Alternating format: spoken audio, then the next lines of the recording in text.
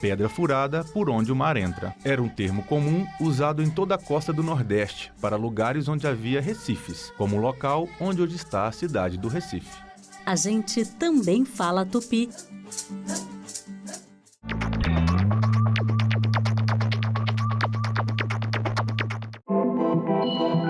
O site do Senado agora mostra projetos de lei em linguagem simplificada. É o Senado Explica, uma ferramenta de inteligência artificial combinada com revisão humana que torna mais fácil entender e acompanhar as leis em debate aqui no Senado. Na página de tramitação das matérias e no portal E-Cidadania, Senado Explica.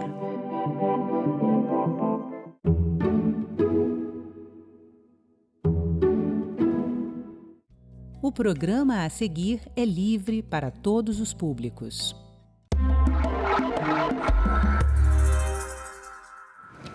A licença paternidade, que é o tempo concedido aos pais trabalhadores para permanecerem com seus filhos e filhas recém-nascidos logo após o parto, no Brasil, é de apenas 5 dias corridos. Isso mesmo, os pais brasileiros têm direito a somente 5 dias corridos para compartilharem com as mães os cuidados necessários aos primeiros dias de vida das nossas crianças. Nós estamos falando de direitos dos pais, de direitos das mães, mas antes de tudo, dos direitos das crianças nascidas no Brasil. Trabalho e família são assuntos de cidadania, e é sobre isso que eu converso agora com Rafaela Bottini, cofundadora da coalizão Licença Paternidade, e com Caroline Burle, secretária executiva da Frente Parlamentar pela Licença Paternidade. Caroline e Rafaela, bem-vindas ao Cidadania. Obrigado pela presença de vocês no estúdio da TV Senado. Obrigada a você pelo convite. Nós que agradecemos. Então, como é que começa para vocês duas, né, essa união e essa história de luta por um direito à licença paternidade ampliada? Sim. Começou há uns pouco mais de 3 anos atrás, onde eu e a Carol estávamos com um sentimento, assim como mães, de um incômodo muito grande por falta de apoio, de tempo. Na época, né, eu tenho 3 filhos, a Carol tem 2, e a gente, de comum acordo, assim, entendeu como que a gente pode ajudar a isso ser melhor para outras famílias, né? E isso, a gente, conversando, a gente fundou uma ONG chamada Liberta, e um dos pilares, uma das nossas frentes hoje é a coalizão, a COPAI, que a gente chama carinhosamente, Coalizão Licença Paternidade, que luta hoje por uma extensão da licença, que a gente vai detalhar hoje aqui para vocês. E você, então, vocês juntaram-se para levantar essa bandeira, que é uma bandeira da família brasileira, né? Eu falei agora há pouco sobre esse tempo curto que a legislação brasileira concede aos pais, de 5 dias corridos. É um tempo menor do que o período do carnaval. Sim. Para compartilhar com as mães esses cuidados, isso justamente que vocês sentiram falta. Existe um projeto de lei tramitando no Senado Federal, o projeto 3773 de 2023, que, se aprovado, vai ampliar essa licença que os pais têm direito para que haja esse compartilhamento dos cuidados com as crianças nos primeiros dias. Eu queria que você falasse um pouco sobre isso, sobre esse projeto, qual é o objetivo, né, da coalizão, da frente parlamentar, e como esse projeto de lei se encontra com esses objetivos que vocês vêm defendendo. Perfeito, Marcelo. Bom, como a Rafa já contou, né, a gente nos unimos justamente para trabalhar em prol da licença paternidade, né? Estava começando em 2023 o grupo de trabalho da Câmara dos Deputados, e nesse momento a gente, ao participar como ONG, né, desse grupo, dessa discussão, um grupo multissetorial, a gente começou a montar o que é hoje a COPAI, né, a Coalizão Licença Paternidade. Somos 10 cofundadores da coalizão, e em dezembro de 2023, ao mesmo tempo que fecha esse projeto de lei da Câmara, né, na ocasião, que é o 6216, a gente consolida a COPAI, lança a coalizão, né, que hoje é composta por mais de 90 empresas, além dos 10 cofundadores, nós temos 35 embaixadores, então que são pessoas públicas, especialistas que levam adiante a pauta, né, nas suas empreitadas. E o nosso objetivo é justamente dar oportunidade para as famílias terem uma estrutura desde o início da vida do bebê. Então, o pai ficar menos tempo com o carnaval, quando nasce um bebê, imagina se o bebê nasce na sexta-feira, terça-feira ele já volta ao trabalho. Então, a gente quer dar oportunidade para aquele pai, né, e hoje é muito diferente de quando foi feita a Constituinte em 88, né, outra realidade que a gente vive, os pais querem estar mais presentes e participar muito mais. E, então, a gente quer que esses pais possam, de fato, fazer isso, porque isso vai dar uma oportunidade para criar um vínculo com aquele bebê desde o início da vida, dar uma oportunidade de o pai, de fato, conseguir apoiar a mãe, pelo menos durante o puerpério, e a família ali se unir, se constituir nesse momento tão importante que é o nascimento de uma vida, né? Um bebê que está sendo ali, foi gestado, ali, né, nasceu e tem que ter todo o amor e carinho e cuidado para crescer de uma forma saudável. A gente está falando de um presente na vida de qualquer família, um presente de Deus na vida de qualquer família e de cuidados que são tão importantes nesse começo. Tem uma série de benefícios que vocês defendem, né, Rafaela, a partir dessa ampliação. Então, são 2 projetos de lei, um na Câmara dos Deputados e um projeto de lei no Senado, né, que eu citei aqui também. Então, quer dizer, a gente vê que existe um movimento para que a licença paternidade realmente seja ampliada. Quais são os benefícios, Rafaela, que vocês defendem a partir de uma possível aprovação desse projeto de lei? Só para detalhar, o projeto de lei a gente defende 60 dias em 5 anos, iniciando em 30, indo para 45 e 60, né? Então, é essa a extensão que a gente está defendendo em ambos os projetos. E como benefício, a gente entende principalmente o vínculo, né? A inserção desse pai no vínculo da família com a criança, né? Então, hoje é uma questão que não é só da mãe, né? É uma questão da família. Então, um benefício de saúde mental da mãe, sim, do puerpério, sim, mas também de desenvolvimento cognitivo e emocional dessa criança, né? Onde no futuro a gente já tem vários estudos científicos comprovados o benefício cognitivo, emocional e social para essa criança, né? Então, a gente entende que não só é importante para a família, mas para a saúde dessas crianças. Então, a gente tem várias frentes parlamentares da primeira infância, está com a gente oficialmente, né Carol? Então, a gente entende que é uma questão primordial de saúde também, né? E é isso que a Rafa traz. É importante que a gente tenha estudos científicos que mostram, por exemplo, que ao cuidar do bebê logo no início da vida, né, o pai, ele também tem mudanças ali estruturais que essa criação de vínculo, ela permanece, né? Então, o pai, ele cria ali no início vínculos que vão ser duradouros. Não importa se depois ele se separar, aquilo foi criado, né? Isso é muito importante.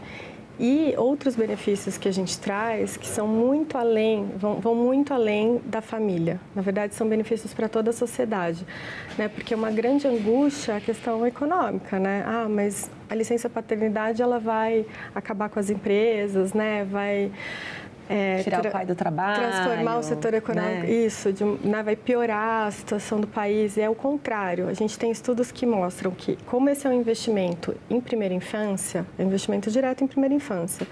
O James Heckman, né, que é um economista que ganhou o prêmio Nobel, ele traz que quando a gente investe R$1, né, na primeira infância, a gente tem um retorno de 7, é 1 para 7, o retorno é muito alto. Que investimento que você aplica hoje em dia que você tem esse retorno? Nenhum. Então, a gente está investindo na economia, é um investimento direto.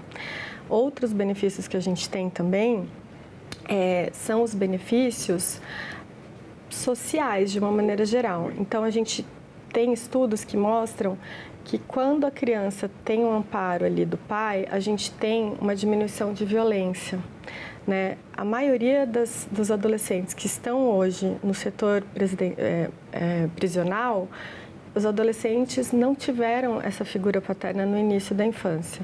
Claro que não é a única causa, mas isso é muito importante. Então, a gente tem esse combo, digamos assim, de benefícios, né? A gente tem família, o bebê, né? A criança, tratando ali da primeira infância, naturalmente. Quando a gente pensa, inclusive, nas nossas religiões, né? O país é um Brasil católico e evangélico, cristão, de uma maneira geral, ainda a maioria, a gente sabe que os valores cristãos, eles estão conectados à importância do pai e da mãe presente na família no início da vida. Então, os benefícios que a gente colhe de ter uma licença paternidade de fato ampliada, eles são muito maiores do que qualquer possível falha ou transição aí que a gente tem que passar na economia. Em uma geração, a gente vai colher os frutos dessas crianças já muito melhor desenvolvidas, chegam na escola preparadas, né? E o desenvolvimento socioemocional e cognitivo, como a Rafa já trouxe, é fundamental para isso. Existe um movimento já em curso, né? Vocês são de uma geração jovens de mães, há pouco tempo atrás começaram com esse movimento justamente pela experiência de vida de vocês. Algumas empresas, existe legislação já que favorece empresas privadas, né? Por exemplo, a lei da empresa cidadã, né? A lei 11.770, que é uma lei de 2008, né? Que já permite às empresas ampliarem esse direito, e muitas empresas vêm aderindo a essa iniciativa justamente para dar melhor qualidade de vida para os seus funcionários. A lei, uma vez aprovada, ela pode mudar a cultura de uma sociedade. Mas a lei também pode acompanhar essas mudanças culturais. Como é que vocês veem esse cenário hoje, né? Essa nova geração de pais, né, de mães, tem ainda aquela mesma ideia antiga de que os cuidados com a criança são exclusivamente da mãe? Como é que vocês veem essa mudança, até pelo convívio de vocês, que certamente vocês têm amigos, parentes que tiveram filhos mais ou menos na mesma época? Não, claro, quando a gente fala de 5 dias, né, fica parecendo uma coisa muito longe da realidade dos pais da nossa geração, porque eles são pais, eles estão presentes, né? 100%, assim, a grande maioria, né, que a gente convive, com certeza. Eu acho que isso aprovado vai ser simplesmente uma concretização do que, na prática, muitas empresas já fazem sim, né, como você mencionou, mas, infelizmente, em termos de execução de lei, né, a grande maioria segue a lei dos 5 dias. Mas, na prática, óbvio, como você mesmo pontuou, os pais estão presentes da maneira que eles conseguem quando eles trabalham fora, né? Então, acho que isso vai simplesmente só confirmar uma vontade, uma presença que já existe. Então, a gente também fez uma pesquisa com a Question Pro, onde, estatisticamente comprovada, 93% da população já aprova essa extensão. Então, além de a gente ter pais presentes hoje, a população já entende que isso é importante. Então, acho que é mais uma consequência do fato, assim, da realidade, né? E aí, sim, a grande maioria das empresas realmente efetivarem, né, uma licença maior. Porque hoje a gente tem algumas empresas, né, na empresa cidadã, grandes empresas fazendo equiparação, nós temos, né, algumas empresas, mas a grande maioria é os 5 dias mesmo, né? Então, eu acho que vai ser uma questão, assim, de efetivação de um pensamento muito mais próximo, sim, do que a gente está pleiteando hoje, com certeza, Marcelo, na nossa vivência, sim. E você, como vê essa questão? Então, eu acho que é legal complementar, porque tudo isso que a Rafa falou, a gente também tem experiência de empresas que já implementam. Então, vários estão conosco na Copai, né? Então, a gente tem, entre as cofundadoras, tem algumas, né, empresas que são bastante conhecidas, por exemplo, a Sanofi, que é uma empresa de medicamentos, né, da área da saúde, a Diageo, né? A gente tem Visa, do setor financeiro, Mastercard. A gente tem escritórios de advocacia, inclusive pequenos e médios. Tem um escritório de São Paulo, o HSBZ, que tem 180 dias para mãe e pai. E eles usufruem da licença. Então, eles fazem uma média do bônus, sabe? Tem políticas já sendo implementadas por diversas empresas.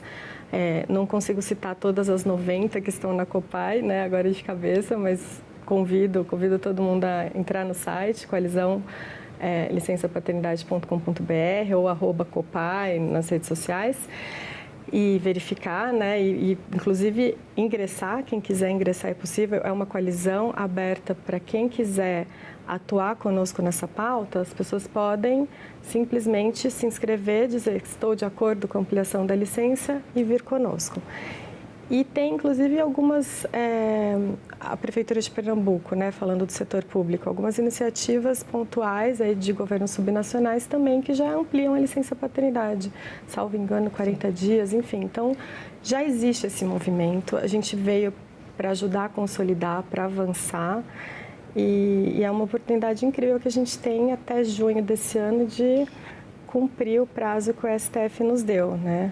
A gente vai falar sobre esse prazo, que é um ponto importante. Eu quero só reforçar o convite que a Carolina e a Rafaela estão fazendo para as pessoas que quiserem aderir a essa luta, que é uma luta pela família brasileira, uma luta que não tem partido, é uma luta que é uma luta de todos, para que os pais tenham o direito a ter mais tempo nos dias e meses iniciais das vidas de suas crianças e compartilharem esses cuidados, né, especialmente na primeira infância, com as mães. Então, fica a dica, está aí o site para vocês, coalizão licençapaternidade.com.br, coalizão sem cedilha, sem o tio, licença também sem o cedilha, fica tudo junto, ou nas redes sociais, @copai. É papel de nós, homens, também, sermos parte dessa luta. Nós temos aqui 2 mulheres lutando pelos nossos direitos, que são direitos de toda a família.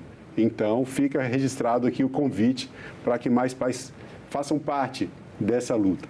Agora, você comentou sobre o tempo, até junho, né? Isso. A gente tem uma situação bem interessante aqui. Na verdade, a licença maternidade e a licença paternidade, elas estão na Constituição brasileira, no artigo 7º, que trata dos direitos dos trabalhadores urbanos e rurais, trabalhadores e trabalhadoras, é bom deixar, né, claro. E o inciso 19 garante a licença maternidade, estabelece o prazo, e o inciso 18 garante a licença maternidade, e o inciso 18 garante a licença paternidade, mas deixa um espaço para regulamentação por lei. Houve até uma história interessante, né? Na Constituição de 88, o então deputado Alceni Guerra, que era pediatra, ele teve durante a Constituinte a sua esposa, que era parturiente, em um trabalho de parto arriscado, e ele trouxe a necessidade da licença paternidade, que naquela época foi motivo de chacota até dos parlamentares, e o que se conseguiu foi isso, deixar uma licença paternidade ali, mas ainda não regulamentada por lei. E hoje nós temos no Senado o projeto de lei 3773, que está tramitando, está na Comissão de Constituição e Justiça, enquanto gravamos essa entrevista, aguardando ali uma relatoria, e também um projeto de lei na Câmara dos Deputados sobre o mesmo tema. Essa questão foi para o STF, que considera que o Legislativo está demorando em agir. Fala um pouco sobre essa história para a gente, vocês duas, sobre esse prazo que o STF deu ao Legislativo. Perfeito. Sim, perfeito. Acho que vou responder essa, pode ir, Carol. Quando eu comentei no início, né, da nossa conversa que havia esse grupo de trabalho na Câmara, o prazo do STF, para o STF julgar a DO 20, que estava parada há 11 anos no STF, foi uma sincronia maravilhosa, porque o julgamento começou em agosto de 23, ele começou virtual, acabou indo ao plenário no final do ano. A gente teve, inclusive, a oportunidade de entrar com o Amicus Curiae. A nossa querida Carol Caputo fez uma defesa brilhante, explicando, né, o porquê a gente precisa, todos os benefícios de ampliar a licença paternidade e também o porquê a gente entende que essa progressão agora, 30, 45, 60, é o momento que estamos, embora a gente saiba que os homens têm os mesmos direitos das mulheres, né? Eles também contribuem com o INSS, então isso está dado. A mulher tem ali a contribuição, né, e tem os 120 dias previstos desde a Constituinte, previstos lá atrás, né, há 37 anos agora, e o homem também contribui, ele teria que ter esse direito para exercer o seu papel de pai. Só que a gente sabe de toda a questão cultural que a gente vive e as mudanças vêm aos poucos. Então, a gente chegou nesse momento dessa demanda de mudança, E a gente entende que justamente para não ter nenhum problema de falar, vai quebrar uma empresa, porque não vai. Essas empresas que estão conosco já mostram o lucro que elas recebem aplicando a licença sem o benefício do INSS, por elas próprias, como um benefício ali, assim como a gente tem seguro-saúde, enfim. Então, quando o STF julga em 2023, dezembro, e julga o Congresso omisso, né, então o Congresso foi julgado omisso por 35 anos em não ter regulamentado a licença paternidade. Já tem mais de 100 projetos apensados aqui na Câmara, enfim. E a partir desse PL, né, 6216 da Câmara, foi o texto que foi, né, que a gente trabalhou ali em conjunto, um grupo muito grande, tinha representantes do governo, representantes da sociedade, a própria CNS e CNC participaram. São 16 parlamentares que assinaram o projeto de lei. A gente leva esse projeto de lei ali como uma sugestão à então relatora, a senadora Damares, que prontamente entendeu a importância daquilo, abraçou a causa e colocou como, ela estava como relatora do PL 3773, né, na CDH, e colocou um texto substitutivo com o mesmo teor desse que nós havíamos construído. Então, por isso que no início eu mencionei o grupo de trabalho, porque Sim. É muito importante a gente ter o mesmo texto nas duas casas e saber que aqui no Senado a gente já está com ele na CCJ, que a gente tem uma oportunidade de avançar. Se o senador Otto quiser semana que vem já designar, já tem a relatoria pedida ali pelo senador Alessandro, a gente já avança. Semana que vem está pronto para ser votado.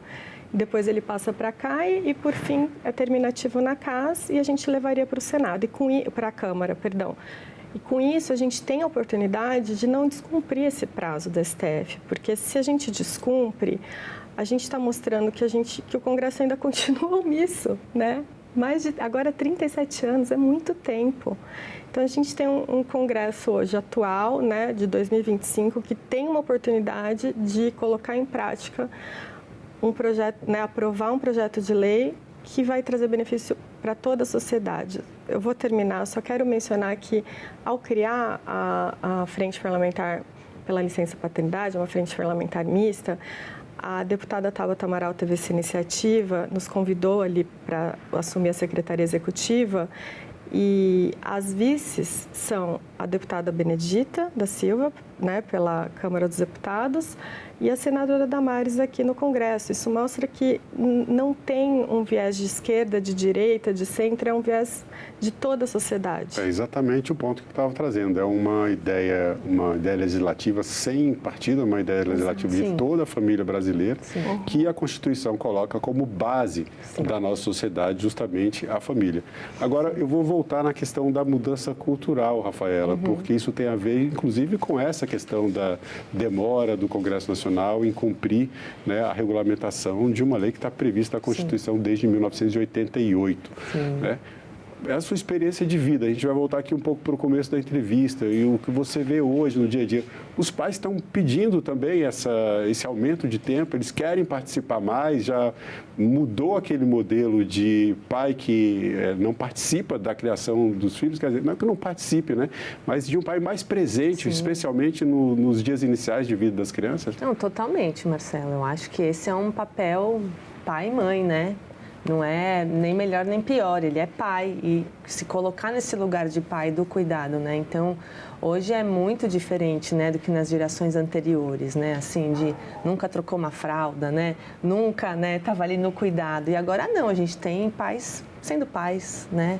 No dia a dia, na função. Então, só que isso é uma questão cultural abrangente para a gente falar, olha, é importante a gente ter uma lei para realmente sacramentar e poder todos usufruírem do benefício, né? Porque a gente sabe que é muito difícil no dia a dia, mesmo eles querendo, tem o trabalho, eles têm que trabalhar e quem fica com a criança, muitas vezes é a mãe ou um outro cuidador, enfim.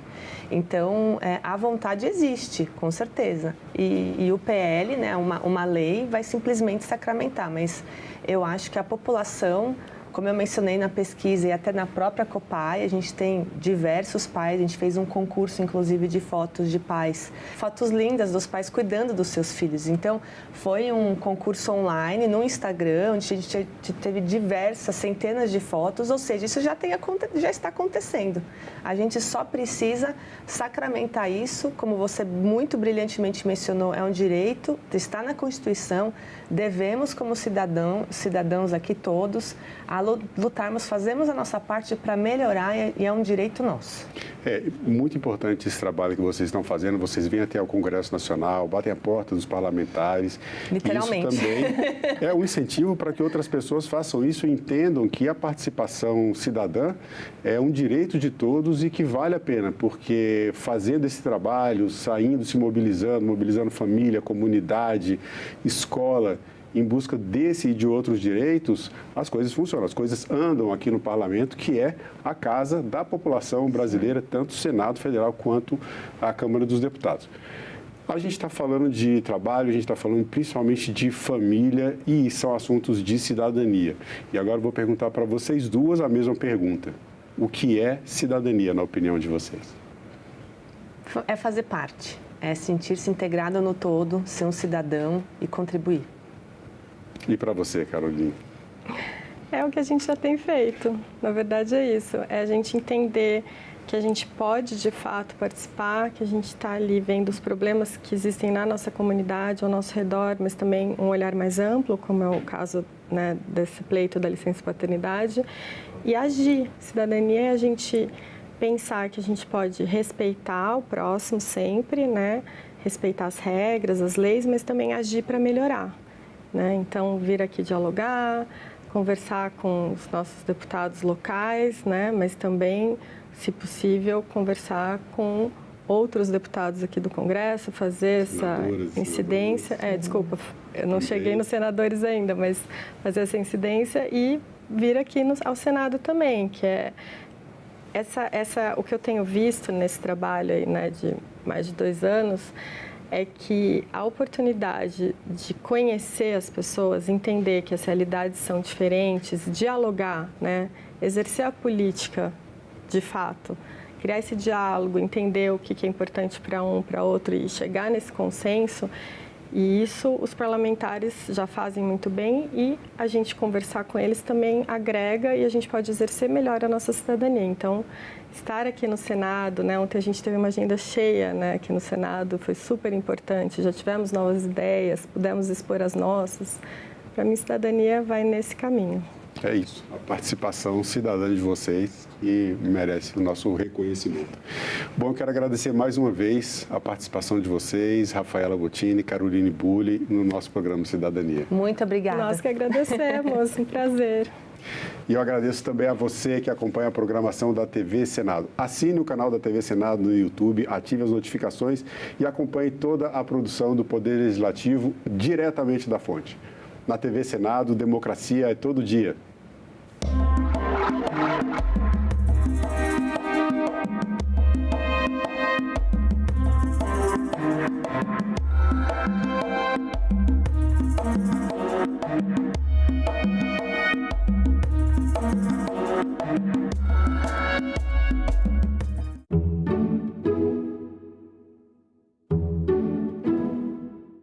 No próximo Assunto de Estado, vamos falar sobre a Rota Agro-Norte, educação em tempo integral, saúde, entre outros temas.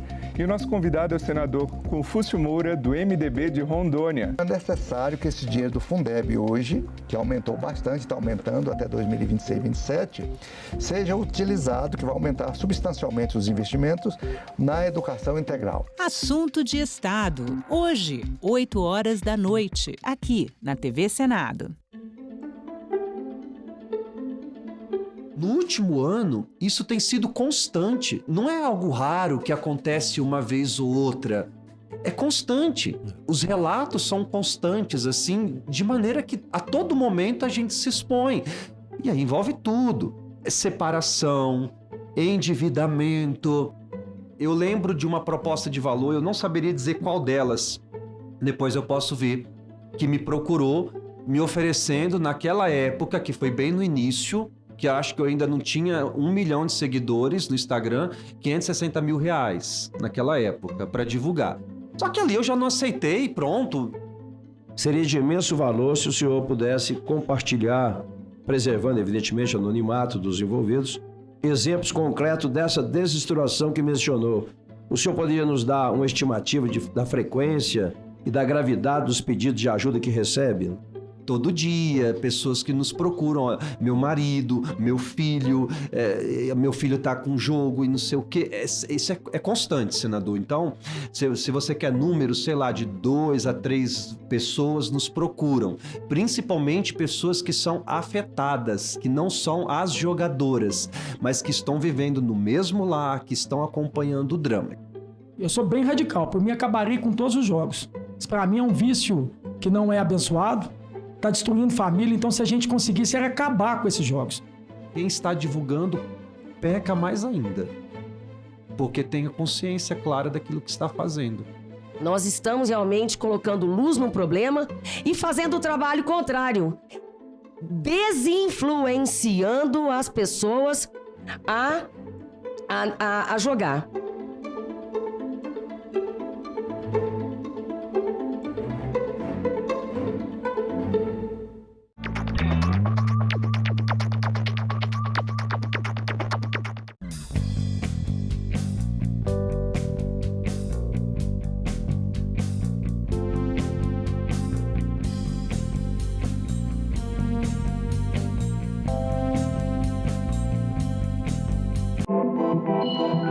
O site do Senado agora mostra projetos de lei em linguagem simplificada. É o Senado Explica, uma ferramenta de inteligência artificial combinada com revisão humana que torna mais fácil entender e acompanhar as leis em debate aqui no Senado. Na página de tramitação das matérias e no portal E-Cidadania, Senado Explica.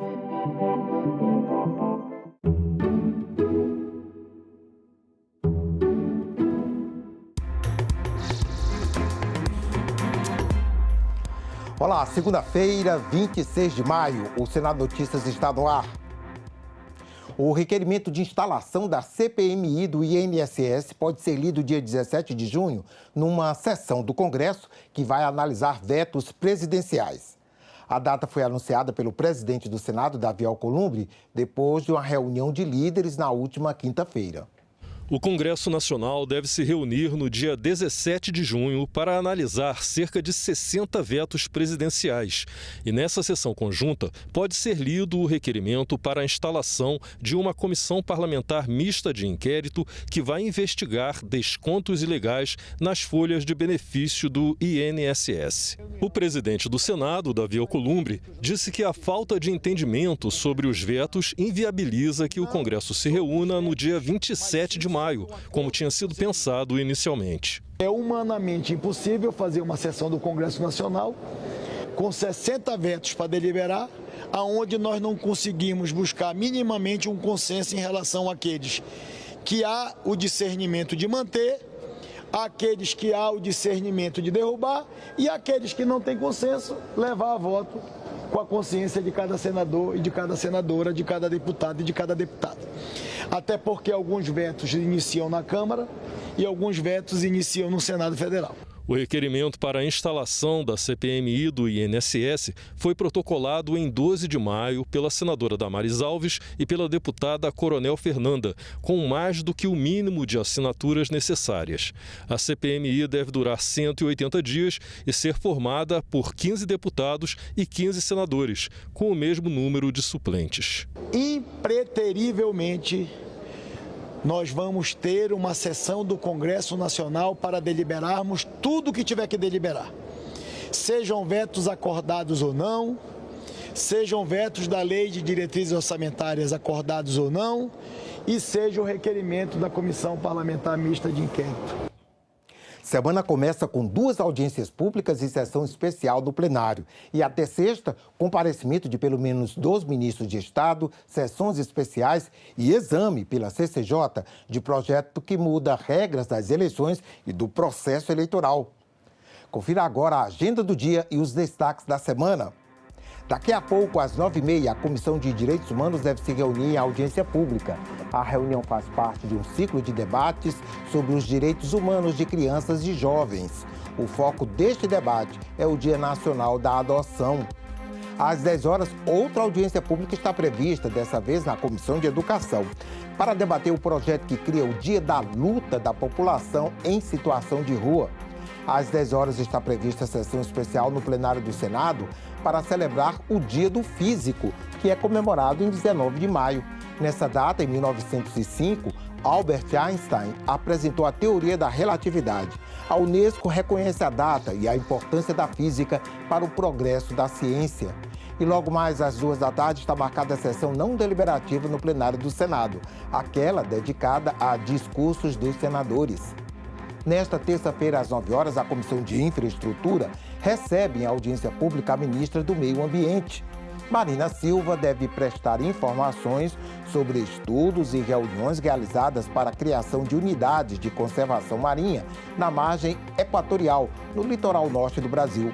Após a audiência, a CI deve fazer nova reunião, dessa vez deliberativa. Na pauta, um dos projetos permite a licitação com concessão nos blocos em que esse regime for mais vantajoso para o Brasil e institui a disputa em igualdade de condições nas licitações de partilha da produção de petróleo, gás natural e outros hidrocarbonetos fluidos.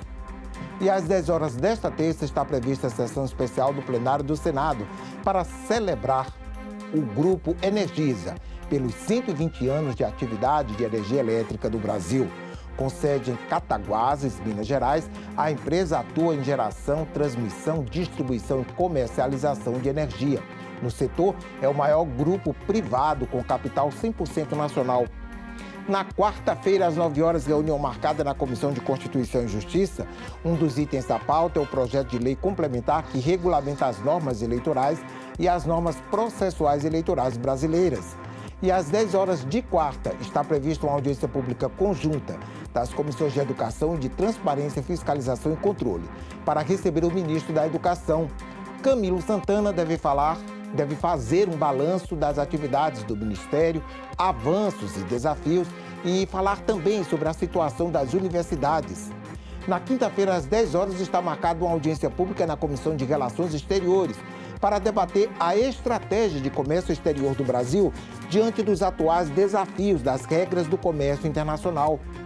E às 3 horas da tarde de quinta está prevista a sessão de entrega do prêmio Adoção Tardia, gesto redobrado de cidadania. O prêmio homenageia pessoas e instituições que desenvolvem iniciativas voltadas para a adoção de crianças e adolescentes fora do perfil procurado pela maioria das famílias.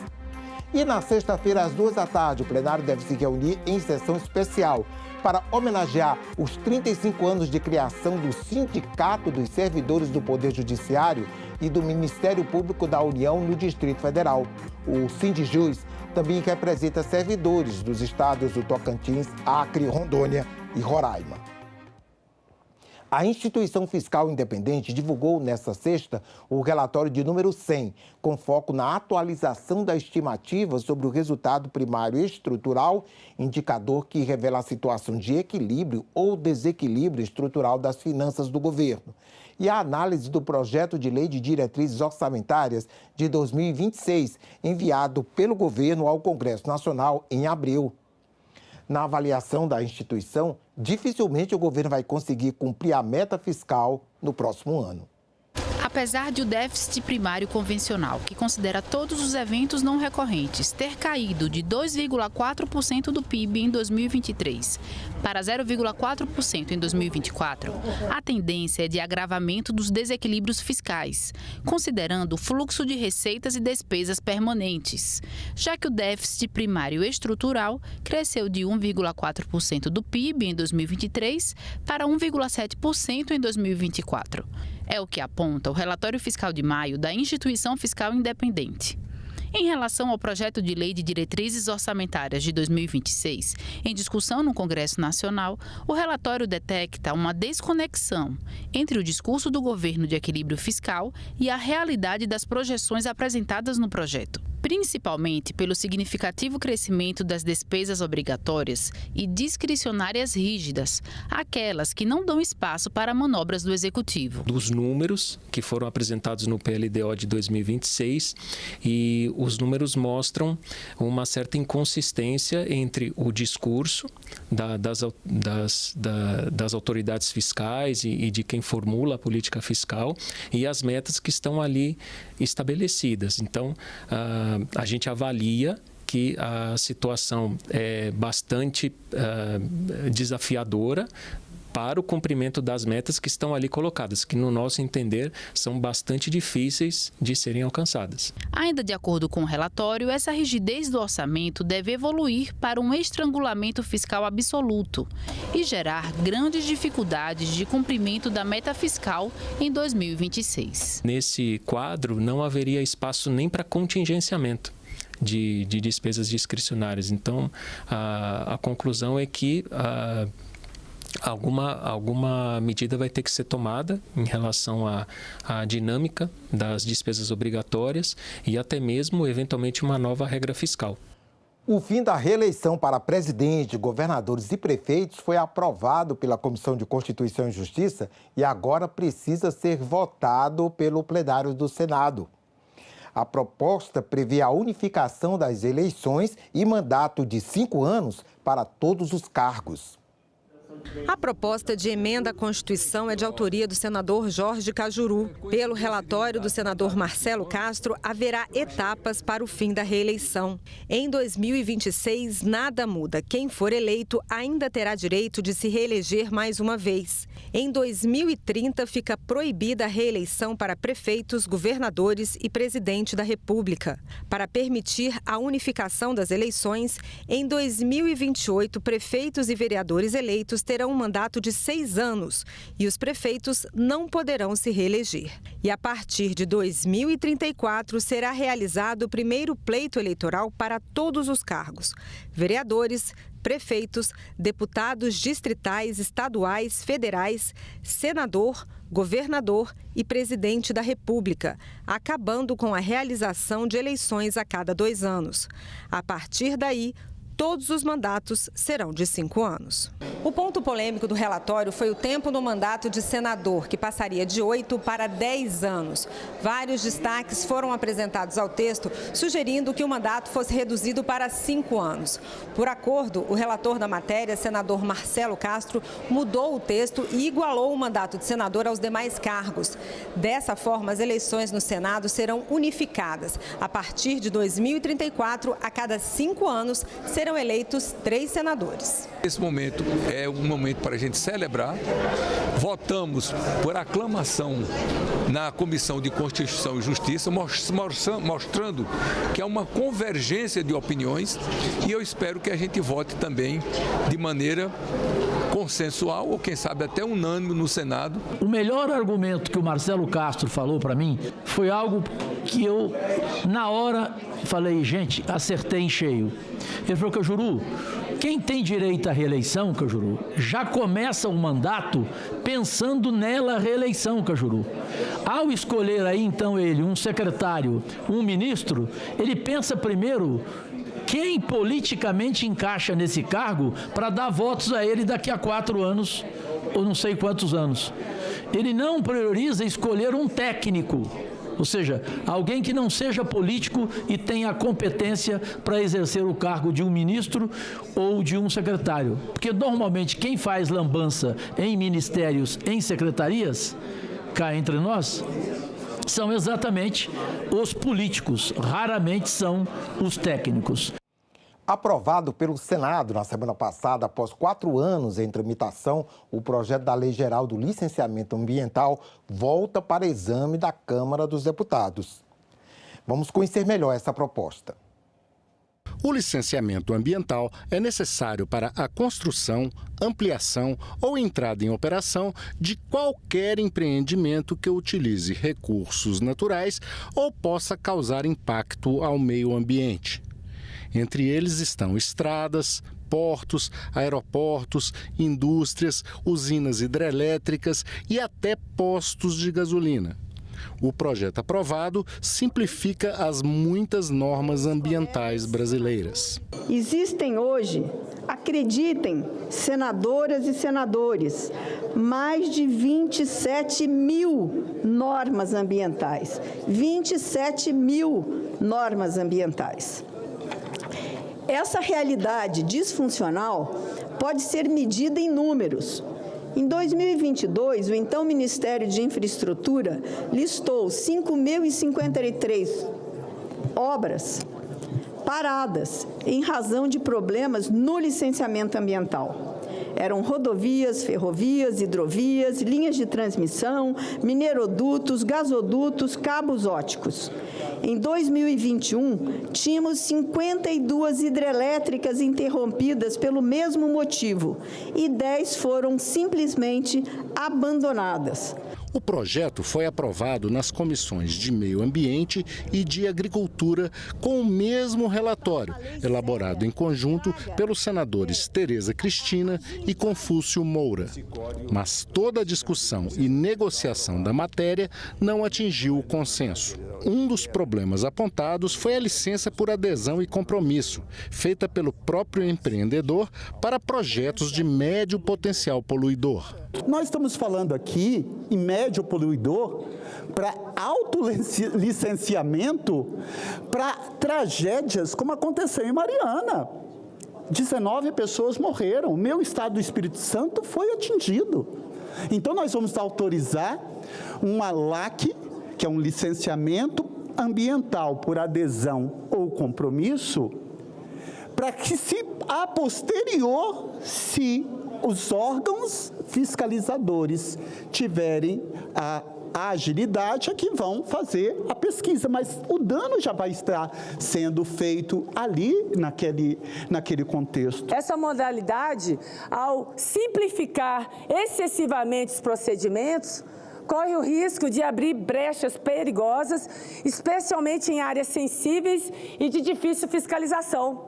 Claro, Brasília, São Paulo, Minas, nós temos ali uma estrutura, mas nos rincões desse país. E aí, senador Fabiano? Pois é, vai ser difícil essa fiscalização. Outro problema apontado foi com relação à transferência para os municípios da competência para determinar que tipo de atividade poluidora vai poder operar na região. Isso, com todo respeito, vai ocasionar uma guerra ambiental na busca para aquele município que melhor fizer a adequação de acordo com o interesse daquela iniciativa, daquela atividade ou empreendimento. Um determinado empreendimento no município, se ali o executivo ele tiver maior cautela com a proteção ambiental, ele não vai aderir e vai para outro. Pode abrir espaço, sim, para uma guerra ambiental entre estados e municípios. E ao invés de promover uma regulamentação harmônica, correremos o risco de ver uma corrida por flexibilizações como estratégia para atrair investimentos com os impactos severos e desiguais sobre o nosso meio ambiente. Eu quero dizer para vocês dois, para o senador Contarato, para a senadora Leila, que nós discutimos longamente esses pontos que vocês trouxeram. O senador Confúcio e eu discutimos isso longamente. O PL, ele é flagrantemente inconstitucional ao prover a licença por adesão e compromisso, a LAC, para atividades de médio porte ou potencial poluidor? Não. Eu posso afirmar para vocês que não. Na realidade, a principal razão da atual judicialização é porque nós não tínhamos essa lei que nós estamos aqui votando hoje. E as leis estaduais existentes, elas eram mais abrangentes do que essa lei que aqui hoje nós vamos votar. A outra reclamação, que o PL fomenta essa guerra ambiental entre os estados, ao prever uma lista nacional detalhada das atividades sujeitas a licenciamento. Ao contrário do que se tem propagado, Esse projeto não muda nada em relação ao que tem sido feito há 14 anos. Uma das principais emendas aprovadas na votação em plenário cria a licença ambiental especial. Ela será usada em projetos previamente listados pelo governo, que terão prioridade na análise. A emenda foi apresentada pelo presidente do Senado, Davi Alcolumbre. Conseguimos aprovar um texto de consenso. Um texto que concilia de forma equilibrada a proteção ao meio ambiente, mas também com as demandas de desenvolvimento econômico do nosso país e da população brasileira. Muitos preferem ver o Brasil paralisado, com mais de 5.000 obras travadas, refém da burocracia e de posições ideológicas que não enxergam a realidade de quem precisa de pontes, de estradas, de energia, de infraestrutura, para viver com o mínimo de dignidade. O Congresso não quer fazer mais leis, quer fazer leis melhores. O chanceler Mauro Vieira disse que o Brasil não pediu à China o envio de um representante ao país para discutir o TikTok, mas que o presidente Lula defendeu na visita àquele país a regulação das redes sociais. Vieira contou aos senadores que no jantar com os chineses, o presidente pediu ajuda à primeira-dama Janja. O ministro fez um balanço das ações do ministério em audiência na Comissão de Relações Exteriores. O chanceler Mauro Vieira foi questionado pelos senadores sobre o asilo concedido à ex-primeira-dama do Peru, Nadine Heredia, condenada pela justiça peruana a 15 anos de prisão por lavagem de dinheiro em 2 casos relacionados ao financiamento ilegal de campanhas eleitorais do ex-presidente peruano, Ollanta Humala. Não existe nenhuma discussão, ao que me consta, que aquelas condenações, de alguma maneira, seriam motivadas politicamente. E aí a indagação que a própria imprensa brasileira fez, né? Quer dizer, o Brasil vai virar um paraíso para pessoas condenadas por corrupção, inclusive por suborno pago por uma empresa brasileira. O determinante foi a instantânea aprovação do governo peruano. Quer dizer, não havia por que não se fazer, não se dar, e os exemplos todos que eu citei na minha apresentação de outros asilos dados também não creio que corroborem um fato de que o Brasil tenha um comportamento que possa ser criticável. Nós tivemos sempre o comportamento de acordo com a convenção que se chama Convenção de Caracas de 1954 e dentro de todos os padrões estabelecidos pela convenção. A audiência com Mauro Vieira tratou ainda da retirada de opositores de Maduro da embaixada argentina em Caracas, que está sob custódia brasileira. A operação foi feita pelos Estados Unidos sem aviso prévio ao Itamaraty. O Brasil tentou negociar um salvo-conduto com a Venezuela para garantir a saída segura dos opositores, mas não teve sucesso. Os 4 asilados na Venezuela foram resgatados pelos Estados Unidos.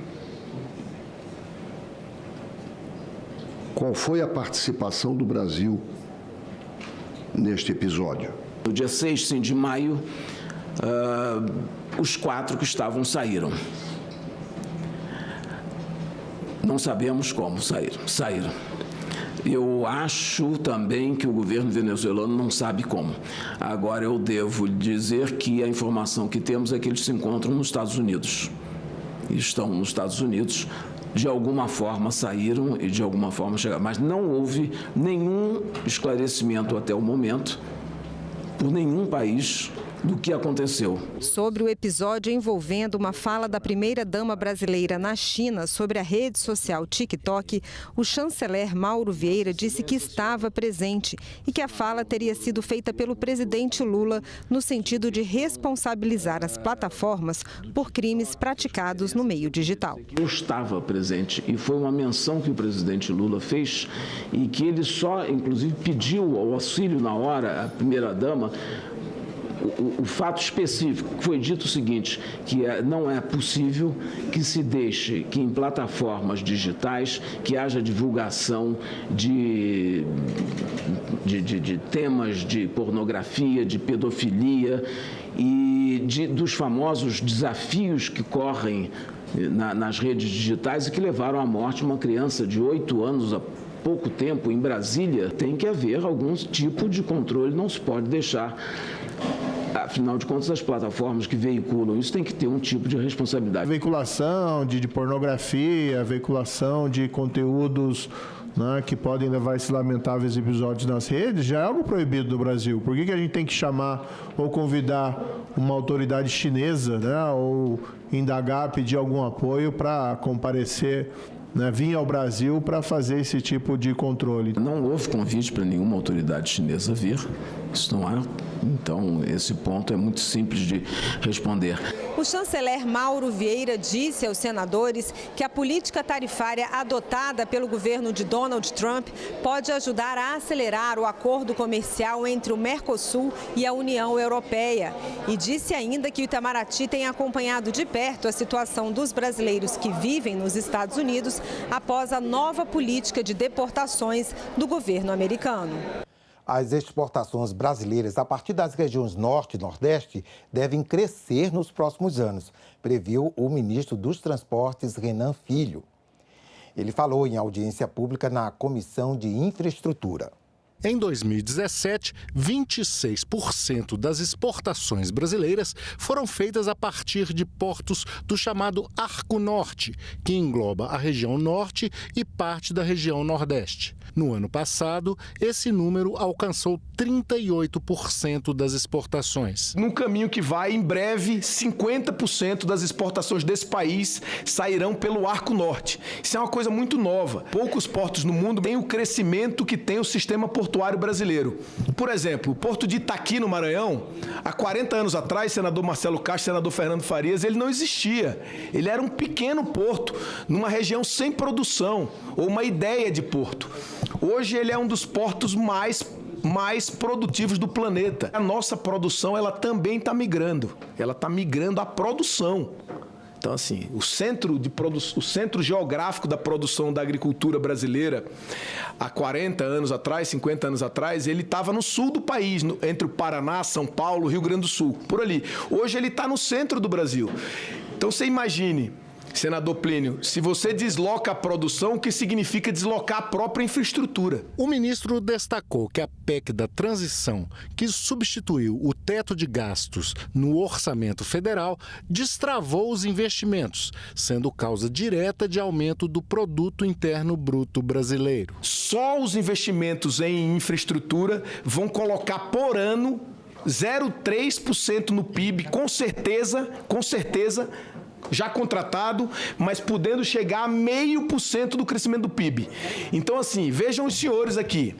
Se a gente investir esse volume de investimento crescente, a infraestrutura nacional vai botar 0,5% de crescimento de PIB por ano. Eu fico muito feliz com essa audiência. Eu tenho certeza que a mídia vai divulgar esses dados, mostrar os excelentes resultados até agora obtidos, uma melhoria da qualidade das rodovias brasileiras, o impulso sobre as ferrovias, que era um problema, um marasmo histórico no Brasil, que não acontecia nada de ferrovia no Brasil, e agora está acontecendo. O aumento na concessão de rodovias também foi destacado pelo ministro.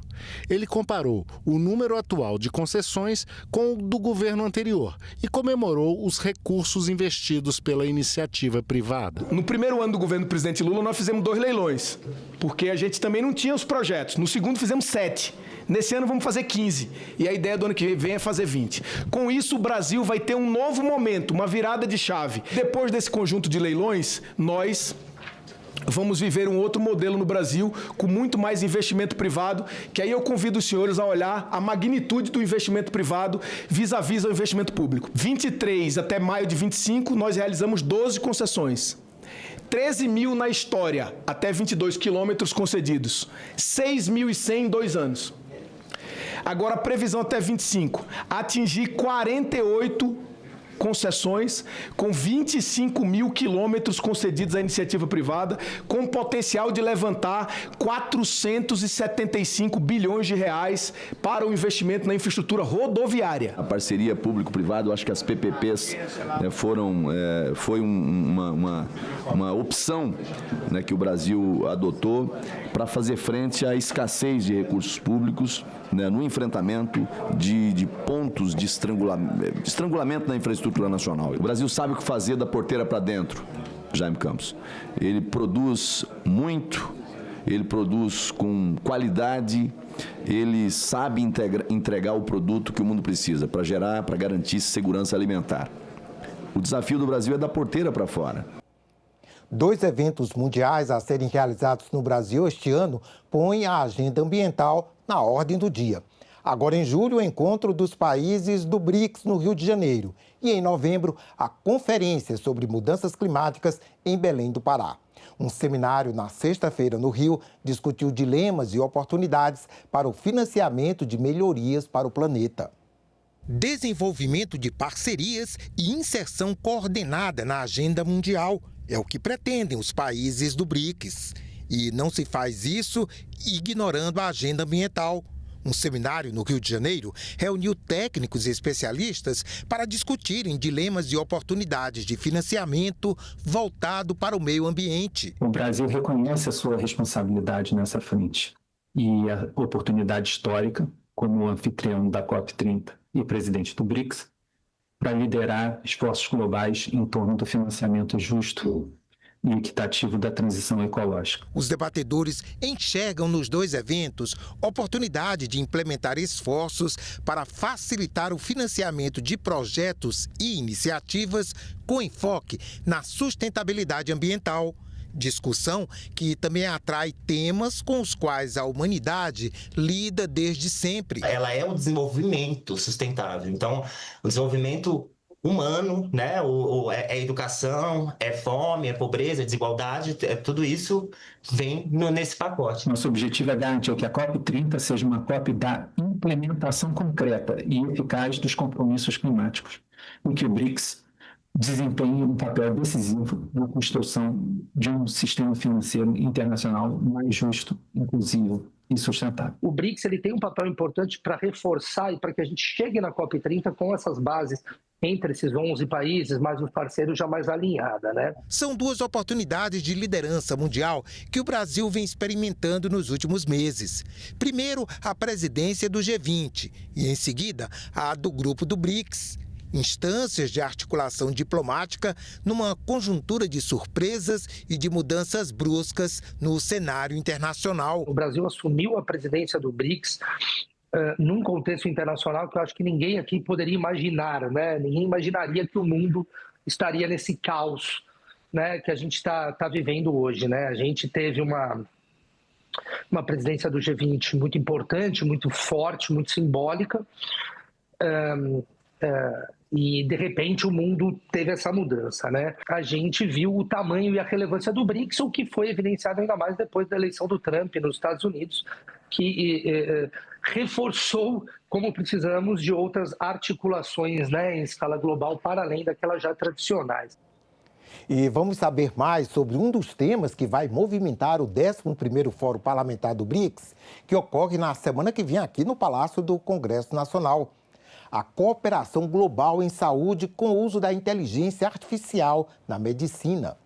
Uma das prioridades do Brasil no BRICS é aprofundar a cooperação na área da saúde, principalmente em relação ao combate de doenças que prevalecem em países mais pobres. É o caso das doenças tropicais negligenciadas, como malária, dengue e doença de Chagas. O consultor do Senado, Guilherme Del Negro, falou sobre o assunto. Há várias doenças que elas afetam desproporcionalmente países do sul global, então é interessante cooperação. A gente teve agora a experiência da pandemia, então, por exemplo, temas de compartilhamento compartilhamento de vacinas, compartilhamento também de tecnologias para que os países tenham condições eles mesmos de obter insumos e fabricar esses produtos.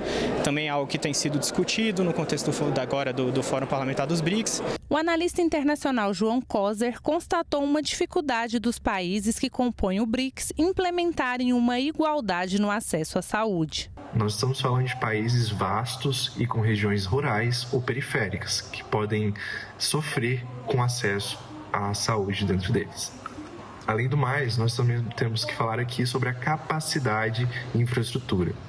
Os hospitais, equipamentos que muitas vezes não são suficientes ou são antiquados para o tratamento da população. E assim, temos alguns países que hoje ainda estão em guerra ou que já passaram por guerras recentemente, o que piora ainda mais essa infraestrutura. O potencial transformador da inteligência artificial na área da medicina também é um tema prioritário da presidência brasileira do BRICS. Nós poderíamos trazer a IA para poder gerir uma situação de emergência, como foi a do Covid-19. Além do mais, a IA ela ainda pode vir para poder personalização de tratamento. Nós já tivemos experimentos aqui no Brasil de diversos inteligências artificiais que faziam análise de imagens, análise de exames, antecipando os trabalhos dos médicos. Foi publicada hoje no Diário Oficial da União a Lei 15.139, que institui a Política Nacional de Humanização do Luto Materno e Parental. A nova lei traz objetivos e diretrizes da política e define as competências da União, estados e municípios nessa área. Entre outras medidas, também assegura às mulheres que tiveram perdas gestacionais o direito e o acesso aos exames e avaliações necessários para investigação sobre o motivo do óbito, bem como o acompanhamento específico em uma próxima gestação, além do acompanhamento psicológico. A lei da política de humanização do luto materno e parental entra em vigor em 90 dias, contados a partir de hoje. Ficamos por aqui. Você pode rever as reportagens desta edição na nossa página na internet, senado.leg.br/tv. Obrigado pela companhia. Continue sintonizado aqui na TV Senado.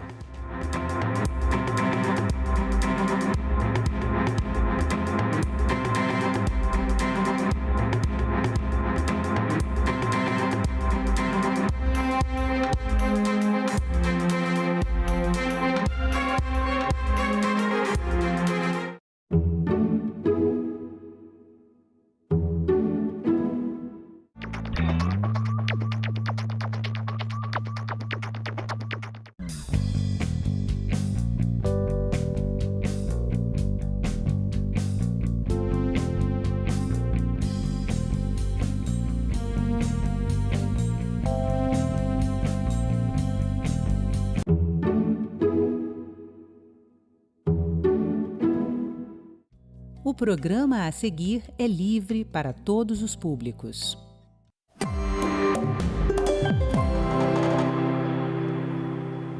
Olá, eu sou Antônia Márcia Vale e este, você já sabe, é o Agenda Econômica. Hoje vamos falar sobre tributação de altas rendas ou super ricos. A regra padrão da cobrança de impostos em todo o mundo é simples. Quem ganha mais, paga mais. Nos manuais de economia, esse princípio tem o nome de progressividade tributária. A regra existe também na lei brasileira, mas na prática não se realiza. E o que já era sabido em todos os lugares onde se debate o tema foi comprovado em um estudo realizado por técnicos do Instituto de Pesquisas Econômicas Aplicadas, o IPEA. Neste Agenda, eu converso com o economista que preparou o relatório final, Sérgio Gobetti. Sérgio, muito obrigada pela sua presença aqui no Agenda Econômica. Imagina, Antônia, é um prazer a gente poder estar aqui nesse programa para debater um assunto tão importante justamente no momento aí que o Congresso Nacional está discutindo a reforma do imposto de renda. Sérgio, a gente ouve muito falar que uma distorção grave do sistema tributário brasileiro é exatamente na área de pessoas físicas. Então, eu queria que você, tendo coordenado esse trabalho, fazendo esse tipo de pesquisa há bastante tempo, nos dissesse quais são as principais distorções que existem atualmente e o que esse projeto pode corrigir. Eu muitas vezes me refiro, né, ao sistema tributário brasileiro como uma jabuticaba, né? Esse modelo que aplicamos no Brasil, ele existe em praticamente nenhum outro país do mundo, né? Algumas coisas são características do mundo, por exemplo, nós temos um modelo de tributação de salários de modo progressivo, é algo que nós temos no Brasil, nós temos uma tabela progressiva de tributação sobre salários, nós temos algumas rendas que são tributadas com alíquota linear única, que é o caso das aplicações financeiras, e por fim nós temos então algumas rendas isentas, e o principal item de rendas isentas que nós temos no Brasil hoje são os lucros e dividendos distribuídos, tá? E quando a gente constata, quando a gente compara, né, com o resto do mundo, então eu falava de jabuticaba tributária porque nenhum grande país desenvolvido do mundo adota isenção para lucros e dividendos distribuídos por seus sócios, né? Quando a gente constata isso, né, algumas pessoas dizem, mas o lucro já foi tributado na empresa, então ele não é isento. Sim, o lucro é tributado na empresa, mas em todo o mundo ocorre exatamente isso. Os lucros são tributados nas empresas e quando eles são distribuídos para os sócios acionistas, eles são tributados novamente.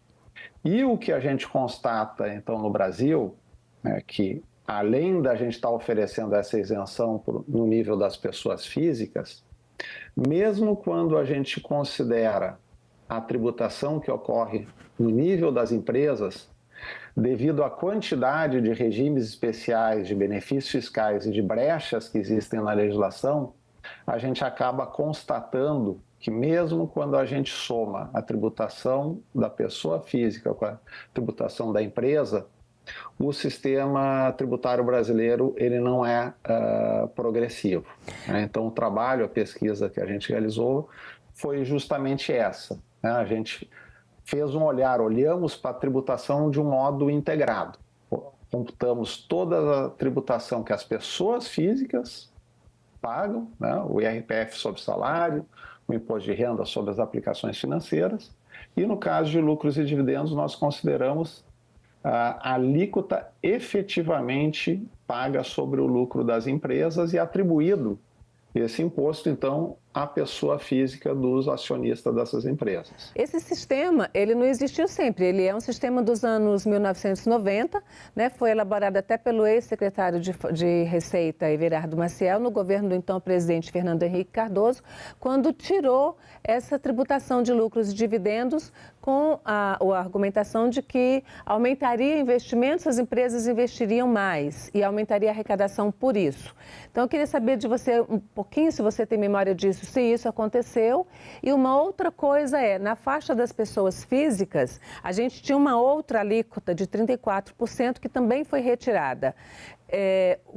O que isso trouxe para a economia brasileira de lá para cá? Sim, então, esse era um pressuposto, né? Havia um pressuposto muito forte nos anos 80, 90, de que a proposição de uma isenção para dividendos poderia ampliar investimentos e, como tu falaste também, redução de alíquotas deveriam incentivar investimentos, e o que se viu não foi isso, né? Não foi isso, a gente não teve, de fato, ampliação de investimento, não tivemos impacto positivo sobre o crescimento da economia brasileira. E, além do mais, nenhum outro grande país do mundo seguiu esse modelo que a gente adotou no Brasil lá na virada de 1995 para 1996. O nosso modelo ainda foi piorando. Por que ele foi piorando? A tributação do lucro, ao estar concentrada no nível só das empresas e não ocorrer na pessoa física, ela acaba criando um espaço para a atuação dos diferentes lobbies empresariais para que os diferentes setores econômicos, para que as diferentes empresas vão conseguindo benefícios fiscais, vão conseguindo promover mudanças na legislação, de modo que o resultado que a gente descobre hoje, quando a gente faz uma análise minuciosa da tributação do lucro das empresas, né? A Receita Federal fez um estudo há 2 anos sobre isso e ela mostrou que, por exemplo, a alíquota efetiva que as empresas do Simples pagam sobre o seu verdadeiro lucro oscila, em média, em torno de 3% a 4%. As empresas do lucro presumido pagam, em média, 11%, e mesmo as empresas do lucro real, né, que não têm, digamos, tanto benefício quanto as empresas do Simples do lucro presumido, pagam hoje uma alíquota que varia de 22% a 25%, quando a alíquota nominal que a gente conhece no Brasil, a alíquota que se aplica sobre o RPJ e a CSLL, é a soma 34%. Então, essa alíquota de 34%, eu costumo dizer, é uma alíquota para inglês ver, né? Ela existe formalmente, é uma alíquota nominal, mas muito poucas empresas efetivamente pagam esse montante. Existem empresas que pagam, existem empresários que pagam, e esse é justamente um outro problema, né? É um outro problema porque o sistema tributário brasileiro, ele não é equânime, não é só não ser progressivo no sentido de não tributar mais quem ganha mais, né? Mas mesmo pessoas que têm os iguais não são tratados de modo igual. A gente fez uma reforma tributária recente na parte do tributo sobre o comércio, basicamente, né? E o governo mandou agora, recentemente, esse projeto que modifica, não as alíquotas, mas isenta de cobrança as pessoas, pretende isentar de cobrança as pessoas físicas que ganham até R$5.000. Eu vou pedir à Bruna, que está dirigindo a nossa gravação, para colocar aqui na tela, para que o nosso telespectador também possa ver, para a gente ter uma ideia de como é hoje, né? Em 2025, como é que é a questão do imposto de renda. Todo mundo que paga imposto mais ou menos tem uma memória disso, mas para a gente refrescar. Então, hoje está isento do imposto quem ganha por mês até R$ 2.428,00, né? Aí de R$ 2.428, como está a arte na nossa tela, R$ 2.826.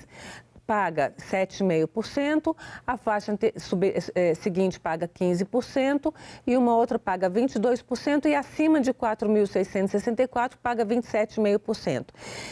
Mas, na verdade, também não é exatamente isso que se paga sobre todo o salário. De qualquer forma, eu queria que você explicasse para a gente, quando o governo pretende isentar todas as pessoas que ganham até R$5.000, como é que se faz? Escalona esses tributos para quem ganha acima disso? Então, o primeiro ponto para chamar a atenção é que essa tabela que está mostrando é aquela tabela que me referia, que é uma tabela com alíquotas progressivas, quem ganha mais paga mais, mas ela se aplica exclusivamente para rendas de salário, né, rendas de profissionais liberais, né, um médico, um engenheiro, um advogado que preste serviço como pessoa física, e para aluguéis recebidos também pelas pessoas físicas, né, porque como a gente estava falando antes, dividendos, lucros e dividendos na pessoa física estão isentos, aplicações financeiras são tributadas uma alíquota linear de 15%. Então, quando a gente mistura todas essas rendas com essas diferentes formas de tributação, né, só fazendo, digamos, um gancho para completar aquele resultado do nosso estudo, a gente conclui que a alíquota máxima de imposto de renda no Brasil, ela chega em 12% para quem ganha em torno de R$20.000 por mês. E para pessoas que ganham acima desse valor, essa alíquota vai reduzindo. Por que ela vai reduzindo? Porque as pessoas de maior renda, em geral, não vivem só de salário, elas têm a renda de dividendos, renda de aplicações financeiras, que faz com que essa alíquota diminua. Quem é assalariado, ou que seja CLT, ou que seja servidor público de nível geral, é quem mais paga? Isso. Ou é quem realmente paga? A alíquota efetiva de cada um de nós, final, vai depender de quanto de cada tipo de renda que cada um de nós tem. A gente pode ter um pouco de salário, a gente pode ter um pouco de aplicação financeira, a gente pode ter um pouco de dividendo. Em geral, as pessoas mais pobres só têm salário, as pessoas mais ricas têm essas outras rendas que têm um tratamento tributário diferenciado. E é por isso, então, que essa alíquota efetiva máxima da pessoa física ela chega em 12% em média, para quem ganha em torno de R$20 mil. E quando a gente inclui aquela tributação que eu falava do IRPJ e da CSLL das empresas, a gente constata que essa realidade não muda muito. A alíquota efetiva máxima chega em torno de 14% para quem tem a renda, né, próxima de 30 a 40 mil reais por ano. Ou seja, seja como a gente fizer a apuração, o que a gente constata é que, no final das contas, né, o imposto de renda, no seu conjunto, ele deixa de ser progressivo.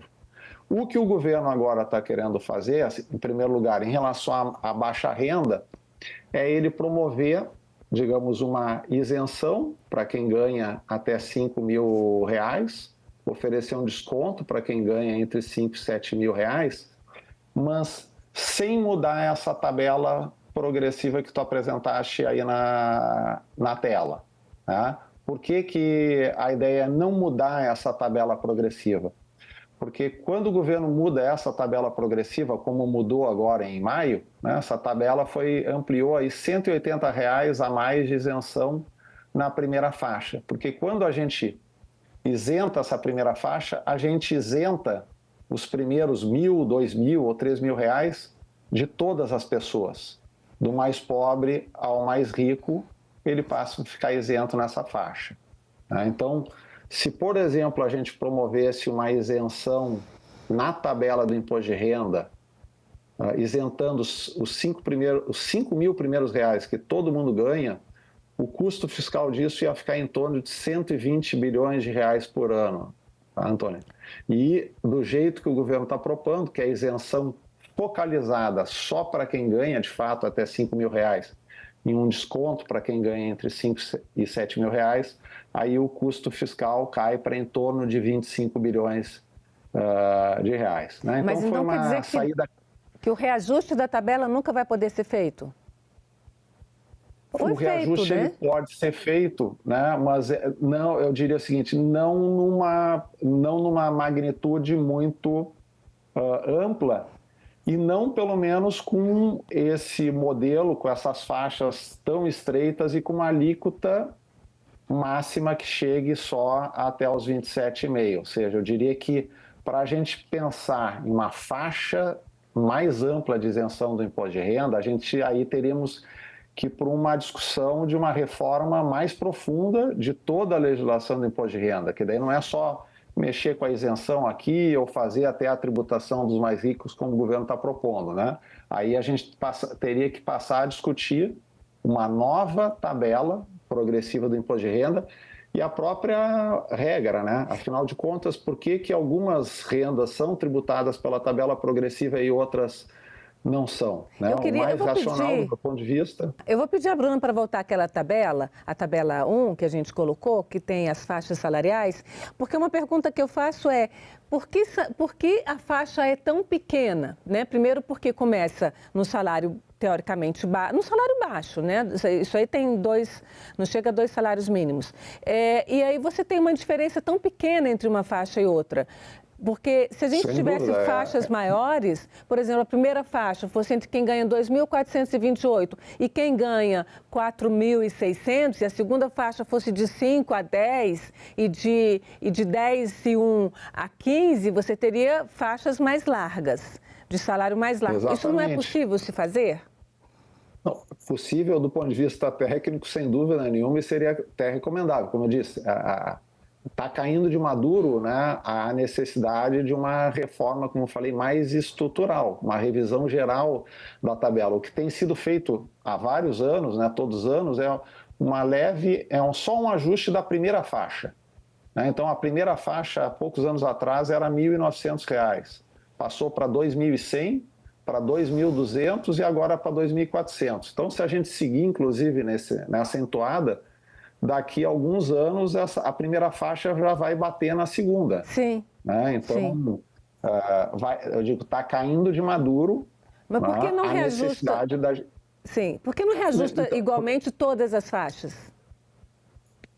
Se fosse fazer isso, o impacto fiscal disso ia ser muito grande e ele teria que ser compensado, nesse caso, né, provavelmente pela criação de uma alíquota maior, né, com faixas adicionais. E aí a gente esbarra um pouco na questão política, né, que esse não é um debate consensual na sociedade e no próprio Congresso. Eu vou pedir à Bruna para colocar então a segunda arte, porque traz a proposta de isenção que está no governo hoje, né? Que está aqui no Congresso, encaminhada pelo governo federal.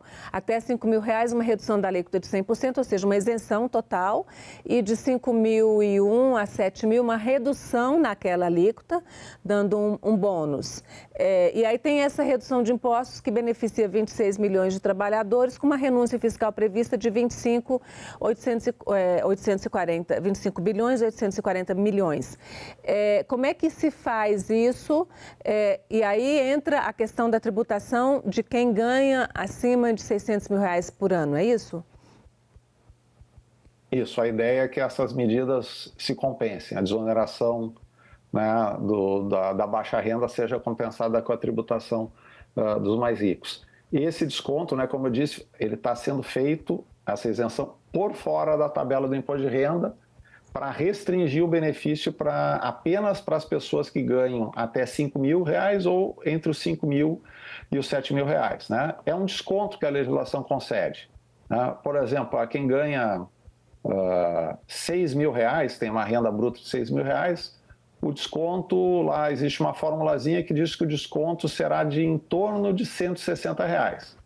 Para dar um exemplo, quem ganha hoje R$6.000, pela tabela do imposto de renda mensal, ela tem que pagar cerca de R$560 de imposto. Tá? Esse é o tributo devido.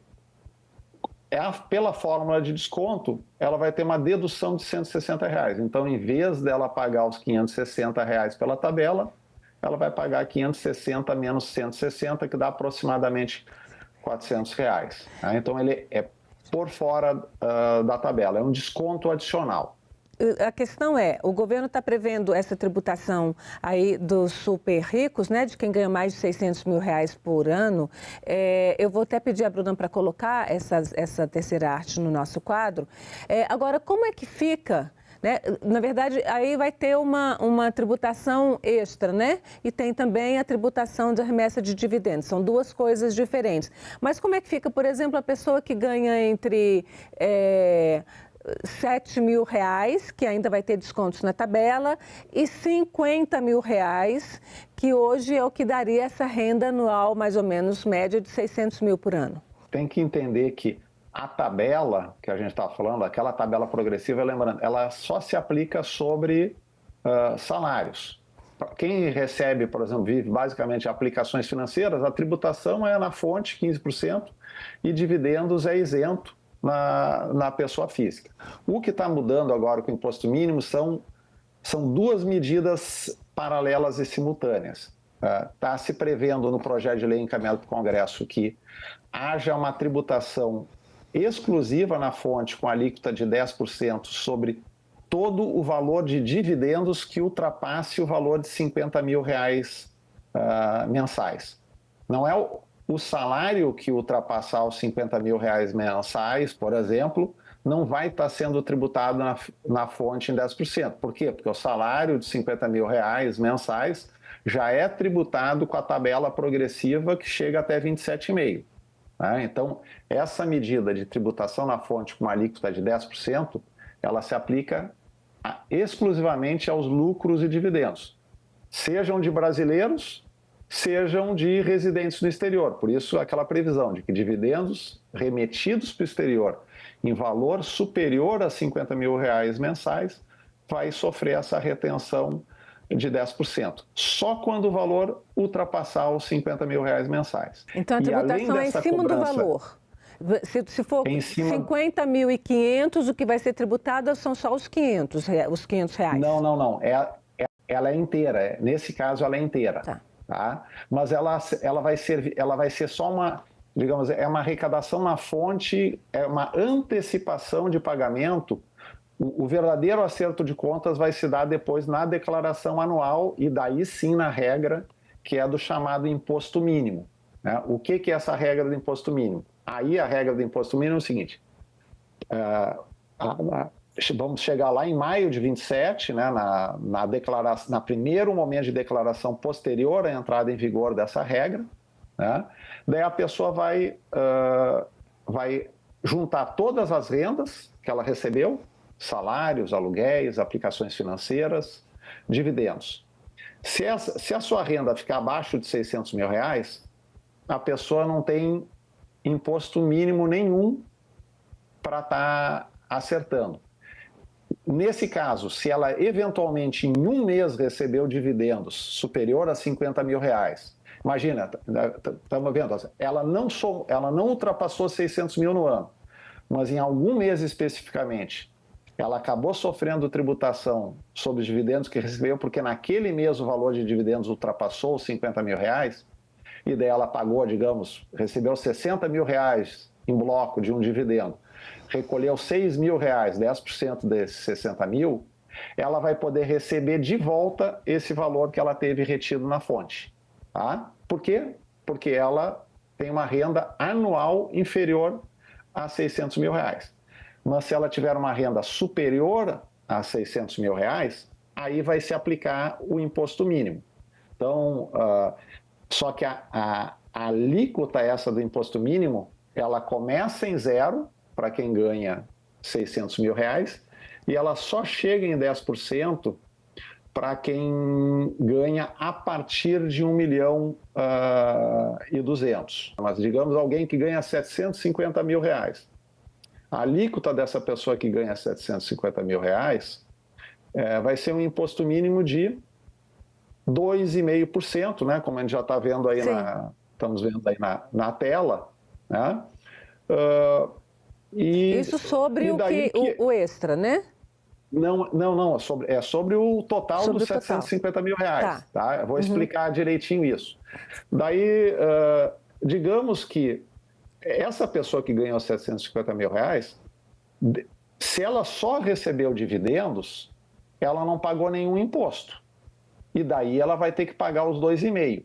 Agora, imagina que essa pessoa tenha uma parte da renda que é de dividendos, que teve isento, mas ela tenha recebido, por exemplo, metade em salário e metade em dividendos. Se ela recebeu metade de salário e metade em dividendos, provavelmente a alíquota dela, a média, o que ela já pagou de imposto, em média deve chegar perto de 10%. Como ela já pagou 10% e o imposto mínimo dela é de 2,5%, ela não vai ter que pagar mais nada. Entendeu? Então, ele é uma regra de imposto mínimo. Eu estou dando um exemplo de alguém que ganha R$750 mil e, por exemplo, já pagou R$75 mil ao longo do ano. Já pagou 10%. Então, ele já pagou mais do que os 2,5% e não tem mais nada o que fazer de acerto de contas. Agora, se, por exemplo, ele recebeu R$750 mil de dividendos, né, aí sim ele vai ter que pagar esse imposto mínimo de 2,5%. E se ele já sofreu uma retenção na fonte de uma parte desses dividendos, aquele valor mensal que eu me referia dos 10%, ele vai fazer um acerto de contas. Se ele pagou mais do que os 2,5% já, ele vai receber de volta, e se ele não chegou a pagar nada durante o ano, ele vai completar o valor até chegar aos 2,5%. Agora, tá? Sérgio... E esse raciocínio que eu fiz para os 2,5% serviria depois para a gente ver o caso de pessoas que têm uma renda maior e que daí vão estar submetidas à alíquota de 10%, né, que é a alíquota do imposto mínimo para quem ganha mais de R$1.200.000 por ano. Para a gente fechar nossa conversa, a gente tem, segundo dados da própria Receita, apenas 141 mil pessoas no país, ou seja, 0,13% de todos os contribuintes que estão nessa faixa de renda acima de 600 mil. Por que é tão difícil... Então, Antônia, só te corrigir. Na verdade, os 141 mil pessoas são aquelas pessoas que têm renda acima de R$600 mil e que a Receita detectou que estão pagando menos do que o imposto mínimo. Tá? Mas nós temos umas outras 300 mil pessoas que hoje ganham acima de R$600 mil e que não serão afetadas pelo imposto mínimo porque elas já pagam mais do que o imposto mínimo. Tá, então a mudança atinge essas 141 mil. Por que é tão difícil fazer essa mudança? porque existe justamente um lobby, né, muito forte desses setores que têm esse tratamento privilegiado, né? Eu até fiz questão agora de mostrar que existem 300 mil pessoas, existem 300 mil pessoas, inclusive alguns milionários, que já pagam esse mínimo de 10% e não serão atingidos. Mas existe um grupo que não paga isso e que quer continuar não pagando.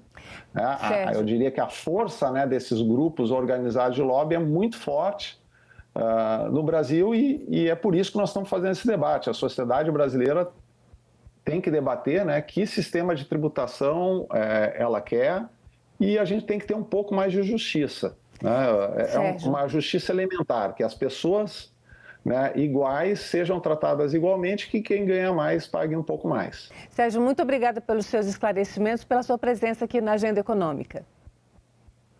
Obrigado, Antônia. Bom, e agradeço também a você que nos acompanhou até aqui. Este programa está no site senado.leg.br/TV e no canal da TV Senado no YouTube. Aproveite, se inscreva no canal, curta o programa e garanta seu acesso à informação de qualidade. Até o próximo Agenda Econômica.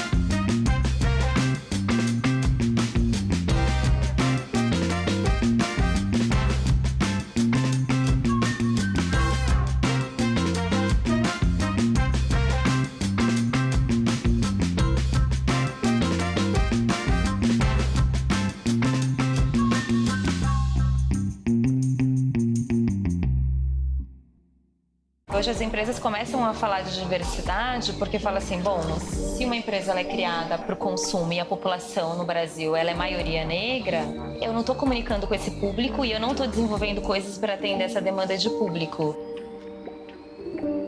Precisamos ter negros dentro das empresas para ajudar a desenvolver seja campanhas de comunicação ou produtos para atender uma demanda de consumo. Por exemplo, tem uma empresa de cosmético que rapidamente ela entendeu o processo de transição capilar das mulheres negras e começou a convidar influenciadoras digitais para ajudar a desenvolver produtos. O olhar dela de investimento social privado deveria devolver, porque em algum momento foi decifrado para ela qual era a fórmula. É um ciclo que ele tem que ser virtuoso para todo mundo, não reforçar a concentração. A moeda ela não é só o dinheiro, são outras trocas simbólicas que faz com que o meu negócio cresça, mas porque você também aportou no meu negócio, entendeu? Não parte de uma perspectiva individual.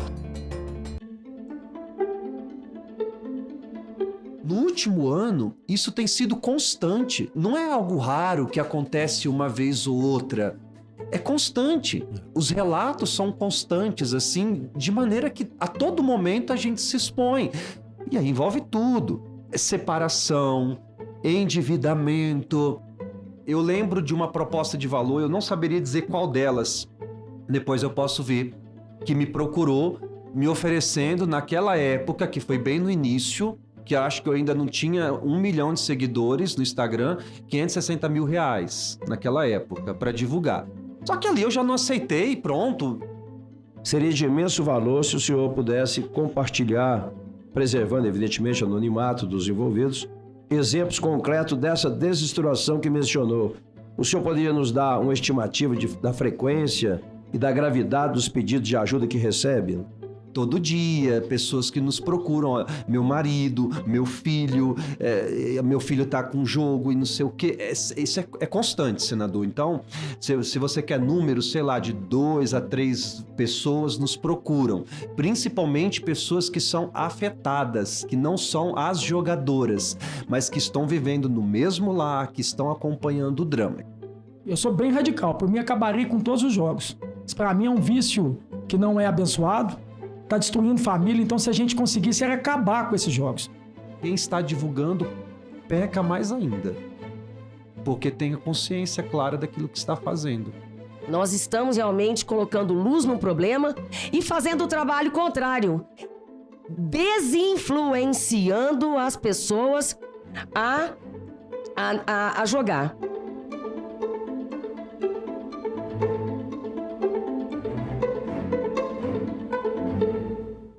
No próximo Assunto de Estado, vamos falar sobre a Rota Agro-Norte, educação em tempo integral, saúde, entre outros temas. E o nosso convidado é o senador Confúcio Moura, do MDB de Rondônia. É necessário que esse dinheiro do Fundeb hoje, que aumentou bastante, está aumentando até 2026 e 2027, seja utilizado, que vai aumentar substancialmente os investimentos na educação integral. Assunto de Estado, hoje, 20h, aqui na TV Senado.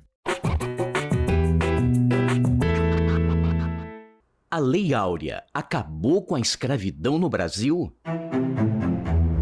Legalmente, sim, mas na prática, a história é outra.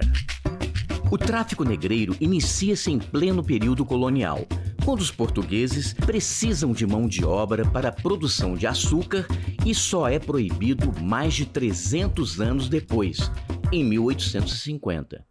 Durante todo este tempo, cerca de 5 milhões de negros são trazidos da África para o Brasil em condições desumanas e vendidos como mercadoria.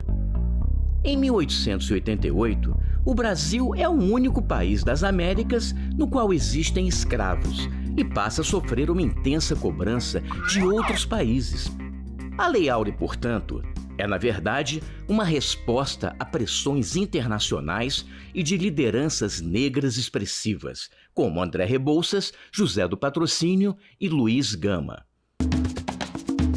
O fim da escravidão é bastante comemorado em todo o Brasil, menos pela aristocracia. Da 57ª legislatura. A audiência pública será realizada nos termos do requerimento 8 de 2025 da Comissão de Direitos Humanos, de minha autoria, para a realização do ciclo de debates sobre os direitos humanos das crianças, adolescentes e dos jovens, em alusão ao Dia Nacional da Adoção, que foi ontem. A reunião será interativa, transmitida ao vivo e aberta à participação dos interessados por meio do portal e-Cidadania na internet em senado.led.br/e-Cidadania ou pelo telefone da ouvidoria 0800 061 2211. Eu vou repetir o telefone 0800 061 2211. Essa ligação não tem nenhum custo. Nós temos hoje 8 expositores e cada um terá 10 minutos para fazer sua fala. E claro que a gente vai estender um pouquinho se for necessário. Nós temos como convidado que vai fazer a participação online. E eu já vou falar aqui o nome dos nossos convidados na ordem de suas falas.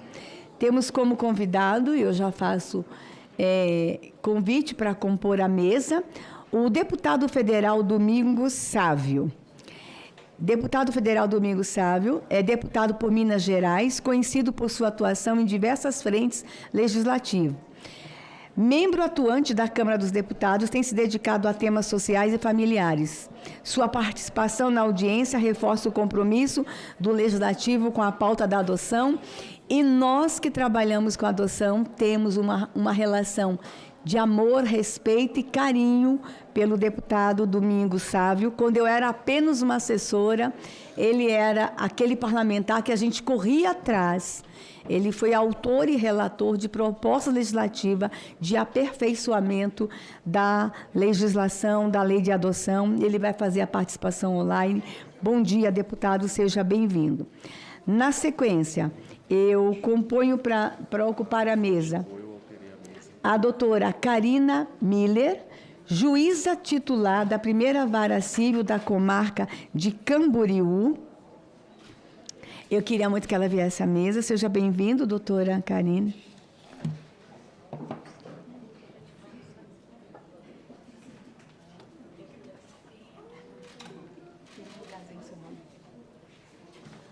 Doutora Karine é juíza de direito da Vara da Família, Infância e Juventude, Idoso, Órfãos, é tudo lá, doutora, e Sucessões da Comarca de Camboriú, Santa Catarina. Professora de Direito Processual Civil na Uniaselv, FAMEG, graduada pela Universidade de Santa Catarina, pós-graduada em Direito e Gestão Judicial pela Academia. E está acompanhando ela uma mini deputada, Clara, né? A Clara, bem-vinda, Clara. Você veio ao Senado acompanhar sua mãe. Seja muito bem-vinda, é uma alegria te receber aqui. Essa audiência ficou bem mais bonita com a sua participação hoje. Convido para compor a mesa Sandra Amaral, do Grupo de Apoio à Adoção De Volta para Casa. Sandra Amaral é uma amiga antiga, presidente desse grupo que fica sediado lá em Divinópolis, Minas Gerais. Bem-vinda, Sandra. Muito obrigada. Sandra, a entidade De Volta para Casa é uma entidade sem fins lucrativos que busca soluções para as questões relativas ao abandono de crianças e adolescentes por meio do fortalecimento e incentivo à adoção, apoiando e orientando as famílias adotivas e os pretendentes à adoção, bem como garantindo o direito à convivência familiar das crianças que se encontram institucionalizadas. Grupos de apoio à adoção. Eu conheço Sandra há uns 15 anos, mais ou menos isso, né, Sandra? Na luta pela adoção, nós duas lutando pela adoção. Sandra também é mãe adotiva de uma jovem que eu vi pequenininha e que hoje nos impressiona. Estou muito feliz com a sua presença aqui, Sandra. Inclusive, o ano passado, Sandra foi uma das ganhadoras do prêmio Adoção Tardia aqui no Senado e inúmeros prêmios pelo trabalho que ela faz. Convido para compor a mesa com muita alegria a doutora Monize da Silva Freitas Marques. A doutora Monize é juíza auxiliar da Corregedoria da Justiça do Distrito Federal e dos Territórios. Sua atuação na Corregedoria a coloca em posição estratégica para discutir aprimoramentos nos trâmites processuais da adoção, contribui com sua experiência para otimizar os procedimentos e garantir a segurança jurídica do processo. Doutora, que alegria!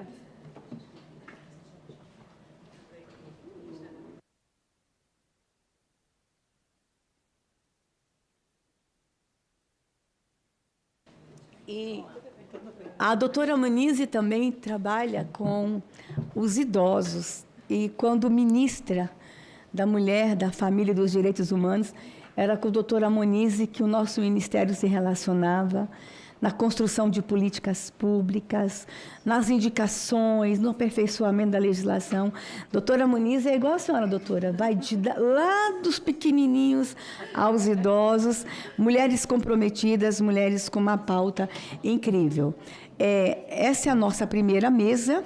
Nós temos ainda para compor a primeira mesa, com muita alegria, a minha amiga Rosiane Cavalcante de Freitas Estrela, ex-deputada federal, deixa eu explicar tudo quem é ela, ex-deputada federal, diretora de Relações Institucionais do Comitê Brasileiro de Clubes Paralímpicos.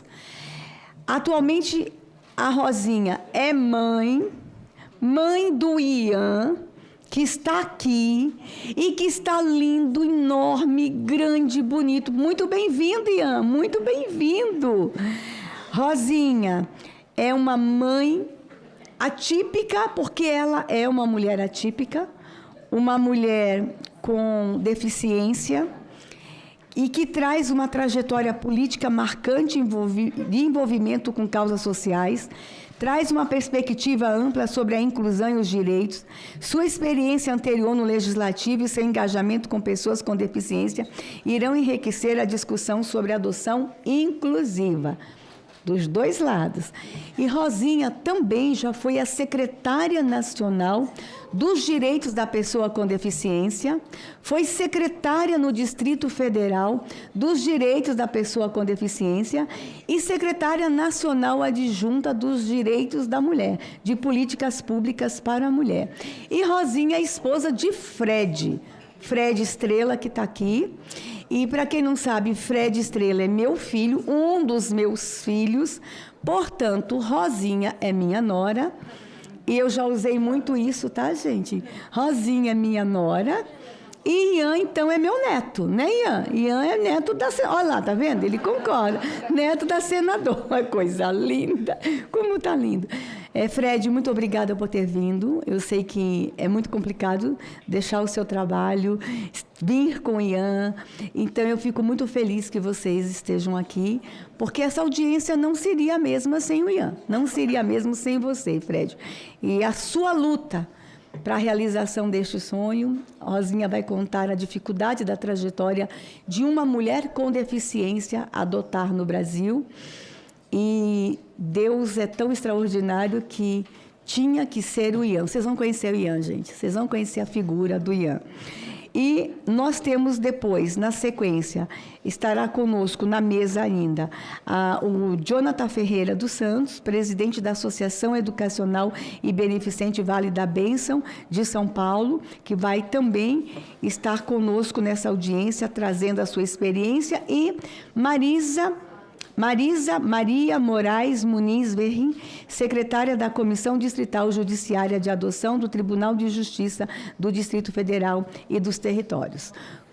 Essa primeira mesa composta, nós vamos dar início e da seguinte ordem de fala. O nosso deputado está com uma agenda enorme, então o nosso deputado, ele fará a participação dele online, nós vamos ouvi-lo primeiro, de forma online, informando o deputado que o senhor tem 10 minutos. É possível que na sua fala, quando estiver faltando 1 minuto, toque uma campainha, mas não se assuste com a campainha. Eu sou conhecida como uma senadora generosa, a gente vai estender o tempo se necessário. Por que a comissão está fazendo essa audiência? A comissão está num ciclo de debates sobre direitos humanos. E dentro do ciclo de debates, nós decidimos fazer essa discussão sobre adoção. Primeiro, alusiva ao Dia Nacional da Adoção. Segundo, para que a gente discuta realmente os direitos da família que quer adotar, das famílias que estão há anos, doutoras, nas filas de adoção, das crianças que estão, Rosinha, e você conhece bem isso, especialmente a sua realidade no Nordeste, anos no abrigo. A Sandra, que também entende sobre adoção tardia, meninos e meninas aguardando a oportunidade de ter um lar, meninos e meninas completando já 18 anos e sem saber para onde vão. E essa é uma discussão que nós vamos ter que fazer de uma forma alusiva ao Dia Nacional da Adoção, que foi ontem, mas sob a perspectiva dos direitos e, se possível, doutoras, com encaminhamentos. Nós encontramos hoje no Senado e na Câmara um time de parlamentares dispostos a fazer a melhoria que for necessária na lei da adoção, para que nenhuma criança adolescente fique para trás. Então, esse é o objetivo dessa audiência e é a primeira audiência sobre o tema nesses 2 próximos anos. Nós queremos que o tema ele seja debatido o tempo todo nessa comissão e especialmente com a apresentação de encaminhamentos. Então, vamos para o nosso primeiro orador. Nós vamos ouvir com muita alegria o nosso deputado, querido amigo, o Domingos Sábio. O deputado, 10 minutos, seja bem-vindo. E o deputado Domingos Sábio vai falar sobre a análise da atual legislação de adoção e sugestões de aprimoramento. Bem-vindo, deputado. Bom dia, querida amiga Damares. Para mim, uma honra estar participando, ainda que por videoconferência. Peço desculpa por não poder estar aí presente, mas acho que a participação aqui por videoconferência me possibilitará levar uma modesta contribuição. A primeira é a constatação de que é uma bênção para o Brasil ter uma senadora como a Damares, porque eu tive o privilégio de conhecê-la antes de estar exercendo uma missão parlamentar tão importante, e eu sei da sua dedicação, Damares. Portanto, nós temos absoluta certeza de que o seu trabalho em defesa não só da adoção, mas das crianças de um modo geral, das pessoas com deficiência, das causas as mais diversas associadas aos direitos humanos, nos dá a segurança de que nós temos esperança, e ela não morre. Por mais que a gente ainda viva tempos difíceis, a gente vai superar esses tempos difíceis, porque eu me lembro claramente de você, como nossa ministra, a sua luta incansável. Tivemos avanços importantes e temos desafios pela frente. Eu tive, de fato, o privilégio de participar de alguns momentos no processo de aprimoramento da lei de adoção, de lutar contra artigos nocivos, né, de defender vetos do nosso presidente Bolsonaro, de garantir que a gente continue no caminho certo, mas temos muitos desafios pela frente. E, para isso, nós, parlamentares, precisamos de uma interlocução muito grande com quem está vivendo o dia a dia lá na ponta.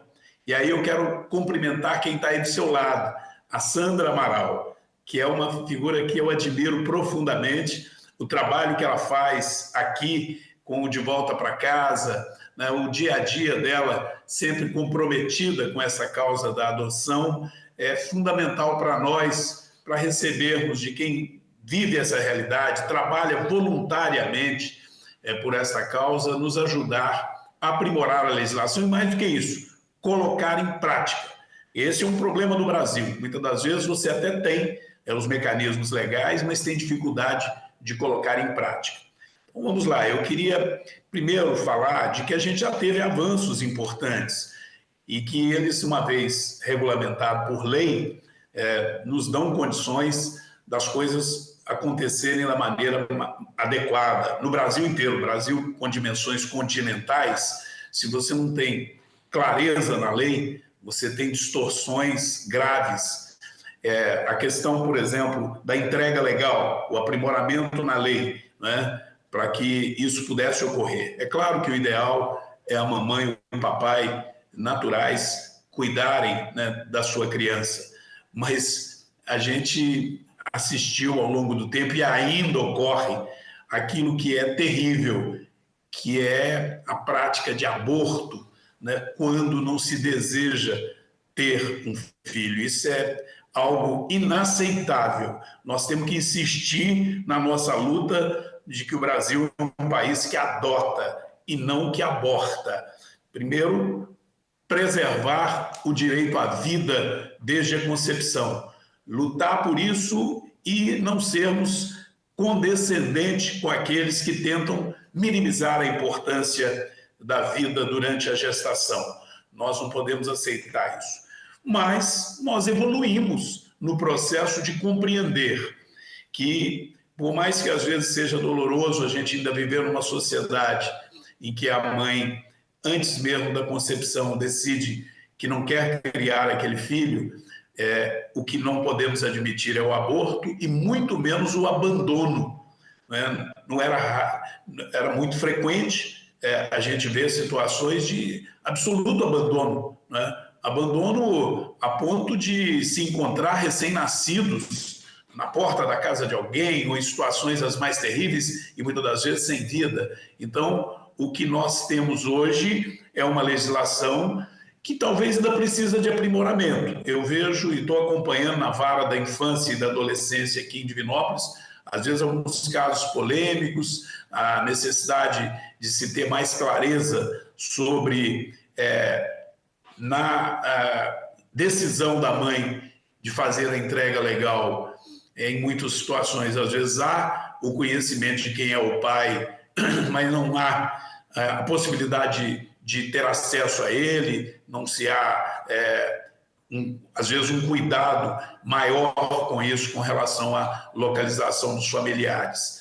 Mas eu queria abordar hoje um outro aspecto, porque é uma constatação que a gente vê, Damares, que o recém-nascido, ou nos primeiros meses e até mesmo nos primeiros anos de vida, nós temos visto em vários lugares fila de pais, fila de famílias, né, de homens e mulheres que querem adotar, né? E, portanto, isto está num processo em que nós precisamos de continuar vigilantes para que ele funcione da maneira legal, da maneira adequada, pensando sempre na criança, o que é melhor para ela, né? Naquele ser humano que está ali indefeso e que precisa do carinho, do amor, e esse amor vindo pela adoção, ele vem de uma maneira preciosa. Então nós temos que cuidar para dar todas as condições para que essa adoção se dê o mais rápido possível, e isso eu percebo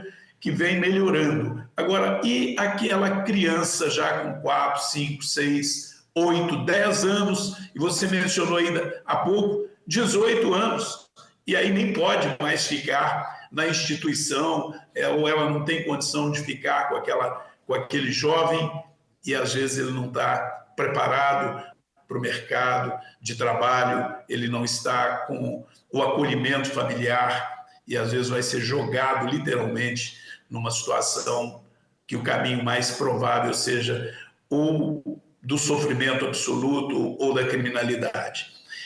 Eu entendo que tem um passo importante que está tramitando aí no Senado agora, já aprovamos na Câmara, acredito que possa às vezes até receber algum aprimoramento, que ele é muito simples, que é o PL 3.800 de 2020, que institui de forma definitiva por lei o Sistema Nacional de Adoção e Acolhimento, na forma regulamentada já pelo Conselho Nacional de Justiça. Ou seja, já existe um cadastro nacional, mas ele não está regulamentado por lei, então a gente corre o risco disso não ter a continuidade que precisa ter. Eu diria até, eu quis que isso acontecesse na Câmara, que nós tivéssemos um comando com maior clareza sobre a responsabilidade de manutenção desse cadastro nacional, o sistema de integração desse cadastro com todos os municípios, todos os entes federados. E por que eu estou me atendo a este cadastro, cujo projeto está agora no Senado, parece-me que com a relatoria do senador Zequinha? Porque eu entendo que nós não podemos deixar de enxergar a dimensão do problema, que são essas crianças, esses jovens, esses adolescentes e jovens cuja adoção quase sempre não só negada, mas acaba não acontecendo, ou não acontece com a rapidez que precisaria ocorrer. Nós vamos buscar soluções para isso. Eu chego a pensar, Damares, em criarmos um mecanismo para apoiar algo que já acontece. A Sandra sabe disso, nós temos padrinhos que assumem o acompanhamento nos abrigos, nas instituições, mas não tem isso de uma maneira formal. Eu penso que nós precisamos, eu quero depois aprofundar esse debate com você, com essa mesa tão rica de pessoas sensíveis a essa causa que está aí hoje reunida com você, conosco neste debate, para a gente ver o que poderíamos fazer para estimular uma forma de adoção que, além de continuar lutando para a família adotar aquela criança, aquele adolescente, a gente comece a pensar em mecanismos de uma adoção institucional ou de empresa cidadã. Eu confesso que ainda não consegui colocar no papel, porque tem que ter muita prudência nisso, mas isso já existe. Algumas empresas que acolhem jovens que ainda estão em instituições ou em abrigos e dão a eles uma oportunidade de aprendizado no trabalho para se prepararem melhor para a vida. Por que eu estou me referindo nisso até como um pouco da minha experiência de vida? Eu, graças a Deus, venho de uma família muito numerosa, somos 8 irmãos, e que fomos todos cuidados com muito carinho, mas nós também tivemos dificuldades, e muitas dificuldades. Por ter nascido no interior, numa cidadezinha muito pequena, no meio rural, né, nós não tínhamos muita alternativa para trabalho. ou para prosperar. E meu pai, um homem muito simples, né, mas muito empreendedor, percebeu que lá as possibilidades eram pequenas. Meu irmão mais velho foi para Belo Horizonte com 16 anos e arrumou um trabalho e depois foi levando os outros. Eu fui com 11 anos, saí de uma cidadezinha bem pequena e com 12 anos, eu não estou aconselhando isso para nenhuma criança, mas eu quero dar o exemplo de que o trabalho educa também, e é importante. Com 12 anos, naquela época, isso em 1970, 69, eu estava fazendo 12 anos, o meu pai foi ao juiz de menor e me deram uma carteira de menor, assinada pelo juiz de menor e pelo meu pai. E eu fui trabalhar no mercado central de Belo Horizonte. Levantava muito cedo e ia trabalhar. Volto a dizer, não acho que é o caminho para nenhuma criança. A criança, até pelo menos os seus 16 anos, a lei permite o trabalho a partir dos 16, o aprendiz a partir de 14, não é? Mas a criança de 12 anos tem que estar na escola, no lazer, no acolhimento do lar, mas deve estar começando a receber as orientações sobre as suas responsabilidades, como cuidar das suas coisas. E o trabalho, a partir dos 14, principalmente dos 16, pode e deve ser, na minha opinião, um caminho para nós ajudarmos esses adolescentes e jovens que vão ficando sem a oportunidade de uma família. A adoção que eu me refiro, ela poderia se dar com alguns incentivos, né, que a legislação estabelecesse para as empresas, com algum apoiamento. Hoje, me preocupa que o tratamento para o menor aprendiz, ele, ao invés de estar sendo estimulado, ele está sendo dificultado nas empresas. Eu soube aqui em Divinópolis, através de alguns empresários, que eles só podem contratar como menor aprendiz se eles pagarem um curso que, em alguns casos, está chegando a valores de mais de R$2.000. E eu pretendo olhar isso, porque nós temos já aí o Sistema S, que recebe muito dinheiro e que poderia também estar sendo melhor acionado para ajudar nessa preparação do menor aprendiz, e as empresas poderem acolher preferencialmente esse menor aprendiz que às vezes ainda está num abrigo, né, e que não está tendo a oportunidade de se profissionalizar. E aí a gente desenvolver um projeto da empresa cidadã, a empresa que se compromete a não apenas dar uma oportunidade de trabalho, mas ter ali nos seus quadros alguém que cuide da área social da empresa, que visite o abrigo, que dê suporte para esse jovem, do ponto de vista também emocional. Então, eu penso que nós temos que, através do Banco Nacional, do Sistema Nacional de Adoção, onde tenhamos um cadastro bem atualizado, com dados bem objetivos, dando mais transparência para nós sabermos quantas e quais crianças e adolescentes estão nessa situação de maior dificuldade de serem adotadas, para buscarmos alternativas, porque não podemos deixar de enxergar esse problema. Nós não podemos continuar convivendo com essa situação, de ver o tempo passar e, principalmente, crianças que, às vezes, foram encontradas em situações de abandono e que foram trazidas para este abrigo no acolhimento institucional, que elas continuem ali indefinidamente por não se encontrar um casal ou uma pessoa ou um cidadão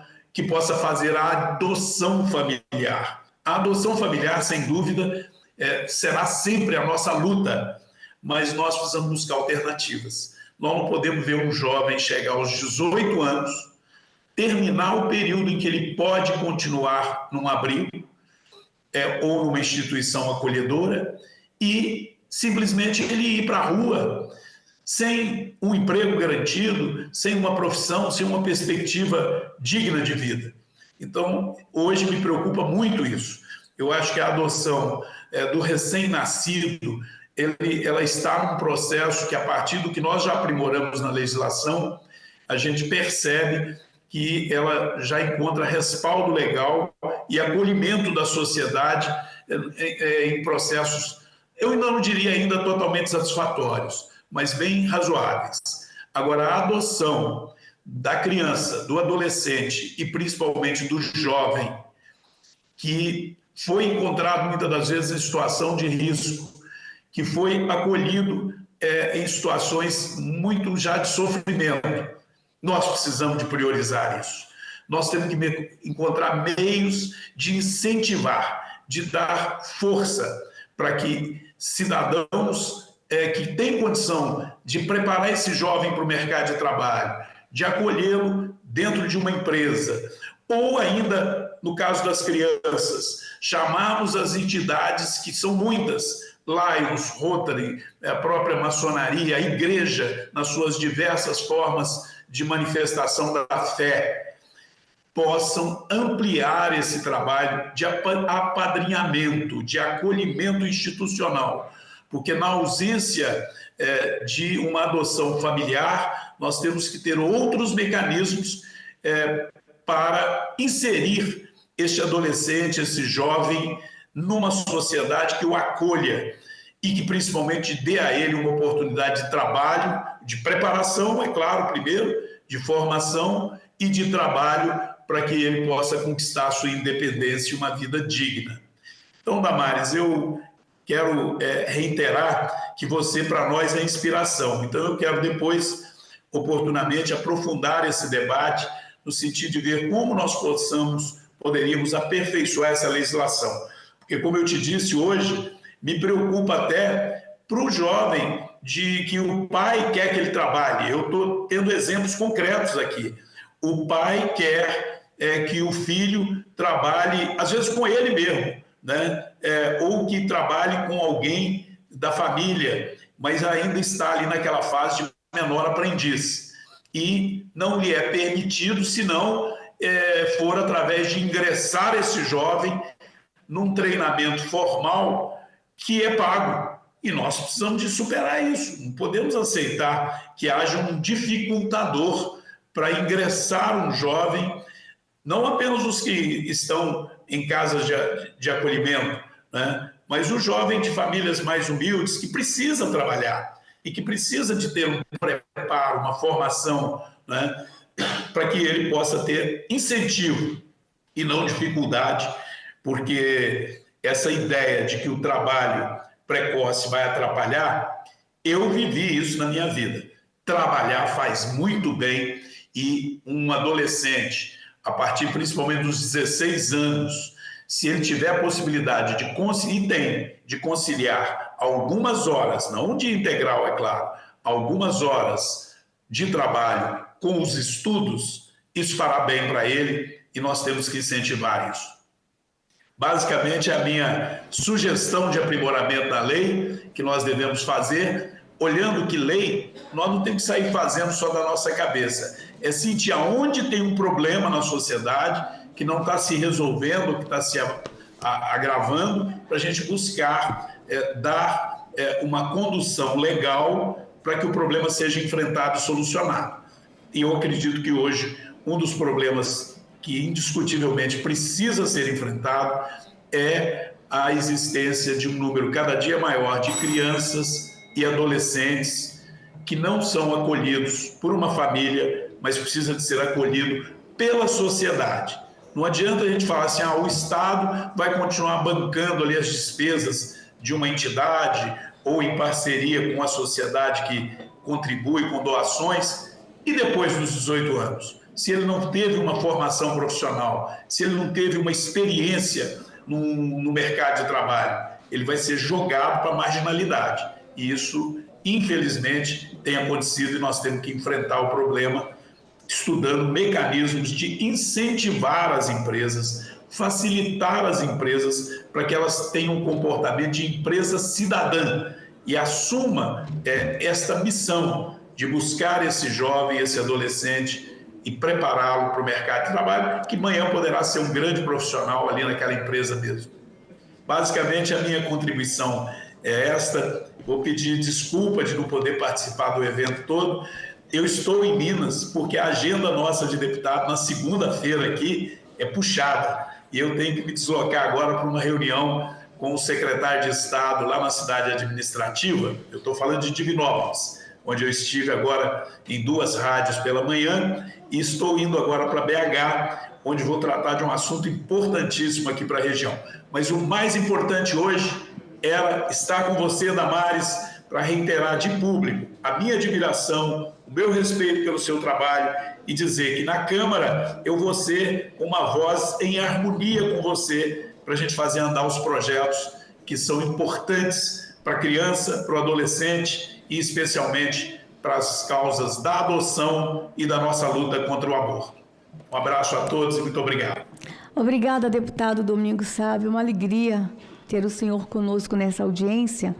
Eu era só uma assessora nos bastidores, correndo, gritando, querendo aperfeiçoamento na lei da adoção, junto com os grupos de apoio, e nós encontramos no gabinete do deputado Domingos Sávio acolhimento, coragem de tocar em assuntos que ainda estavam dividindo o Congresso Nacional na época, com relação à idade mínima para se adotar.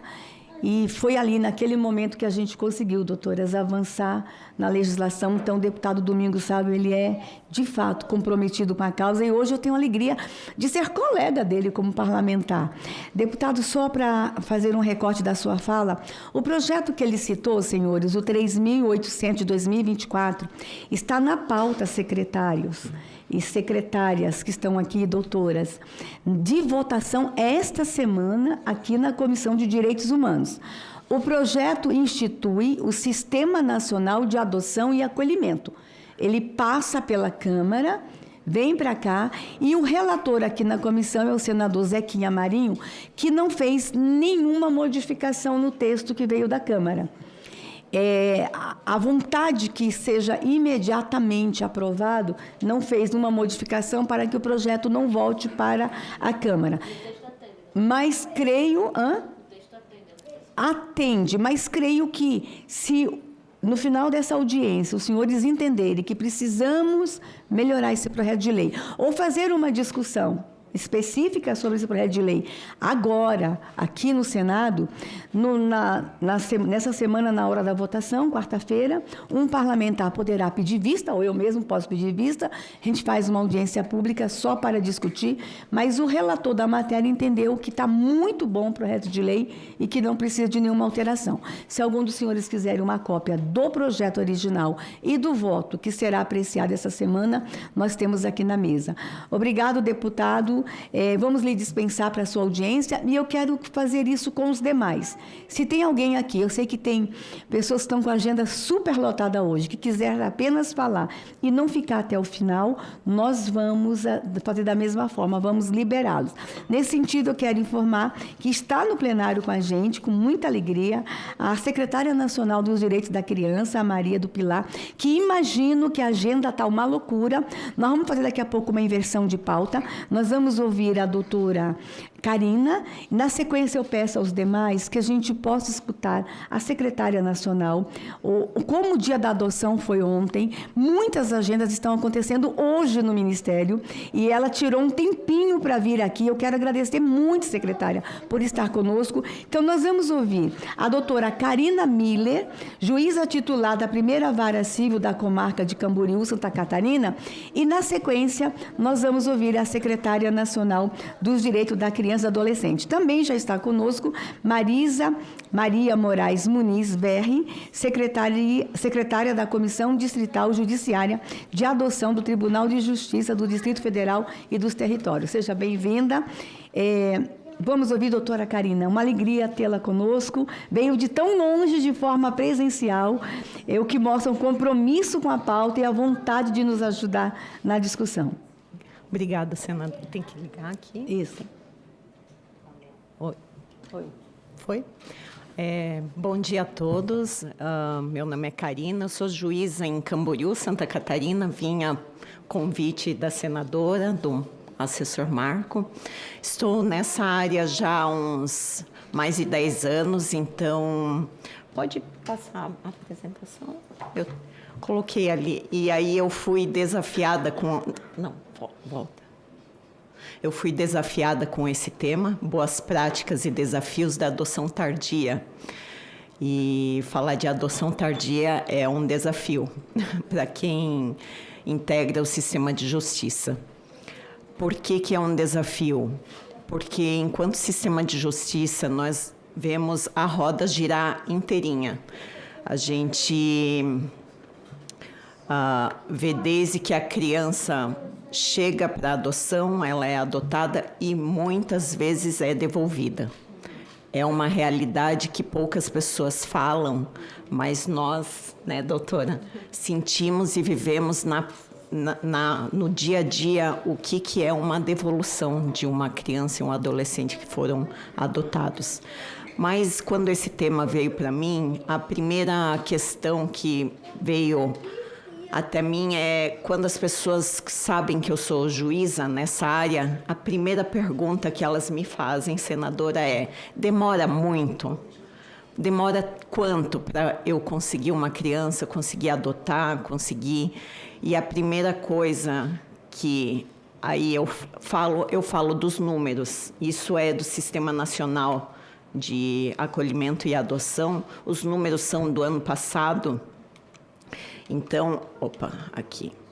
Então, quando a gente fala que tem 239 crianças e adolescentes aptos à adoção, mas nós temos 3.000 pretendentes e a conta não fecha. Esses números normalmente não são divulgados. E por que isso acontece? E se a gente for olhar, né, o número de crianças e adolescentes aptos à adoção, o número vai aumentando conforme a idade vai aumentando. E de pretendentes, o número vai diminuindo conforme a idade vai aumentando. E esse é a grande questão que a gente enfrenta no dia a dia do sistema de justiça. Né? Tem a questão do grupo de irmãos, que poucos aceitam grupos de irmãos, poucos aceitos. Temos muitas crianças e adolescentes com deficiência intelectual, com doenças e que estão aptos à adoção e não são adotados. E aí, então, quando eu fui desafiada a falar sobre o tema da adoção tardia, a questão que eu coloquei e trago mais como uma provocação, eu não tenho uma resposta pronta, mas existe mesmo diferença entre a adoção de crianças e a adoção de adolescentes?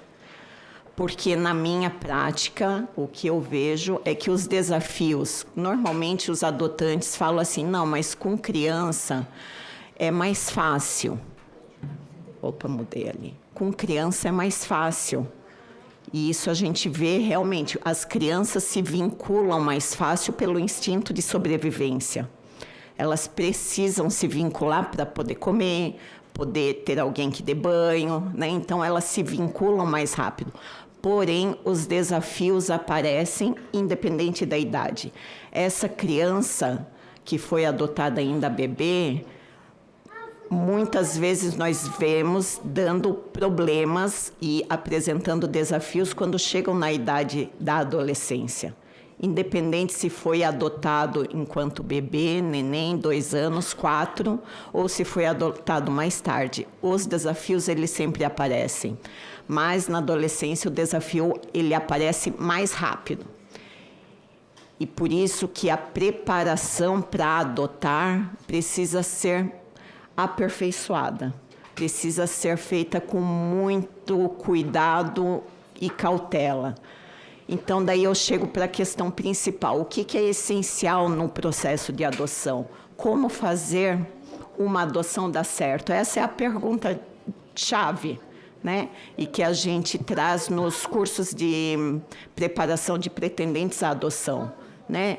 A gente quer que dê certo, a gente não quer que ninguém seja devolvido sob a justificativa de que ele não é meu filho. E isso acontece. No dia a dia, quando começa a dar problema, eles acabam devolvendo, dizendo, mas ele não é meu filho. Mas é o filho adotivo e filho biológico, na lei não tem diferença. Então, tudo começa quando a gente, no sistema de justiça, fala em adoção, o sucesso da adoção já começa na forma com que a criança foi retirada dos pais biológicos.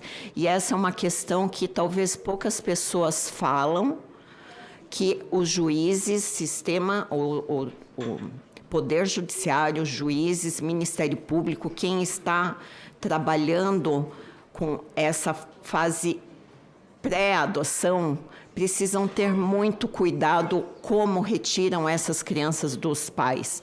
Porque a gente sabe que para uma criança chegar para a adoção, existem 3 formas. Ou os pais são falecidos, né, e a criança é órfã, ou os pais renunciam ao poder familiar, que aí entra até a questão da entrega legal, que o deputado comentou, e que é uma ferramenta potencial para que dê certo.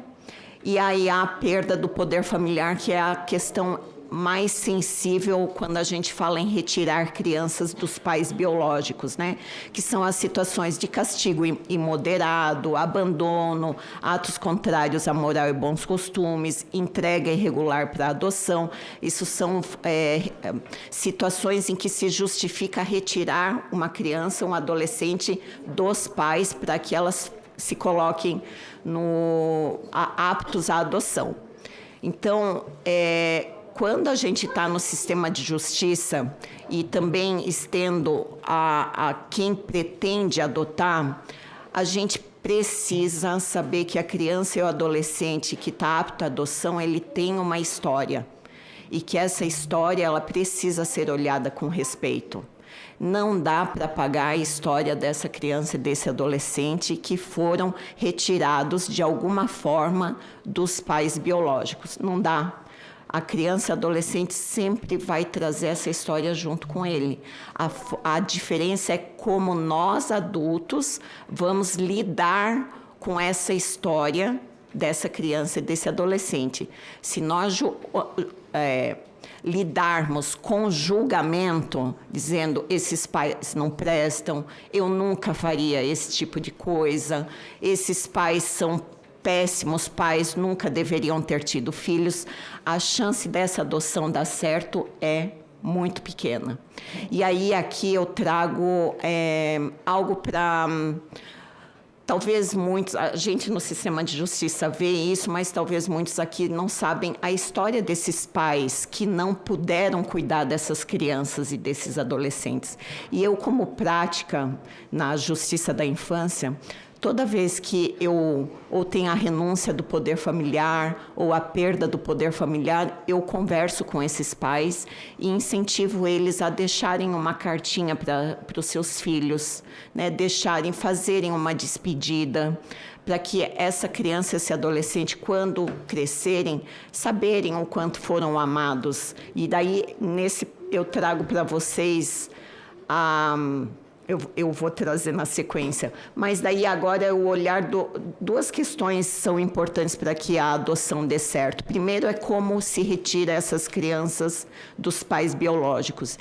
E segundo, em relação aos pretendentes, é muito importante que eles sondem qual é a minha motivação. Por que eu quero adotar? Essa, para mim, é uma pergunta-chave que faz uma adoção dar certo. O que eu espero da criança e do adolescente que eu vou adotar, ou eu adotei? E qual é o meu olhar para esses pais biológicos? Então, essa é a minha provocação em relação a quem é pretendente à adoção. Se fazer essas perguntas. E aí eu trago para vocês o olhar dos pais biológicos, o que a gente vê na prática, não sei se a doutora compartilha comigo, mas eu trouxe aqui para vocês alguns exemplos de cartinha, porque normalmente a nossa tendência, e já foi minha tendência, é de julgar esses pais biológicos. Essa é uma carta de uma mãe que entregou um filho de 2 anos no meu gabinete. E na hora eu fiz uma audiência com ela e incentivei ela a deixar uma carta para o filho. Eu vou ler para vocês. Por um filho a gente chora, ri, ama, move o mundo. porque um filho é o único ser que nós amamos mais do que nós mesmos. E foi por esse motivo, o amor, que a mamãe tomou essa decisão. A mamãe está doente e não pode mais cuidar de você. A doença da mamãe é séria e envolve o psicológico. Sendo assim, tomei essa decisão difícil, mas pensando unicamente em seu bem. Espero que um dia me perdoe, entenda tudo isso, pois foi por amor que tomei essa atitude. A mamãe te ama muito e só quer seu bem, sua felicidade. Você jamais será esquecido, sempre estará em meu coração.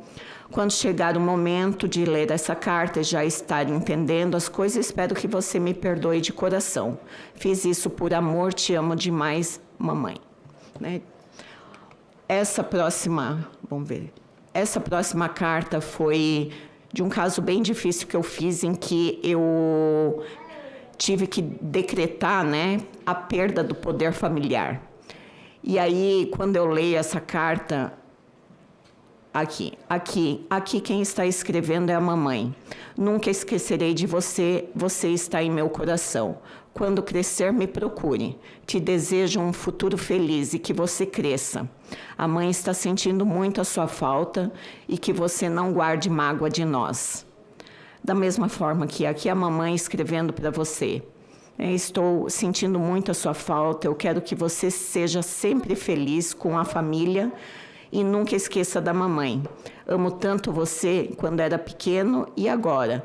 Nunca vou esquecer você. Procure a mamãe e o papai, não nos abandone.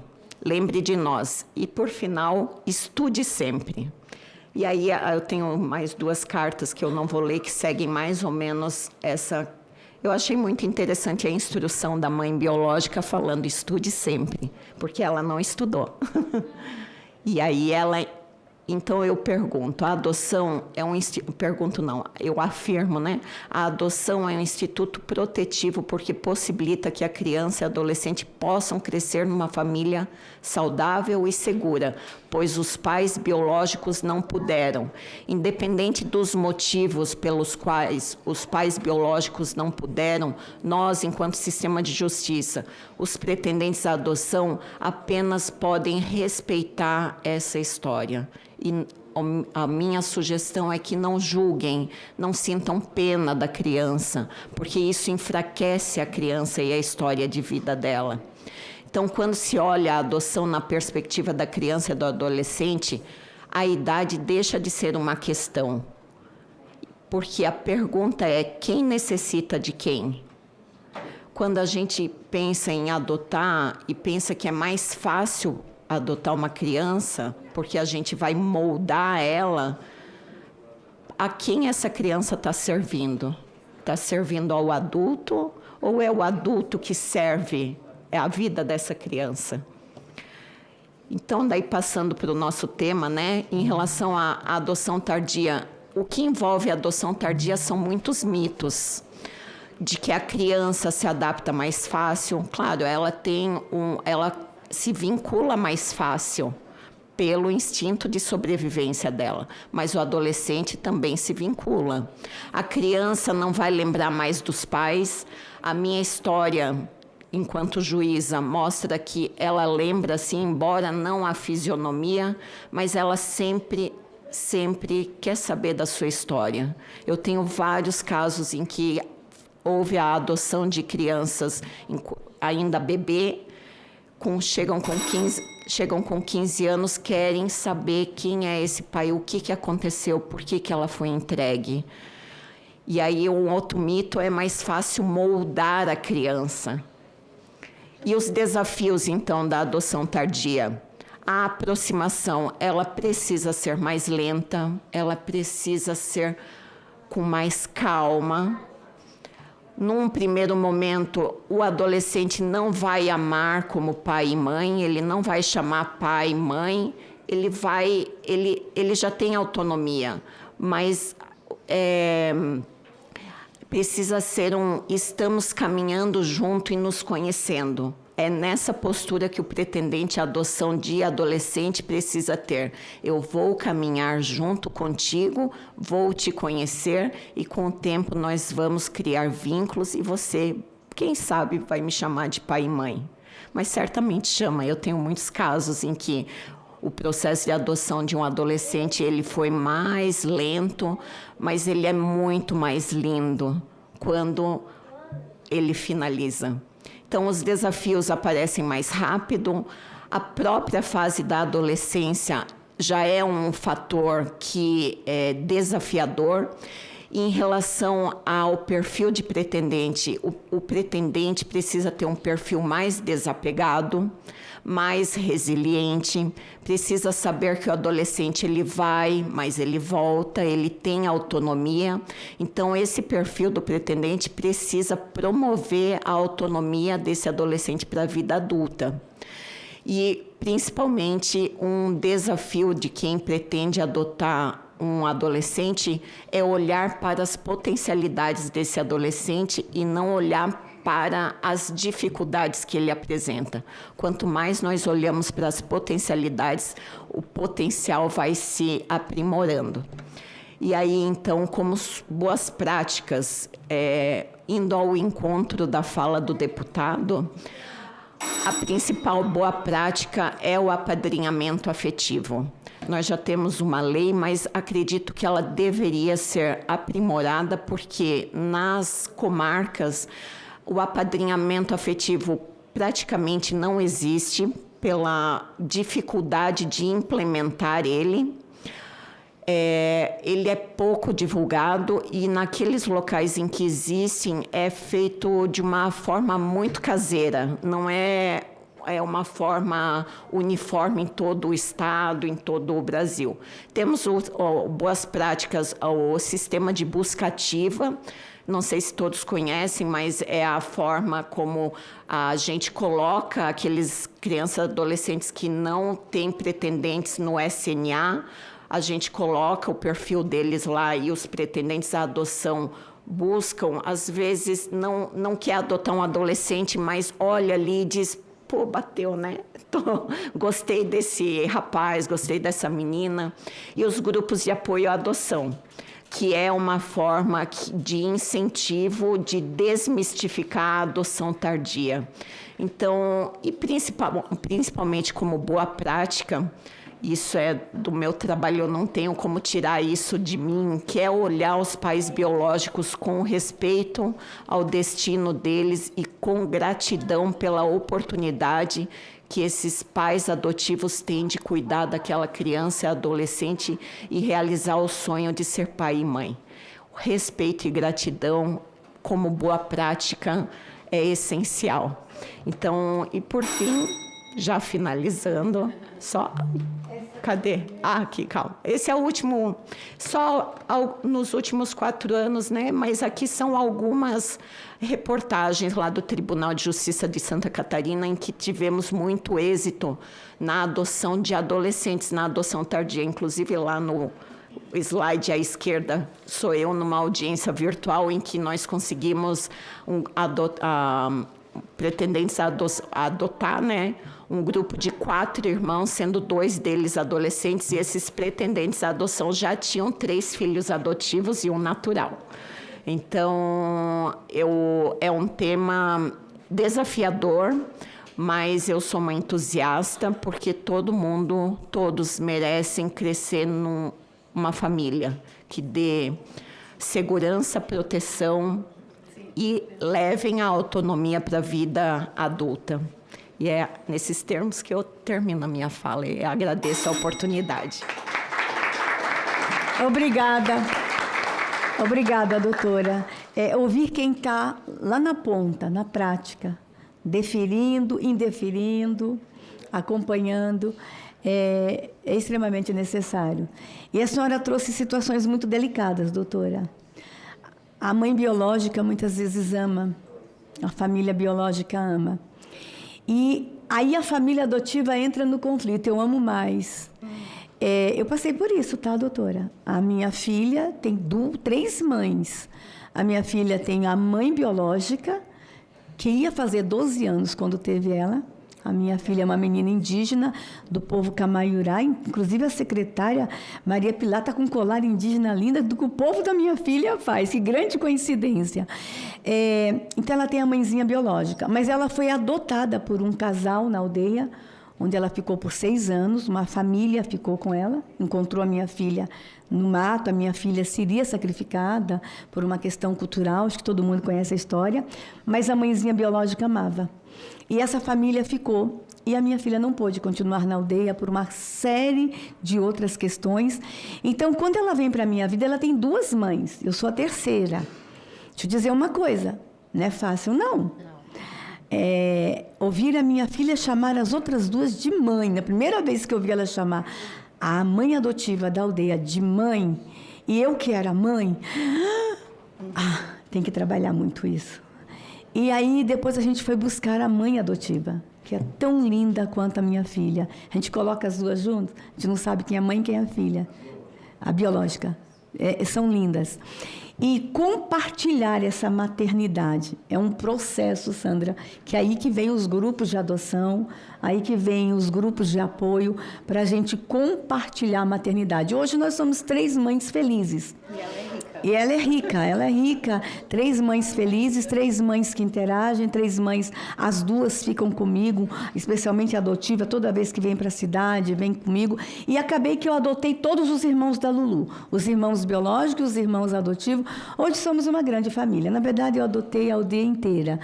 Mas eu tive uma outra filha, que eu fui mãe sócio-afetiva por 6 meses, da Érica Chavante. Lembra, pastor Caraza? E a Érica Chavante teve que ir para uma outra família, não pôde ficar comigo. E a primeira vez que eu vi a Érica chamando a atual mãe adotiva de mãe, também foi assim, meu Deus, eu não estou pronta para isso. E foi assim, foi doloroso. Eu queria ser mãe de todas, mas a Érica, ela estava passando por minha casa por um período, eu não pude ficar com as 2. A Érica está linda, feliz, maravilhosa. Então, assim, a senhora trouxe detalhes delicados. A mãe biológica ama, a família biológica muitas vezes ama. E a gente tem que lidar com tudo isso. E a quem serve essa criança? Ao adulto que tanto queria ser mãe ou é a criança que precisava tanto de uma família? Então, não é brincadeira a adoção. A brincadeira de falar que eu vou adotar um bebê reborn. Adote um bebê reborn.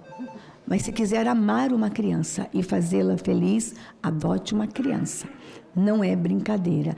Participo de muitos processos, não é brincadeira. Mas é a decisão mais incrível que um ser humano pode ter, é adotar. A minha vida muda completamente depois que me tornei mãe da Lulu, que daqui a pouco vai estar aqui com a gente. Eu quero registrar a presença no plenário de Laila Raquel Piauilino, da Secretaria de Desenvolvimento Social do DF. Prazer ter você aqui. O Sérgio Caraza, pastor, Centro de Destinação Dar a Vida do SERV. Obrigada, pastor. Jorge Eduardo Deister, da Vila do Pequenino Jesus. Oh, meu Deus. Quem não conhece a vila, não sei se a secretária está há muito tempo em Brasília, precisa conhecer a vila. Os filhos do Jorginho têm 60 anos, 70 anos. Jorginho adota adultos que a sociedade não quer.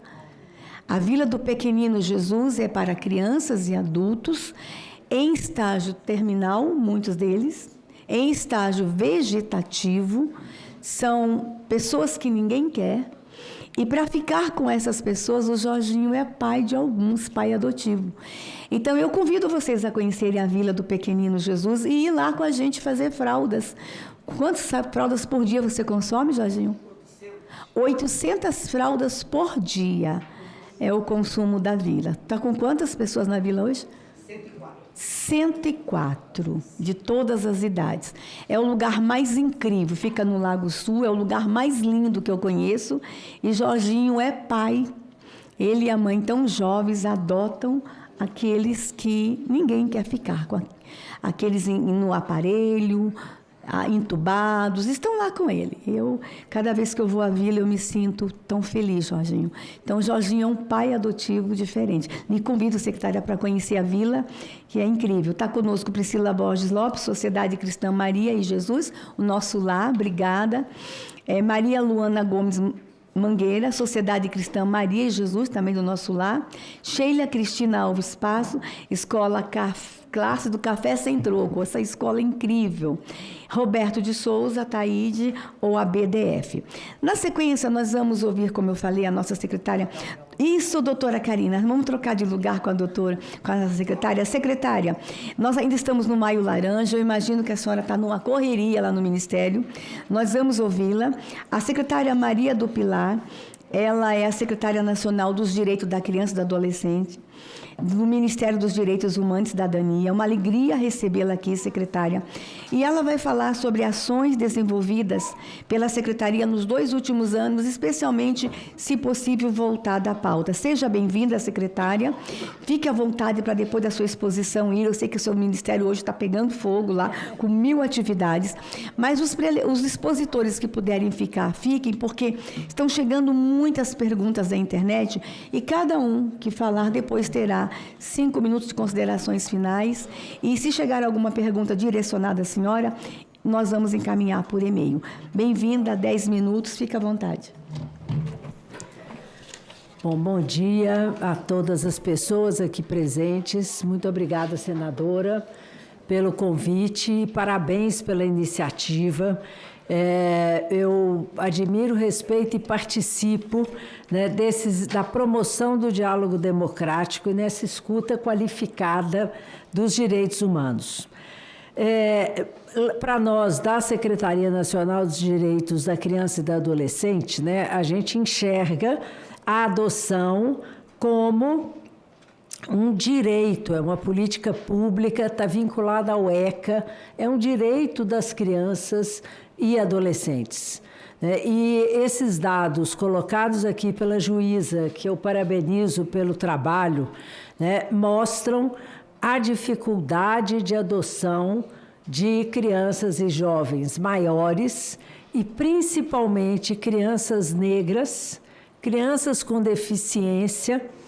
Então, a gente precisa, né, eu acho que esse descompasso, ele mostra os nossos preconceitos estruturais, eles dificultam a adoção e acaba prolongando a institucionalização destas crianças e adolescentes.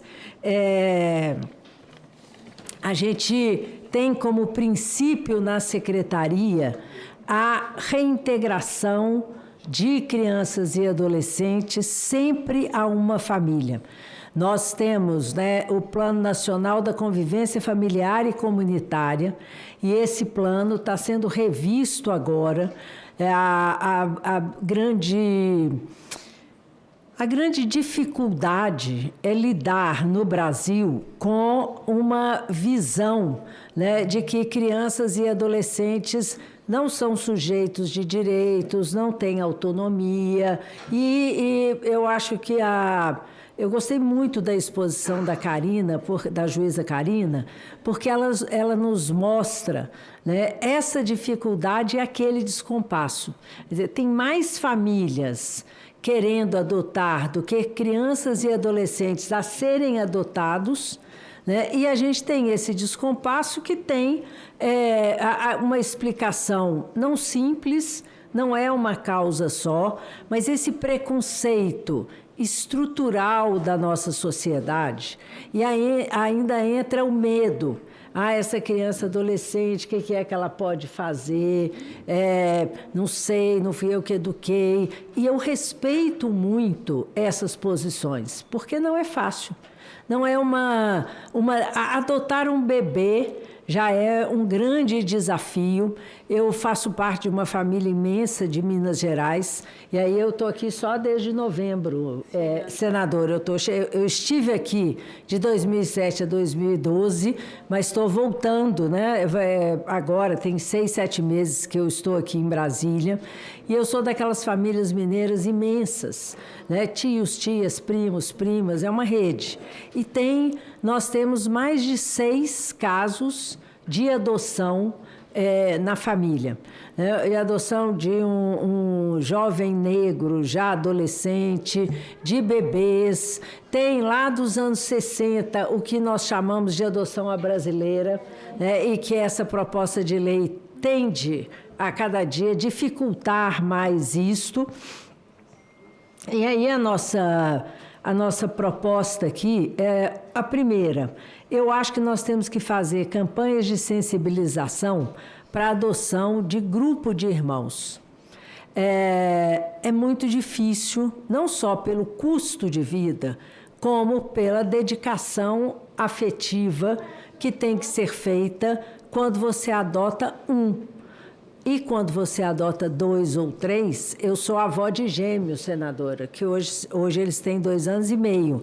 E a gente brinca assim, não é um trabalho dobrado, é quadruplicado. Então, adotar o grupo de irmãos precisa que a gente se engaje numa campanha de sensibilização e mobilização da sociedade para entender, né, o quanto é dolorido. Eu tenho uma amiga que adotou 3 crianças de 4, 6 e 10 anos, e ela ia adotar só de 4, mas quando ela viu o olho da menina de 4 cheio d'água para despedir dos seus irmãos, né, o processo recomeçou e hoje ela é uma mãe que enfrentou muitas dificuldades, porque a gente também não pode romantizar esse processo, né? O amor é construção, né? O amor mesmo o amor de mães biológicas com suas crianças, ele vai sendo construído à medida que aquela convivência, né, vai se aprofundando. Então, a gente precisa de uma campanha. E o Plano Nacional da Convivência Familiar e Comunitária, que eu convido todos vocês a participarem dos debates da atualização, né? Ele tem esse viés, ele tem essa proposta de sensibilizar a sociedade. O pior lugar para uma criança ficar é num abrigo, não porque o abrigo seja ruim. E eu estou encantada com a sua história, Jorginho, de você adotar pessoas de 60 anos. Acho que eu faço 70 esse ano. Então, a gente vai ficando idosa e começa a pensar quem vai cuidar de mim. E aí, você tem filho, você tem neto, você adota aquelas pessoas que não tem ninguém, né? E cuida delas. Então, é muito importante, eu quero ir lá conhecer, porque eu acho que é fundamental a gente dar visibilidade para esse tipo de atitude. A segunda questão que temos trabalhado, porque eu também sou presidenta do CONANDA, que é o Conselho Nacional dos Direitos da Criança e do Adolescente, um ano é da sociedade civil, no ano seguinte é do governo. A senadora sabe bem. E o CONANDA tem uma discussão muito forte, primeiro, de dar, sim, visibilidade para a lei, né, da entrega protegida, mas que a gente não pode fazer com que isso substitua a opção que as crianças e adolescentes vítimas de violência sexual podem ter outras opções. Nós defendemos a entrega protegida. Ela é uma lei muito importante, ganhou visibilidade com uma atriz que teve que fazer a entrega protegida. Muitas pessoas da sociedade não conheciam e realmente é uma possibilidade que se abre quando a mãe, por diferentes motivos, não pode ter ou não quer ter aquele filho. A gente tem trabalhado muito sobre o funcionamento dos serviços públicos no atendimento de crianças e adolescentes vítimas de violência sexual. Não são poucas, os casos são subnotificados, eles acontecem principalmente em casa, por isso a nossa campanha esse ano chama Lar Seguro. Em casa ou muito próximo, a maioria dos agressores a família conhece. E essa é a grande dificuldade da criança ou da adolescente denunciar e ter credibilidade. Porque a tendência é, não foi bem assim, você está olhando errado. Então, a gente também tem que tomar muito cuidado, porque nós não podemos substituir a pauta. A lei prevê que qualquer conjunção carnal com pessoas com menos de 14 anos configura estupro de vulnerável. E por que eu estou tocando nesse assunto? Porque muitas crianças que são colocadas para adoção são crianças vítimas, nascidas de mães vítimas de violência. E aí a gente tem também a proposta de promover uma cultura de adoção inclusiva, antirracista e não capacitista. Os dados do Sistema Nacional de Adoção e Acolhimento evidenciam um padrão reiterado de rejeição a crianças e adolescentes com determinados perfis. Pretos e pardos, meninos com deficiência, com problemas de saúde ou pertencentes a grupos de irmãos. Essa seletividade por parte dos pretendentes reforça desigualdades históricas e reproduz preconceitos sociais que devem ser enfrentados pelo Estado e pela sociedade. Por isso, nós, do Ministério de Direitos Humanos e Cidadania, reiteramos a necessidade de uma campanha de adoção inclusiva, voltada à equidade, à diversidade, à efetivação do princípio do melhor interesse da criança e do adolescente, sem condicionantes discriminatórios. Por fim, nós também estamos incluindo no nosso plano, o nosso do país, tá?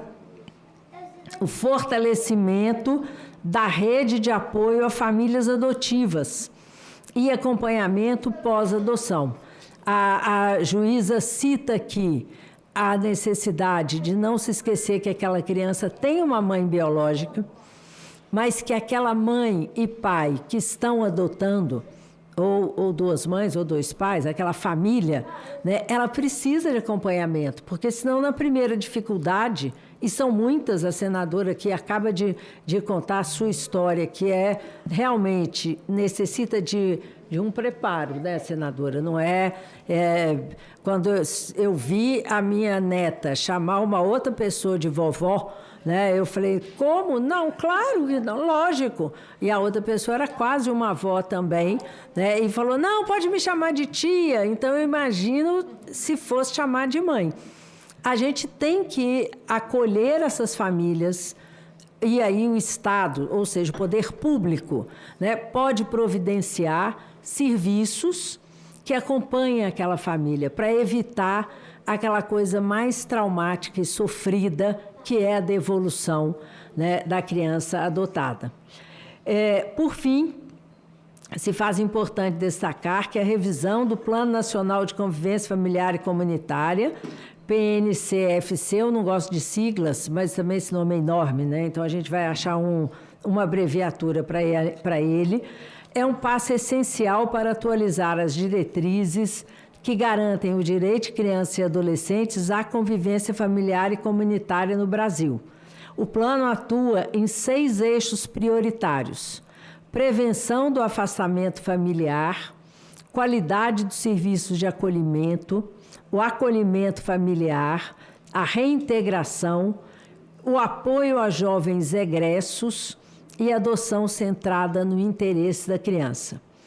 A atualização do plano vai fortalecer a rede de proteção e reafirmar a adoção como medida vinculada ao direito à convivência familiar, promovendo processos mais céleres, humanizados e baseados na escuta qualificada. A nova versão do plano está em fase final de elaboração, com ampla participação social, e deve ser apresentada em outubro deste ano ao CONANDA e ao Conselho Nacional da Assistência Social, o CNAS, representando um avanço na efetivação dos direitos de crianças e adolescentes. Tanto o CONANDA quanto a Secretaria A gente está sempre muito aberta ao diálogo, a escutar sugestões, né? O plano tem tido várias audiências e, caso alguém aqui se interesse, pode procurar, né, no site do Ministério, que tem uma aba ali, Conanda, onde vocês podem ter acesso. Eu agradeço muito a oportunidade e reforço que o Dia Nacional da Adoção vir imediatamente após o Dia Nacional de Combate à Violência Sexual contra Crianças e Adolescentes faz muito sentido, e nós temos que lutar também para que homens, geralmente mais velhos, parem de abusar e de violentar nossas crianças e adolescentes. Quando isso acontecer, a gente não vai ter mais a discussão, seja do aborto, seja da adoção, seja do acolhimento, nesses casos específicos. Muito obrigada. Obrigada, senadora. Obrigada, secretária. Pela delicadeza também de mudar meu tempo. Obrigada, secretária. E a gente quer lhe agradecer, lhe desejar, secretária, sucesso. Eu tive lá, não é fácil, especialmente porque o orçamento é deste tamanhinho, como fazer um grande trabalho, sucesso, estamos à sua disposição, mas a senhora traz aqui algo muito delicado, a adoção inclusiva. Quando a juíza mostrou o número de pretendentes, e quando ela mostra o número de pretendentes que não querem criança com deficiência, com doenças crônicas, com doenças raras, é quase que a maioria absoluta. E aí, Jorginho, vão todos para você. E são poucas instituições que ficam com crianças.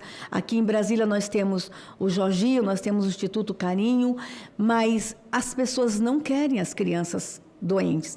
Eu já vi crianças serem devolvidas, secretária, que quando a família descobriu que era uma filha do crack, a mãe era uma craqueira, já estava no 9º bebê que ela jogava no abrigo. Quando a família descobriu, depois de todo o processo, que a mãe era uma craqueira, a família devolveu, porque é uma bomba biológica. Então, assim, crianças sendo devolvidas quando se descobre lá na frente que tem uma doença crônica, ou uma doença hereditária. Então, é muito delicado. E a juíza também trouxe, doutora, e a senhora falou aqui, secretária, a adoção de irmãos. Como é difícil levar para casa 4 crianças. Mas a gente precisa falar sobre isso. Essas crianças também têm direito a um lar e direito de convívio com seus irmãos. Então, nós estamos diante de grandes desafios. E a secretária traz também a família acolhedora. Vamos ter que falar mais sobre família acolhedora. Você que está nos assistindo, que chegou agora, que ligou a TV, você não pode adotar, não pode por muito tempo adotar, você deve ter um plano de carreira, vai sair do Brasil, mas você pode ser uma família acolhedora. Procura na sua cidade, os prefeitos têm que desenvolver mais a política, na sua cidade o programa Família Acolhedora. Você pode ficar um período com essa criança até o processo de adoção dela ser resolvido, mas a sua casa, com certeza, é melhor que um abrigo. Seja uma família acolhedora.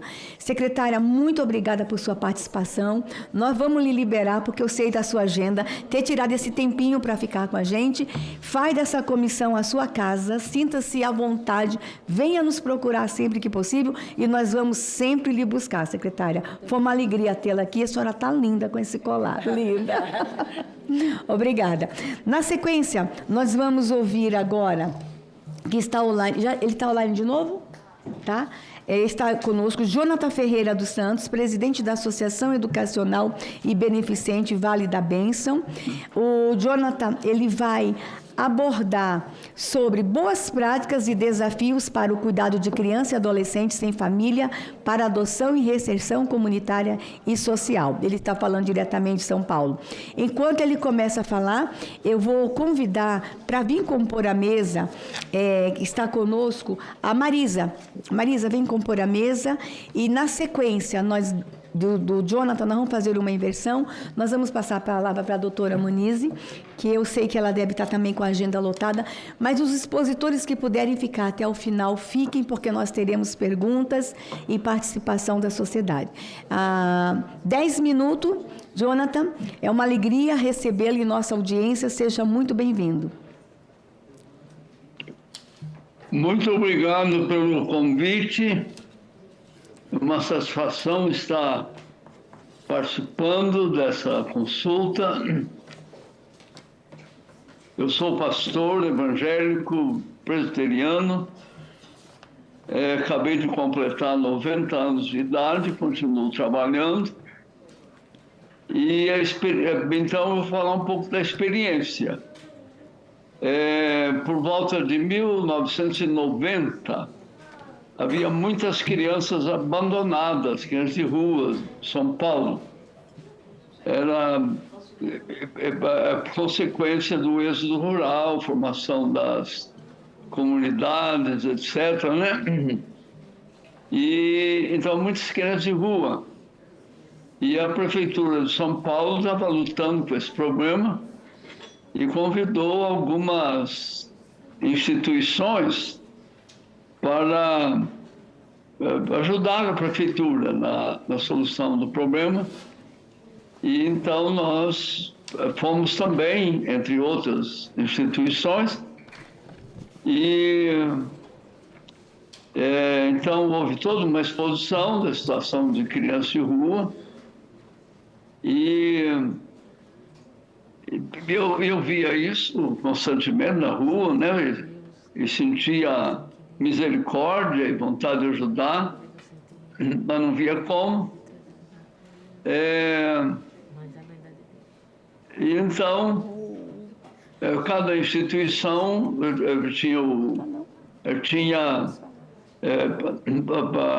escolhia o tipo de programa que ia instituir. Não havia verba municipal. Era a própria instituição conseguindo recursos, etc., né, para fazer. Então, eu fiquei pensando o que podia fazer, e então apresentei para o nosso grupo a possibilidade de a gente conseguir uma casa, alugar uma casa na região da Lapa, São Paulo, onde havia muitas crianças na rua e muitas até comendo restos, né, de lixo, etc. Era uma situação terrível. Então eu ofereci esse plano de alugarmos uma casa ali nas imediações da estação ali, que hoje é estrada de ferro, é metrô, etc. E fazermos um refeitório para essas crianças. E precisávamos de gente para ajudar a pagar o aluguel da casa, precisávamos de gente para fornecer comida, de voluntários para vir preparar comida, cuidar das crianças. Mas deu certo. Assim que nós começamos, então vocês podem imaginar que a clientela cresceu rapidamente, tínhamos muitas crianças, e a gente oferecia um almoço, pelo menos uma refeição. Mas então o programa... E aí no contato com essas crianças fomos percebendo outras necessidades. Começamos a arrumar, voluntário para cortar cabelo, cortar unha, roupa, então dar banho nas crianças, colocar outra roupa, etc. A roupa que vinha tinha que colocar no lixo, enfim, tudo isso. E o programa foi aumentando, e vimos que algumas crianças, estado mais complicado, a gente via colocar a segunda possibilidade, seria alugar mais uma casa e então oferecer abrigo, a criança vir morar nessa casa. Na época as leis não eram tão exigentes, então a gente podia ir fazendo aquilo que conseguia fazer. E então desse trabalho surgiu um projeto que se chama Cidade da Criança. A nossa instituição é numa área grande, num pequeno município chamado Araçariguama, que fica assim, quase na Grande São Paulo. Na verdade, termina a Grande São Paulo, aí vem o nosso município. E então começamos a construir casas-lar dentro desse projeto. E o projeto tomou corpo e propusemos construir 32 casas-lar, 12 crianças em cada casa, a mãe social e toda uma estrutura em volta.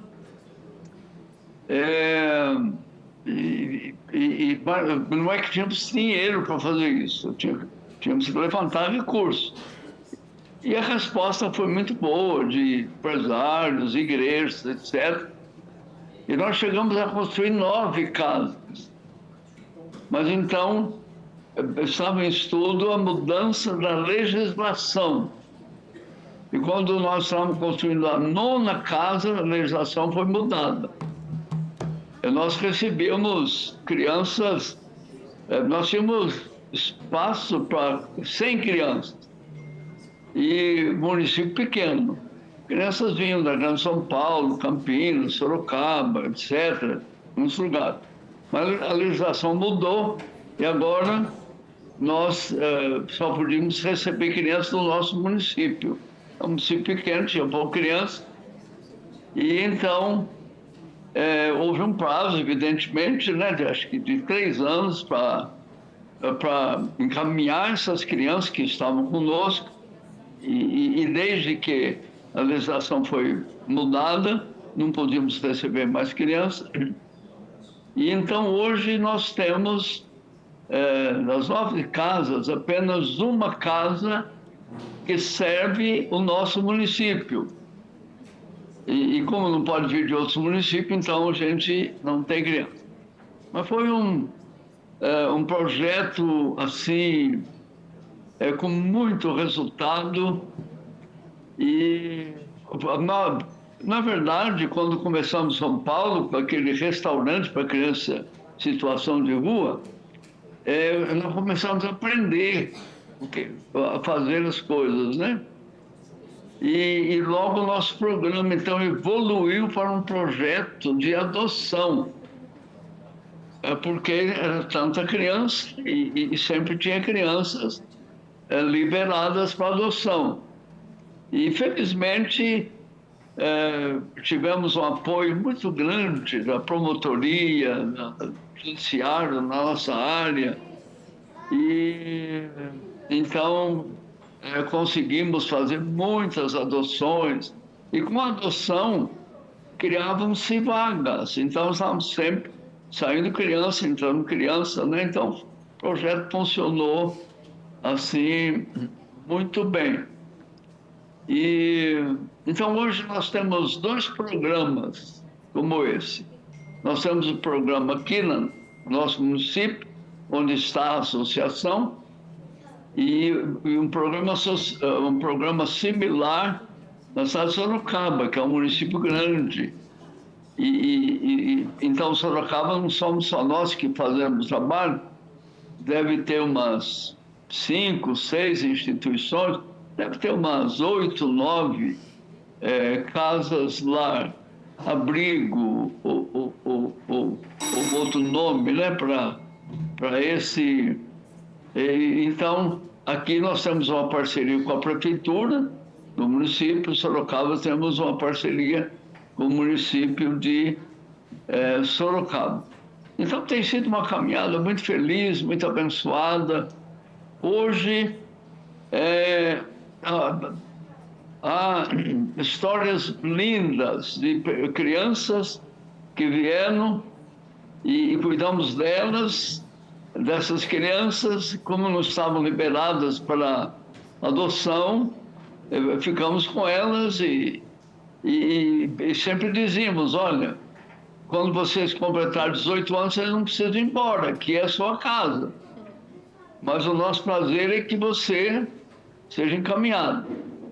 E hoje, então, temos advogados que passaram por aqui, temos empresários, temos, assim, uma variedade, um número muito grande de crianças que passaram por esse programa, foram encaminhadas, muitas adoções, não só para o Brasil, mas para o exterior. E então, meu tempo deu para dizer a nossa experiência. E eu quero ser pontual aqui do tempo, né?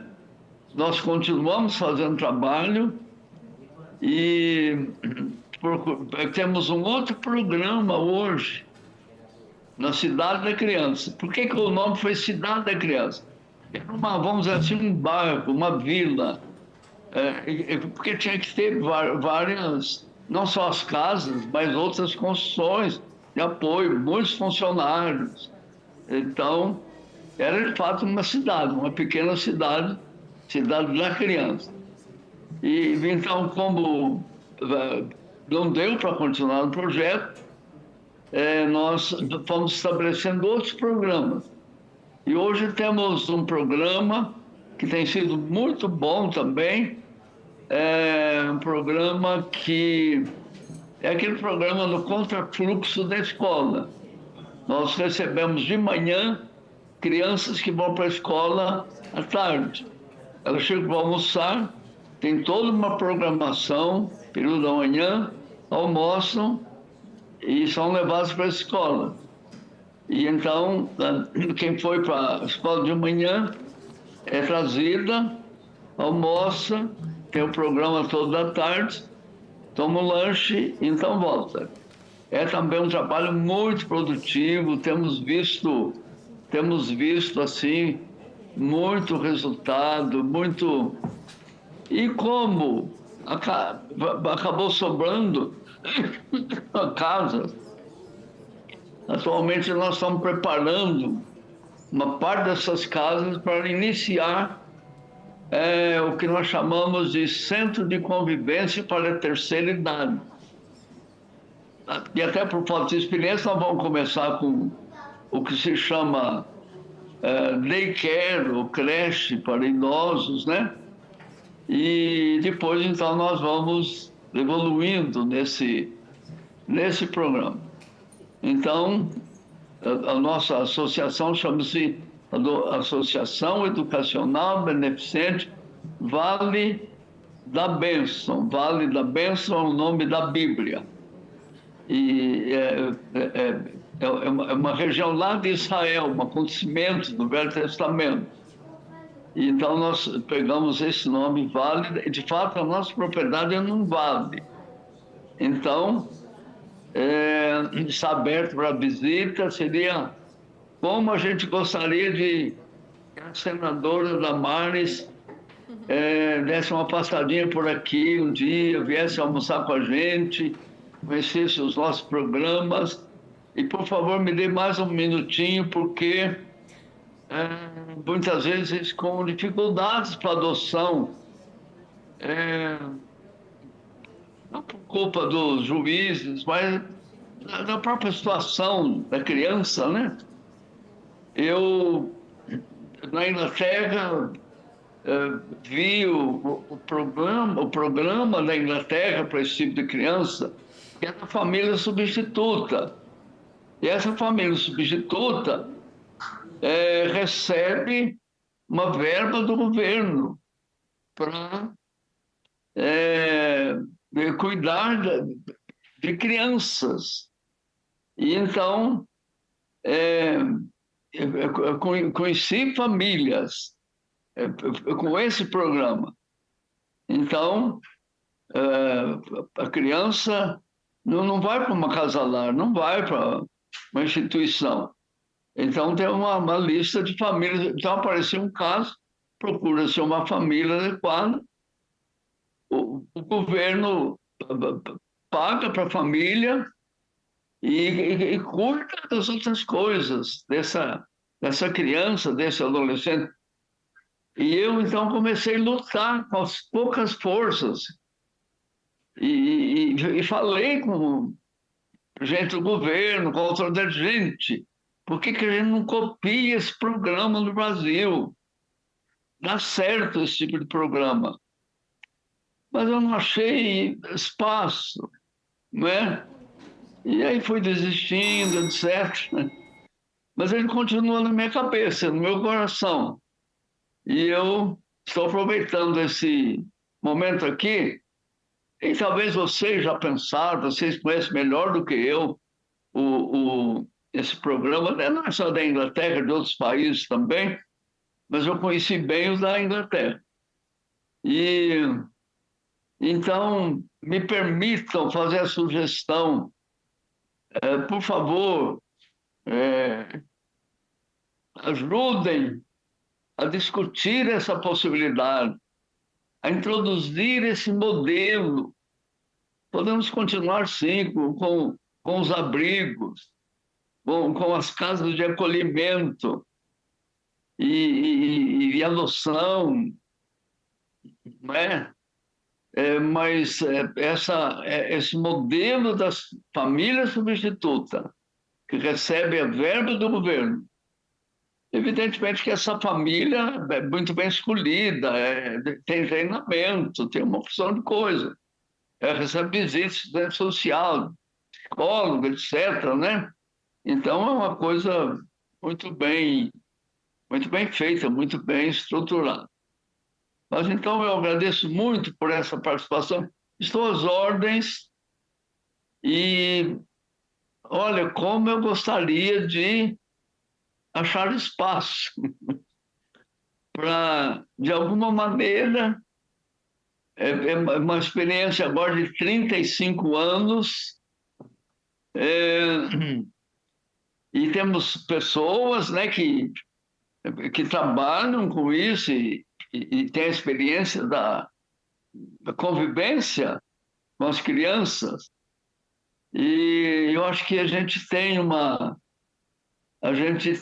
contribuição, uma contribuição prática, de como podemos ampliar os nossos modelos, né, de prestação de serviço nessa área. Muito obrigado. Obrigado, pastor Jonathan. O senhor encantou todos nós com seu sorriso, com seu jeito lindo. Ele tem uma cidade da criança. A gente achava que Jorginho tinha muito por ter uma vila, Jorginho. Ele tem uma cidade da criança. E o convite está aceito. Na primeira oportunidade, eu vou conhecer a cidade da criança. Lembrando, gente, que nós falamos que a vida das crianças em abrigo não são fáceis, mas a gente encontra abrigos incríveis no Brasil. Incríveis. Nós encontramos pessoas como o pastor Jonathan. Gente, dá vontade de chamar ele de vô, não dá? De abraçar ele, de levar para casa. A gente encontra pessoas igual o pastor Jonathan, igual o Jorginho, o pessoal do Nosso Lar, tantas instituições que se dedicam às crianças. Parabéns, pastor. E nós vamos procurar conhecer essa experiência que o senhor falou que na Inglaterra. E vamos ver, as boas práticas precisam ser compartilhadas. Obrigada, pastor, que Deus o abençoe. 90 anos, gente, cuidando de criança. É uma inspiração para todos nós. Registro a presença no plenário também da ex-ministra da Mulher, Família e Direitos Humanos, a doutora Cristiane Brito. Vamos agora, com muita alegria, ouvir a doutora Monize da Silva Freitas Marques, juiz auxiliar da Corregedoria da Justiça do Distrito Federal e dos Territórios. A doutora Monize vai falar sobre boas práticas e desafios da adoção internacional de crianças e adolescentes. Doutora, como a senhora vai falar em nome do Judiciário? Está chegando muita pergunta pela internet, mas tem uma aqui que eu vou deixar ela solta. Se a senhora não quiser, não precisa responder, mas nós temos 3 pessoas do Judiciário aqui. Quando a gente fala de adoção, a gente lembra muito da criança pobre, vulnerável e que vai para um lar melhor. Mas a pergunta que veio aqui, ela é totalmente diferente. É aquela criança rica, Olha só, é uma criança rica que foi abusada, que foi maltratada e a família perdeu o pátrio poder. A pergunta é, quando ocorre a perda do poder familiar, o adolescente torna-se responsabilidade do Estado, perdendo os vínculos legais e afetivos com a família biológica, assim como os direitos hereditários e previdenciários que antes possuía. Como proceder nesses casos para que esses jovens egressos do serviço de acolhimento tenham seus direitos patrimoniais, hereditários, garantidos? Sabe que é uma pergunta que eu nunca me fiz? Então, fica aqui as 3 do Judiciário, se depois puderem responder. Mas vamos ouvir agora a doutora Monize sobre boas práticas e desafios da adoção internacional de crianças e adolescentes. Bom dia. Quero agradecer novamente a oportunidade de estar aqui, senadora. Já tive a honra de compartilhar a mesa com Vossa Excelência em outras oportunidades, assim como a doutora Cristiane, que é uma grande parceira na proteção de direitos humanos. Me sinto muito honrada de estar aqui, ainda mais por contar com a participação de outros colegas do Judiciário, porque um dos aspectos mais importantes quando a gente pensa em adoção é justamente o fato de que nós não seríamos capazes de promover a dignidade da infância e da adolescência se não for em rede. Então, mesas como essa, que contemplam diversas áreas de atuação, já reforçam esse posicionamento de que a gente precisa estar juntos, de mão dadas, com a sociedade civil, com o legislativo, com o judiciário, com o executivo, como a doutora Maria estava aqui conosco, para que a gente possa fazer a diferença para essa geração e para as próximas também. Eu gostaria muito de iniciar minha fala fazendo um destaque para o fato de que todos nós somos filhos por adoção, inclusive os biológicos, precisam ser adotados. Quando a gente pensa assim, a gente desmistifica muito, porque as crianças que estão sendo hoje designadas para adoção não foram adotadas por seus pais biológicos, né? Então, de fato, amar é uma escolha, não é um sentimento, não é uma emoção, não é algo fluido, é uma decisão. E quando a gente adota, nós estamos decidindo por amar, inclusive os filhos que saem dos nossos ventres, né? Por isso a gente acredita que a adoção é um direito também das pessoas que amam e também das crianças em todos os lugares onde estão. Por isso que Vossa Excelência tem tantos filhos que a senhora decidiu amar, né? E quantas outras pessoas estão aqui que decidiram assumir essa responsabilidade, assumiram esse processo de carinho. A história do Jorginho diz muito sobre isso. Jorginho atua na proteção das pessoas idosas há mais de 15 anos, como coordenadora da Central Judicial da Pessoa Idosa. Nós temos muitas reflexões a respeito disso, de, entre aspas, adotar as pessoas que envelhecem sozinhas, porque a solidão é um dos maiores problemas das pessoas que envelhecem. E ao contrário das crianças que ainda têm alguma perspectiva de vida, de encontrar uma família, de se desenvolverem profissionalmente, a pessoa idosa não tem essa perspectiva. Então, de fato, em uma sociedade que a gente designa a pessoa a envelhecer sozinha, nós retiramos 7 anos da capacidade de vida dessa pessoa, da expectativa de vida dessa pessoa, né, segundo pesquisas recentes. Então, iniciativas como a sua, de novo, reforçam que amar é uma decisão e que todos nós somos filhos por adoção. Então, queria iniciar registrando esse aspecto. Nós passamos aqui por uma mesa de muitas reflexões. Doutora Karina trouxe uma pergunta interessante, qual é a minha motivação? Na adoção internacional, a gente ainda tem outras reflexões, porque além de eu percrustar qual é a minha motivação, eu preciso fazer a adaptação desse processo de afeto, de escolha, para um outro contexto social. Então, na adoção internacional, nós buscamos fazer a adaptação dessa criança a uma nova cultura, a uma nova língua, a uma perspectiva completamente diferente, e isso nos faz aprofundar ainda mais na perspectiva de que eu não posso coisificar a criança e o adolescente, né? Então, às vezes, quando a gente percebe um descompasso entre o número de pretendentes e o número de crianças disponíveis para adoção, a gente percebe que nós ainda estamos coisificando, né? Buscando perfis específicos para atender naquela prateleira aquela que encaixa melhor as minhas expectativas em relação à maternidade. Então, como a senadora falou, né, do bebê reborn, não é o caso da vida real.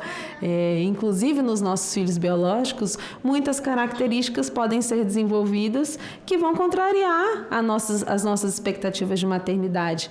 Um momento específico da vida, algumas escolhas, então isso precisa ser considerado a fundo. E aí, quando a gente vai levar em consideração a adoção internacional, nós precisamos reforçar alguns outros números e algumas outras características. Eu trouxe aqui algumas a respeito da nossa CDJA.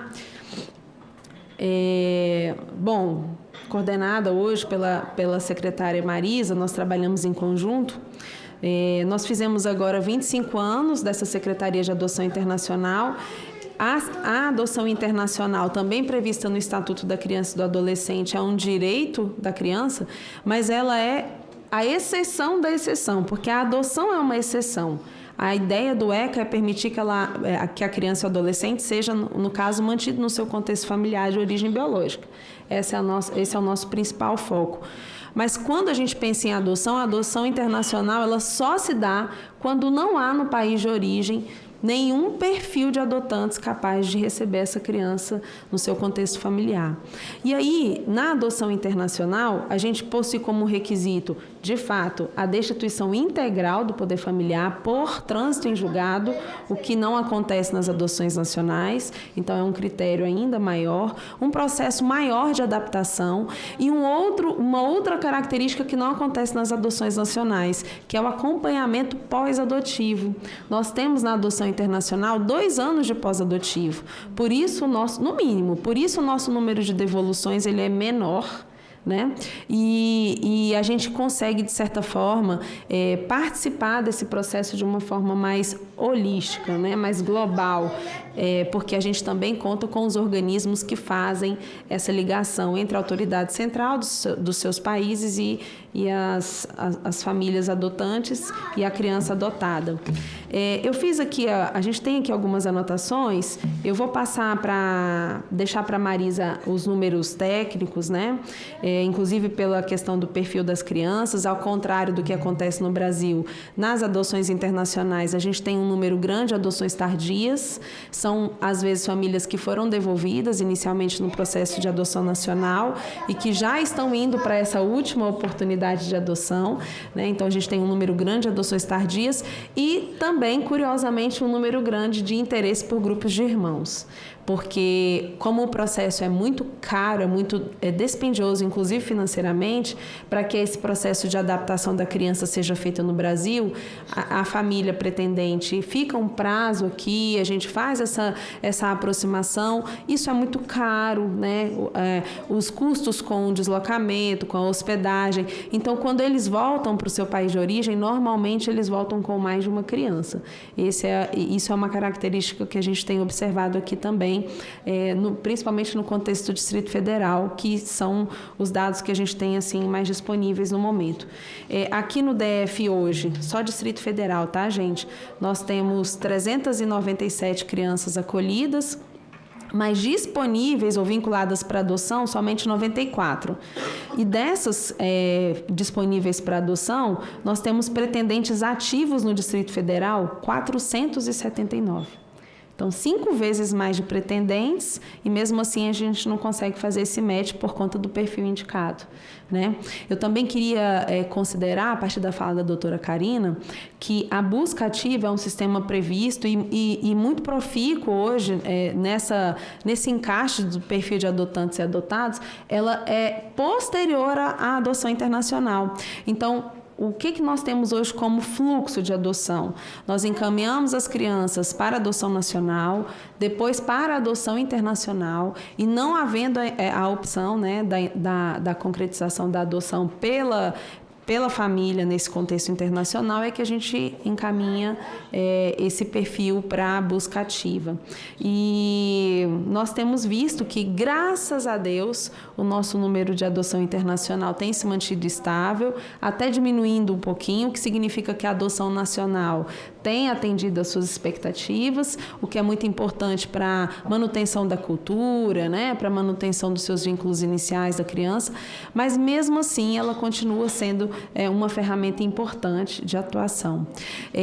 Só queria destacar, por fim, que na adoção internacional nós temos também um critério bastante profícuo de busca às origens.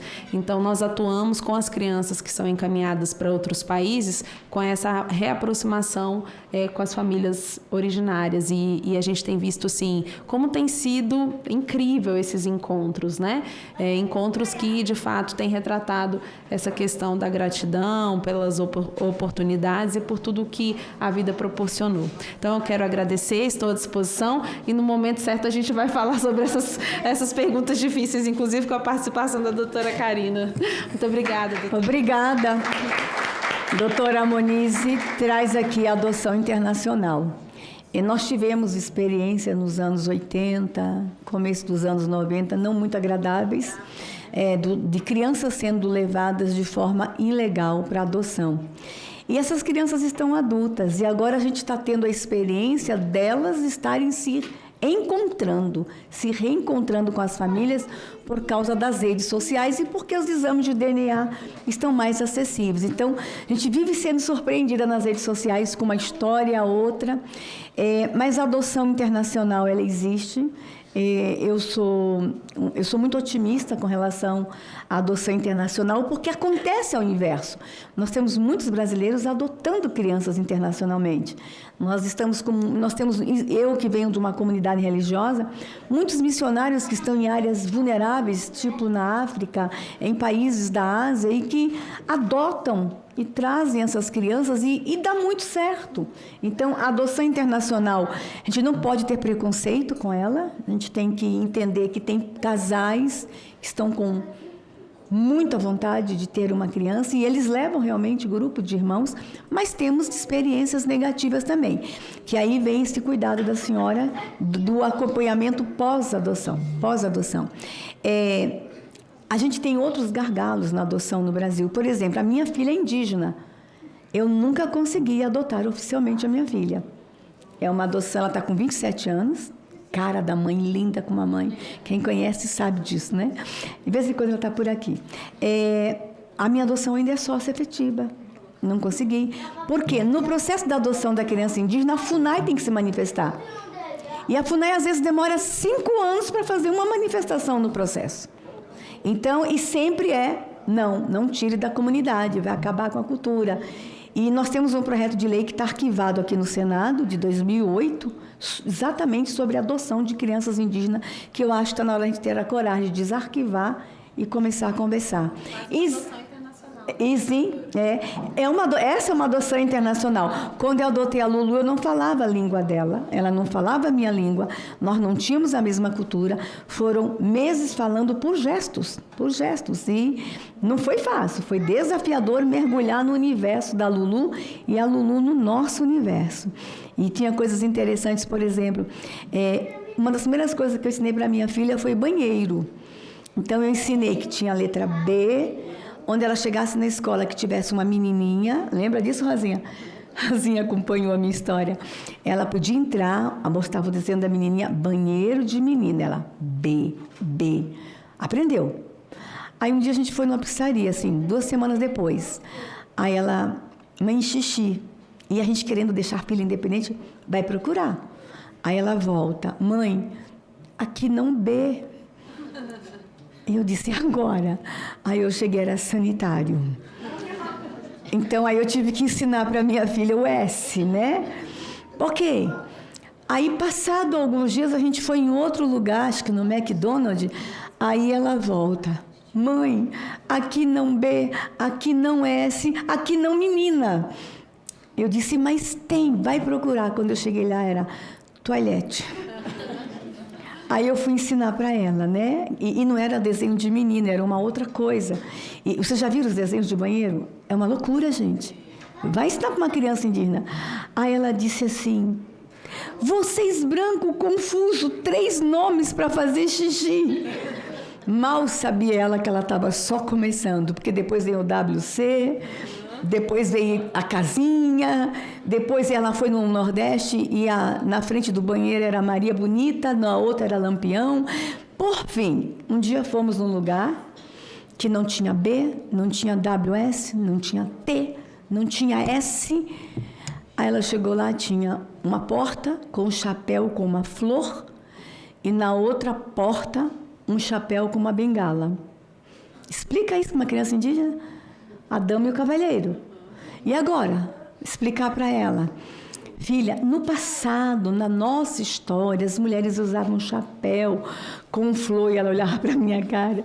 Depois, os homens usavam chapéu e bengala, era chique. Ela fez, mas quem faz xixi com chapéu? Então, assim, eu tive meus desafios internacionais e interculturais, mas a adoção, ela é desafiadora. Que diga o Fred, que está aqui ali tentando conter o Ian, que o Ian quer ficar até o final da audiência, já veio aqui me convidar, você vai almoçar comigo hoje? Nós vamos almoçar, gente. Vamos agora na sequência, porque é uma sequência do tema Boas Práticas e Desafios da Adoção Internacional. Vamos ouvir a doutora Maria Moraes. As outras 2 convidadas disseram que estão bem à vontade, pode ficar até o final. Então, nós vamos ouvir a doutora Maria Moraes Verri, né? Boas Práticas e Desafios da Adoção Internacional. Bem-vinda, doutora. Obrigada. Bom dia a todos e a todas. E muito obrigada, senadora, pelo convite, né? À Comissão Distrital Judiciária de Adoção para estar compondo essa mesa. Eu gostaria só complementar a fala da doutora Muniz, dizendo que na adoção internacional, um ponto que aqui foi tratado, que é a questão da preparação. A gente trabalha, como a doutora Muniz falou, em parceria com os organismos credenciados, que são hoje no Brasil 9 organismos e trabalhamos com 4 países, Estados Unidos, França, Itália e Espanha. Então, esses organismos, eles fazem a ponte entre o Brasil e os países, né, de acolhida dessas crianças. E tem também diversos outros países que a gente tem que falar de uma questão muito importante, que é a Convenção de Haia. Quando a gente disse da questão da segurança em relação à adoção internacional, acontecia antes da Convenção de Haia, né? Então, a Convenção de Haia é de 1993, onde ela vem para garantir todos os direitos dessas crianças e adolescentes, quando chegam nos países de acolhida, de terem a cidadania daquele país. Tem países que, assim que a criança chega no solo daquele país, ela já tem a cidadania garantida, tem países que vai se acompanhando e depois que se concede a cidadania para aquela criança ou adolescente. Então, com esses organismos, se atua no sentido de preparar essas crianças e preparar os pretendentes. Então, o que é a grande diferenciação hoje da adoção internacional é esse trabalho de preparação. Ele é feito nos países lá de acolhida, por meio desses organismos credenciados.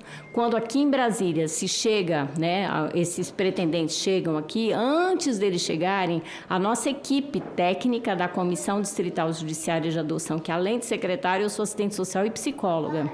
Então, o que a gente faz? A gente faz a preparação dessas crianças dentro das instituições de acolhimento. Então, a gente fica cerca de 2 a 3 meses com essas crianças antes da chegada dos pretendentes. E aí se faz uma possibilidade de aproximação entre essas crianças, adolescentes e seus pretendentes online. Então, eles vão conhecendo esses pretendentes e se aproximando, entendendo como é que são os gostos deles e eles também com as crianças, como é que é o clima, como é que é a comida, tem escola, como é que é essa escola? Então, eles vão perguntando coisas para esses pretendentes para que a gente possa fazer essa aproximação acontecer. E, além disso, a gente trabalha com a questão da história de vida dessas crianças, que realmente a gente tem que respeitar. Se a gente não revisita essas histórias, a gente não consegue uma vinculação com tranquilidade. Então, eu, recentemente no evento, passei aquele filme lá do Avatar. Lembra daquela cena onde ele vai montar naquele bicho voador, né? E aí ele só consegue montar quando o animal percebe que há uma conexão. Eles lutam, e aí quando ele diz, para, chega, vamos nos acalmar. Às vezes acontece assim dentro do estágio de convivência. Então, essa família chega, ela é preparada, a criança é preparada, sabe quem é, e aí no estágio de convivência, a equipe nossa técnica participa de todo o acompanhamento do estágio de convivência. E durante esse acompanhamento, então, às vezes a gente enfrenta essas batalhas, assim, né? Porque as crianças querem muito uma família, e essa família quer muito os seus filhos, mas às vezes eles não sabem como isso vai acontecer. E aí, com o apoio, a gente vai, na verdade, trazendo informações daquilo que vem acontecendo, quais são as mensagens que essas crianças passam durante o estágio. E é esse o trabalho que a gente faz. Então, uma grande diferença, né, da adoção internacional é que a gente faz toda essa preparação e isso faz toda a diferença numa adoção. Porque a gente realmente revisita, diz adeus para essa família biológica, sem desrespeitar e sem tirar ela daquela história. Então, a gente diz o tchau, o adeus para o pai e para a mãe, mas sem fazer com que eles deixem de existir dentro daquela criança. Então, é o respeito a essa família biológica. Então, é um pouco desse trabalho que a gente vem desenvolvendo aqui no Distrito Federal. Essa questão que a doutora trouxe de busca às origens, a gente trabalha não só com o levantamento de informações quando solicitados, mas também com a aproximação, que é uma outra questão. Às vezes, o filho quer conhecer quem é essa família biológica, mas é preciso que a família biológica também queira conhecê-lo. Então, às vezes, o que acontece? Existe muito pedido de perdão dessa mãe que entrega, né? Geralmente são as mães, né? E aí a gente então faz essa aproximação para que haja um ressignificado dessa história de vida dessa criança que foi adotada. E aí acontece quando eles já estão adultos e nos procuram. A gente tinha um vídeo para passar, não sei, acho que senão a gente vai esgotar, dá tempo? E eu vou pedir então para colocar.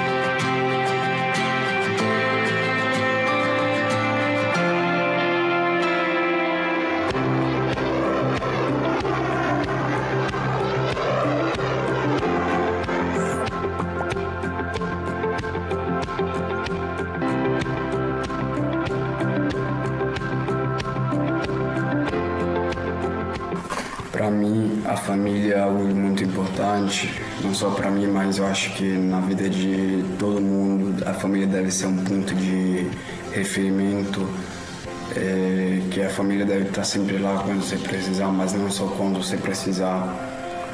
Eu acho que isso é um princípio da vida.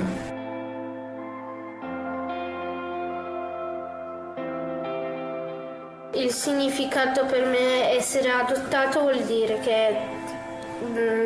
che nella mia infanzia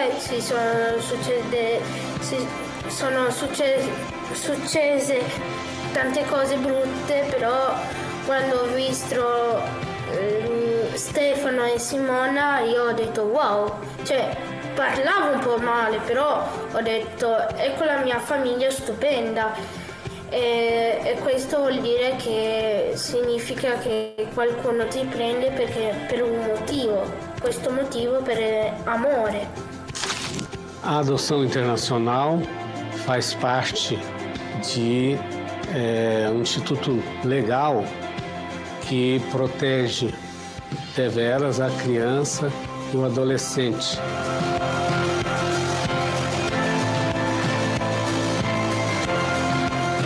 La nostra storia di coppia parte già con la consapevolezza che non avremmo potuto avere figli biologici se non eventualmente con una fecondazione assistita.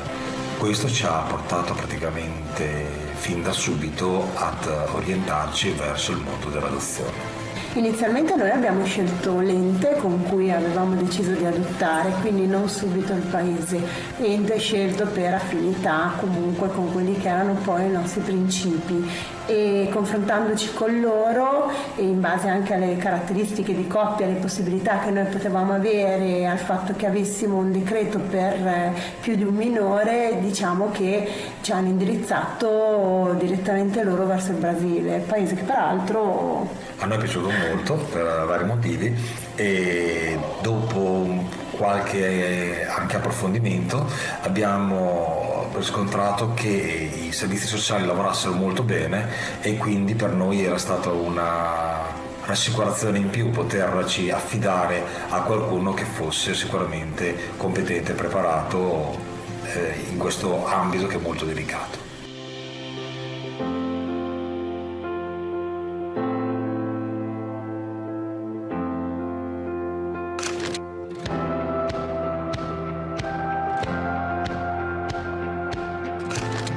Não, ela não tira a oportunidade das famílias nacionais porque ela é uma segunda opção para as crianças que não foram encontradas em um perfil de adotantes aqui no Brasil. Então, a nossa primeira busca é por famílias nacionais, né? Até mesmo para que a criança seja resguardada no que se refere ao seu idioma, à sua cultura. E não havendo encaixe nessas famílias, não encontrando-se uma criança com o perfil das famílias que desejam adotar, é que a gente faz a designação para adoção internacional. É importante dizer também que essas crianças que são encaminhadas para adoção internacional, elas têm um requisito ainda mais exigente, que é o fato de ter sentença que retira o poder familiar com o trânsito em julgado. Aparentemente, se comparado ao número de adoções nacionais, a gente fala de um número realmente reduzido, mas é justamente para que essas crianças sejam protegidas no seu processo de adaptação na família substituta. Então, por isso a gente procura avaliar a questão cultural, a questão do idioma e também da permanência no grupo de irmãos. Justamente por isso é um número reduzido, mas bastante significativo. Os países que mais adotaram no Brasil são a Itália, os Estados Unidos e a França. A Itália é o país mais recorrente em relação à adoção por conta de questões fonéticas e culturais também. Eles entendem que as crianças brasileiras são bastante resilientes e conseguem se adaptar à cultura italiana com mais facilidade.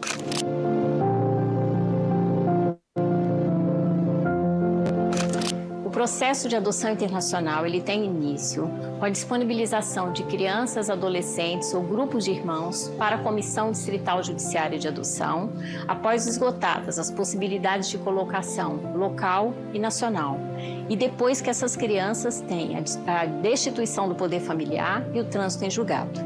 A equipe começa a conhecer essa criança de perto, então ela vai à instituição de acolhimento, para que essa aproximação aconteça e essa criança, esse adolescente, esse grupo de irmãos, eles possam estar desenvolvendo todo um processo de confiança com a equipe que será fundamental para o desenvolvimento do vínculo lá na frente com a sua família substituta estrangeira. Não se começa falando que é uma adoção internacional, se começa falando que é uma adoção, que foi encontrada família para eles. E aí então esse trabalho começa a aproximar a realidade dessas crianças com a realidade dessa família substituta. Todo o trabalho é feito no sentido de que eles entendam que é preciso, primeiro, a gente conhecer a história dessa família biológica, as vivências que essas crianças e adolescentes tiveram dentro das suas famílias de origem, para que depois disso a gente comece a trabalhar com as questões da adoção. Essa criança, ela vai aos poucos, e adolescente, entendendo esse contexto, depois que ela é apresentada para a possibilidade de adoção internacional. Que cultura é essa? Que língua é falada? Como é que é esse país? Como é que é o clima? Como é que é a alimentação? Quais são os costumes? O que eu vou viver nesse lugar, E aí, então, ela começa a conhecer uma nova realidade possível para um futuro. Essa família, ao mesmo tempo, ela conhece a realidade brasileira também. Então, ela começa a estudar um pouco sobre o Brasil, onde essa criança vive, conhecer um pouco dessa história dessa criança, como é que ela vive nessa instituição de acolhimento. Então, tem uma aproximação muito paralela entre a equipe da Secretaria Executiva e a equipe da instituição de acolhimento para que se possa fazer todo um apanhado e uma aproximação para que essa criança se sinta segura e confiante desse processo de adoção internacional. Esse trabalho todo de preparação envolve tanto a preparação das crianças quanto dessa família substituta E ocorre em momentos depois na frente de encontros virtuais, aonde essa criança se aproxima e esse adolescente da família substituta estrangeira virtualmente, para criar uma aproximação, uma confiança e começar a construção do vínculo antes da chegada dessa família ao Brasil.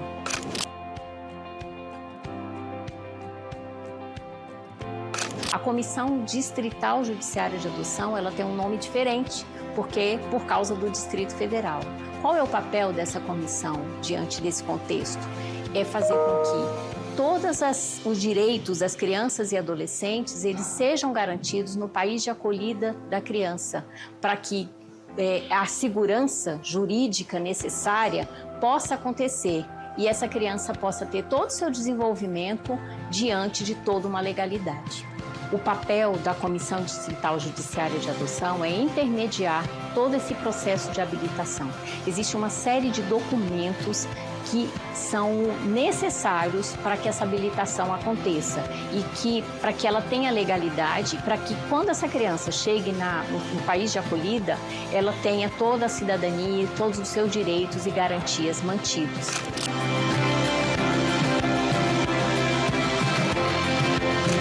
Hoje no Brasil, existem 11 organismos internacionais credenciados para adoção internacional. Dentre esses, tem 4 países que atuam no Brasil: a Espanha, Estados Unidos, Itália e França. Esses países, esses organismos, eles têm um papel fundamental de intermediar essas adoções internacionais. Então, eles colaboram de forma muito grandiosa na intermediação dessas adoções. Quando eles não acontecem, né, não existem, aí a adoção tem que acontecer de uma forma direta, de autoridade central para autoridade central. E os organismos também colaboram no processo de preparação dos adotantes, para que eles possam estar, antes da chegada e antes da entrada da equipe técnica da Secretaria Executiva, eles já têm acesso a uma série de conteúdos e de vivências que farão parte de todo o processo.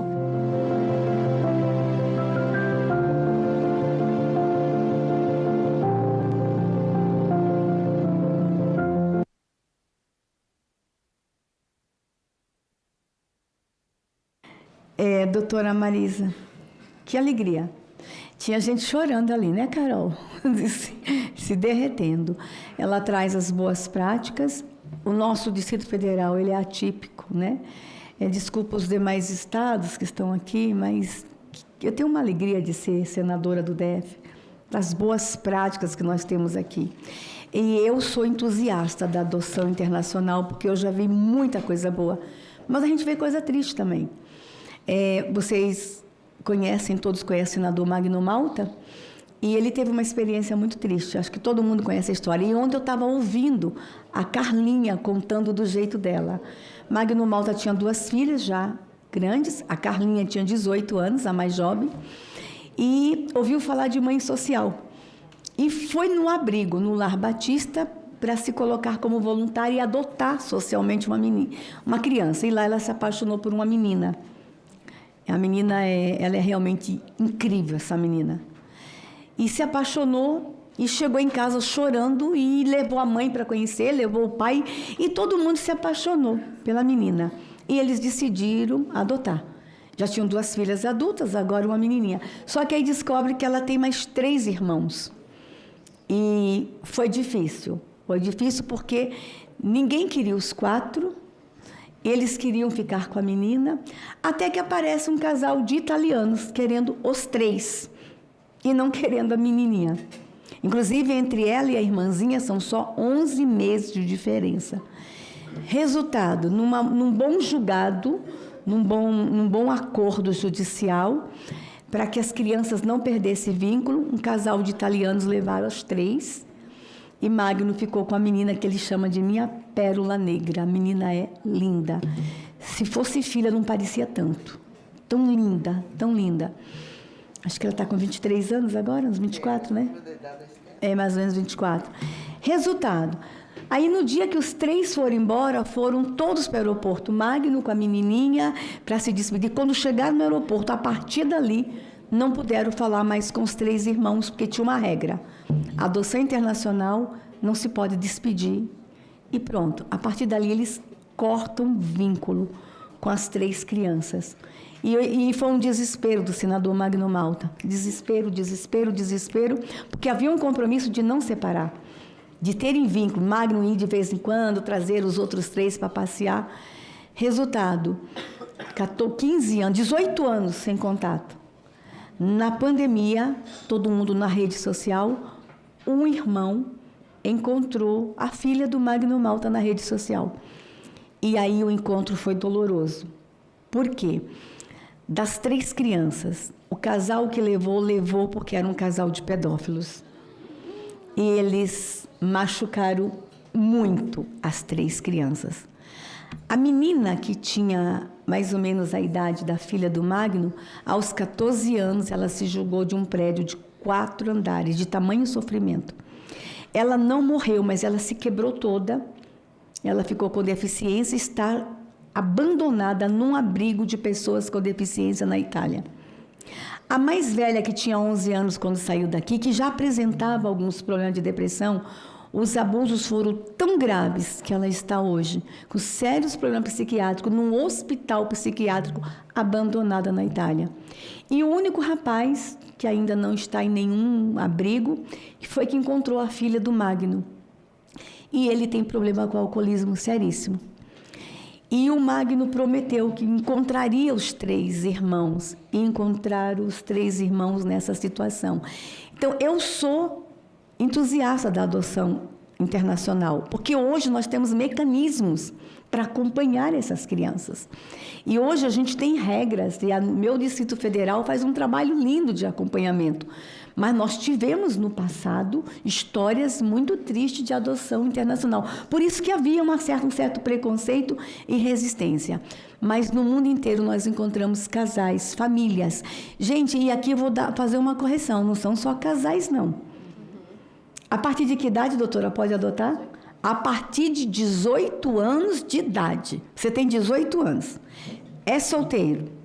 Quer adotar? Você pode adotar. Tá? Então, assim, não há nenhuma exigência que seja um casal. Tá ouvindo aí, meus assessores, que não têm filhos ainda, tá? A partir de 18 anos, você pode adotar. Só tem uma exigência. Tem que ter, no mínimo, 16 anos de idade entre você e o adotante, tá? Então, bora adotar. Eu quero cumprimentar meu assessor Ezequiel. E por que eu fiz questão de dizer? O Ezequiel adotou 2 meninas quando ainda solteiro. Quando ele encontrou a atual esposa, e tem 2 filhos já jovens com a atual esposa, ele já tinha 2 filhas solteiro. Então, fica aqui a motivação: os jovens solteiros, os divorciados, os viúvos, as viúvas, adotem. Adotar muda a nossa vida. Na sequência, vamos ouvir Rosinha, ex-deputada federal, ex-secretária nacional. Então, tá bom. Então, vamos fazer uma inversão. Ela quer mostrar o Ian foi comer chocolate. Nós vamos ouvir, então, Sandra Amaral, do Grupo de Apoio à Adoção, De Volta para Casa, mãe adotiva, vó adotiva, agora está me mostrando, tia adotiva, a família toda dela adota. Sandra, esse grupo ele é de Divinópolis, mas ela faz parte de uma rede nacional, essa rede de grupos de apoio à adoção. Sandra Amaral, é uma honra te receber na nossa audiência. Obrigada, Damares. Eu quero te agradecer a oportunidade, dos grupos de adoção estarem aqui representando aquelas crianças que não podem ser vistas, não podem falar. Eu tinha 2 filhos biológicos, tenho 2 filhos biológicos e sempre tive vontade de ter uma filha. E eu não podia mais ter filhos. Então, eu entrei numa fila de adoção, aí comecei a ficar muito confusa com as coisas que eu ouvia. Primeiro, na minha cidade, que tinha que adotar só grupo de irmãos. Não podia adotar só um. Eu achava que você podia adotar só uma criança. Então, lá na época, tinha que adotar quem tivesse irmãos, todos os irmãos e tal. Eu fiquei interessada numa menina, mas como ela tinha outros irmãos, eu acho que a gente deve adotar com responsabilidade, com maturidade, por mais que você deseje Você tem que saber o que você dá conta ou não. Eu estava preparada para adotar uma criança, não mais crianças. Então, aquela criança não poderia ser minha, já que ela tinha que ir com os irmãos. E com isso eu comecei a ver as adoções internacionais na minha cidade. Me chamou muito a atenção. Aí eu fui buscar, na época, você fazia cadastro, não tinha nacional, você fazia cadastro em várias comarcas. Então, em várias comarcas que eu fui, eu sempre falei, eu quero adotar uma menina de 2 a 3 anos. Eu não queria mais de 3 anos, porque eu queria uma criança pequena, mas não queria bebê, porque eu já tinha passado as minhas experiências com bebê, porque eu já tinha tido os meus. E eu trabalhava muito na época, então o bebê me tomaria muito tempo e eu não queria. Então, eu sempre sabia muito o que eu queria. Aí a cidade vizinha, né, me chamou e tal. Eu adotei a minha filha sem conhecer. Acho que a gente não deve fazer isso, mas eu fiz. Eu adotei sem conhecer. Eu não quis conhecer ela, porque eu sabia que eu estava pronta para uma adoção. Aí, quando o moço do abrigo me ligou, ele foi falando como ela estava. Eu disse, não passe ela para ninguém. Eu não estava na cidade, mas eu vou buscar.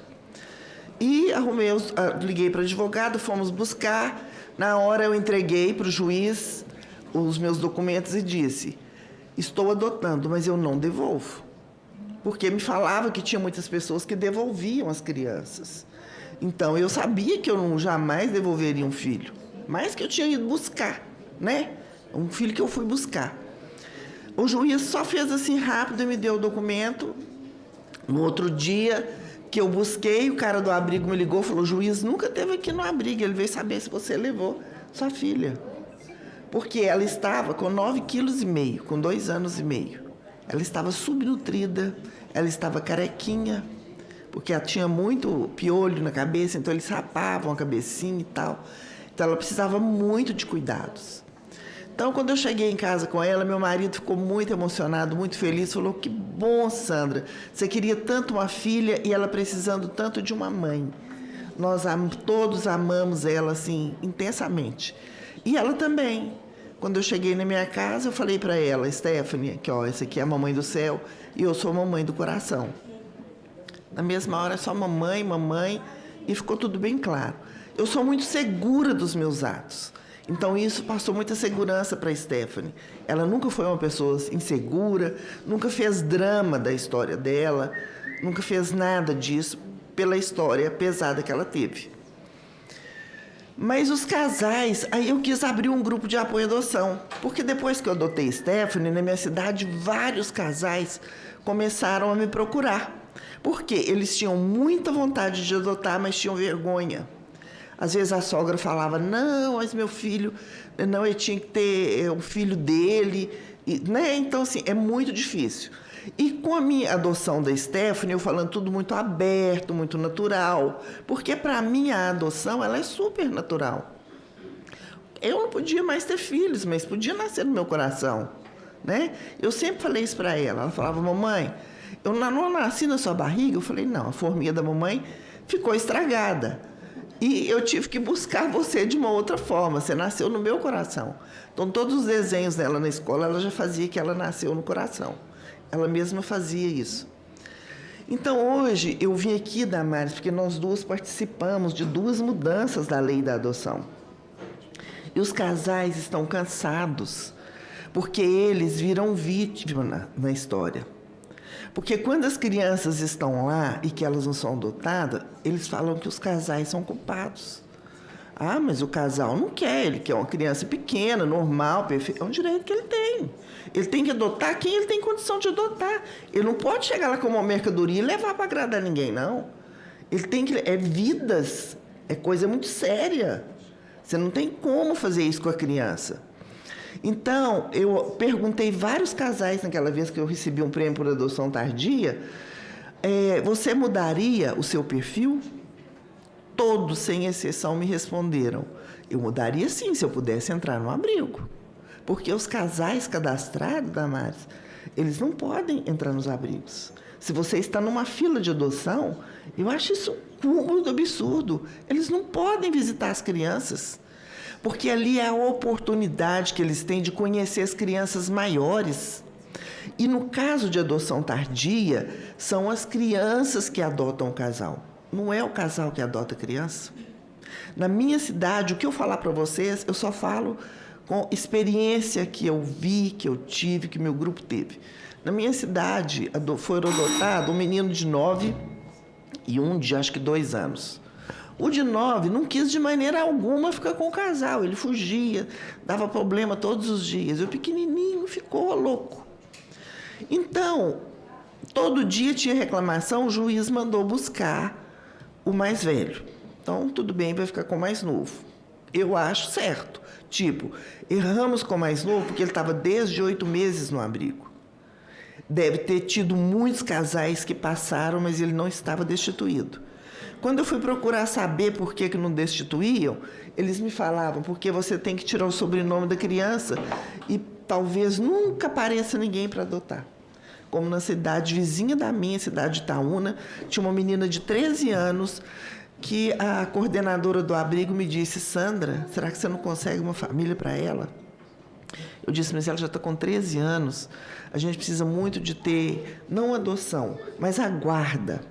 Às vezes o casal não quer adotar, mas ele quer ter a guarda da criança para que a criança possa viver em família, ter um estudo, ter o carinho de uma família. Se ela tiver com 18, 20, quiser ir embora, quiser estudar fora, vai ser como um filho biológico nosso que vai embora.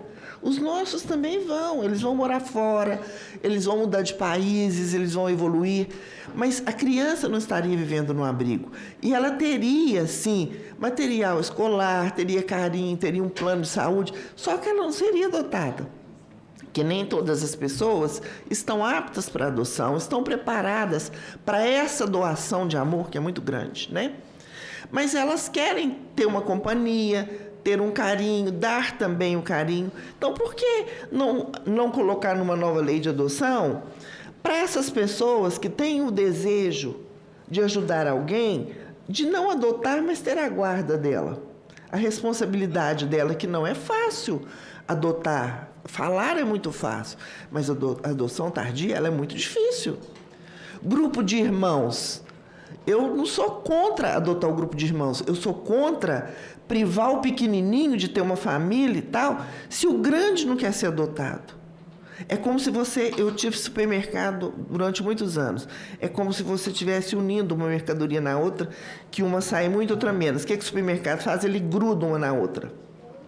Passa a fita com muita força. Então, para você levar isso, você tem que levar aquele encalhado.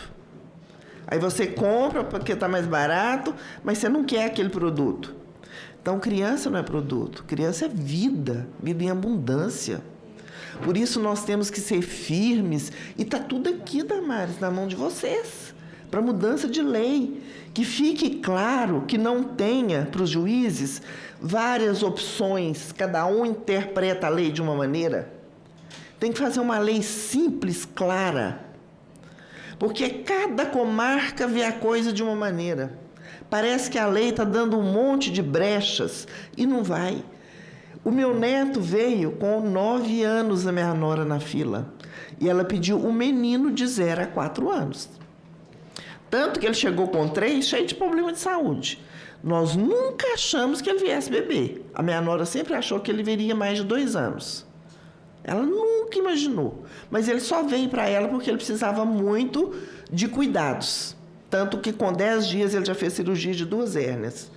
Ele tinha problema e tem até hoje asma. Com esse tempo ele está lá mal, ele teve broncoelite esses dias, teve bebezinho. Então, assim, cuidando do Pedro o tempo inteiro. Então, eu acho que nós temos que olhar, tem alguma coisa errada. Eu estou com uma amiga que falou para mim, vai lá e fala, eu tenho 6 anos que eu estou na fila, eu quero grupo de irmãos até 5 anos, que o mais velho tenha 5 anos. Não é possível que no Brasil inteiro não tenha esse menino para mim.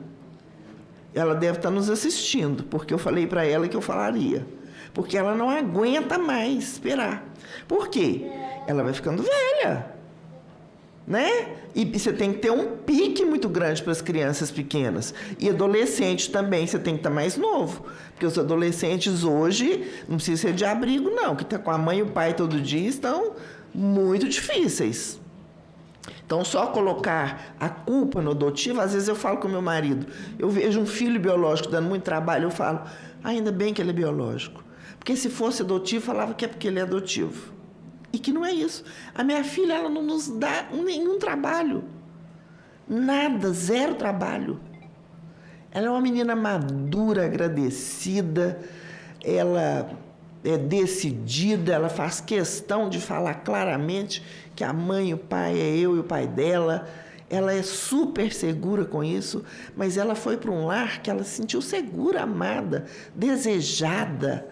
Ela viu que ela não tem diferença nenhum dos meus filhos, tudo que meus filhos tiveram, ela tem. Ela, para mim, ela só nasceu no meu coração, é minha filha.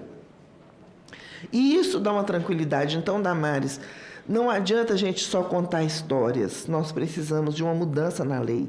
E a gente precisa de você, muito de você, Magno, Domingos, que sempre foi um parceiro, ele é da minha cidade, ele sempre foi um parceiro na causa da adoção, né?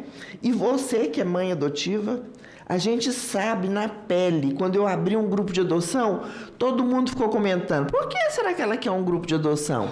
Será que ela vai fazer alguma coisa? Traficar ou alguma coisa com esses meninos? Ficou desconfiado, como se a gente estivesse cometendo um crime muito grande. Por quê? Eu falava abertamente de adoção, tranquilamente de adoção. Eu não via diferença nenhuma.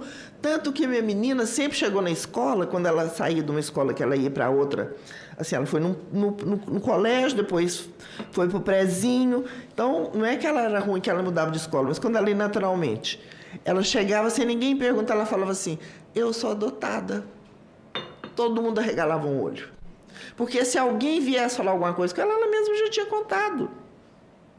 Eu sou adotada. Aí eu falava assim, Esther, por que você falou isso? Ué, mãe, porque eu sou adotada. Se alguém falar alguma coisa, eu mesma já falei primeiro. E o dia que um ficou chorando na escola, pequenos, e que os pais separaram, ela foi, abraçou ele e falou, não chora. Seu problema é muito pequeno, sabe por que eles separaram? Se minha mãe que nem me quis, me deu para outra, ainda bem que a outra me ama. Então, ela é muito segura, muito grata. Então, isso, os pais têm que estar seguros do que eles estão falando. Tem que ter uma lei transparente. Esses casais que estão na fila, eles precisam ser respeitados. São eles que vão mudar a história das crianças. São eles. E eles não têm culpa se eles não têm um preparo para adotar uma criança, adotar 4, adotar algum que tem problema sério, transtorno, tem problema seríssimo. Ele não tem culpa de não dar conta. Ele está sendo sincero. Eu não estou pronto, eu não dou conta. Então, ele não pode adotar essa criança. Ele tem que adotar uma criança que ele dá conta. Ele não pode trazer ela de volta. E não pode amarrar ele em outra criança e fazer com que a força, ele está doido para adotar e vai, como se fosse uma mercadoria. Gente, isso é amor. É muito amor envolvido na adoção, né? E não pode fazer isso com as crianças e nem com os casais. Os casais precisam ser respeitados. Nós todos precisamos muito desses casais. São eles que vão mudar a vida dessas crianças, escrever uma nova história. Minha filha hoje é médica veterinária. Ela está linda. Quem viu uma foto do dia que ela veio ver hoje, nunca falaria que é a mesma pessoa, nunca. Como ela, são vários, né, Damares? Então, eu fico muito agradecida e eu espero que hoje, comemorando o Dia Nacional da Adoção, nós todos, né, vamos fazer o compromisso de mudar essa lei para uma lei fácil, simples, objetiva e mudar a vida dessas crianças, respeitando esses casais que estão na fila, porque eles vão mudar a história dessas crianças. Eles precisam ser vistos de outras maneiras. Eles precisam ser ouvidos. O que eles mais querem é poder entrar nos abrigos. Agora, por que eles não podem entrar no abrigo? Outro caso que eu quero contar, que é de uma pessoa da cidade de Passos, isso há mais tempo. Cidade de Passos, em Minas, não tinha abrigo, porque tinha menos de 100 mil habitantes. Na época, quem tinha menos de 100 mil habitantes não era obrigado a ter um abrigo. Tinha família acolhedora.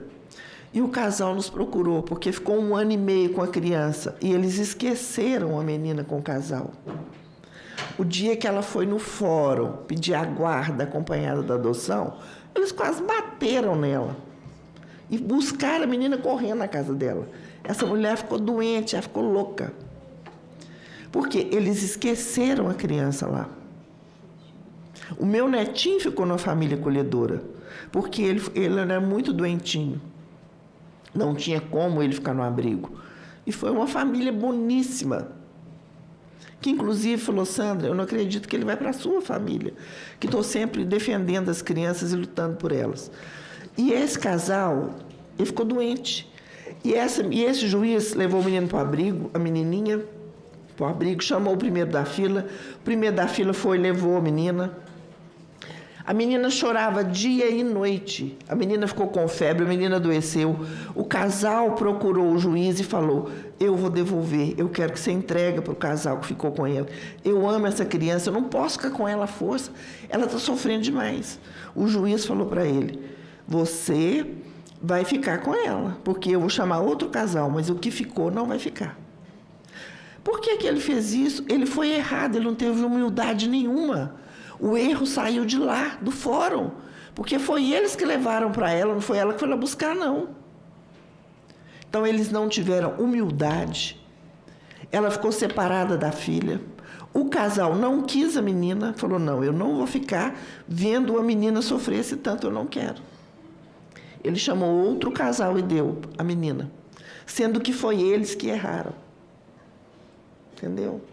Aí põe a culpa no casal. Né? Então, família acolhedora, ele é essencial, como ele foi para o meu neto. Mas ele precisa ser visto com muito cuidado, para as crianças não ficarem esquecidas lá. Porque as pessoas vão visitar os abrigos e essas crianças não estão lá. Elas estão numa casa que estão recebendo 1 salário por criança. E eu já tive denúncia no grupo que tem casal ficando com 4 ou 5 para receber os 5 salários. É grave, é verdadeiro, e vocês sabem disso. Quem está ali lidando com isso sabe. Então, é importante a família acolhedora? É.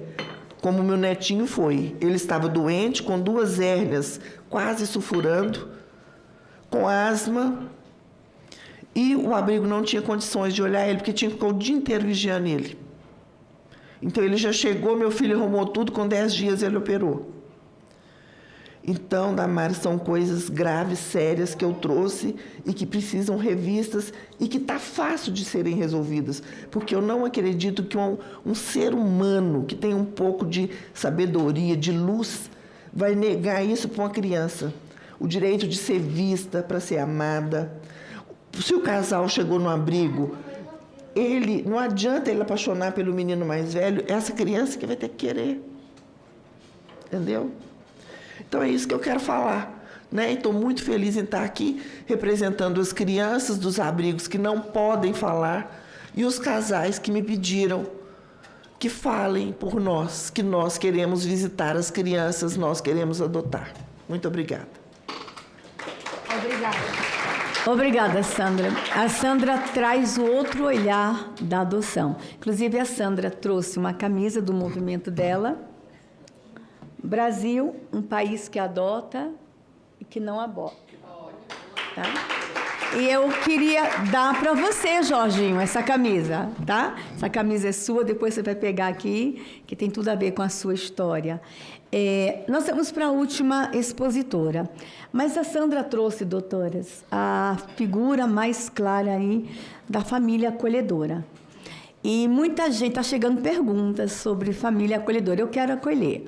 Como Sandra falou, a família acolhedora tem um valor mensal que recebe para acolher a criança, para ela não ficar no abrigo, tá?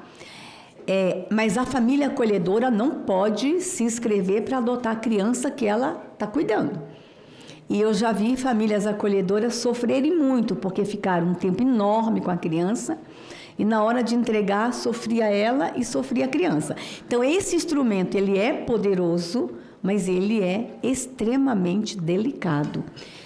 Quem sabe a gente não faz aqui, doutor, uma audiência pública só sobre o instrumento da família acolhedora.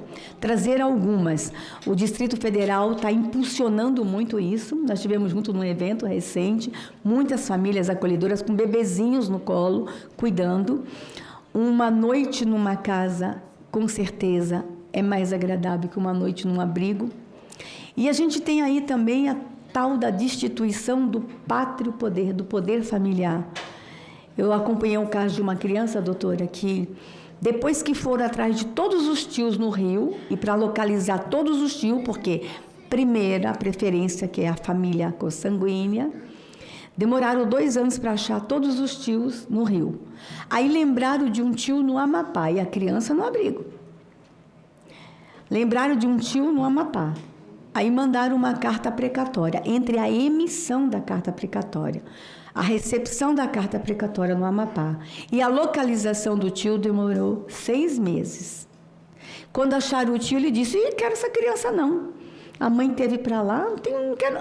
6 meses depois, a carta precatória volta para ir destituir o pátrio poder. A demora é realmente muito grande. Então, eu acho que cabe a esse Congresso, é provocadora a sua fala, cabe a nós darmos respostas, melhorarmos o que precisar ser melhorado na legislação e, quem sabe, essa comissão, agora, com uma mãe adotiva, com alguns membros da comissão que são pais adotivos, a exemplo do Magno Malta, a gente pode organizar, junto com a Câmara, um grupo de trabalho e a gente trazer o aperfeiçoamento que for necessário, que vocês que estão lá no judiciário, as brechas que vocês estão encontrando, e as famílias estarem colaborando com sugestões para a gente melhorar a legislação. Vamos para a última. Eu só lembrei de uma coisa. Na época, eu levei esse casal. Na época, o doutor Francisco estava no CNJ no lugar da Eliana, né? Calmon. Eu levei esse problema para ele, desse casal de Passos, da família acolhedora, e ele fez coisa para mandar para Minas todo, mandar para todo o Brasil, na época, um documento falando que o primeiro da fila ficasse com a criança que tivesse que ficar, mas não deixasse na família acolhedora muito tempo para não criar vínculos.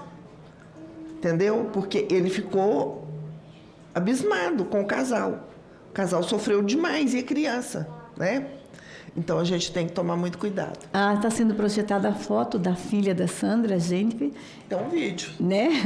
Pode passar o vídeo. Ato de amor incondicional, porque você está dando a chance para outra pessoa de viver, né? Você está permitindo ela, o que talvez a mãe dela, né, biológica, não permitiu, né? E a minha mãe me permitiu, que foi me dar a vida. Então, eu só tenho a agradecer.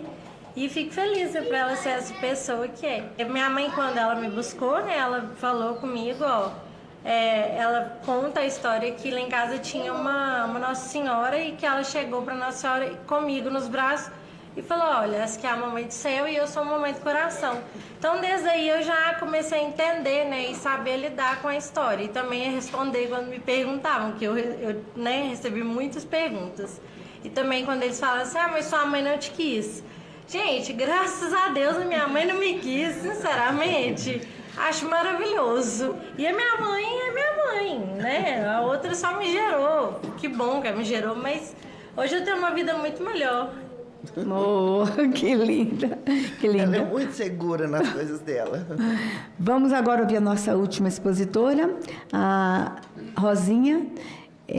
O nome parlamentar dela é Rosinha da Defal, mas é a Rosiane Cavalcante de Freitas Estrela, esposa do Fred Estrela, mãe do Ian Estrela, ex-deputada federal, ex-secretária nacional dos direitos da pessoa com deficiência, secretária estadual, funcionária do Tribunal de Justiça de Alagoas, aposentada, ex-secretária nacional de Junta da Mulher e hoje está no Comitê Brasileiro de Clubes Paralímpicos. Como é que tu dá conta? Fazendo tudo isso, quem não percebeu, ela é cadeirante, né? E, além de tudo, dá conta de cuidar do Ian. Vamos te ouvir, Rosinha, com muita expectativa que ela vai trazer uma outra abordagem. A mulher com deficiência luta para adotar. Eu aprendi tudo com minha mãe. Não sei se eu consigo. Consegue. Nós estamos aqui para conseguir, amigo. Não tá? Porque quem está lá não pode falar. Né? Você consegue. O Ian está ali dando força para ela.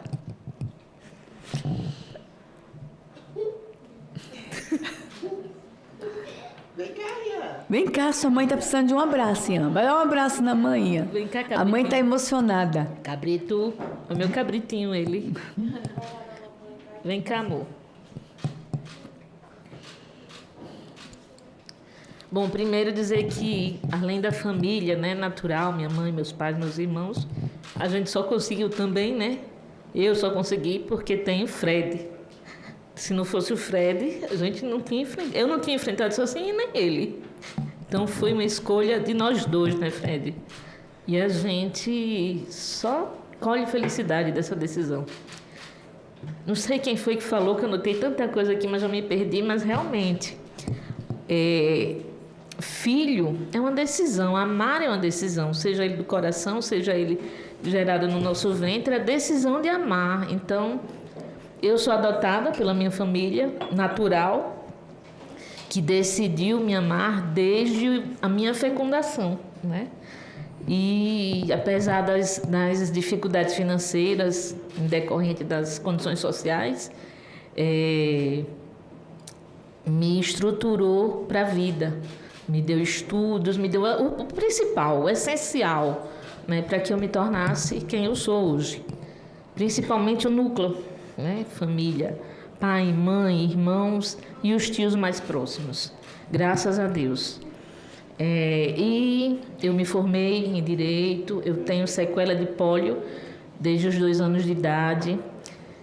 Senti muitas diferenças, mas graças a Deus, primeiramente, a minha família, todas as dificuldades em decorrência da deficiência foram, ao longo do tempo, né, virando coisas bobas, né, porque enfrentar desafios todos enfrentam com deficiência ou não. Então, foi só um exercício desde sempre, para se aprender cada vez mais. E eu me formei em Direito, eu passei no concurso aos 18 anos, eu virei uma militante pelos direitos das pessoas com deficiência quando entrei para a minha segunda família, que foi a ADEFAL, a Associação de Deficientes Físicos de Alagoas, porque lá eu tive um amigo, um pai, um professor, que foi o Jerônimo, fundador da associação, que me ensinou muito, uma pessoa com muito mais limitação física que eu, com muito mais limitações financeiras a vida inteira do que eu, e que, nossa, teve tantos filhos que não eram adotivos, que não eram do coração, mas que ele ajudou a criar, e eu sou uma delas. Enfim, acabei virando uma liderança do movimento de pessoas com deficiência, e trilhei pela trajetória política também. Fui atleta antes de tudo, por isso que eu volto para o meu comitê de clubes paralímpicos com um orgulho tremendo, que fui atleta, e foi o esporte que que me formou, né, nessa sociedade, que me acolheu, enfim. Foi através do esporte, foi a natação, foram as medalhas conquistadas, e agora eu estou aí, acredito que já na minha fim da trajetória profissional, naquilo que eu tanto amo fazer. Peraí, fala daqui a pouco. Sim, Jerônimo foi um pai adotivo que eu tive, que foi o presidente da DEFAL, que foi que também me projetou politicamente. Bom, falei aí das questões profissionais, né? Mas e a Rosinha Pessoa? E os sonhos de uma menina que desde sempre queria ser mãe, queria casar, mas que aí a minha amiga com deficiência sabe que as pessoas olham para a gente cheia de preconceitos e rotulam que a gente nunca vai poder. E isso acontece, inclusive, dentro de casa, né? Eu cresci ouvindo da minha mãe que eu podia ser tantas coisas. Minha filha, não inventa de ser mãe, você não vai conseguir. Não, mãe não é para você. E aquilo, de uma certa forma, no inconsciente foi ficando. Apesar de toda vez que eu escuto um não, eu ia para frente para dizer que não era bem assim. E fui. Bom, tive muitos namorados, sempre fui namoradeiro, mas não era realmente aquele que seria o pai de minha filha ou quem sou eu para casar, né?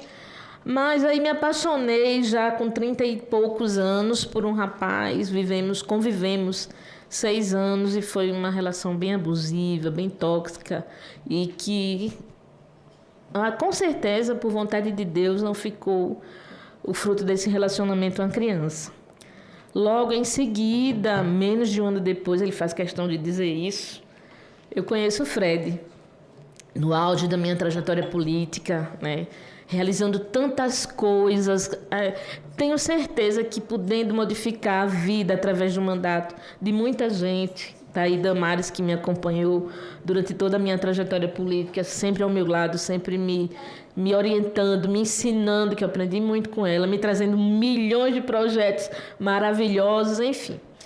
E aí a gente se conhece porque eu tinha um gibizinho que contava um pouco da minha trajetória, um gibi mesmo, de criança. E aí ele conheceu esse gibi por uma prima dele, que era minha assessora à época, e ele disse que não se apaixonou, não. Ele queria só me conhecer porque despertou o interesse por conta da irmã, que tem deficiência também. Mas, para mim, foi uma primeira vista, pelo menos o meu por ele. E aí começamos a namorar. É uma resistência grande, porque eu passei por um casamento que não era um casamento, mas uma relação conjugal bem difícil, que deixou traumas na minha família. E aí todos resistiram. E ele queria, como eu, formar família. Depois tu fala, Fred. Se ele falar, acabou minha vez. E aí ele também tinha um sonho de ter... Olha que desde menina eu queria ser mãe da Vitória. E uma coisa que me deu certeza de que eu queria estar com o Fred para o resto da minha vida é porque, não sei se ele me falou isso para me conquistar, mas ele disse que queria ser mãe da Vitória. Ué, mas eu não falei nada para ele. Então, quando ele me falou isso, eu disse, cara, Deus... Claro, pai da Vitória. Quando ele me falou isso, que o nome, se ele tivesse um filho, uma filha, a filha dele seria Vitória Bárbara, eu disse, cara, isso é sinal de Deus. Eu acho que ele é o cara. E as coisas foram acontecendo, né? A gente se casou, escondido de todo mundo, da sociedade, que eu era deputada, era aquela coisa. Deu certo, né? Depois de um ano já testando, estamos já com 14 anos de relacionamento, graças a Deus. Mas aí eu estava no meu, assim, melhor momento da vida política, em todos os sentidos, de realizações, de visibilidade, de projetos, do que eu falava, as pessoas seguiam, aquela coisa. E aí meu irmão me veio com a possibilidade de adotar uma menina. E eu falei, cara, eu não estou preparada. Eu quero ser mãe, mas eu quero ser mãe de verdade. Eu quero poder cuidar, né, dia a dia. E nessa vida que eu estou, não vou ter condições. Vou esperar mais um pouco. E aí passou, né? E aí depois, quando eu já estava mais madura politicamente, já entendia todas as rotinas do Congresso e tudo mais, eu quis de novo. E aí foi quando, em 2015, eu entrei na fila de adoção. Fizemos o curso muito rápido. Quem falou aqui que o curso precisa ser muito melhorado, porque foi um curso tão rápido, né, Fred? 3 tardes, umas palestras assim muito técnicas, né? Muito. Você não abre. É claro que ninguém ensina ninguém a ser mãe e pai, né? Pode ter o tempo que for. Você só aprende no dia a dia. Mas de você entender toda a responsabilidade que é do ato de ser mãe e pai, ainda mais de ser mãe e pai de um filho que você não gerou, né? Então, eu acho que o curso realmente precisa melhorar. Mas aí, à época eu não renovei o mandato, eu estava como secretária de Estado, mas eu era uma figura muito conhecida no meu estado, muito. Então, se eu espirrasse, as pessoas já me notavam, né? Então, eu tinha que ter todo o cuidado. Quando eu decidi, vieram muitas oportunidades de fazer adoção brasileira. Muitas. Ainda. Tem um lado bom disso, viu, gente? Mas tem um lado muito ruim. Quando as pessoas também me descobriam uma autoridade, aí queriam cobrar. Mas nem que não cobrasse, né? Já era uma coisa bem perigosa. Mas, enfim, 5 anos na fila de adoção. 5 anos. Em 2020, a gente já nem tinha mais esperança. Eu disse, Fred, eu acho que a gente vai ficar só nós dois, um do ladinho do outro ali, na bengalinha, nas cadeirinhas de rodas. Não é? Nesse menino, cabritinho. E aí nós já estava aqui em Brasília, né? Acabamos o mandato, foram 2 mandatos, um mandato como titular, o outro como suplente. Após o mandato, Damares me convidou para estar na Secretaria da Mulher, como secretária adjunta, eu e Cris. Fizemos aí a primeira dupla do mandato de Damares como ministra. Depois eu saí porque o governo me chamou para criar a Secretaria da Pessoa com Deficiência aqui no DF. Passei 1 ano aqui, estruturamos a secretaria que já está dando bons frutos. E aí também estava bem cansada da agitação política, da vida corrida. Pedi a aposentadoria do TRT. Já tinha 5 anos a mais. Eu já devia ter me aposentado há 5 anos atrás. Digo, vou parar um pouco. Até porque a gente estava em 2020, era o ápice da pandemia, né? Então, era bom ficar quieta, guardada. E aí foi assim que a gente pensou. Eu pedi aposentadoria em, meio do ano de 2020.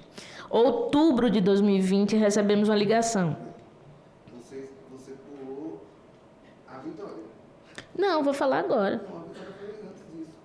Eu estava secretária da mulher, ou da pessoa com deficiência, quando eu recebi aqui do DF, quando eu recebi uma ligação de lá do juizado, que tinha uma bebê com 2 anos de vida, 2 dias de vida, 2 dias de nascida, e que eu tinha que ir naquele dia, porque já era a 5ª pessoa que eles ligavam, e eu disse, olha, eu vou, mas não tem como ir agora, porque eu estou em outro estado. Se você me der o prazo até amanhã de manhã, eu chego aí. E aí corremos, compramos passagem, fomos direto do aeroporto para o hospital. Foi um processo maravilhoso. Pegamos a nossa Vitória, né? Inês Vitória, em homenagem à minha sogra. Porque quando ela faleceu, antes de tudo isso, eu fiz essa promessa para o Fred, que nós teríamos a Vitória, mas que ela chamaria Inês Vitória. E ficamos 10 dias com Inês Vitória. Gente, que experiência maravilhosa. Maravilhosa. E, como tudo na vida, tem um propósito mesmo de Deus, né? Por conta daquele relacionamento conturbado que eu vivi, a minha família tem uma resistência muito grande com o Fred. Em especial a minha mãe. Porque queria proteger a filha, não queria que eu caísse nas garras de outro, né? De outro aproveitador, maluco, sei lá o que fosse.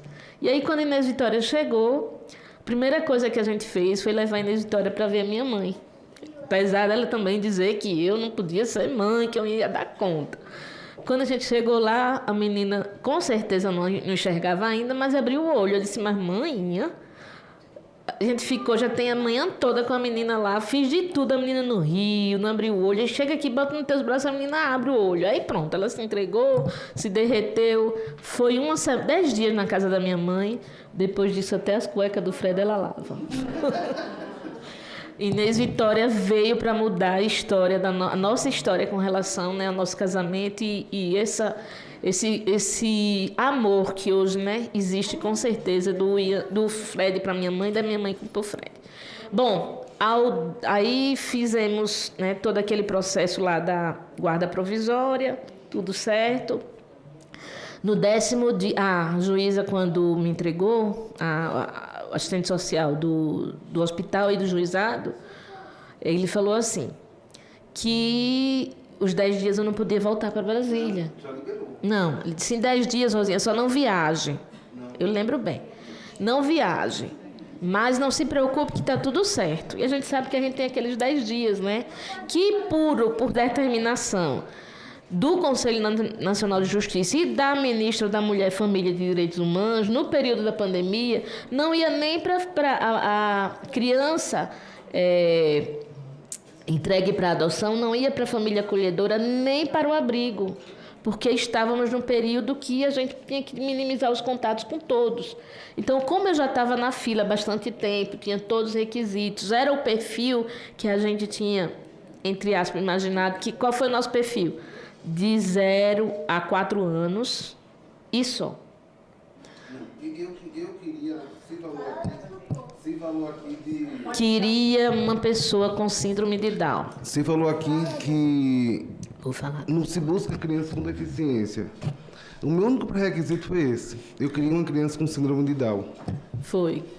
Mas aí a gente deixou aberto, Mas né? não, aí fui orientado. Se você colocar isso, e você vai deixar... Vou dar até o exemplo que me deram. Assim, tem um funil e você vai deixar um funil bem fininho, porque você só vai vir para você uma criança com síndrome de Down. E com até 4 anos. É melhor você deixar isso livre. Se Deus quiser, Ele vai colocar uma criança com síndrome de Down para você. Mas deixe livre para poder chegar. E diferente da Sandra, eu queria que fosse um bebê, porque eu tive 10 dias de experiência com a Inês Vitória. A mãe desistiu da adoção, graças a Deus, né? Voltou atrás de doar a Inezinha para adoção. Ela voltou atrás porque...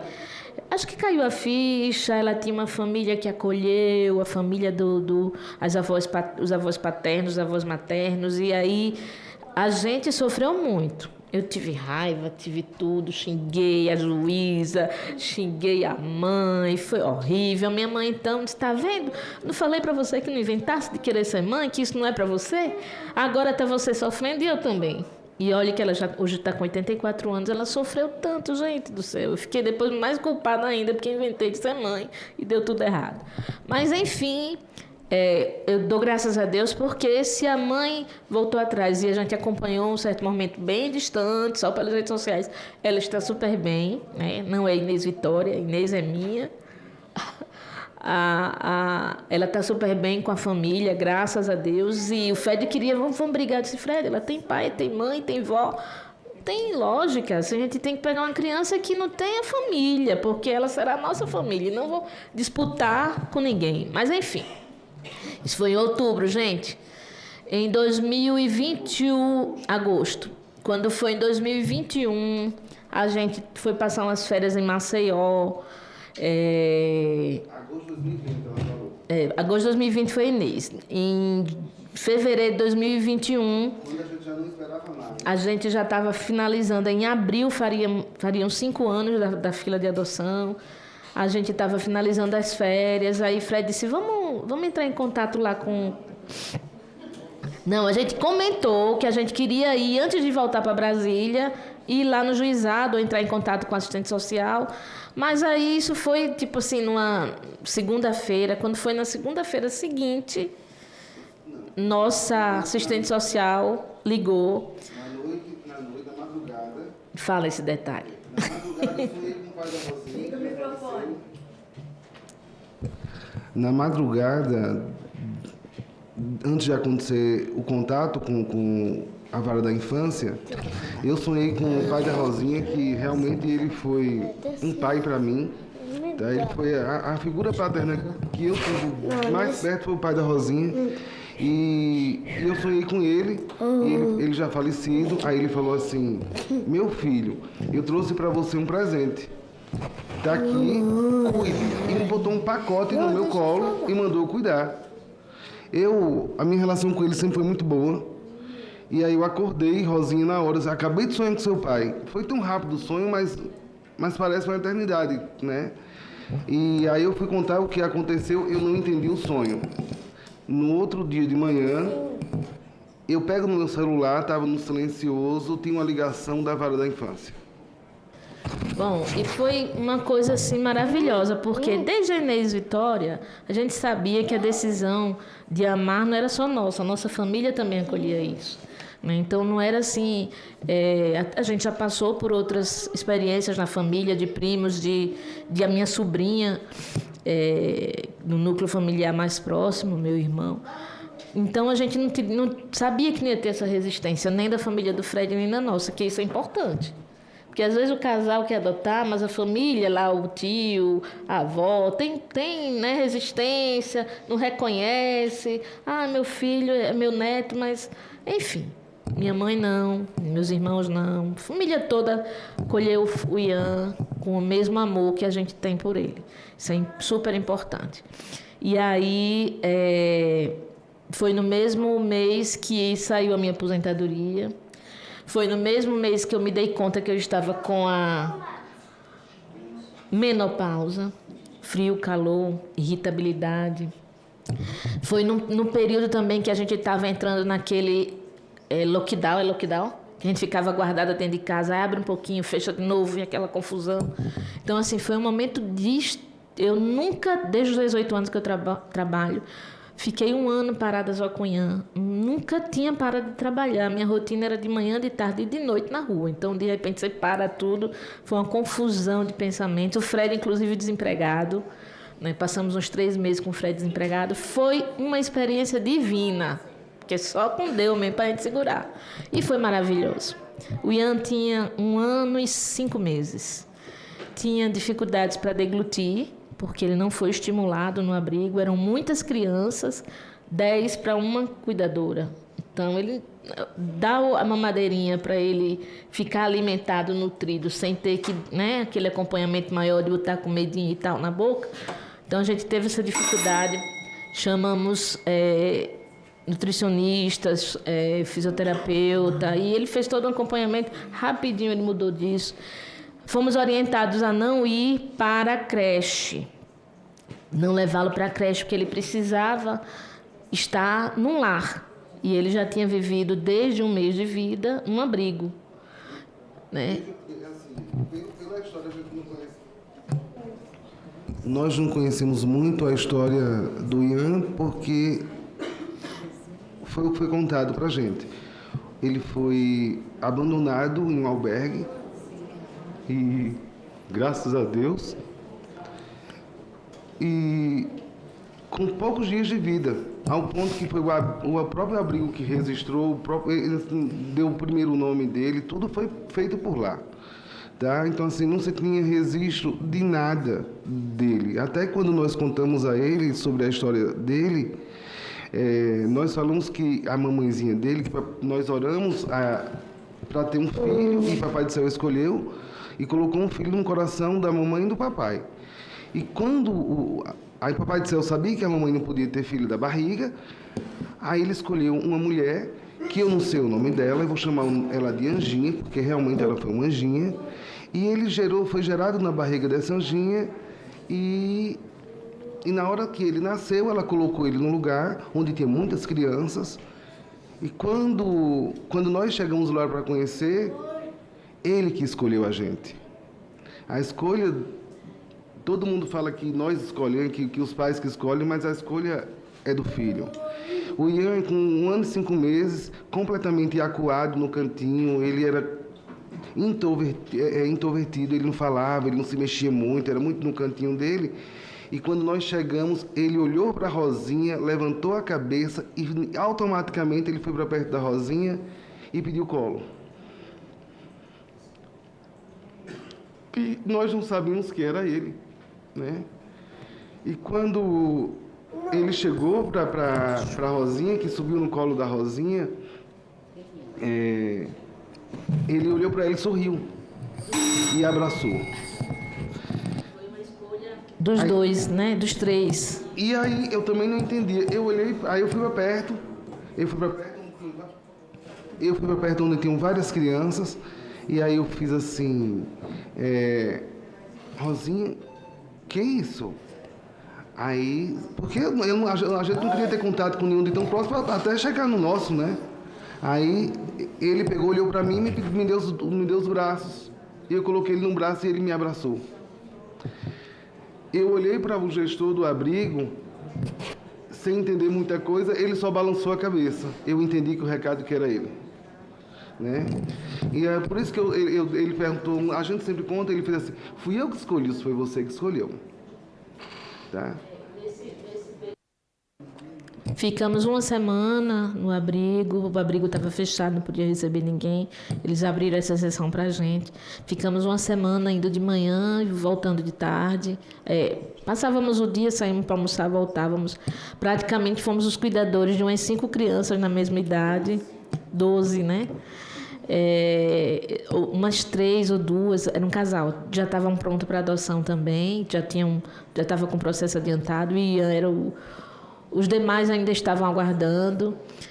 Inclusive, tem uma experiência de uma branquelinha lá, que, nossa, depois a gente procurou saber dela, e ela foi adotada, foi devolvida, foi adotada, foi devolvida.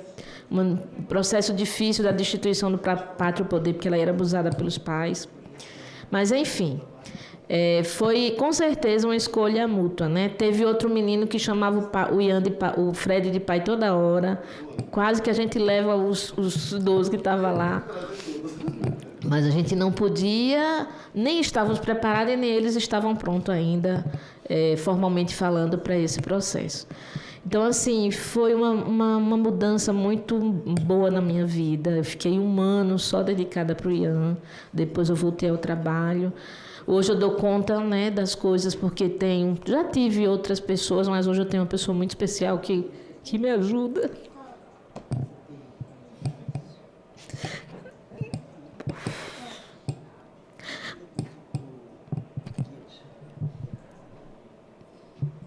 Gente, é a primeira vez que eu falo sobre isso para tanta gente, para o Brasil inteiro, né? Que essas audiências de direitos humanos da Damares, o mundo inteiro assiste. Imagina! É a primeira vez que eu abro tantas coisas pessoais, da nossa família. Então, assim, a gente mora em Brasília, definitivamente, sem ser a ida e vinda do mandato, que quando eu estava no mandato eu vinha na segunda, voltava na quinta. Agora não, eu fico direto aqui, só vou ver meus pais, minha família, a nossa família em Maceió ou Pernambuco, quando as passagens estão baratas, né? Porque quando não está, né? Por mais que tenha voltado, não dá certo. Então, assim, não tenho rede de apoio, além de 2 cunhadas que dão suporte, mas também dentro das limitações, né? Que cada um tem a sua vida. E Ian tem um primo-irmão, que é o Arthurzinho, que também, assim, foi uma experiência maravilhosa. A Damares conhece bem. A gente viveu a gestação dele com a gente, até os 6 meses morou com a gente. E é o pai, o primeiro filho do Fred, porque ele é afilhado, mas é um pai, um padrinho pai, né? Porque o pai dele só reconheceu ele há pouco tempo. Então, a figura masculina que o Arthur tem é muito mais a do Fred que a do próprio pai. E a experiência maravilhosa. O Ian chama esse primo de irmão, né? O irmão dele. Então, gente, foi tantas coisas aqui que eu anotei que eu queria dizer. Mas, basicamente, assim, para finalizar, porque já tocou aí essa campainha, quando ela toca, dá um susto. Vocês falaram das dificuldades e desafios do processo de adoção. 5 anos, né? Eu não sei se ainda dá conta de passar aqui só uma imagem que eu não mandei para a Janine, mas é que eu queria mandar. Vou te mandar, Janine, para ver se você consegue colocar lá. É a imagem da minha ultrassom. Vocês vão dizer assim, uai, ela não gestou, como é que ela tem ultrassom, né? Vou te mostrar. Eu encontrei essa imagem na internet há pouco tempo, guardei ela aqui. E, para mim, ela resume realmente o que é o processo de adoção, né? Tem gente que diz assim, olha para mim, para o Fred, até às vezes até na família, que não é muito próximo. Nossa, mas o ato que vocês fizeram, né? Que caridade, né? Que coisa boa. Não é, eu decidi ser mãe. Ah, gente, um detalhe importante, né? Eu fui para a fila de adoção, já estava com 43. Imagine que eu fui mãe com 49. Imagine que hoje a gente sai e o Fred tem essa cara de novinho, apesar de a gente ter a mesma idade, e meus cabelos brancos apareceram mais rápido que o dele. Muita gente diz que eu sou a avó do Ian. Se incomoda, mas, enfim, faz parte do processo de ser mãe tardia, né? Tem adoção tardia, tem a história de ser mãe, pais tardios. E o desafio de o Ian não ser filho único, né? A gente está trabalhando muito desde sempre a ideia de dar um irmão pro Ian, ou uma irmã pro Ian. Hoje eu senti muito mais vontade, falei até com Sandra e com Damares sobre isso. Deixa Deus agir no nosso coração e nas nossas vidas, porque foi assim com o Ian, quando a gente achou que já não tinha mais perspectivas, a coisa aconteceu. conhecedora um pouco da legislação, pela minha formação e pelo tempo que andei no Congresso, enfrentei algumas batalhas aqui com o Damares, que é, para mim, a referência aqui dentro sobre adoção. Olá, gente, aquilo ali é a minha ultrassom. Não é? Aí é sim, é tu no coração da mamãe, cabrito. Ele tá doido para falar no microfone. Pois é, gente. Então, assim, o processo de espera é doloroso demais. A gente não consegue entender porque a gente avançou tanto na legislação, mas essa espera ainda é longa. Eu até fugi um pouco aí da regra, doutora Sandra, de que eu não podia visitar abrigo, nem sabia dessa, porque estava na fila. Mas eu não visitei abrigo buscando, eu visitei abrigo como autoridade, que a gente fazia muitas campanhas, né, de auxílio a lares provisórios, enfim. E aí sempre tinha aquelas festas de Natal e eu era convidada, eu fui algumas vezes, inclusive no abrigo em que o Ian estava lá. Não fui no período que ele chegou, fui antes. Mas é isso, já estava na fila, que imagina que a gente esperou 5 anos por ele. E toda vez que eu ia era uma dor, assim. E ao mesmo tempo uma emoção de achar, pô, vai acontecer, daqui a pouco chega, né? Vi muitas adolescentes, eu tenho uma experiência com uma colega, uma amiga da igreja, que adotou uma menina que eu conheci no abrigo, que foi abandonada pelos pais. Na verdade, ela foi tirada da família, destituída do pátrio poder, porque a mãe se prostituía, levava a menina junto, era um processo bem complicado. E eu dizia para essa minha amiga, você vai ter coragem de pegar essa criança, porque eu conheci antes dela. E eu via o linguajar que essa menina tinha, os hábitos, chocava a gente que não tinha esse convívio, né, com esse meio. E aí depois eu vi essa menina transformada pelo amor, vestida como menina, né?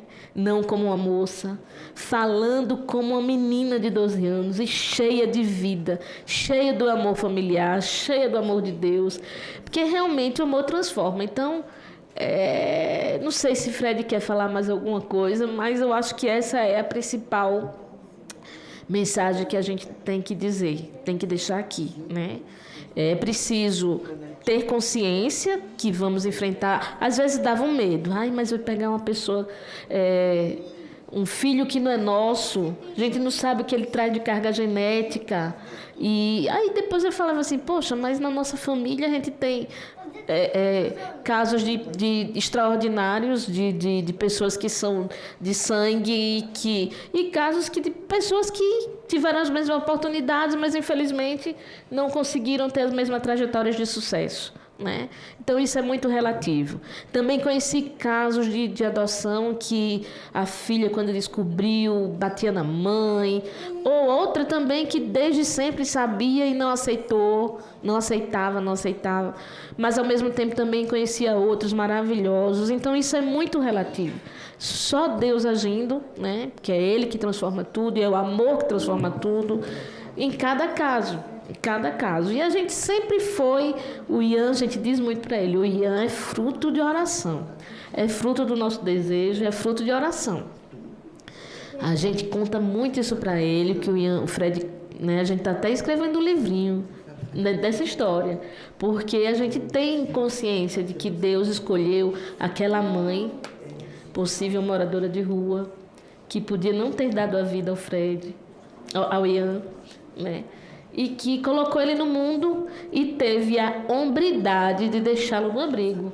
Quantas deixam já quase sem vida ou até sem vida pelos lixos da vida? E ela é uma mulher que eu admiro, eu queria conhecê-la, acredito que elas nem tenham mais a vida, mas que eu queria conhecê-la até antes dele, se isso for possível. Porque eu tenho orgulho da força e da garra dessa mulher, que vivia em condições adversas e teve coragem de gestar na rua, gente, sem comida, sem afeto, né? Sabe Deus em que condições o Ian foi concebido. e teve a coragem de levar a gestação até o fim e de doá-lo para que outras pessoas pudessem cuidar dele. E nós fomos escolhidos de Deus e do Ian para estar aqui hoje, abrindo aí o coração e as nossas falas, e me sentindo aqui cobrada, viu, Damares? Porque Damares não faz nada sem pensar. Essa mulher, ela me trouxe aqui hoje com um propósito que eu sei. E eu já me sinto cobrada de estar mais envolvida nesta causa, né? De buscar melhorias, não só na legislação, mas de consciência para as pessoas que às vezes pensam em abortar, ou daquelas que têm medo de adotar, né? Que entendam que o amor é o começo de tudo e com certeza é a melhor coisa que existe. Tudo tem que partir daí. Obrigada, Rosinha. Eu já recebi mais de 50 aqui acionamento da secretaria. Vamos acabar, acabou o horário. Mas Fred quer falar 1 minuto. O nome do Ian não era esse, né? Ele tinha outro nome quando recebemos e nós perguntamos se poderia mudar. E nós fizemos uma pesquisa. Nesses 7 dias que a gente estava indo lá, todo dia a gente estava pesquisando o nome para ele. Vou deixar você falar. E aí a gente queria um nome com a letra I para seguir com o nome, uma homenagem à minha mãe, né, o nome da Inês, e seguir com o nome da irmãzinha. E na busca do I, eu nunca tinha ouvido o nome Ian. E a gente buscava o nome com significado.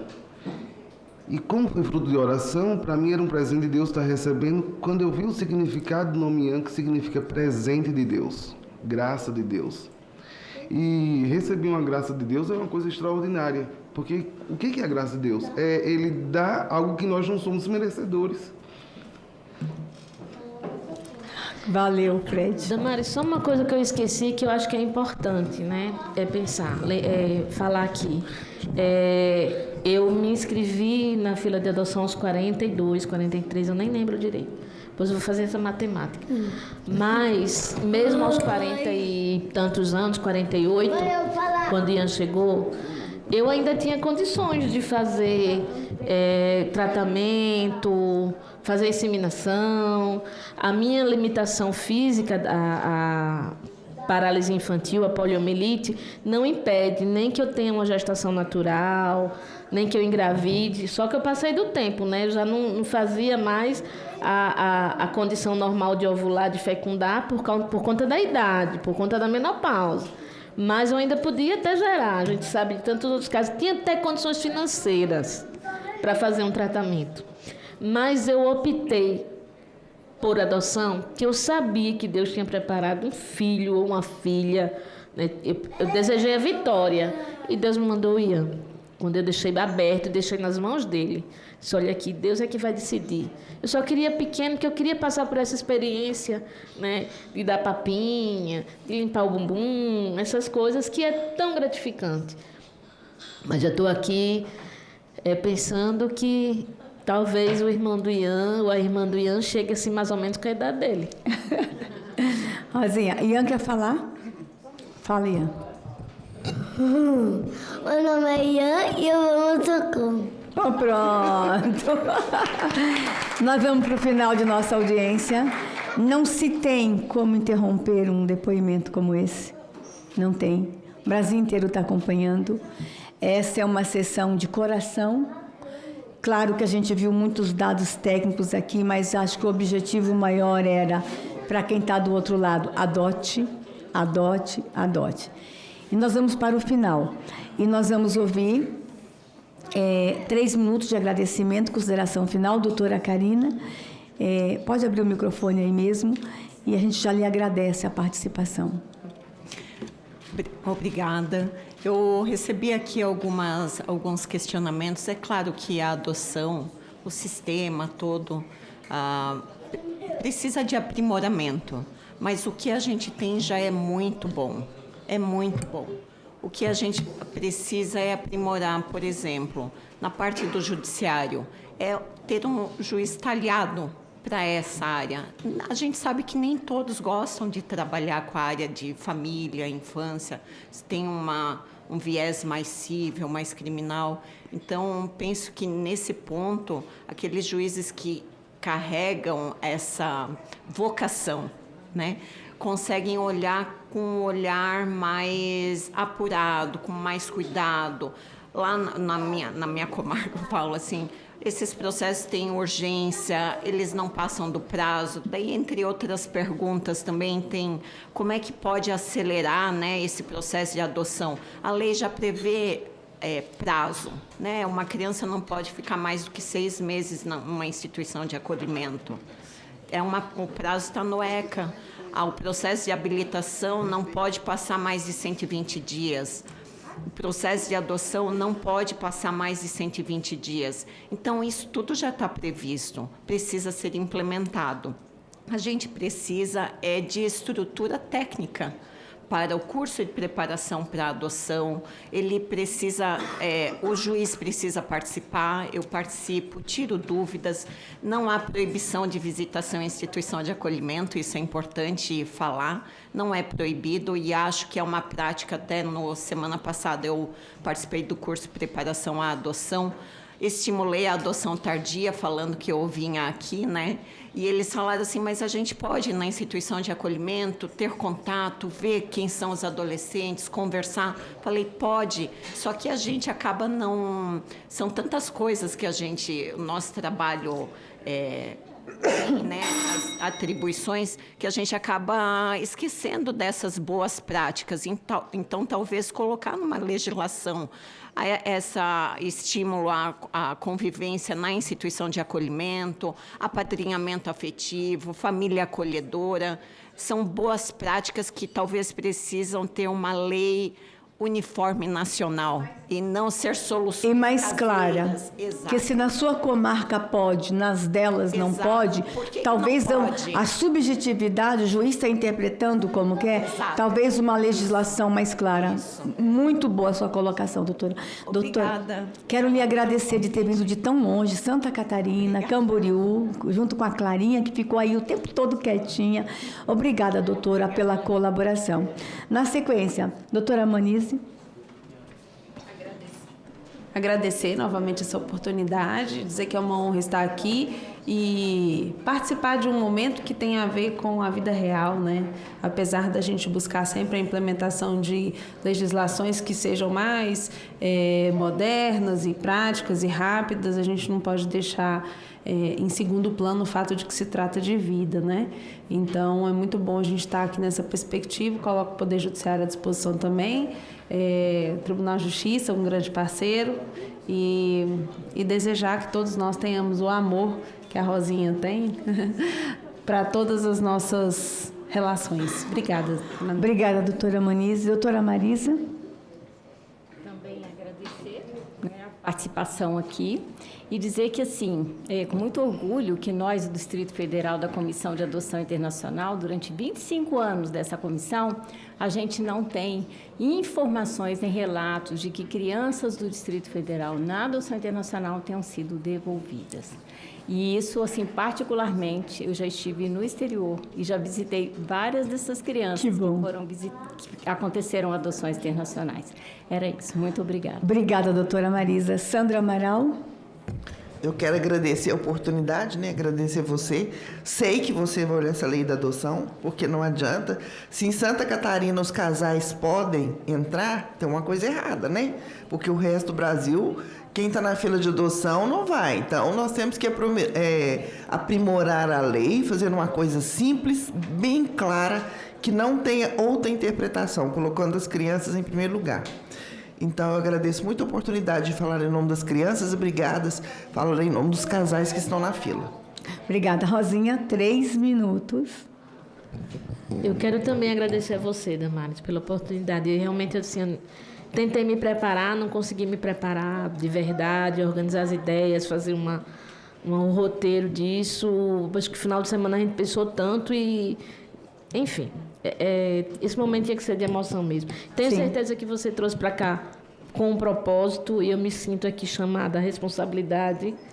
Nos sentimos chamada à responsabilidade. E agradeço ao Fred, porque a realização desse meu desejo de ser mãe só se concretizou porque hoje eu tenho um companheiro, não. Eu tenho um homem de verdade que me ajuda em tudo, todos os sentidos. E que é um paizão para o Ian. E é uma referência, assim, maravilhosa. Também agradecer a todos do comitê, onde eu estou trabalhando hoje. A Isa está aqui representando, que é a minha assistente. E a gente também desenvolve um trabalho maravilhoso lá de inclusão através do esporte, né, que a gente sabe o quanto que é importante trazer as pessoas para a sociedade, para o convívio. E o esporte, na minha concepção, é o melhor meio. Foi ele que me trouxe para a vida de verdade. Então, deixa essa mensagem também aqui no final. Obrigada. Eu falei no início que eu era a mãe do Fred. É que quando a mãe do Fred morreu, ele me adotou como mãe. E eu fui meio cupido desse casal, tá, Sandra? Acompanhei o namoro, todas as resistências familiares para que eles casassem. E hoje eu sou vó de Ian. E eu só quero lembrar, doutora, que Rosinha tinha quase 50 anos de idade e cadeirante. E se o Ian não chegasse naquele momento, ela voltaria para o final da fila. E seria quase que impossível. Então, assim, as mulheres com mais de 40, 45 anos, bora! Vocês estão prontas para ser mãe? Bora! Bora adotar. Rejuvenesce, fica mais bonita e tem muita energia. Jorginho, você quer falar um minuto? Não, Jorginho não quer. Jorginho, nossa admiração, nosso amor pelos filhos que você adota todo dia. E assim, nós damos por cumprida a nossa audiência pública, repleta de emoção. Só tem um aspecto que nós não tocamos. O menino que faz 18 anos no abrigo, para onde ele vai? Eu acho que a gente vai ter que sentar, doutora, numa segunda audiência. Quando ministra, eu acompanhei meninos com 17 anos se suicidando dentro do abrigo, do medo de ir para a rua. E é verdade. Quando eles completam 18 anos, de noite, de manhã, tem que estar com a mochila nas costas e ir embora. E para onde? Vi casos de meninos que só atravessavam a rua, ficavam dormindo na calçada em frente ao abrigo, e as mães do abrigo levavam a comida escondido para ele na rua, porque eles não têm para onde ir. E nós estamos nos debruçando sobre o futuro desses meninos. Como o deputado falou no início, por que uma empresa não adota esse menino? Já não prepara esse menino com 17 anos para o mercado de trabalho e depois ajuda ele alugando uma kitnet, um aluguel social. Por que as universidades, o primeiro alojamento da universidade, eles tenham prioridade de se passar no vestibular e ir logo para o alojamento? Por que a gente não começar a ter os aluguéis sociais para os meninos de 18 anos? Meninos de 18 anos se automutilando, 17, no abrigo, porque não sabem para onde vai. E nós vamos ter... Sim, Gorete. Eu dei uma ideia. Aperta aí, Gorete. Aperta. Aí cada prefeitura deveria já acompanhando, dando os cursos. Não está falando.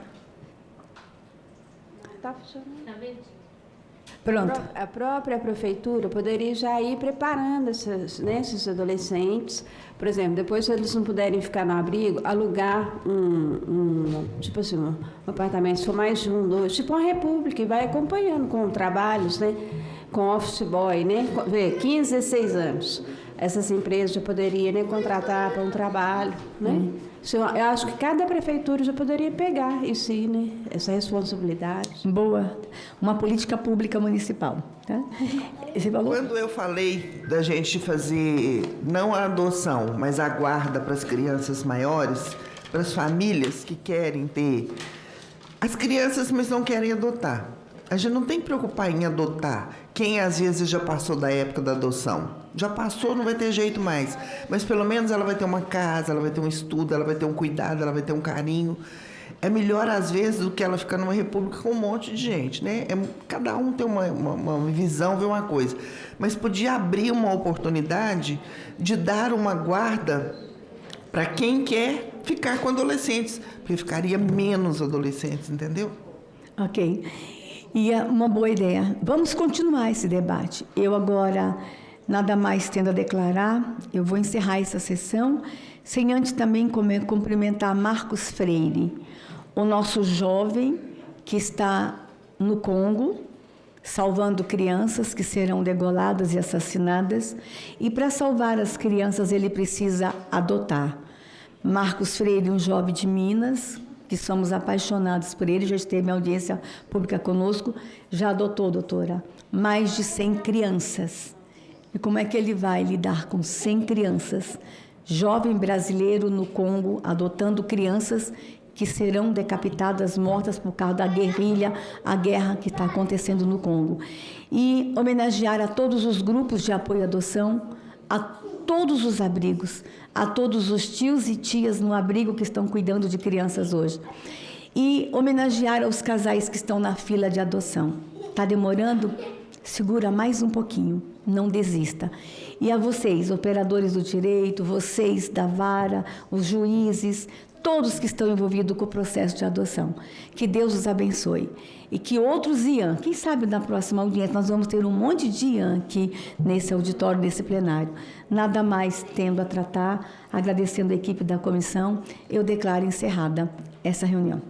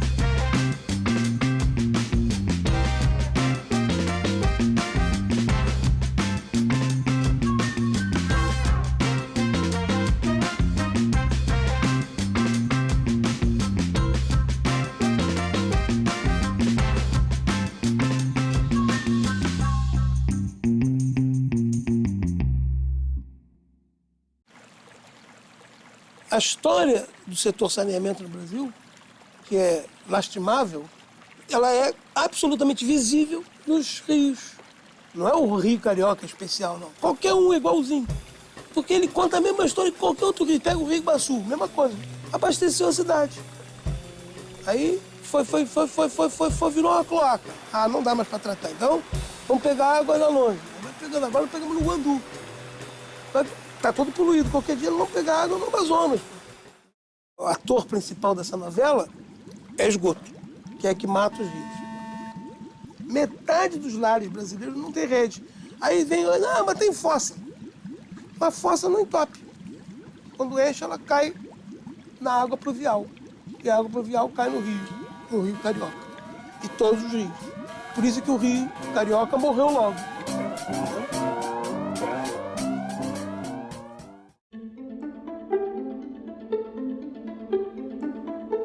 A autorregulação, ela é uma solução rápida, eficaz, que tira do judiciário toda a complexidade e dá um cumprimento rápido e eficiente para o que a sociedade precisa. Para isso, a gente precisa de uma melhoria do arcabouço legal, que tanto reforce a autorregulação, mas principalmente torne mais pesadas eventuais penas. Já existe uma penalidade hoje que o influenciador digital que comunica uma bet que não seja autorizada, ele pode sofrer uma multa de 50 a 2 bilhões de reais. Eu acho que a autorregulação não tem como enfrentar esse lobby poderoso, que o objetivo é dinheiro. E o dinheiro, meu amigo, se tiver que vender a mãe, muitas vezes é vendido porque o objetivo é lucro. Então não tem escrúpulo com relação ao que a gente está vendo no Brasil. Para que tenhamos efetividade em coibir realmente os jogos de azar, na sua opinião, nós deveríamos proibir por completo ou normatizar, regulamentar da forma mais rígida possível? O caminho de uma eventual proibição completa, ele pode gerar muito mais confusão e prejuízos, porque você deixa um campo aberto às escuras para quem quiser atuar de uma maneira ilegal, do que um ambiente absolutamente autorregulado e controlado tanto pelo poder público como pelo poder privado. Lamento que uma criança, para comprar uma camisa de um time agora, tem que divulgar uma bet. Que vergonha. Lá em casa não entra mais camisa de time. Não entra. Vergonha.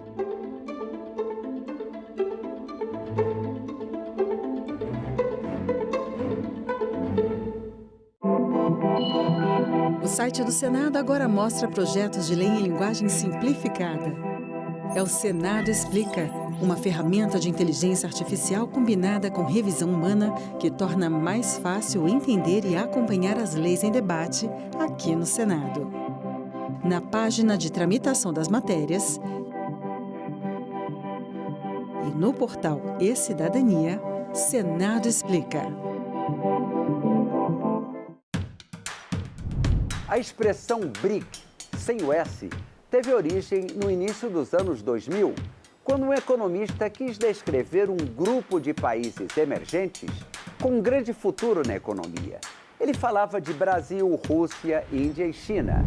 Os líderes dessas nações realizaram uma reunião informal em 2006, mas a primeira cúpula oficial do grupo foi realizada em 2009 na Rússia. Já em 2011, a África do Sul se incorporou ao grupo e o nome passou a ser BRICS.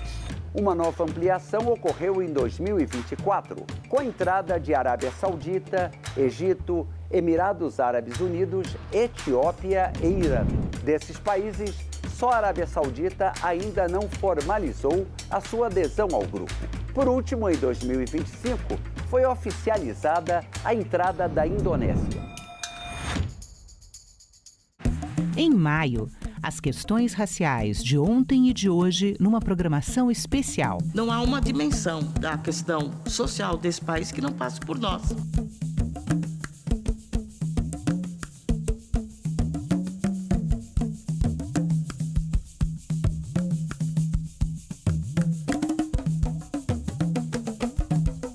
Toda sexta, 21h, aqui na TV Senado.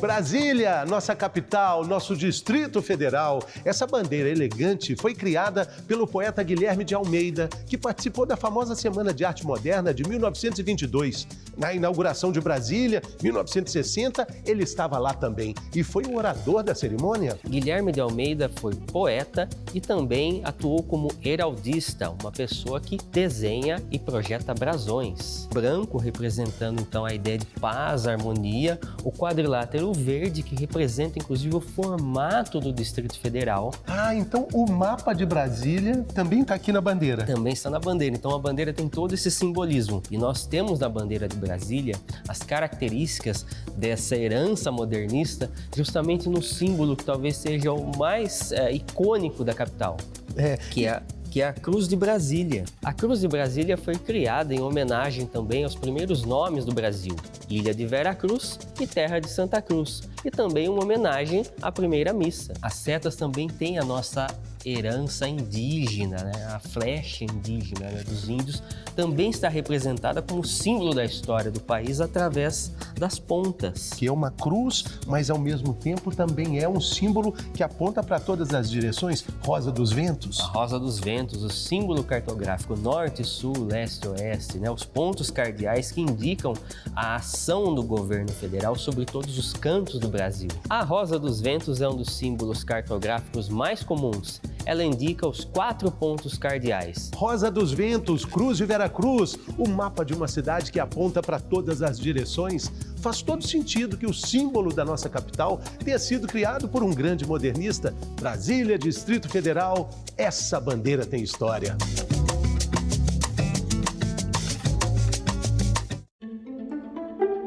Nossa atuação não abrange, portanto, o controle ou a regulação de operações específicas relacionadas a apostas de cota fixa previstas na citada lei e sua posterior regulação.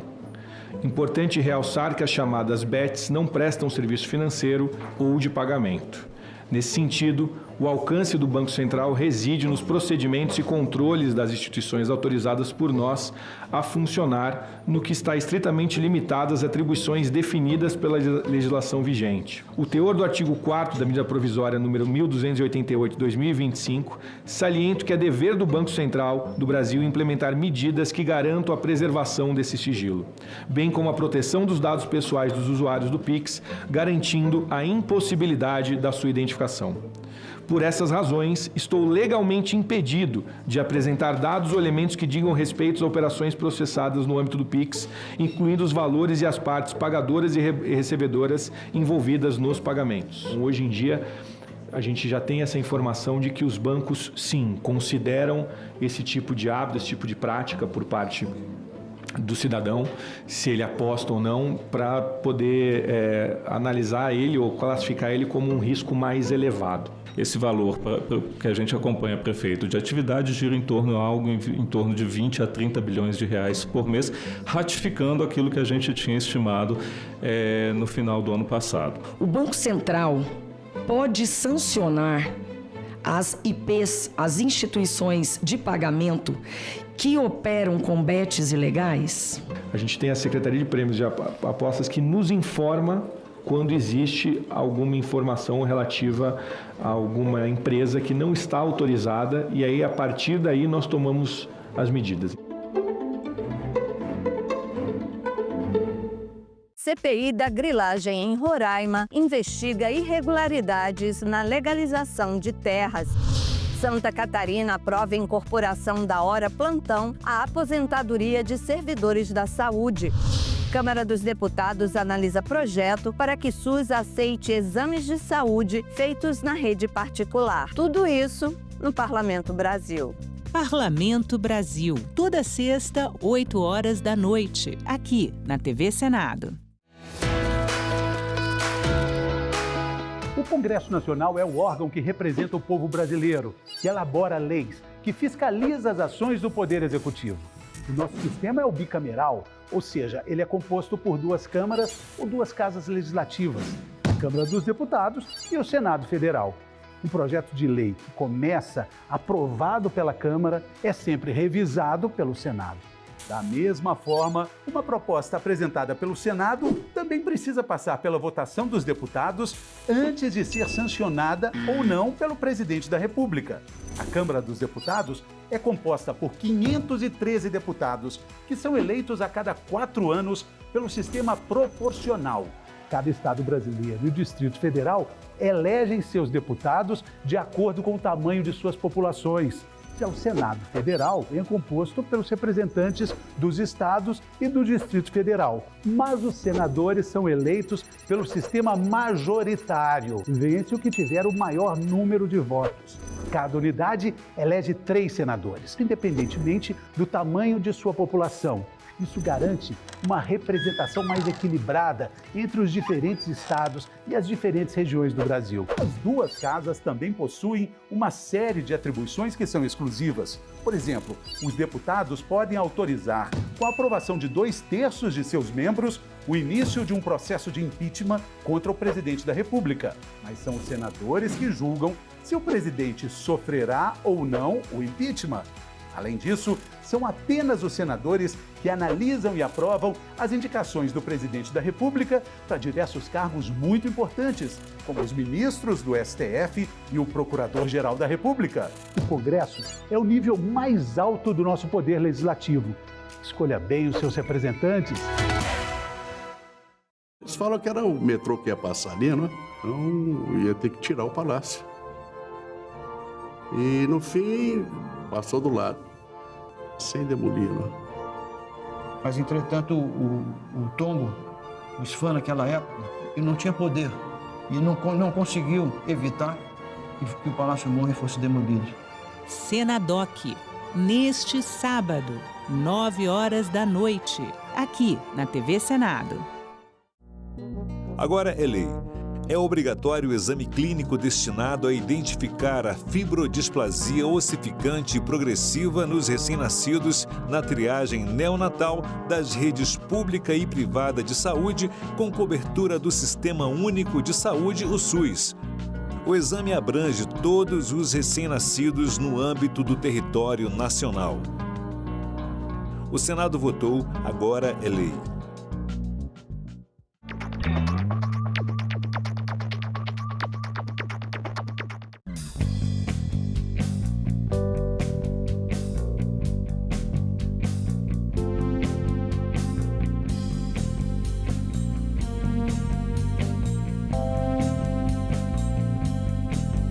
A gente também fala tupi. Pernambuco é uma palavra de origem tupi, formada por Paranã, que quer dizer mar, mais umbuca ou puca, que significa furo. Logo, Pernambuco seria mar furado, ou buraco que o mar fez, isto é, uma pedra furada por onde o mar entra. Era um termo comum usado em toda a costa do Nordeste, para lugares onde havia recifes, como o local onde hoje está a cidade do Recife. A gente também fala tupi.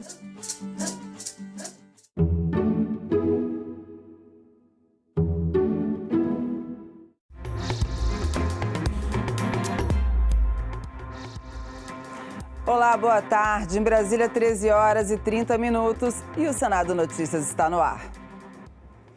Um dia para conscientizar e mobilizar esforços e suporte em favor da população em situação de rua. Tema do debate desta segunda-feira na Comissão de Educação e Cultura. Sem teto, sem proteção, sem direitos.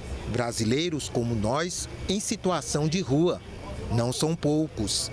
Algumas estimativas apontam mais de 250 mil. Outras indicam 330 mil. Nas cidades mais ricas e mais populosas, eles existem em maior número. Quase invisíveis para a sociedade, alvo bem visível da violência. Rio, São Paulo, Minas e Espírito Santo, eles concentram, para se ter uma ideia, 67% da população em situação de rua está nesta região do país. A cidade com maior número de pessoas em situação de rua é a cidade de São Paulo, que chega a quase 90 mil pessoas.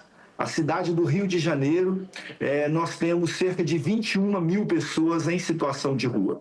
Esta é uma marca muito dolorosa na nossa história e na construção de nossa política. Aqui no Rio de Janeiro, a tentativa de tocar fogo num homem em situação de rua que dormia numa calçada.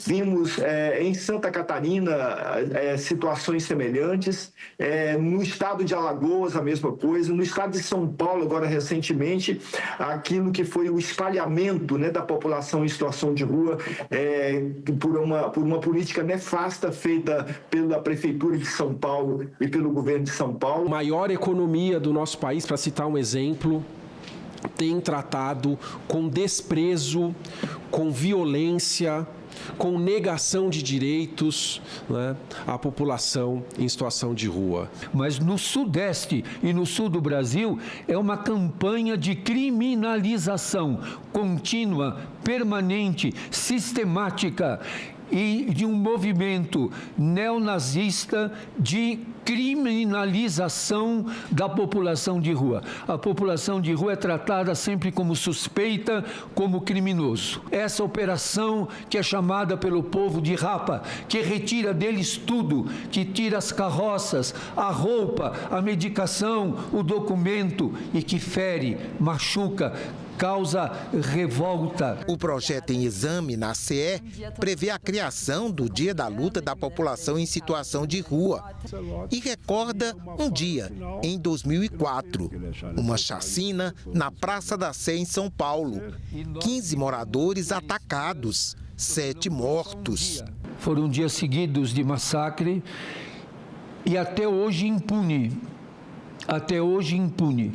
Nós vamos ter o Dia Nacional da População em Situação de Rua, na data do massacre, de um massacre ainda impune. Ao tempo em que aumenta a violência e persiste a impunidade, iniciativas de instituições mobilizam esforços em favor da população de rua. Nós temos tido várias ações afirmativas de trabalho com o Sistema S, que tem sido muito bom no sentido de franquear os cursos e de fazer cursos com a população de rua. Toda vez que nós negamos um olhar, toda vez que nós negamos a atenção a uma pessoa que vive numa condição de vulnerabilidade, a uma pessoa que luta pela sua dignidade, nós também perdemos um pouco da nossa dignidade. Segundo o padre Júlio Lancelotti, a solidariedade, que é humana e é local, também deve ser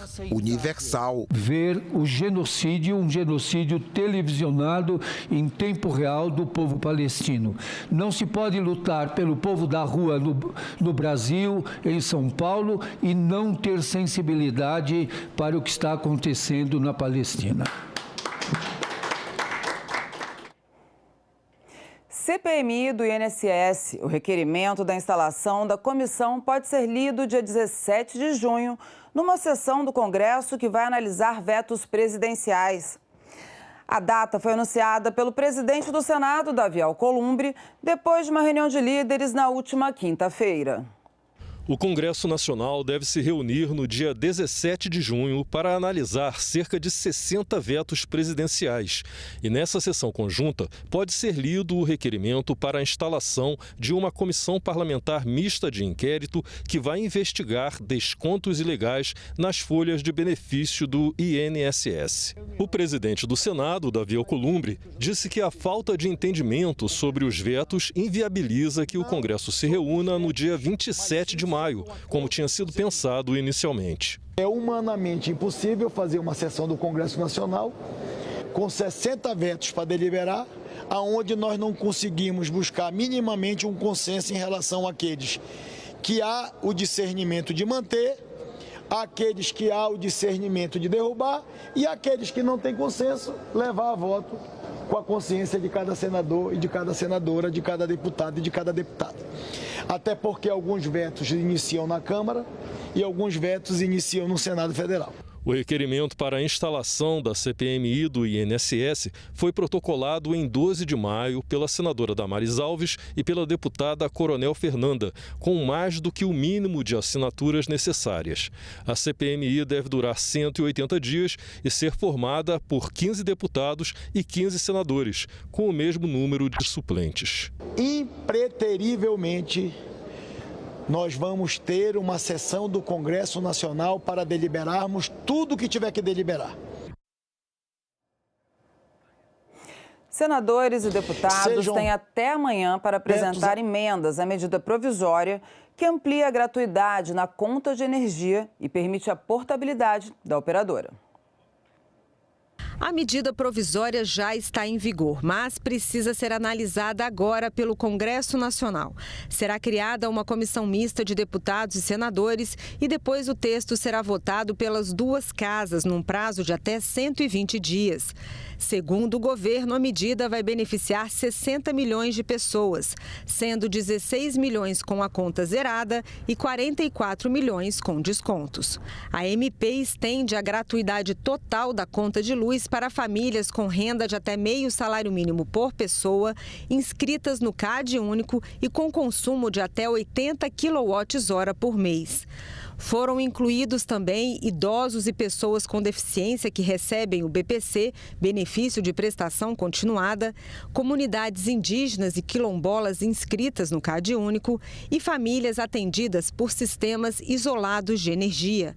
Haverá cobrança apenas do que exceder o consumo de 80 kWh por mês. Será concedido desconto de 12% para famílias inscritas no CAD único com renda entre meio e um salário mínimo e consumo de até 120 kWh por mês. Segundo o governo, o custo da tarifa social ficou estimado em 3 bilhões e 600 milhões de reais por mês e será pago por meio da redistribuição dos encargos dentro do próprio setor elétrico. A medida provisória prevê ainda que a partir de 2026, indústria e comércio poderão escolher de qual empresa comprar energia. Os consumidores residenciais terão esse direito a partir de dezembro de 2027. A iniciativa é semelhante ao que acontece com as operadoras de celular. Cada um pode escolher o seu fornecedor. E a semana começou com 2 audiências públicas e sessão especial no plenário. Até sexta, estão na agenda a vinda de pelo menos 2 ministros de Estado, sessões especiais e análise de projeto que muda regras das eleições e do processo eleitoral. Vamos ver agora os destaques da semana. Daqui a pouco, às 2 da tarde, está marcada a sessão não deliberativa no plenário do Senado, aquela dedicada a discursos dos senadores. Nesta terça, às 9 horas, a Comissão de Infraestrutura recebe em audiência pública a ministra do Meio Ambiente. Marina Silva deve prestar informações sobre estudos e reuniões realizadas para a criação de unidades de conservação marinha na margem equatorial, no litoral norte do Brasil. Após a audiência, a CI deve fazer nova reunião, dessa vez deliberativa. Na pauta, um dos projetos permite a licitação com concessão nos blocos em que esse regime for mais vantajoso para o Brasil. E às 10 horas desta terça está prevista a sessão especial no plenário do Senado para homenagear o Grupo Energisa pelos 120 anos de atividade de energia elétrica no Brasil. Na quarta-feira, às 9 horas, reunião marcada na Comissão de Constituição e Justiça. Um dos itens da pauta é o projeto de lei complementar que regulamenta as normas eleitorais e as normas processuais eleitorais brasileiras. E às 10 horas de quarta está prevista uma audiência pública conjunta das comissões de Educação e de Transparência, Fiscalização e Controle para receber o ministro da Educação. Camilo Santana deve fazer um balanço das atividades do Ministério e a situação das universidades. Na quinta-feira, às 10 horas, está marcada uma audiência pública na Comissão de Relações Exteriores para debater a estratégia de comércio exterior do Brasil diante dos atuais desafios das regras do comércio internacional. E às 3 horas da tarde de quinta está prevista a sessão de entrega do prêmio Adoção Tardia, gesto redobrado de cidadania. O prêmio homenageia pessoas e instituições que desenvolvem iniciativas voltadas para a adoção de crianças e adolescentes fora do perfil procurado pela maioria das famílias. E na sexta, às 2 da tarde, o plenário deve se reunir em sessão especial para homenagear os 35 anos de criação do Sindicato dos Servidores do Poder Judiciário e do Ministério Público da União no Distrito Federal. A CPI das Bets deve ouvir nesta terça-feira, a partir das 10 da manhã, 2 empresários do setor de apostas, João Vlogs e Jorge Barbosa Dias. O primeiro é Luan Calvaric, mais conhecido como John Vlogs, de 25 anos. Ele tem um canal no YouTube com mais de 6 milhões de inscritos e criou uma plataforma de apostas. John foi convocado para prestar depoimento na condição de investigado pela criação e promoção de plataformas de apostas, além da participação em campanhas publicitárias que estão sendo investigadas pela CPI. O cassino sustenta a maioria do esporte e festa desse país. Se você vai para algum futebol, vê algum futebol, ou você vai para alguma festa, tipo carnaval, alguma coisa, você já está compartilhando com essas bets. Eu não posto mais nada de bet, eu estou fazendo meus conteúdos. No máximo eu faço aposta esportiva no meu Instagram, tá entendendo? O que eu fiz de cassino foi 2, 3 anos atrás. Eu não jogo mais. O segundo convocado é Jorge Barbosa Dias, empresário pernambucano e dono de uma plataforma. Ele foi convocado para explicar o processo de credenciamento da sua empresa pela Loterd e os critérios de funcionamento e fiscalização das plataformas.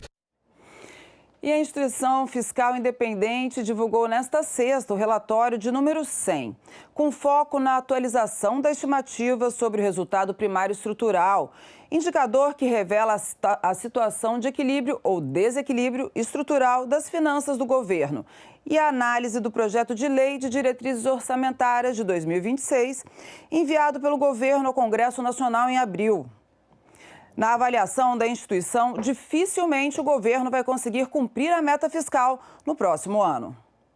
Apesar de o déficit primário convencional, que considera todos os eventos não recorrentes, ter caído de 2,4% do PIB em 2023 para 0,4% em 2024, a tendência é de agravamento dos desequilíbrios fiscais, considerando o fluxo de receitas e despesas permanentes, já que o déficit primário estrutural cresceu de 1,4% do PIB em 2023 para 1,7% em 2024.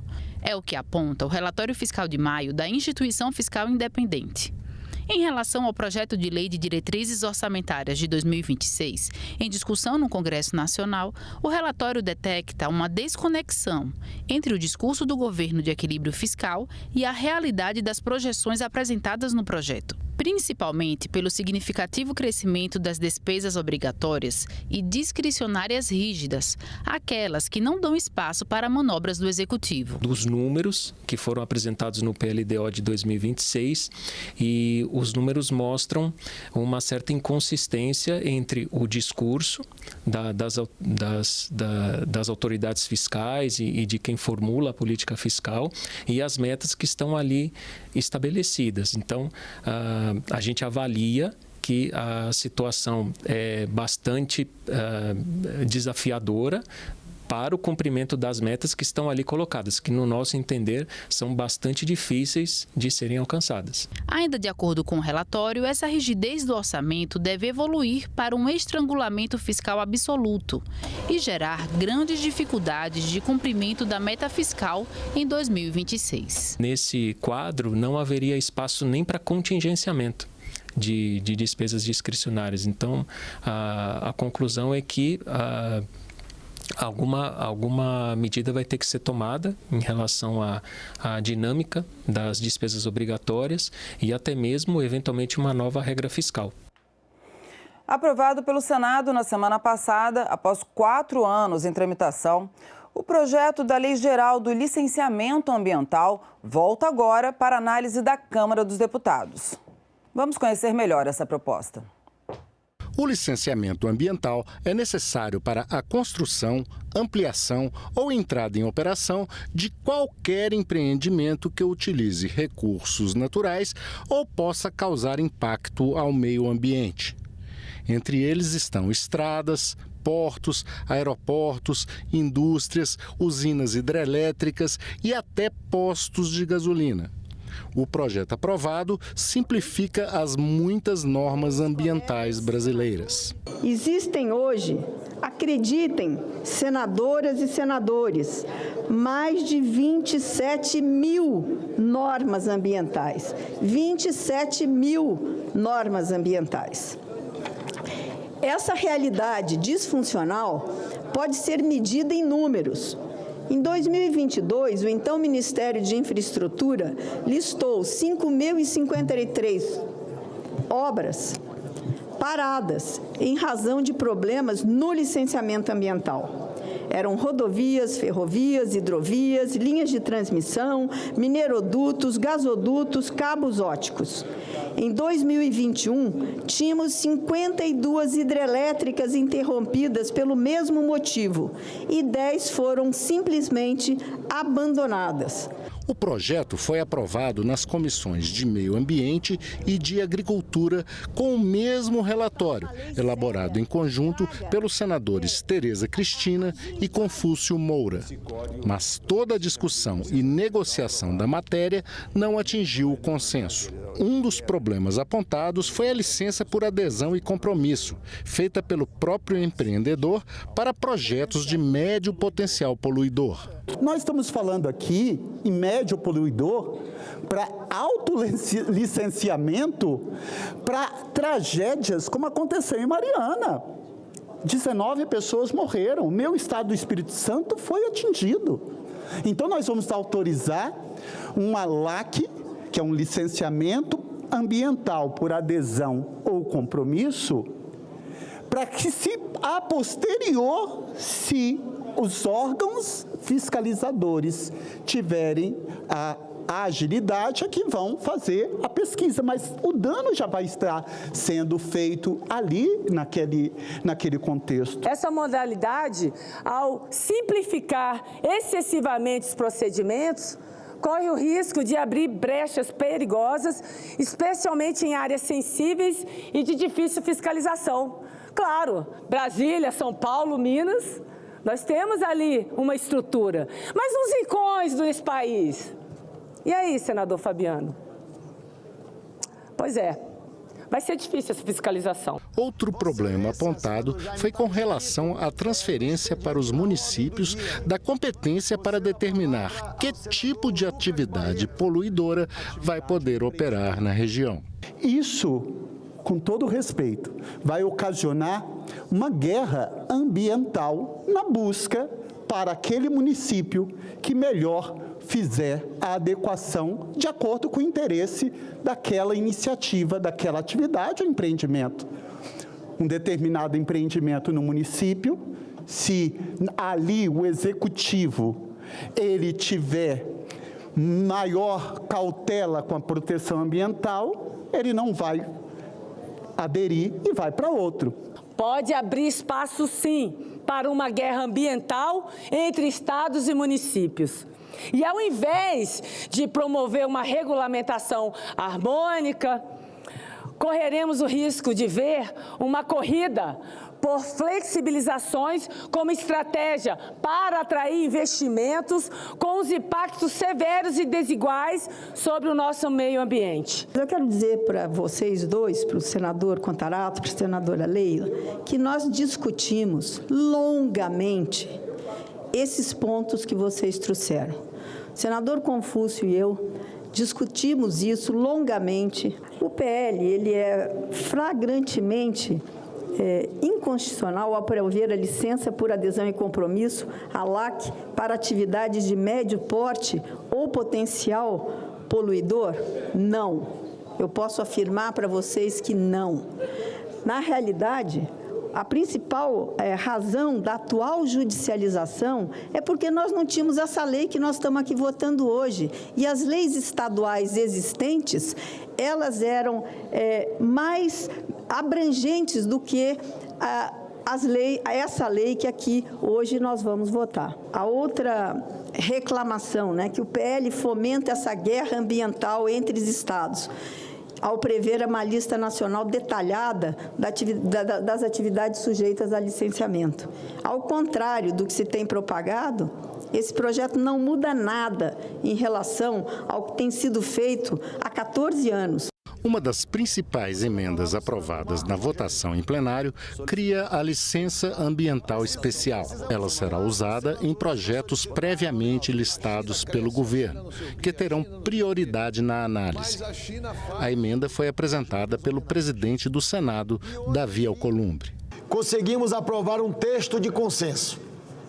Um texto que concilia de forma equilibrada a proteção ao meio ambiente, mas também com as demandas de desenvolvimento econômico do nosso país e da população brasileira. Muitos preferem ver o Brasil paralisado,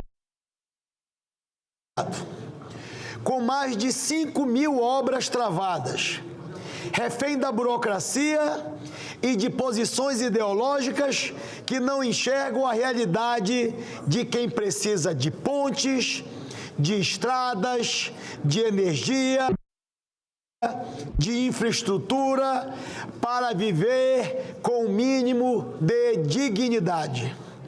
O Congresso não quer fazer mais leis, quer fazer leis melhores. E olha só que importante, foi publicada hoje no Diário Oficial da União a lei que institui a Política Nacional de Humanização do Luto Materno e Parental. A nova lei traz objetivos e diretrizes da política e define as competências da União, estados e municípios nessa área. Entre outras medidas, também assegura às mulheres que tiveram perdas gestacionais o acesso aos exames necessários para a investigação sobre o motivo do óbito, bem como o acompanhamento específico em uma próxima gestação, além de acompanhamento psicológico. A Lei da Política de Humanização do Luto Materno e Parental entra em vigor em 90 dias contados a partir de hoje. 2 eventos mundiais a serem realizados no Brasil este ano põem a agenda ambiental na ordem do dia. Agora, em julho, o encontro dos países do BRICS, no Rio de Janeiro. E, em novembro, a conferência sobre mudanças climáticas, em Belém do Pará. Um seminário na sexta-feira, no Rio, discutiu dilemas e oportunidades para o financiamento de melhorias para o planeta. Desenvolvimento de parcerias e inserção coordenada na agenda mundial é o que pretendem os países do BRICS. E não se faz isso ignorando a agenda ambiental. Um seminário no Rio de Janeiro reuniu técnicos e especialistas para discutirem dilemas e oportunidades de financiamento voltado para o meio ambiente. O Brasil reconhece a sua responsabilidade nessa frente e a oportunidade histórica, como anfitrião da COP30 e presidente do BRICS, para liderar esforços globais em torno do financiamento justo e equitativo da transição ecológica. Os debatedores enxergam nos 2 eventos oportunidade de implementar esforços para facilitar o financiamento de projetos e iniciativas com enfoque na sustentabilidade ambiental. Discussão que também atrai temas com os quais a humanidade lida desde sempre. Ela é o desenvolvimento sustentável. Então, o desenvolvimento humano, né? É educação, é fome, é pobreza, é desigualdade, tudo isso vem nesse pacote. Nosso objetivo é garantir que a COP30 seja uma COP da implementação concreta e eficaz dos compromissos climáticos, em que o BRICS desempenhe um papel decisivo na construção de um sistema financeiro internacional mais justo, inclusivo e sustentável. O BRICS ele tem um papel importante para reforçar e para que a gente chegue na COP30 com essas bases entre esses 11 países, mas os parceiros já mais alinhada, né? São 2 oportunidades de liderança mundial que o Brasil vem experimentando nos últimos meses.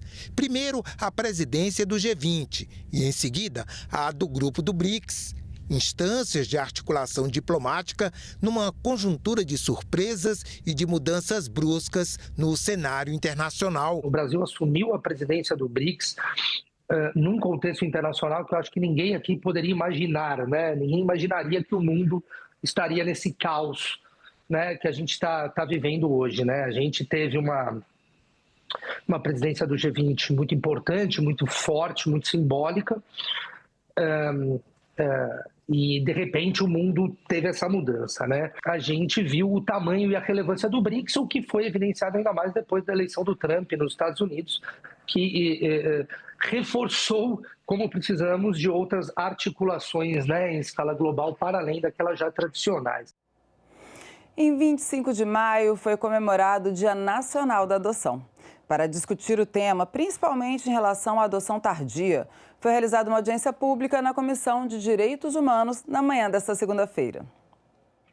O número de crianças e adolescentes para adoção aumenta junto com a idade delas. Mas o número de famílias dispostas a adotar diminui muito quando a criança entra na adolescência. Em maio do ano passado, das 3.042 famílias pretendentes à adoção, 522 estavam dispostas a adotar crianças até 2 anos de idade. De 2 a 4 anos, eram quase 1.000 famílias interessadas. Já na faixa entre 4 e 6 anos, o número passava de 1.000 pretendentes. De 6 a 8 anos, caiu para 399 famílias. E a disponibilidade diminuiu drasticamente com o aumento da idade dos melhores sem família. Somente 89 pretendentes aceitavam uma criança de 8 a 10 anos, número que caiu para 25 famílias na faixa entre 10 e 12 anos.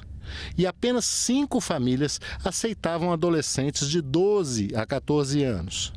O movimento é inverso nas crianças disponíveis para adoção. De 239 crianças e adolescentes prontas para serem adotadas, havia 13 com até 2 anos de idade, 9 entre 2 e 4 anos, 14 de 4 a 6 anos e 21 de 6 a 8 anos. Mas entre 12 e 14 anos, havia 40 adolescentes prontos para adoção, 48 na faixa entre 14 e 16 anos e 52 maiores que 16 anos. Esses dados colocados aqui pela juíza, que eu parabenizo pelo trabalho, mostram a dificuldade de adoção de crianças e jovens maiores e principalmente crianças negras, crianças com deficiência. Então, a gente precisa, eu acho que esse descompasso, ele mostra os nossos preconceitos estruturais, eles dificultam a adoção e acaba prolongando a institucionalização destas crianças e adolescentes. Nós não podemos deixar de enxergar a dimensão do problema, que são essas crianças, esses jovens, esses adolescentes e jovens cuja adoção quase sempre não só negada, mas acaba não acontecendo. Uma das propostas para minimizar o problema da adoção tardia é a formalização do apadrinhamento afetivo pelas empresas. O que poderíamos fazer para estimular uma forma de adoção que, além de continuar lutando para a família adotar aquela criança, aquele adolescente, a gente comece a pensar em mecanismos de uma adoção institucional ou de empresa cidadã. Eu confesso que ainda não consegui colocar no papel, porque tem que ter muita prudência nisso, mas isso já existe. Algumas empresas que acolhem jovens que ainda estão em instituições ou em abrigos e dão a eles uma oportunidade de aprendizado no trabalho. Indo ao encontro da fala do deputado, a principal boa prática é o apadrinhamento afetivo.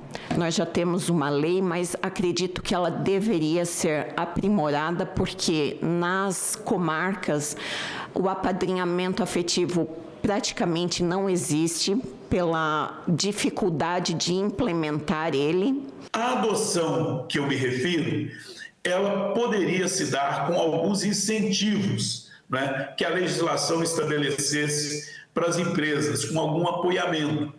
Hoje, me preocupa que o tratamento para o menor aprendiz, ele, ao invés de estar sendo estimulado, ele está sendo dificultado nas empresas.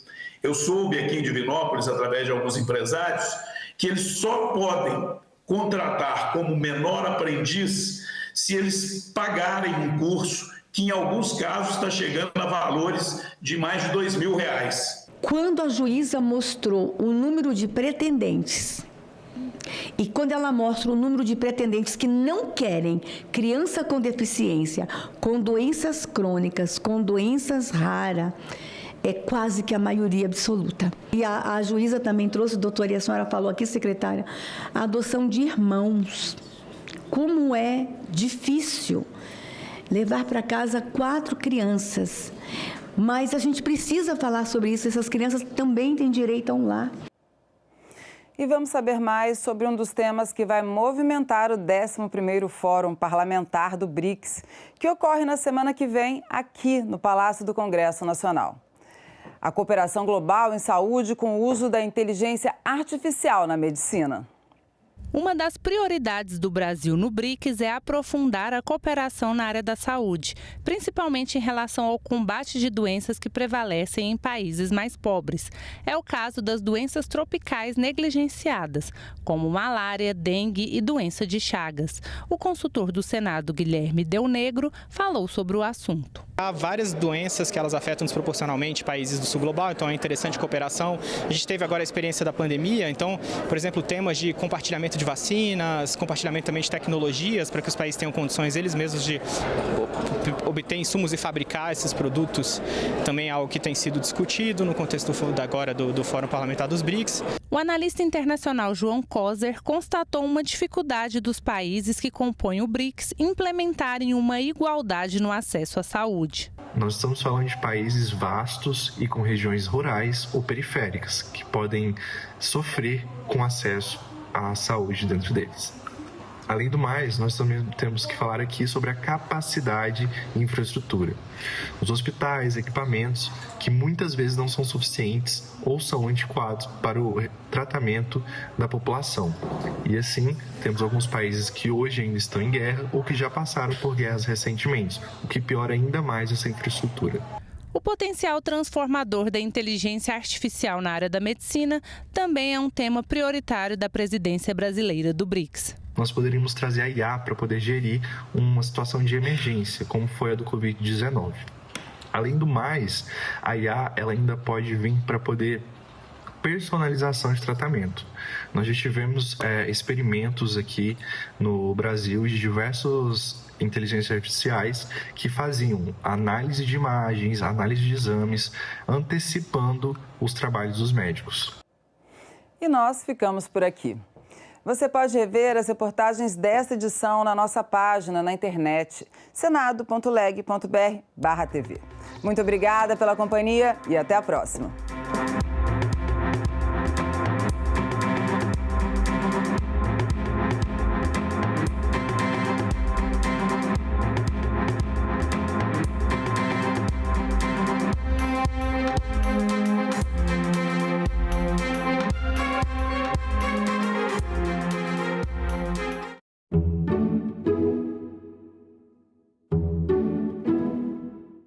No próximo Assunto de Estado, vamos falar sobre a Rota Agro-Norte, educação em tempo integral, saúde, entre outros temas.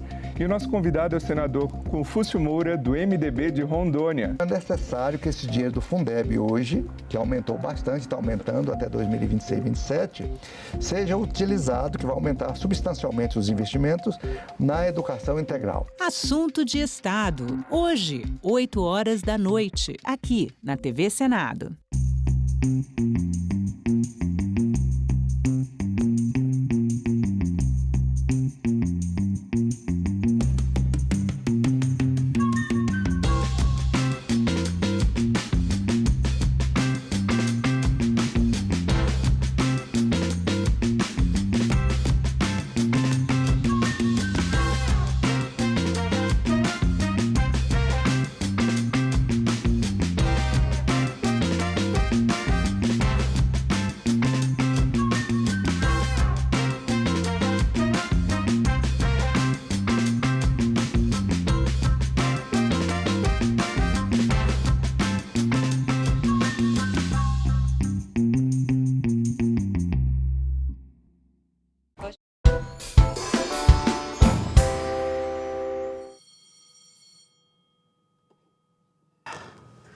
Havendo número regimental, declaro aberta a sessão.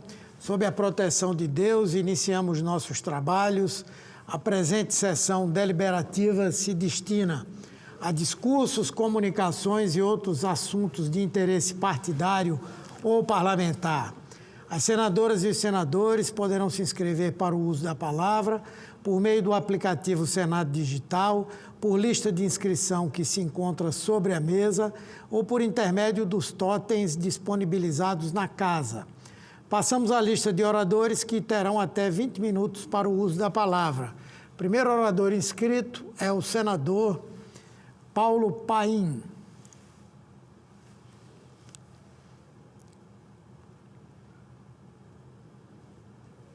Boa tarde a todos. Presidente Humberto Costa, subo à tribuna no dia de hoje para falar de dois assuntos da audiência pública que tivemos hoje pela manhã, com a presença de inúmeros convidados para discutir a questão da população de rua. O destaque da audiência, sem sombra de dúvida, foi o padre Júlio Renato Lancelotti, mas falo aqui em seguida. Mas o meu pronunciamento também vai hoje, a pedido de muitos que ouviram algo semelhante que falei um outro dia, sobre a tal de pejotização, as chamadas PJ. Senhor presidente, é alarmante o avanço da pejotização que ameaça diretamente os direitos trabalhistas e representa um ataque frontal à nossa CLT. Essa prática coloca em risco a proteção social e econômica de milhões e milhões de trabalhadores e trabalhadoras. A pejotização ocorre quando o empregador contrata um trabalhador como pessoa jurídica, popularmente chamado de PJ, em vez de estabelecer um vínculo formal redigido pela CLT. Embora frequentemente utilizado para reduzir encargos trabalhista e tributário, essa prática se configura como fraude ao ocultar uma relação empregatícia tradicional. Nesses casos, o contratante mantém características típicas do vínculo empregatício. Tem que ter jornada, tem que ter subordinação, tem que ter pessoalidade, salário fixo e trabalho presencial. Ele admite os princípios, mas nega todos os direitos garantidos pela CLT. Por exemplo, férias remuneradas, horas extra, 13º, fundo de garantia, seguro-desemprego. Quando identificada como fraude, a pejotização pode levar à condenação do contratante ao pagamento de todos os direitos não quitados, além de multas e outras penalidades. Entretanto, nos preocupa uma decisão monocrática do Supremo Tribunal Federal que suspendeu a tramitação de processos relacionados a essa prática, justificando a medida pela insegurança jurídica gerada por decisões conflitantes da Justiça do Trabalho e pela falta de consenso sobre qual a esfera judicial, trabalhista ou comum, deve julgar esses casos. Ora, tem que ser a Justiça do Trabalho, ninguém tem dúvida quanto a isso. Essa suspensão, válida até o julgamento definitivo do tema, agrava o cenário de desregulamentação dos direitos trabalhistas. Para o juiz Luiz Eduardo Fontanelli, do Tribunal Regional do Trabalho do Espírito Santo, essa decisão afronta o artigo 7º da Constituição Federal, que assegura um conjunto amplo de direitos aos trabalhadores. Abro aspas, palavra dele, estamos caminhando para o desmonte das condições mínimas civilizatórias de trabalho. Salário mínimo, hora extra, descanso remunerado, férias, como adicional, licença maternidade, auxílio-doença, entre outros direitos fundamentais. E diz ele ainda que isso vai ferir de morte a nossa Previdência. Tudo isso está ameaçado.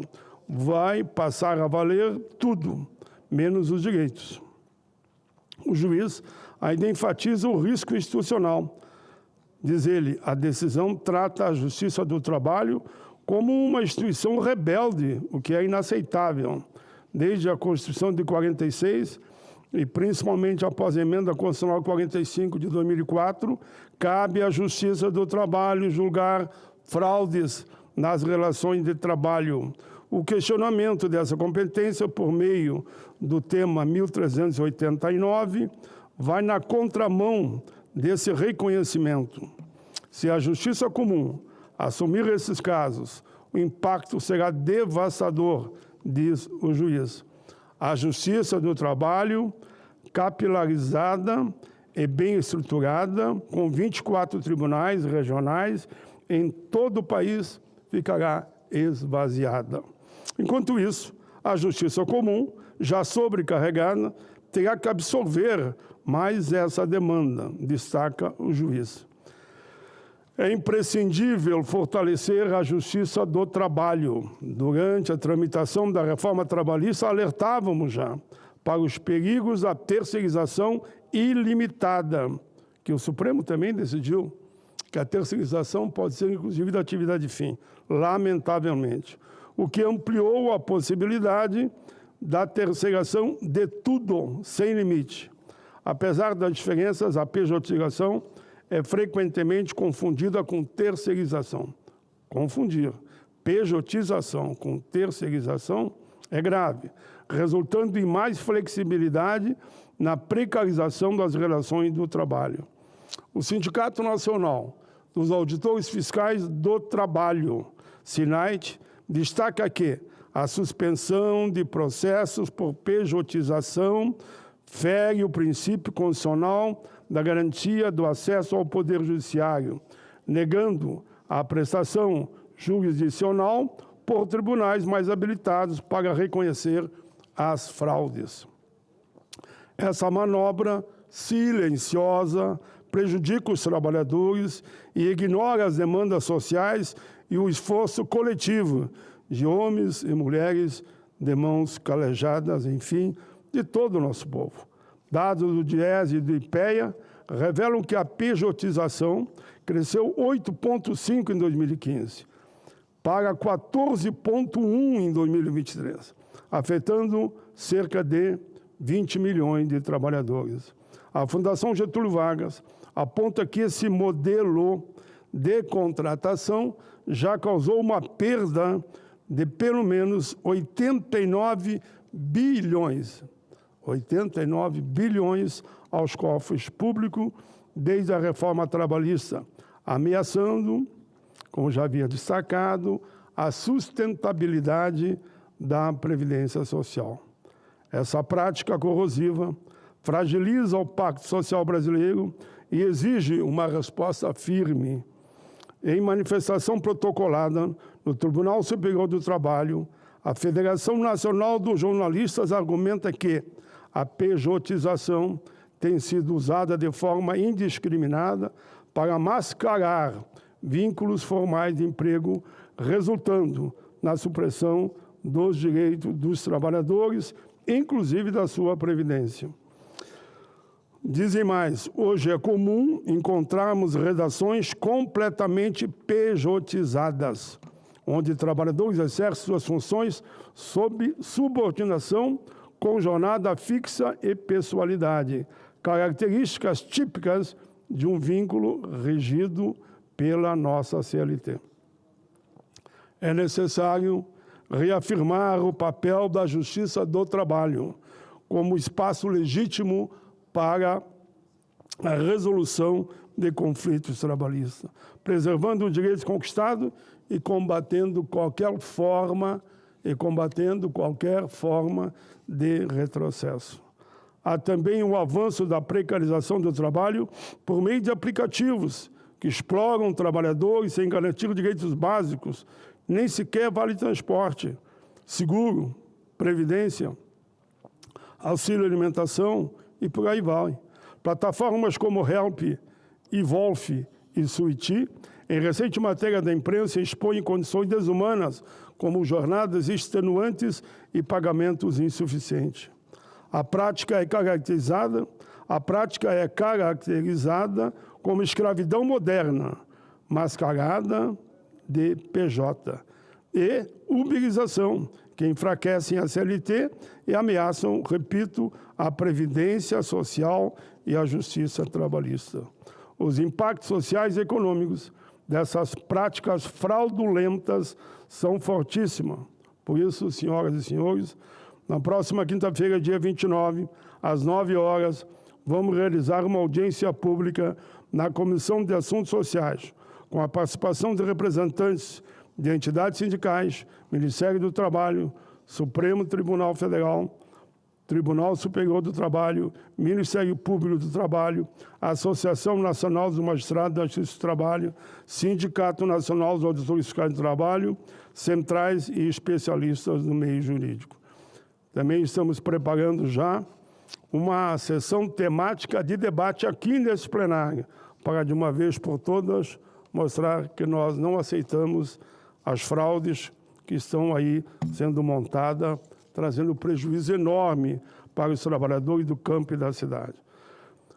Senhor presidente, nos últimos 5 minutos, porque eu não vou usar 9, quero só fazer o registro sobre a audiência pública sobre o dia de luta da população em situação de rua.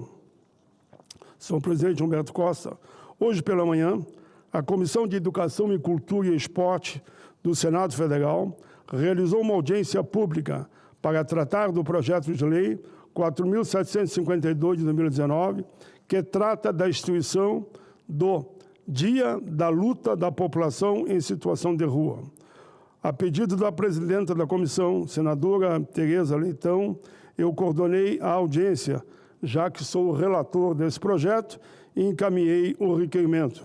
Esse projeto é de autoria do deputado federal Newton Tato, que só não se fez presente, que o faleceu um deputado amigo dele em São Paulo, e ele então foi para o velório e não pôde se fazer presente. Eu relato esse projeto com muita satisfação, porque não adianta conversarmos sobre a situação do povo de rua e não termos medidas concretas. Foi o que eu mais ouvi hoje pela manhã, principalmente do padre Júlio Renato Lancelotti, pároco da paróquia de São Miguel Arcanjo e vigário episcopal para a pastoral do povo de rua da Arquidiocese de São Paulo. Anderson Lopes Miranda, coordenador-geral do Comitê Intersetorial de Acompanhamento e Monitoramento da Política Nacional para a População em Situação de Rua. Cleiton Luiz da Silva Rosa, coordenador-geral de Política para os Direitos da População em Situação de Rua do Ministério dos Direitos Humanos e Cidadania.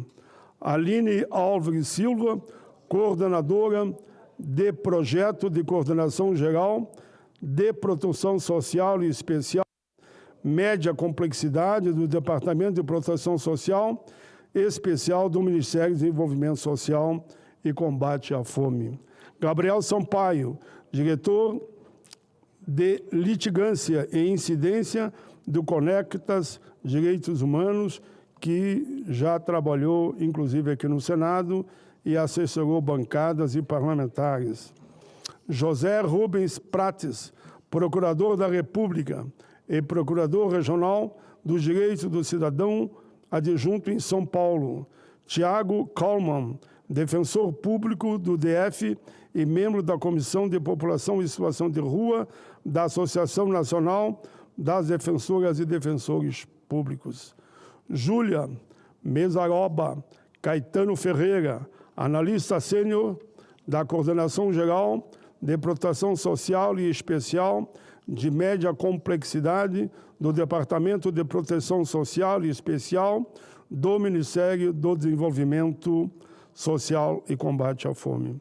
Deputado federal Raimonte, coordenador da Frente Parlamentar em Defesa dos Direitos da População em Situação de Rua e presidente da Comissão dos Direitos Humanos, Minoria e Igualdade Racial da Câmara dos Deputados.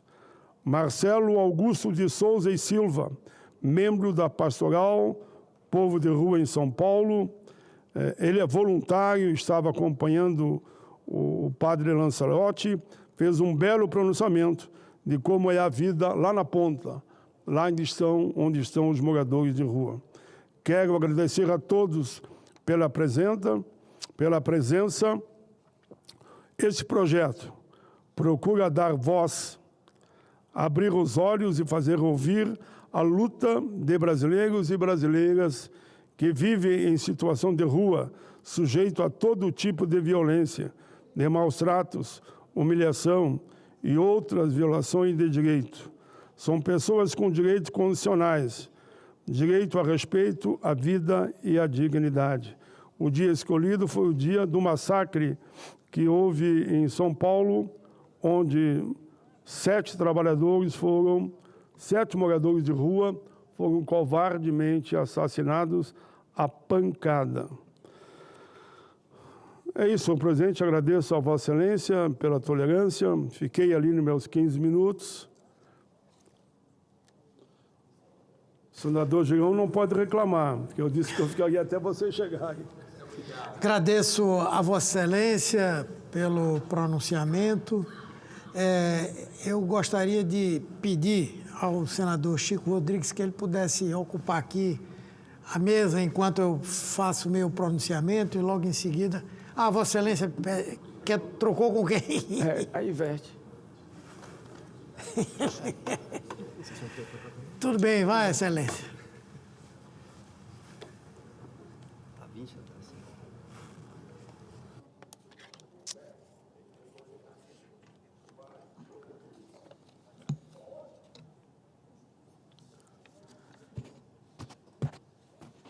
Caro presidente Humberto Costa, Hoje eu uso essa tribuna com grande orgulho para saudar um momento histórico para o futebol brasileiro. E por que não dizer para todo o país? Refiro-me à eleição do médico roraimense Samir Chaldi como novo presidente da Confederação Brasileira de Futebol, a nossa CBF. Samir Chaldi representa uma renovação não apenas de rostos, mas de ideias, de propósitos e de compromisso com um futebol mais justo, mais transparente e verdadeiramente nacional. Aos 41 anos, Samir não é apenas um homem jovem, é um homem preparado, médico com várias especializações, inclusive em medicina do esporte, ex-atleta profissional, gestor público e dirigente esportivo. Um cidadão que, com coragem e competência, deixou sua marca no futebol de Roraima, meu caro estado do norte brasileiro, e agora tem a oportunidade de transformar a realidade do futebol em todo o território nacional. Em Roraima, Samir atuou como gestor da Federação Roraimense de Futebol desde 2023. Neste curto período, foi responsável pela organização da Federação em Roraima, atraindo público e apoio para o futebol roraimense. E promoveu a inclusão de uma mulher na diretoria da Federação de Roraima e articulou a doação de terreno para a construção do Centro de Desenvolvimento de Futebol em Boa Vista. Samir chegou a ser eleito presidente da Federação Roraimense de Futebol para o período de 2027-2031. Mas agora ele foi conduzido a um desafio ainda maior. Pela primeira vez na história, a CBF será presidida de forma titular por um representante da região norte. E isso é simbólico. Simbólico porque rompe com um ciclo de centralização e abre espaço para uma gestão mais inclusiva, mais democrática e mais próxima da realidade de todas as federações estaduais. A eleição de Samir é uma vitória da diversidade regional. É o reconhecimento de que o talento e a competência não têm CEP. Que o Norte tem voz, tem vez e tem valores capazes de liderar instituições nacionais com integridade, mas, acima de tudo, com visão de futuro. Quero aproveitar esta oportunidade para compartilhar com os senadores e senadoras e com todo o povo brasileiro que nos assiste pelos canais de comunicação dessa casa, algumas palavras do novo presidente da CBF no seu discurso de posse. E aqui abro aspas. Gostaria de lembrar a todos que o norte do país existe, embora alguns resistam a aceitar. Assumo esse mandato com a alma profundamente ligada às raízes do nosso povo nortista, um povo forte, resiliente e profundamente orgulhoso de sua história, de sua terra e da sua riqueza de cultura. Essa nova CBF nasce com a alma do norte, com os pés fincados na cultura macuxi, com o olhar voltado para o futuro e com o compromisso inegociável de honrar a identidade, os sonhos e o potencial imenso da nossa gente. Que a força do povo do Norte esteja comigo, afirmava o presidente eleito, ao longo dessa caminhada e que nunca me falte a memória daqueles que me confiaram essa missão. É tempo de transformação, é tempo de responsabilidade, é tempo de reconstruir a confiança, é tempo de uma nova CBF, afirmou o presidente Samir Chaldi ontem no seu discurso de posse. Mais do que essas palavras, senhor presidente, o presidente eleito da CBF tem demonstrado compromisso com os princípios que há muito são exigidos por atletas, dirigentes, torcedores e pela sociedade brasileira. Transparência, ética, valorização das bases e fortalecimento do futebol feminino. Sob a sua liderança, temos a esperança concreta de ver uma entidade mais transparente, mais próxima dos clubes e das federações e, sobretudo, mais conectada com o povo brasileiro. O futebol é mais do que um esporte em nosso país. É identidade, é cultura, é paixão. E é por isso que a escolha de quem o lidera é tão relevante. Com Sami Chaldi na presidência da CBF, abre-se uma janela de esperança por uma nova era do futebol brasileiro. Uma era de inclusão, de inovação, de transformação e união em busca do tão sonhado hexacampeonato. Que ele tenha sabedoria para conduzir esse gigantesco desafio. E que nós, representantes do povo, sigamos atentos, vigilantes e, acima de tudo, colaborativos para que o futebol brasileiro retome seu protagonismo dentro e fora do campo. Parabéns ao Sami Chaldi, que sua história inspire jovens de todas as regiões a acreditarem que é possível sonhar grande e realizar. Senhor presidente, eu que tive a oportunidade de ontem me dirigi ao Rio de Janeiro a convite do presidente eleito Sami Chaldi, um jovem, como já disse no meu pronunciamento, que casualmente, quando fui governador do estado, teve a oportunidade de ser secretário de saúde adjunto do meu governo e depois diretor do maior hospital do estado, o Hospital Geral de Roraima. E se houve com absoluta competência, melhorando considerável e expressivamente os trabalhos oferecidos pelo governo na área da saúde. Além do mais, na verdade, a gente percebe que é necessário que a população brasileira e a grande imprensa entenda que é necessário que haja unidade no essencial. Afinal de contas, são 27 federações, 26 o apoiaram. Então, fica realmente aqui o questionamento. Obviamente, entendemos da complexidade que é o futebol no Brasil, sabemos dos interesses dos bastidores, nos subterrâneos de vários estados, onde sempre houve a manobra, a manipulação, os interesses, porque dá visibilidade. E, obviamente, quem é que não quer uma moça bonita? Todos querem.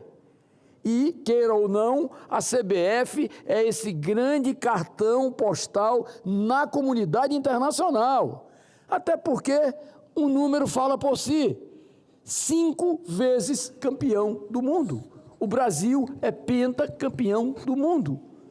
E aí, presidente, eu conversava com algumas pessoas lá e, coincidentemente, tive a oportunidade de encontrar com o Branco, né, que foi aquele canhão na Copa do Mundo, na última Copa que fomos campeão do mundo, o jogador Branco, que foi do Grêmio.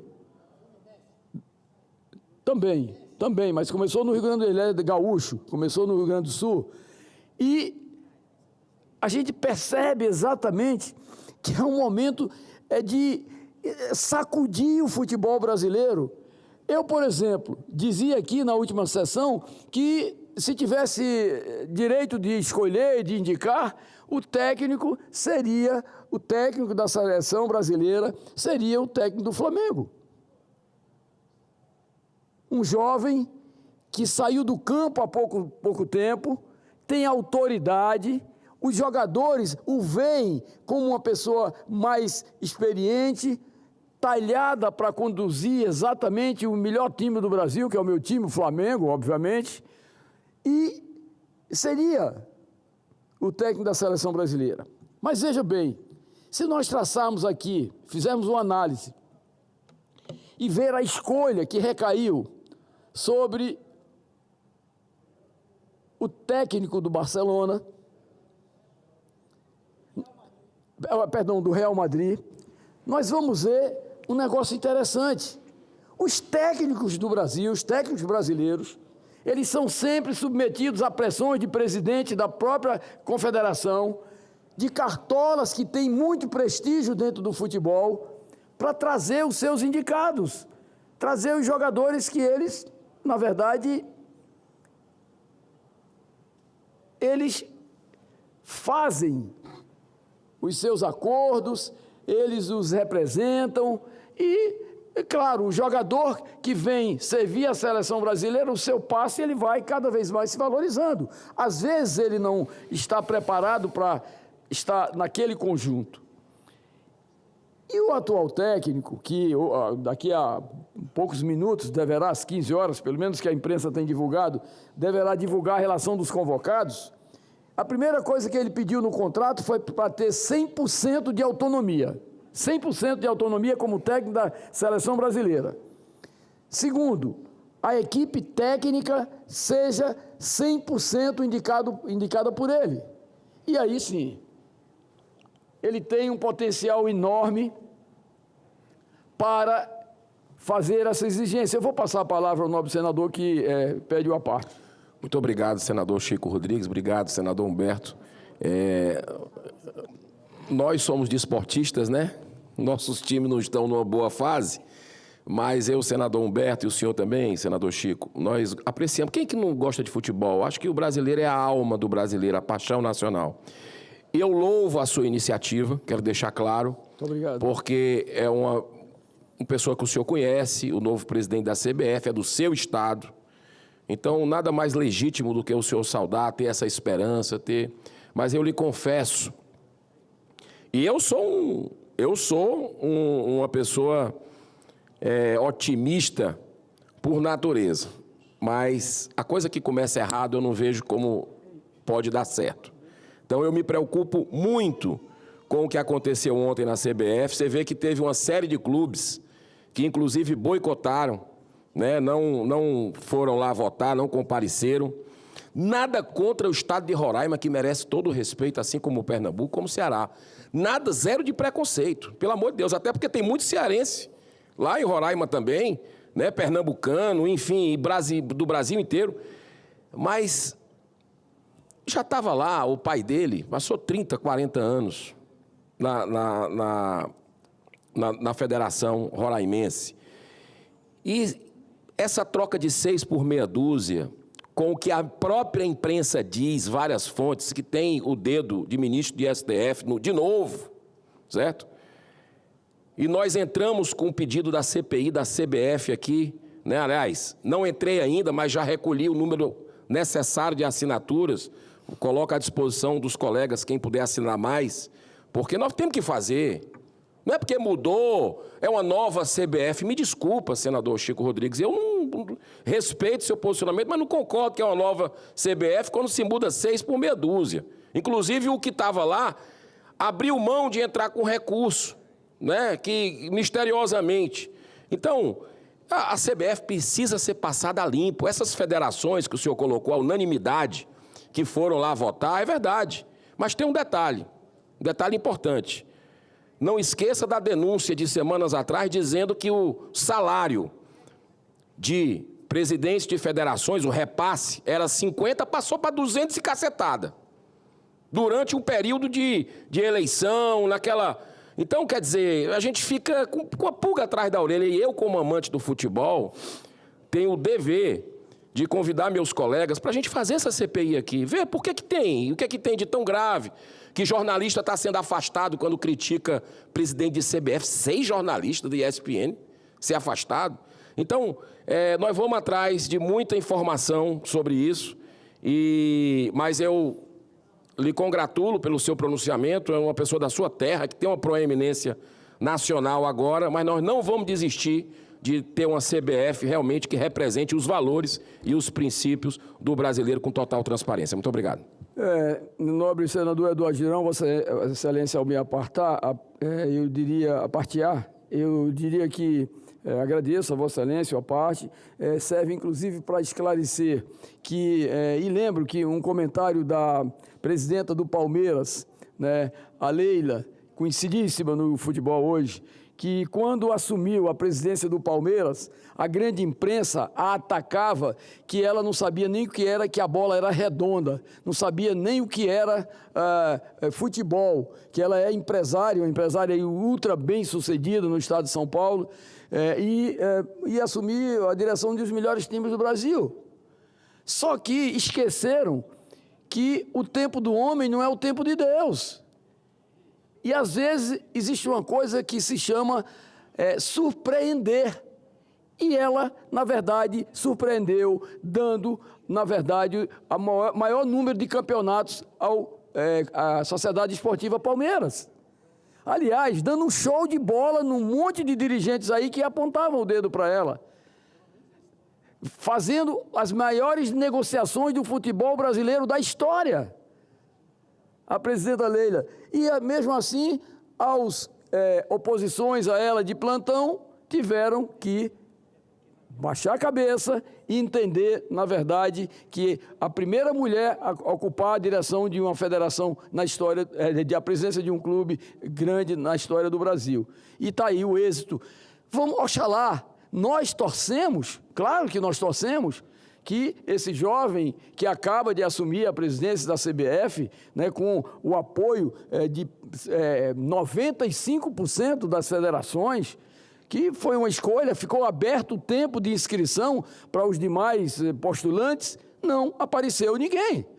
Ora, se não apareceu ninguém, a vitória dele foi ampla, esmagadora e foi memorável. Né? Então, Vossa Excelência, né, com muita propriedade, fala exatamente na abertura de CPI, da CBF e tal, que as razões, elas são muito, muito pessoais. Vossa Excelência, que é do ramo, eu não sou do ramo do futebol, apenas sou um torcedor apaixonado, coincidentemente de uma torcida que não tem muitos torcedores, que é o Flamengo. Né? Mas eu diria que o Estado, o Congresso, essa Câmara Alta, não pode mais se transformar num verdadeiro tribunal. Nós temos que cuidar agora urgentemente do tribunal, da CPI do INSS. Essa é fundamental porque está acabando com a vida de milhares, milhões de brasileiros aposentados que já no cair da tarde da sua existência, foram realmente roubados de uma forma extremamente condenável, que Vossa Excelência é um dos grandes defensores, assim como eu também, da instalação dessa CPI do INSS.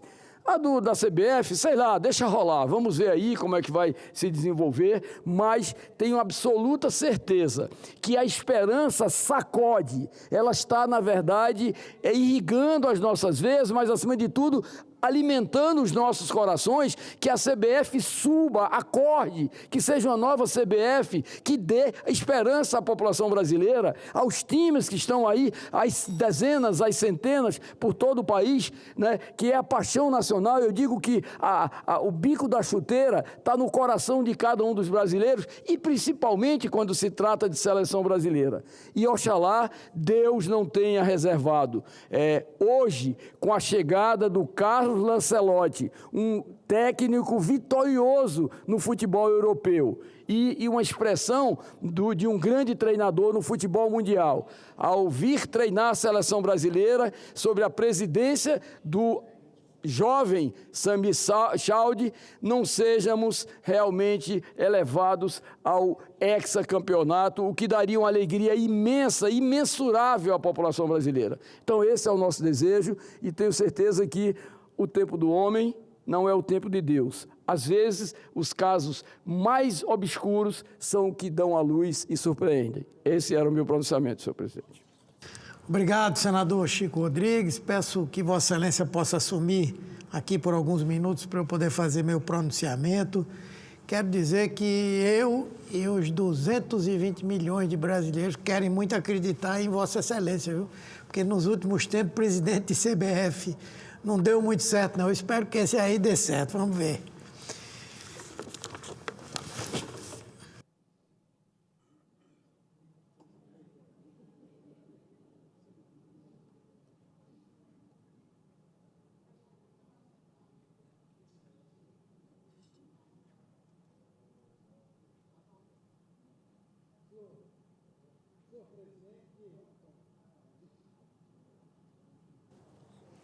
Com a palavra, Vossa Excelência. Senhor presidente, senhoras senadoras, senhores senadores, público que nos acompanha pelos serviços de comunicação do Senado e nos segue pelas redes sociais. Eu quero, inicialmente, expressar a minha imensa alegria pelas extraordinárias conquistas do filme O Agente Secreto, do diretor pernambucano Kleber Mendonça Filho, que ganhou o prêmio de melhor direção na 78ª edição do Festival de Cannes, o maior festival, o mais credibilizado do mundo, bem como o prêmio de melhor ator, que foi conferido ao talentoso Wagner Moura, protagonista da película. O Agente Secreto teve sua estreia mundial no festival no dia 18 de maio, quando foi ovacionado com mais de 10 minutos de aplausos. É mais um exemplo bem acabado da potência do cinema nacional e da nossa capacidade de encantar os mais diversos públicos em todos os cantos do planeta, com a qualidade das nossas produções audiovisuais. São a cara deste Brasil, que investe em cultura e colhe expressivos resultados. Parabéns a Kleber Mendonça, a Wagner Moura, parabéns ao Agente Secreto por essas vitórias que são as primeiras de muitas. Queria também citar aqui a diretora pernambucana Mariana Brenan, que com o filme As Manas, ela que é um grande talento emergente de Pernambuco e do Brasil nessa área do cinema e que foi premiada com o Woman in Motion Awards, que é também uma das sessões, uma das partes, né, da premiação do Festival de Cannes. Eu já tive a oportunidade de assistir esse filme, As Manas, no Festival Janela do Cinema em Pernambuco. Na verdade, não é um festival, é um festival também, e que é exatamente coordenado, tem a curadoria do Kleber Mendonça Filho. E esse filme, As Manas, trata de um assunto, por muitas vezes falado aqui, que é o da exploração sexual de crianças e adolescentes na região norte do nosso país. É um filme muito bem elaborado, muito bonito e que traz, assim, de uma maneira muito crua, essa realidade para que todos os brasileiros e brasileiras possam tomar conhecimento. Então, parabéns também para Mariana Brenan. Pernambuco está em festa com esses dois prêmios tão importantes para o nosso Estado. E como a nossa modéstia nunca nos abandona, eu tenho que registrar aqui essa grande alegria dos pernambucanos.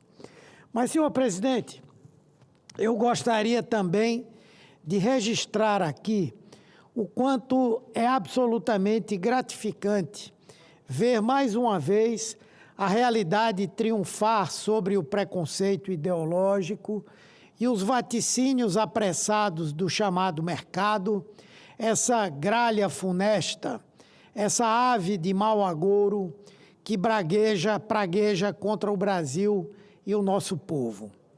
Eu li em um dos nossos grandes jornais nacionais, e não houve como não rir, pelo tom de lamento, como a frase parece ter sido escrita, de que, abre aspas, a desaceleração da economia brasileira foi mais uma vez adiada.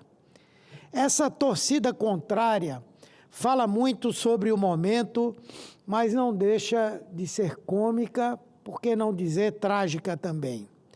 Todo dia, o nosso governo dá um susto no mercado.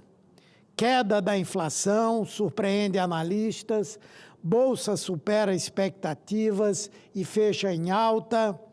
É tanta surpresa que eu penso que a Faria Lima deve viver à base de muito ansiolítico para encarar tantos resultados positivos diariamente da economia brasileira.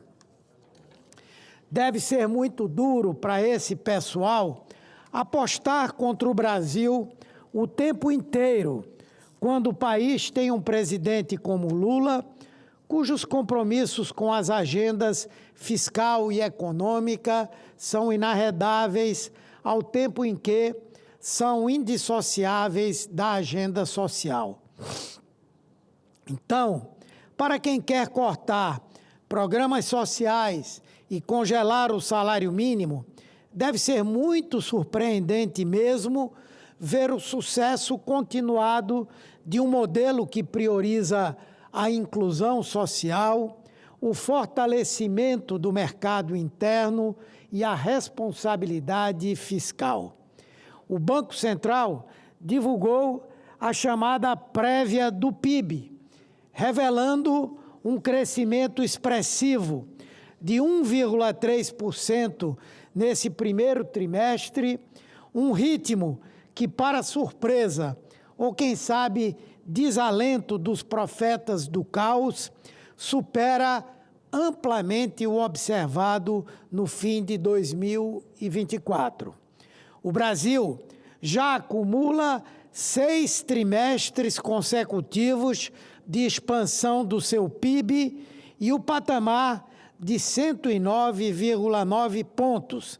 É o mais alto registrado em 22 anos da série histórica. É o reflexo de uma trajetória que combina robustez setorial, com destaque para a agropecuária, que cresceu notáveis 6,1%, e dinamismo na indústria e nos serviços. E não se trata de um crescimento qualquer.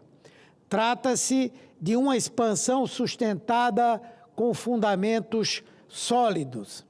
A dívida pública segue trajetória descendente, alcançando agora 75,9% do PIB, patamar significativamente inferior ao que herdamos do governo passado.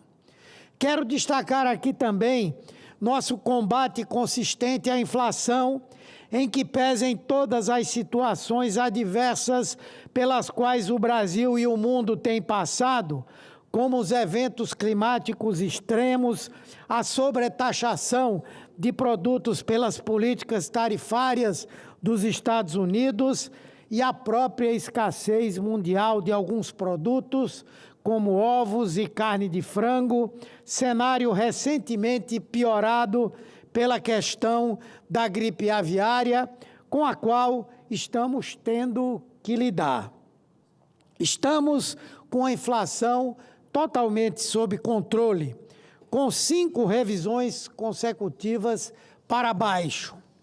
O câmbio tem se estabilizado e as projeções já colocam a mediana do dólar em 2025 em R$ 5,82. Na semana passada, a Bolsa bateu um novo recorde, 4 vezes seguidas de alta, fechando acima dos 140 mil pontos pela primeira vez na história. Aí dizem que é surpresa. Mas surpresa para quem? Para aqueles que insistem em subestimar a capacidade do governo Lula em combinar crescimento econômico, responsabilidade fiscal e inclusão social? Para quem não acredita que é possível conciliar políticas públicas vigorosas com contas públicas sólidas? Pois saibam, o Brasil vive hoje uma das fases mais virtuosas de sua economia. Também na semana passada, a Consultoria de Orçamento da Câmara dos Deputados divulgou um novo estudo em que estima o superávit primário do governo central em quase 16 bilhões de reais em abril. No acumulado do primeiro quadrimestre, 70,5 bilhões, mais que o dobro do mesmo período do ano anterior. O mercado de trabalho está aquecido, beirando o pleno emprego, alcançando seguidos recordes históricos de ocupação e queda do desemprego. O rendimento médio do trabalhador atingiu patamares históricos também, graças a uma política que, desde 2023, voltou a valorizar o salário mínimo acima da inflação, marca dos governos do PT, que reconhecem a dignidade do trabalhador como um motor fundamental da economia. Mais uma vez, provamos que o desenvolvimento social e o crescimento econômico não são excludentes, mas são complementares. O consumo das famílias segue robusto, impulsionado não só pelo aumento da renda, mas também por políticas de crédito responsáveis, como a expansão do consignado privado, que melhora o acesso ao crédito e estimula o mercado interno com a aquisição de bens a que o povo não tinha acesso anteriormente.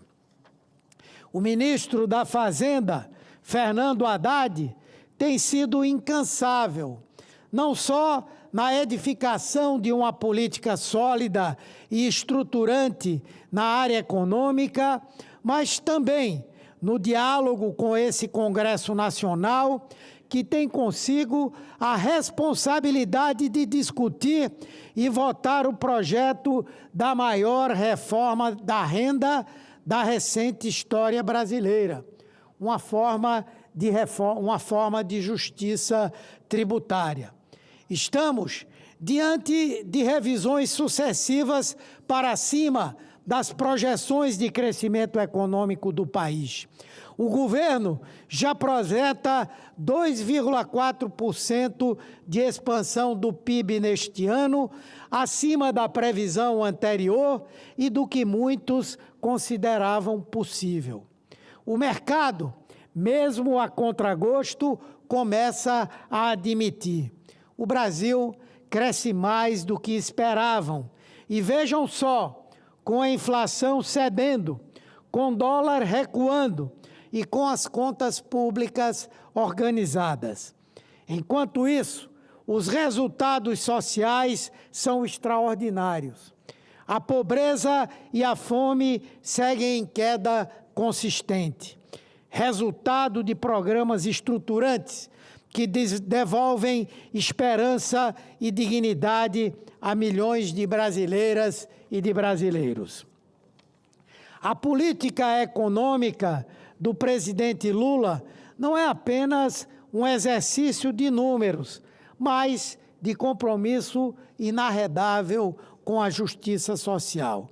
E tudo isso a despeito da extorsiva Selic, que muitos defendem como necessária a conter a inflação, mas que tunga muito do nosso potencial econômico, do nosso crescimento e castiga a nossa dívida pública com juros tão altos, um dos mais altos do planeta.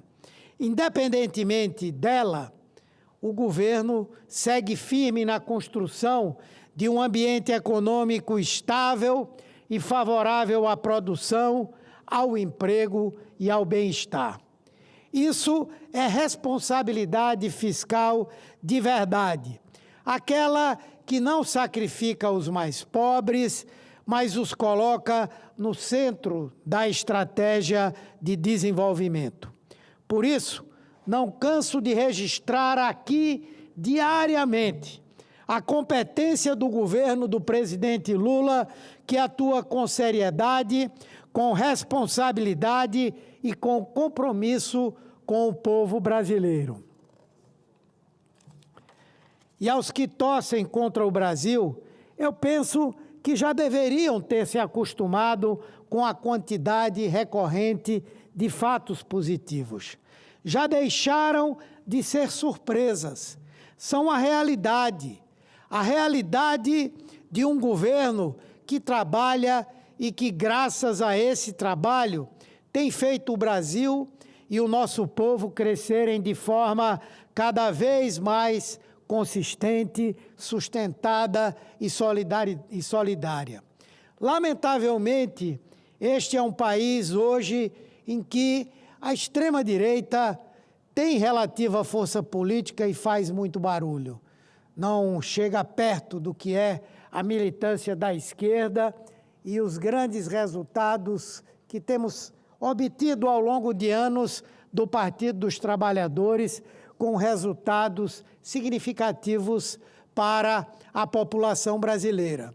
E essa extrema-direita não tem para o Brasil nenhuma proposta. Eu não me lembro de nenhuma proposta da extrema-direita que seja compatível com o crescimento econômico do nosso país. Não conheço uma proposta apresentada pela extrema-direita que possa nos levar a um controle ainda maior da inflação. Não tenho lembrança de qualquer ideia desse segmento que fale para o povo trabalhador, que trate de distribuição de renda para a população, que trate de crescimento econômico do nosso país, que trate de fortalecimento do desenvolvimento regional no Brasil. Não, eu não tenho conhecimento. Eu os vejo aqui, fora daqui, nas redes sociais, na imprensa, porque muitos da imprensa já se esqueceram rapidamente do que foi o governo da extrema-direita, quando foram acuados, perseguidos, e hoje são inteiramente condescendentes com as opiniões e os posicionamentos da extrema-direita. Então, a gente ouve o tempo inteiro esses segmentos a falarem contra o governo Lula, mas nada trazem de positivo para que nós possamos avançar ainda mais no Brasil. Enquanto isso, nós que fazemos o governo Lula, nós que fazemos a frente política que dá sustentação ao governo Lula aqui no Congresso Nacional, nós que somos do PT, estamos o tempo inteiro a apresentar ao Brasil questões que não somente vão fazer o Brasil crescer ainda mais, mas também melhorar a vida do nosso povo. E vou falar aqui, vou citar aqui algumas. Quero, inclusive, me comprometer em alguns dos meus próximos pronunciamentos aqui, que são diários, em refrescar a memória de muita gente que falava aqui da inflação do ovo, a inflação do frango, o crescimento dos preços dos combustíveis e de outras coisas, e que agora não vem ninguém aqui para dizer que tudo isso baixou concretamente pela política do nosso governo. Mas vou lembrar que, diferentemente deles, nós estamos o tempo inteiro trazendo propostas para melhorar o Brasil. Está aí, para discussão já no Congresso Nacional, a proposta de isenção do imposto de renda para quem ganha até R$5.000. Eu vou falar só dessa, que eu não quero tomar muito tempo.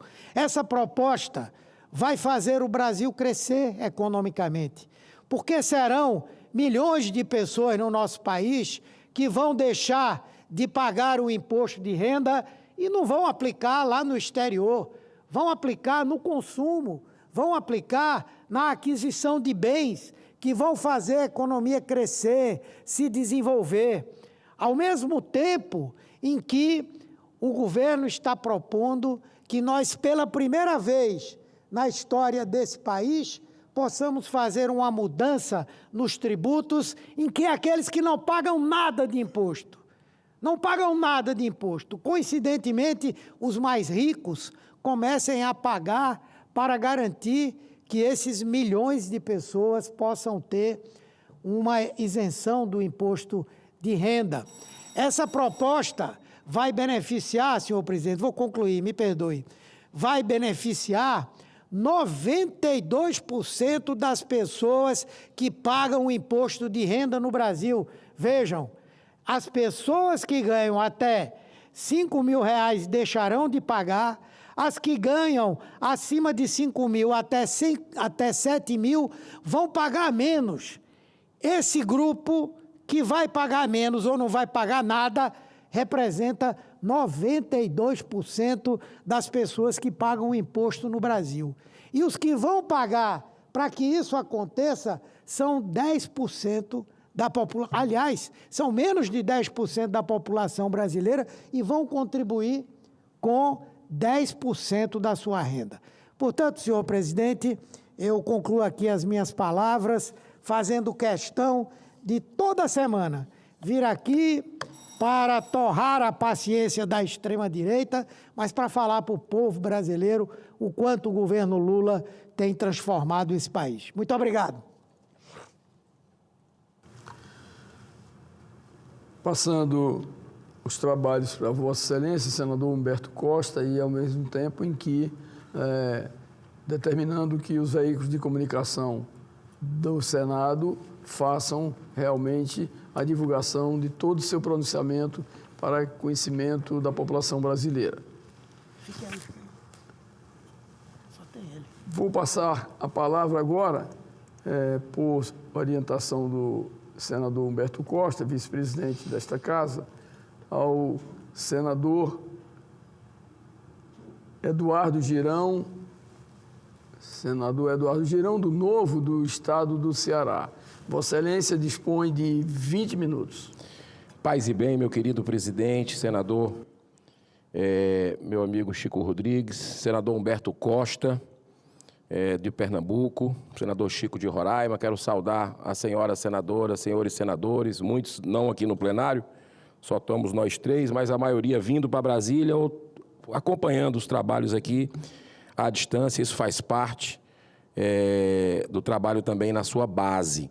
Quero saudar as brasileiras, os brasileiros que estão nos assistindo, não apenas os funcionários, assessores dessa casa, mas quem está nos ouvindo nesse momento, nessa sessão de segunda-feira, aqui no Senado Federal, através do trabalho da TV Senado, Rádio Senado e Agência Senado. O senador Humberto Costa, que me antecedeu agora há pouco, e isso faz parte da democracia, colocou seu ponto de vista. Ele referiu aqui, eu anotei 9 vezes a palavra extrema-direita. Aí ele diz, não tem projeto da extrema-direita. Mas eu fico perguntando, qual é a extrema-direita? Cadê a extrema-direita? Porque é muito fácil você querer colocar um rótulo. Extrema-direita é o quê? São aqueles que fizeram uma gestão nas estatais do Brasil e todas deram lucro, enquanto que nessa gestão do governo Lula estão dando prejuízo? É torrar o dinheiro com viagem para cima e para baixo, onde a primeira-dama vai antes, como se tivesse um cargo, alguma coisa, totalmente sem transparência? É aquilo que no governo passado se chamava que não tinha sigilo. Está errado. Está errado. Tem que ter transparência total, eu concordo. Mas que o governo Lula, inclusive o presidente Lula, durante a campanha presidencial, criticou a exaustão do governo Bolsonaro, isso, e está fazendo muito pior. Está colocando um sigilo muito maior. Então, eu acho bacana da democracia esse tipo de coisa. Agora, Se é extrema-direita defender a vida, desde a concepção, contra o assassinato do aborto, se é da extrema-direita ser contra a liberação das drogas, que estão causando uma devastação geral nas famílias, se é da extrema-direita posturas, por exemplo, contra essa mazela, e eu sei que o senador Humberto não concorda com isso, quero deixar claro, que nesse aspecto eu vejo uma defesa firme e coerente dele com os mais pobres e os menos favorecidos que estão na sarjeta por causa de aposta esportiva, por causa de jogatina, e vão, senador Humberto, se prepare. Eu estou sabendo que vão tentar jogar, além da queda, o coice, como diz lá no Nordeste. Vão querer colocar bingo e cassino no meio dessa loucura toda que o Brasil está no endividamento em massa. Então, se for extrema-direita defender isso, nós estamos na extrema-direita. Não é isso.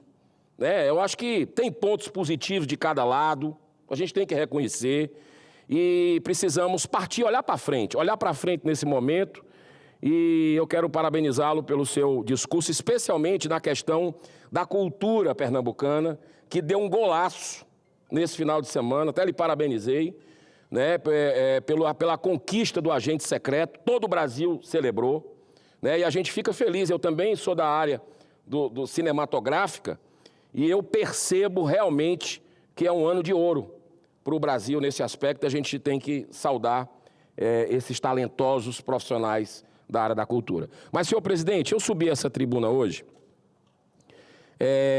para falar da CPI das bets. Ela está chegando na sua hora derradeira.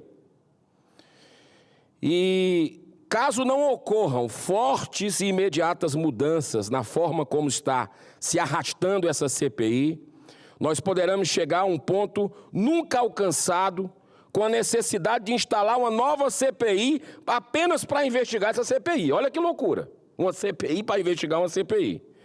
O que tem de denúncia, o que tem de uma pizza que está mal cheirosa, estragada, chegando, e está todo mundo percebendo o que está acontecendo, o show de incoerência de pessoas que dominaram aquela CPI, que votaram a favor dessa mazela que está acabando com o Brasil, com os brasileiros, que é a jogatina, que votaram a favor, e mais, que fizeram o desfavor para o brasileiro, para nas emendas que foram apresentadas, para conter o prejuízo, para conter a devastação que nós estamos vendo de emprego, de casamento desfeito, de endividamento, de suicídio, que é a grande pandemia no momento. Essas pessoas que estão posando aí como defensores agora dos brasileiros menos favorecidos, mais pobres, negaram com o voto o contingenciamento que a gente tentou fazer, a blindagem que a gente tentou fazer para que esse mal que está acontecendo agora não acontecesse. Então, senhor presidente, eu fico muito triste em abrir, nesse final de semana, as páginas dos jornais, especialmente a revista Piauí, e ver senadores dessa casa viajando com dono de empresa bet, no meio do que está acontecendo aqui. É muita falta de sensibilidade. É muita incoerência. Não basta o mar de sangue que a gente está vendo. E ainda, sabe aquela coisa? Não tem nenhum problema. Não se preocupa com o que nem com os outros pensam. O pudor já foi para o espaço há muito tempo. Sentimento de impunidade, de um conflito de interesse. Pessoas que fazem parte, inclusive, da CPI. E eu não quero deixar de lembrar, por exemplo, que a revista Veja, eu sou chato mesmo, é para fazer o trabalho, nós temos que buscar a verdade? Temos. Nós precisamos ir a fundo, nós estamos aqui sendo pagos. E muito caro por quem nos paga, que é você, brasileira, brasileiro, que rala para que a gente esteja aqui nesse momento. Para mim é missão de vida. Tenho inúmera consciência das minhas limitações e imperfeições, eu sempre digo isso. Mas eu não posso deixar de cumprir meu trabalho. Então a revista Veja, em sua edição 29 e 23, 2923, ela trouxe uma séria reportagem sobre a CPI, informando que estaria havendo uma trama de extorsão e conluio. Essas informações surgiram inicialmente diante de um entreveiro entre um senador participante da citada comissão, inclusive aí das asas do tigrinho, segundo a matéria, muito conhecido por apoiar a indústria de jogos de azar, e outro integrante da própria comissão. Diante do ocorrido, Rodrigo Pacheco, presidente à época da casa, foi procurado. Momento em que tomou ciência da possibilidade da existência de um esquema criminoso de grandes proporções. Tomou conhecimento dessa possibilidade. Silvio de Assis, um conhecido lobista de Brasília, estaria extorquindo empresários do setor de apostas esportivas, das bets, donos de bets, utilizando a CPI como ferramenta de pressão. Parlamentares não necessariamente envolvidos no possível esquema apresentariam requerimentos de convocação de empresários para depor na comissão. Em seguida, tais empresários seriam abordados pelo lobista, que então ofereceria, abro aspas, soluções para evitar a convocação mediante o pagamento de 40 milhões de reais. Como não falar sobre isso? Quero parabenizar o senador Alessandro Vieira. Na hora que tomou conhecimento, oficiou a Polícia Federal, PGR. Um desses empresários abordados, aí a gente começa a ligar os fatos, quem seria, cujo nome não foi revelado, mas foi sugerido na própria comissão, denunciou que recebeu de Silvio de Assis a exigência do pagamento do valor acima, os 40 milhões. A sua recusa em ceder à extorsão teria resultado na imediata convocação para depor. Então, é muito importante que esse lobista, Silvio de Assis, que inclusive teria pessoas da família, empregados em gabinete de senador, aqui, dessa comissão de parlamentares, ele precisa vir ao Senado. Ô, senhor presidente, se essa CPI acabar sem ouvir esse senhor Silvio de Assis, que quer vir aqui, que fez uma carta para a comissão, eu quero ir. É uma desmoralização completa do Senado Federal do Brasil. E eu tenho cobrado na comissão. Fiquei alguns dias. Depois chegou o titular, eu saí, não sou nem suplente hoje. Detalhe que eu tentei entrar nessa CPI, foi difícil. E é difícil. Mas eu estou apelando para o bom senso dos colegas. Não se pode tapar o sol com a peneira. Não se pode, é nosso trabalho. Então que a gente possa ouvir esse lobista para entender a história do Brasil. Puxar o fio da meada, porque eu acredito ser muito importante. Essa situação, senhor presidente, é muito semelhante ao caso da Câmara, envolvendo diretamente o deputado federal Felipe Carreiras, que, como relator da CPI da manipulação dos resultados de futebol, teria pedido, segundo outra matéria grande da revista Veja, de capa, e os interesses por trás das apostas, uma coisa assim, ele teria pedido, segundo a edição 2860 de 2023, uma propina de 35 milhões de reais ao Wesley Cárdia, presidente da Associação Nacional de Jogos e Loterias. Olha o detalhe. Isso aí, inclusive, o nosso gabinete, oficiou a PGR uma investigação, porque a denúncia da revista dizia dessa suposta propina e que seria para evitar constrangimento para empresários, sempre os poderosos empresários. Até que ponto tem relação com os poderosos daqui? A gente precisa saber do Congresso Nacional. Por que isso está acontecendo? E o brasileiro sofrendo as consequências desse jogo de poder. Morrendo, se matando, estou dizendo, temos digitais de sangue nisso. Eu votei contra, deixando claro. E alertei tudo isso que está acontecendo. Os impactos da jogatina do jogo de azar. E como eu falei aqui para o senador Humberto Costa, vão tentar liberar, mesmo com essa loucura que está acontecendo no Brasil, mas para a ambição não tem limite, vão querer liberar bingo e cassino. Se a aposta vai até 49 anos, bingo e cassino pega de 49, de 50 até a velhice. É além da queda o coice. Então, senhor presidente, segundo a matéria, uma das premissas dessa propina seria para não constranger. E os empresários não foram constrangidos lá na CPI da Câmara. E a outra hipótese também, além de não constranger os empresários, sabe qual era? Era agilizar esse processo de votação e de aprovação das nefastas, famigeradas casas Bets, que o crime organizado está lavando, segundo matérias de grande veículo de comunicação aí, nunca lavou tanto dinheiro, nunca aumentou tanto seus lucros no Brasil. E, curiosamente, coincidentemente, foi aprovado rapidamente, inclusive em véspera de feriado, lá na Câmara dos Deputados, em votação virtual. Olha a lama que está acontecendo no nosso país. Eu tenho um dever de fazer isso. Tenho um dever.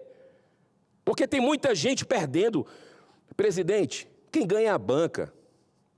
São milhões, dezenas de milhões de brasileiros perdendo, até com Bolsa Família, dinheiro de comer. Para poucos ganharem, poucos magnatas ganharem e outros poderosos. Então, essa grave denúncia no Senado ficou ainda mais complicada, né, com essa questão, porque teve um precedente na Câmara e eu tentei, olha só, como vice-presidente da CPI das apostas esportivas aqui dentro do Senado, eu era vice-presidente, eu votei contra o relatório, porque não quiseram chamar o deputado federal. E outros requerimentos meus, como não estão querendo levar o senhor Silvio de Assis, esse lobista.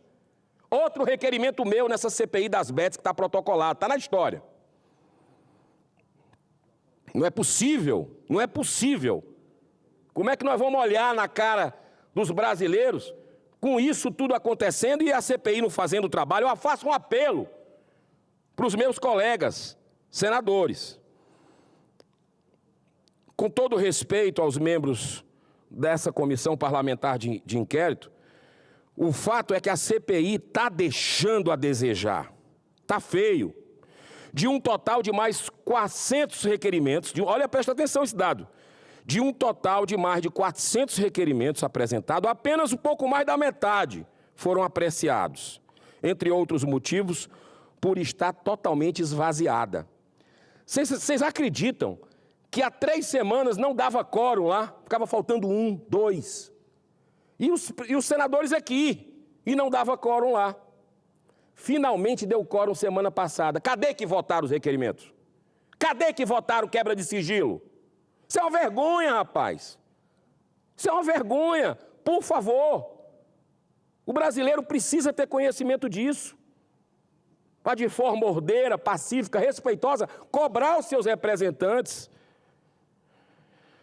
Cabe destacar, né, sobre essa situação ainda incômoda, que nós tivemos a prorrogação dessa CPI por apenas 45 dias. Poderia se prorrogar por mais dias, mas estão tentando acabar logo com essa CPI. Para que estão tentando acabar com essa CPI? Está chegando em alguém que estão querendo esconder? É para terminar esse assunto, para votar bingo e cassino, para acabar de lascar com o povo brasileiro? É isso? Porque eu já digo aqui, não gera emprego, não gera turismo, já mostrei várias vezes aqui, e vai ser o golpe de misericórdia no brasileiro que está sendo iludido com a lavagem cerebral. Quem assiste futebol, e eu gosto, é o meu hobby, estão acabando com o futebol brasileiro essas apostas. Ninguém sabe se está assistindo um teatro ou se está assistindo uma partida de futebol do seu time que você ama. É a ambição e o sangue de muita gente inocente sendo perdida. Meu Jesus. Então, com o objetivo de esclarecer essa conjecturada, senhor presidente, trama sombria, apresentei 4 requerimentos, entre eles o convite do lobista Silvio de Assis, do deputado Felipe Carreiras, porque está um defunto aqui no Senado, todo dia a gente olhando para ele, que é esse requerimento, e a gente tem que exumar isso para saber qual é a verdade sobre essa história de propina. E um outro compartilhamento de informações da Polícia Federal sobre as investigações em curso. Cabe destacar, muito importante isso, que tem um requerimento meu também, que convoca o senhor Giovanni Rocco Neto, atual secretário nacional de apostas esportivas. Trata simplesmente, senhor presidente, de um ex-lobista do setor que foi contratado por governo Lula para comandar a Secretaria de Aposta. É o quê? É a raposa cuidando do galinheiro, gente. Ou não? É um conflito de interesse tão escancarado que você fica constrangido. E esses meus requerimentos que nós fizemos, esses 4, tem até outros aí, mas eu não estou conseguindo ninguém para apresentar, porque eu não sou mais titular nem suplente. Tem um que é, inclusive, sobre o Felipe Neto, que mudou de posição nesse curso. A gente quer entender.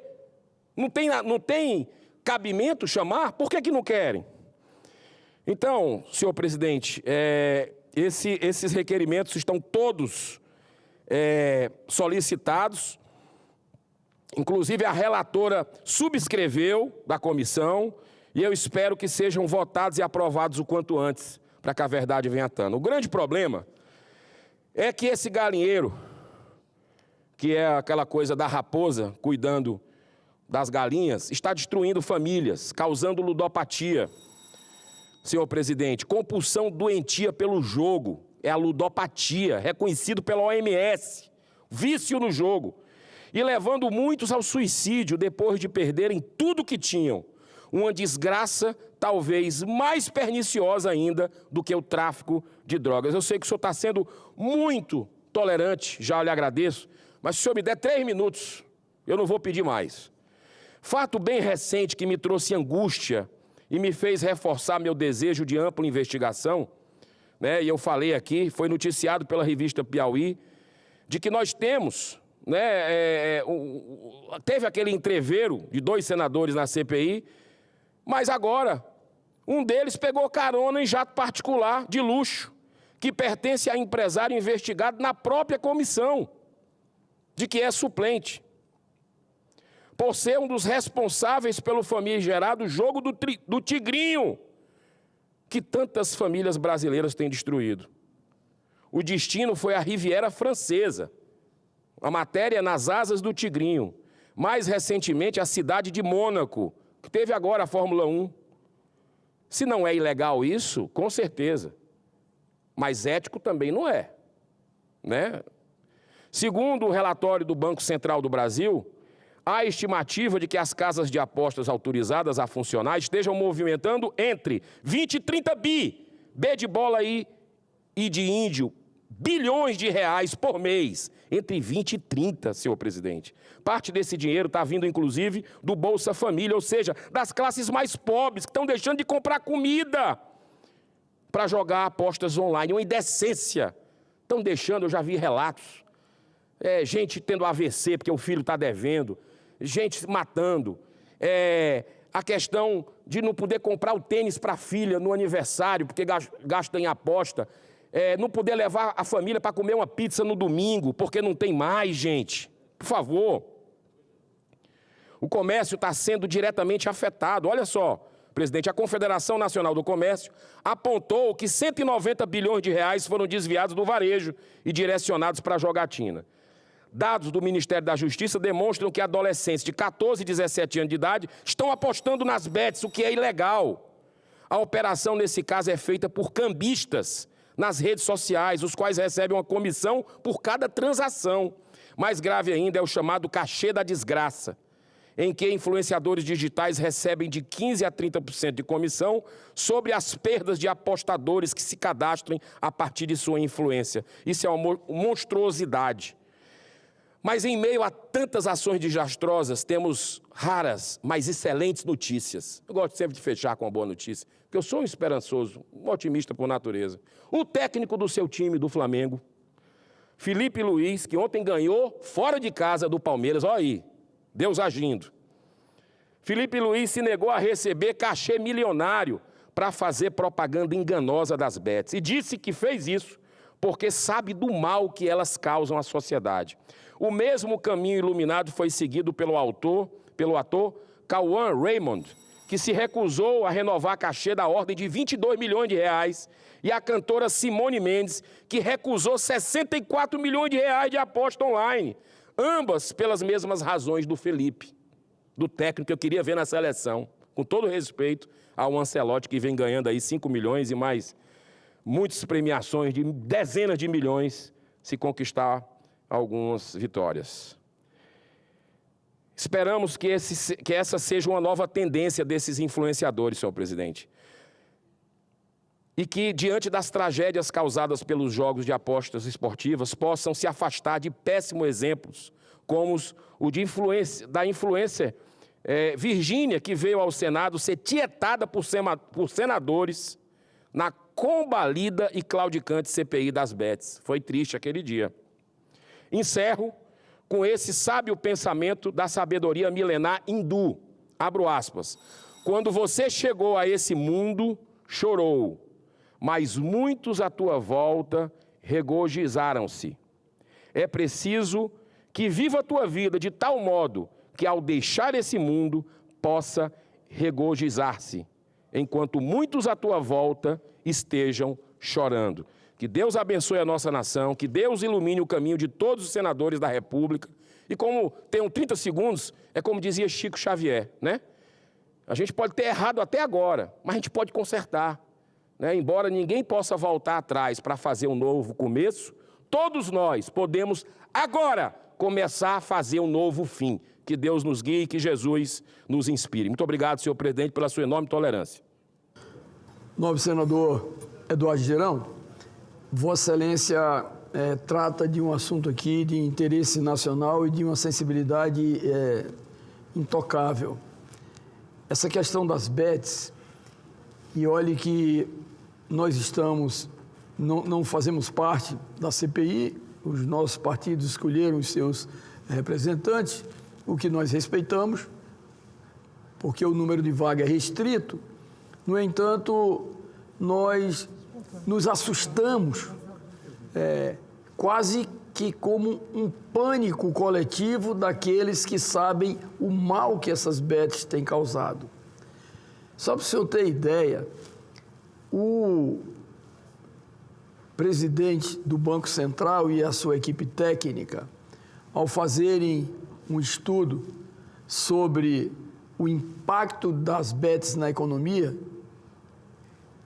confirmaram o gasto de entre 20 e 30 bilhões de reais. Vejam, entre 20 e 30 bilhões de reais por mês nas apostas, nas bets, e que, na verdade, tem sido também o paraíso dos banqueiros, porque as pessoas endividadas, elas recorrem aos agentes financeiros e esses juros cobrados, eles são juros exorbitantes. Por quê? Porque sabem que é um financiamento de risco. né? E é interessante nós ouvirmos, nós transmitirmos para a sociedade bem ouvir, e me alio nesse sentimento de Vossa Excelência de indignação em relação ao que essas bets têm provocado de desestabilização na sociedade brasileira. O presidente do Banco Central, Galípolo, um jovem economista com uma experiência enorme em planejamento e na economia como agente de transformação, ele afirmava que os apostadores são considerados clientes de alto risco. Assim, os bancos, obviamente, com essas informações do presidente do Banco Central, demonstra que é exatamente o tecido social brasileiro que está ferido de morte. Quantas dezenas, centenas, milhares, milhões de pessoas que vivem em pânico no cotidiano, pais, mães, pequenos, médios e grandes empresários, que desviam recursos do seu orçamento, muitas vezes apertado, na maioria das vezes até apertado, para fazer o risco na aposta das bets. Portanto, é necessário, e eu não tenho esse conhecimento, e até vou procurar fazê-lo através da minha assessoria, na consultoria legislativa,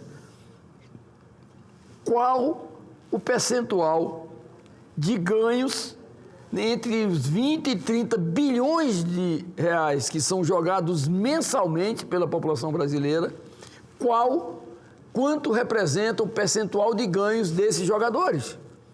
Olha, não tenho bola de cristal, mas gostaria de dizer que esses números, oxalá, não cheguem aos 5%, 6% de ganhadores. Que, na verdade, não são ganhadores seguros, porque eles ganham hoje e perdem amanhã. Isso. Né? É o vício que se alastra na sociedade brasileira.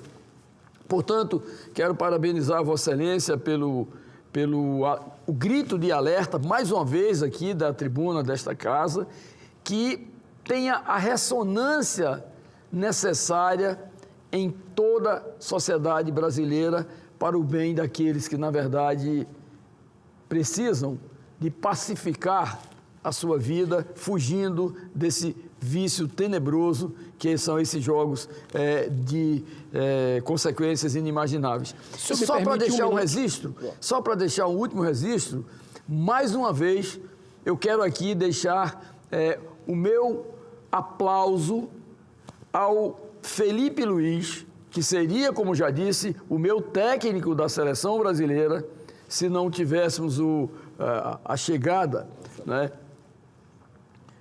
do Carlos Lancelotti, porque o Felipe Luiz tem todas as qualidades de um grande profissional, todos. Tem o seu mérito, tem a sua história como jogador de futebol, tem a sua disciplina, tem o profissionalismo e, acima de tudo, tem a honra de defender o seu semelhante, evitando que uma propaganda de bets que talvez fosse incorporar na sua conta bancária alguns milhões, mas com isso iria, na verdade, possivelmente destruir milhares de vidas. Portanto, eu gostaria de deixar esse registro. Perfeito, presidente. Esses milhões não tem preço a noite de sono dele, em saber que só em ele não está fazendo o que os outros estão fazendo, está poupando. E teve coragem, viu? Teve coragem de dizer por quê. E num clube que tem uma bet. Então, a gente só tem que aplaudir. Ele vai contra a maré, mas essa maré está surgindo muitas pessoas juntos, viu?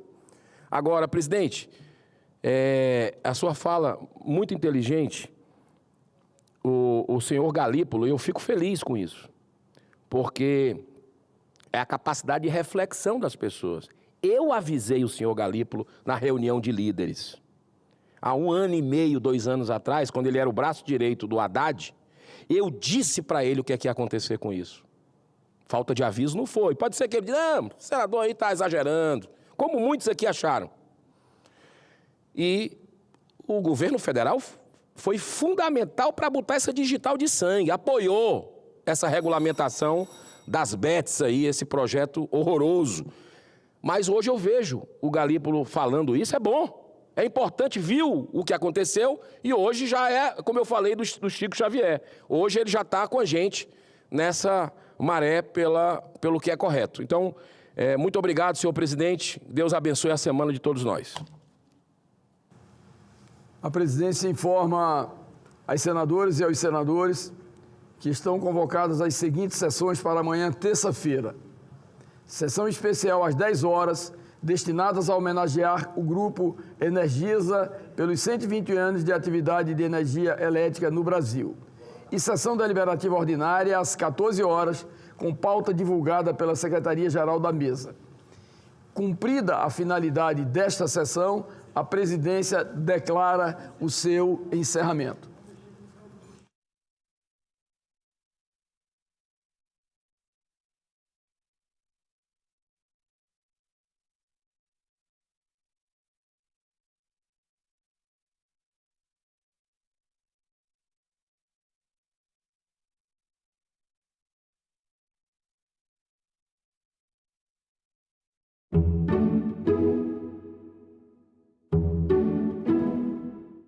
No próximo Assunto de Estado, vamos falar sobre a Rota Agro-Norte, educação em tempo integral, saúde, entre outros temas.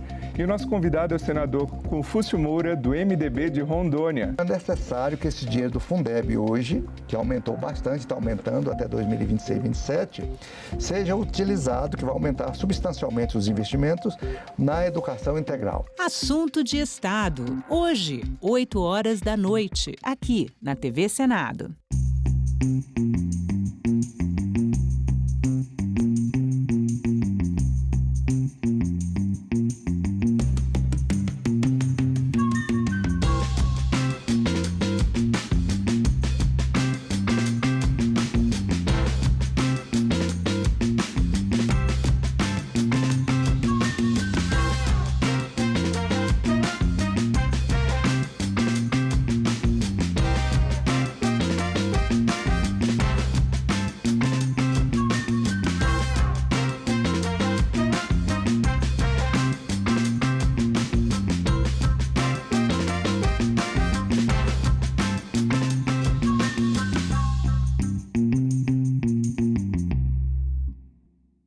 Hoje as empresas começam a falar de diversidade porque fala assim, bom, se uma empresa ela é criada para o consumo e a população no Brasil ela é maioria negra, eu não estou comunicando com esse público e eu não estou desenvolvendo coisas para atender essa demanda de público.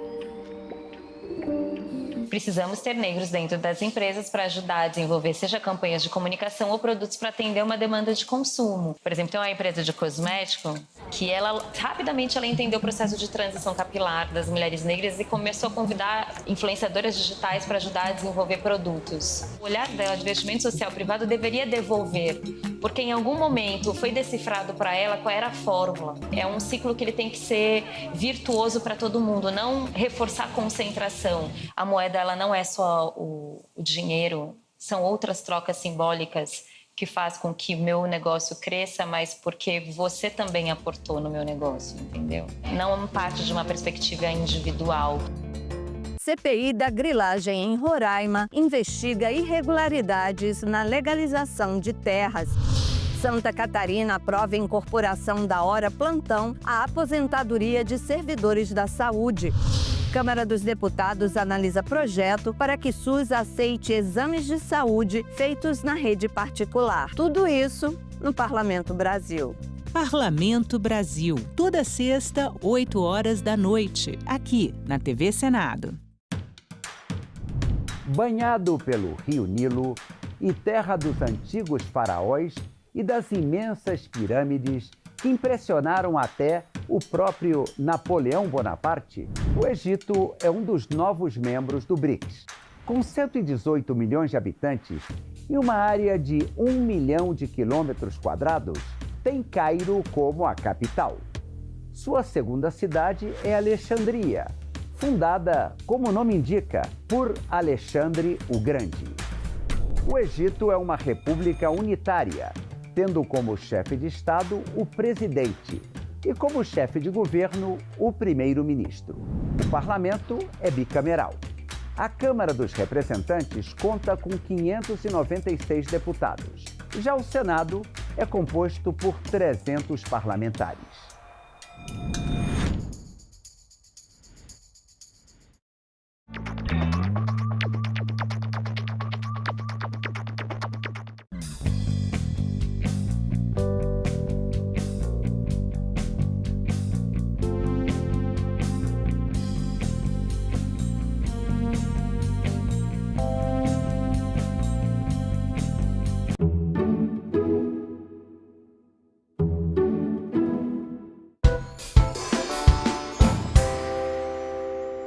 Havendo número regimental, declaro aberta a 13ª reunião da Comissão de Educação e Cultura, terceira sessão legislativa ordinária, 57ª legislatura, que se realiza nesse dia 26 de maio de 2025. Comunicado. Com pesar, informo que faleceu ontem em São Paulo o ex-deputado estadual Marco Martins, um grande parceiro do nosso mandato. Isso foi uma comunicação do Gilmar Tato, né? Isso. Do Nilson Tato, que é o autor do projeto. Eu sou relator. Então, devido a isso que o deputado Nilson Tato não está presente e se desloca nesse momento para o velório. Vamos para a nossa reunião. Objetivo e diretrizes da reunião. A presente reunião destina-se à realização de audiência pública com o objetivo de instruir o PL 4752/2019, que institui o Dia de Luta da População em Situação de Rua, em atenção ao requerimento número 107/2024, de minha autoria. Convido de imediato para tomar assento na mesa o senhor Gabriel Sampaio, diretor de litigância e incidência do Conecta Direitos Humanos. Seja bem-vindo, Gabriel, nos conhecemos de longas datas. Convido também o senhor Cleiton Luiz da Silva Rosa, coordenador-geral de políticas para os direitos da população em situação de rua do Ministério dos Direitos Humanos e Cidadania. Seja bem-vindo, Cleiton, representando o Ministério dos Direitos Humanos. Vamos sentar um de cada lado aqui, se puder. Remoto. Tá, e já confirmou também remoto o senhor José Rubens Prates, procurador da República, procurador regional do Direito do Cidadão adjunto de São Paulo. Então, feita a leitura, são inúmeros convidados, outros estão chegando, outros entrarão à distância. Informo também que foi convidado representante da Secretaria de Desenvolvimento Social do Governo do DF, CDE-GDF, que não pôde comparecer por motivos justificados. Antes de passar a palavra aos nossos convidados, comunico que essa reunião será interativa, transmitida ao vivo e aberta à participação dos interessados por meio do portal e-Cidadania, na internet, no endereço senado.leg.br/e-Cidadania ou pelo telefone 0800 061 2211. O relatório completo com todas as manifestações estará disponível no portal, assim como as apresentações que forem utilizadas pelos expositores. Na exposição inicial, cada convidado poderá fazer uso da palavra por 10 minutos. Ao fim das exposições, a palavra será concedida aos parlamentares que quiserem fazer perguntas, ou eu farei perguntas pelo e-Cidadania. Já tem aqui algumas perguntas.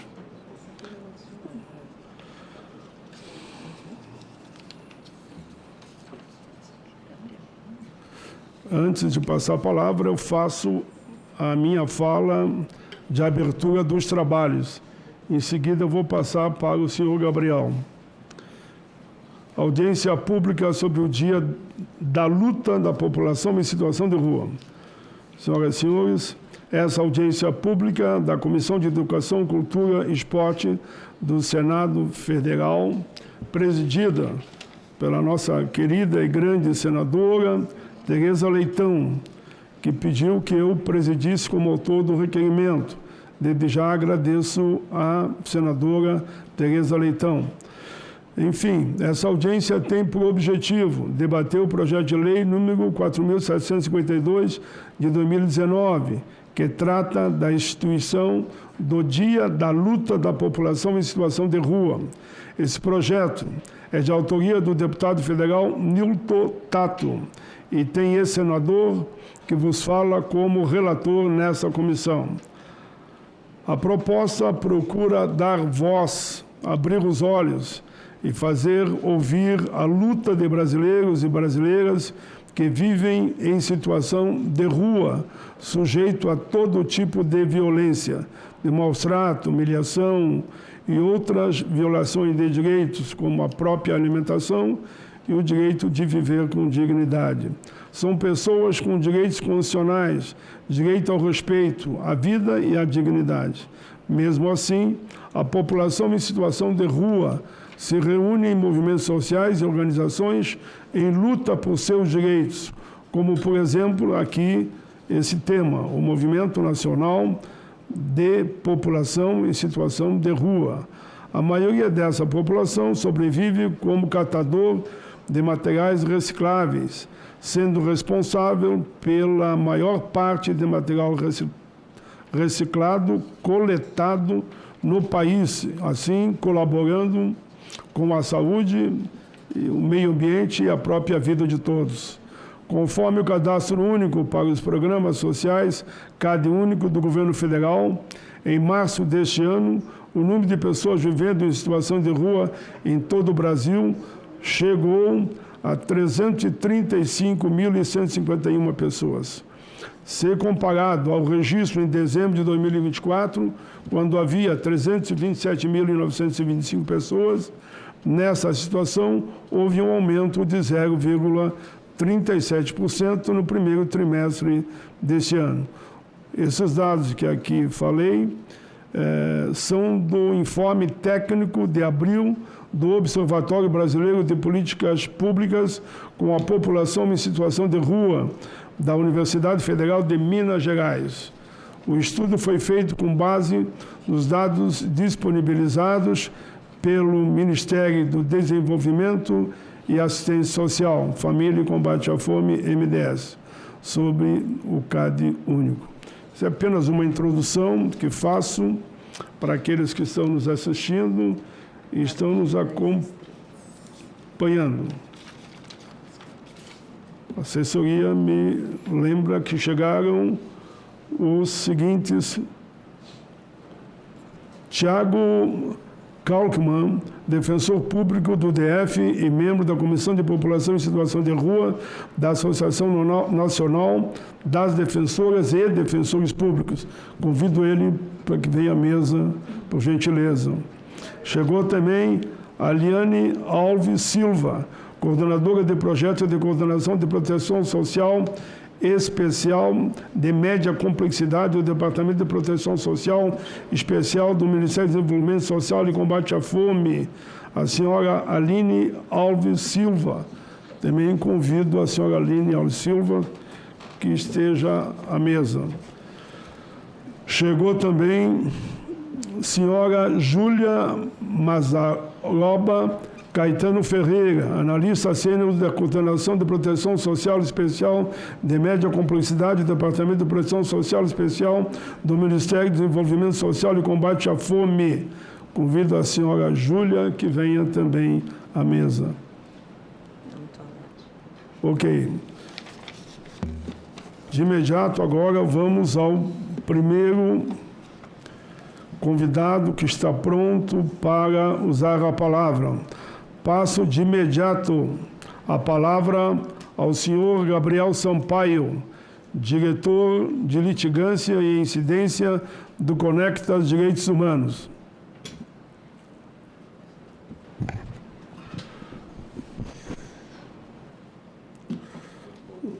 Só para dizer que o Gabriel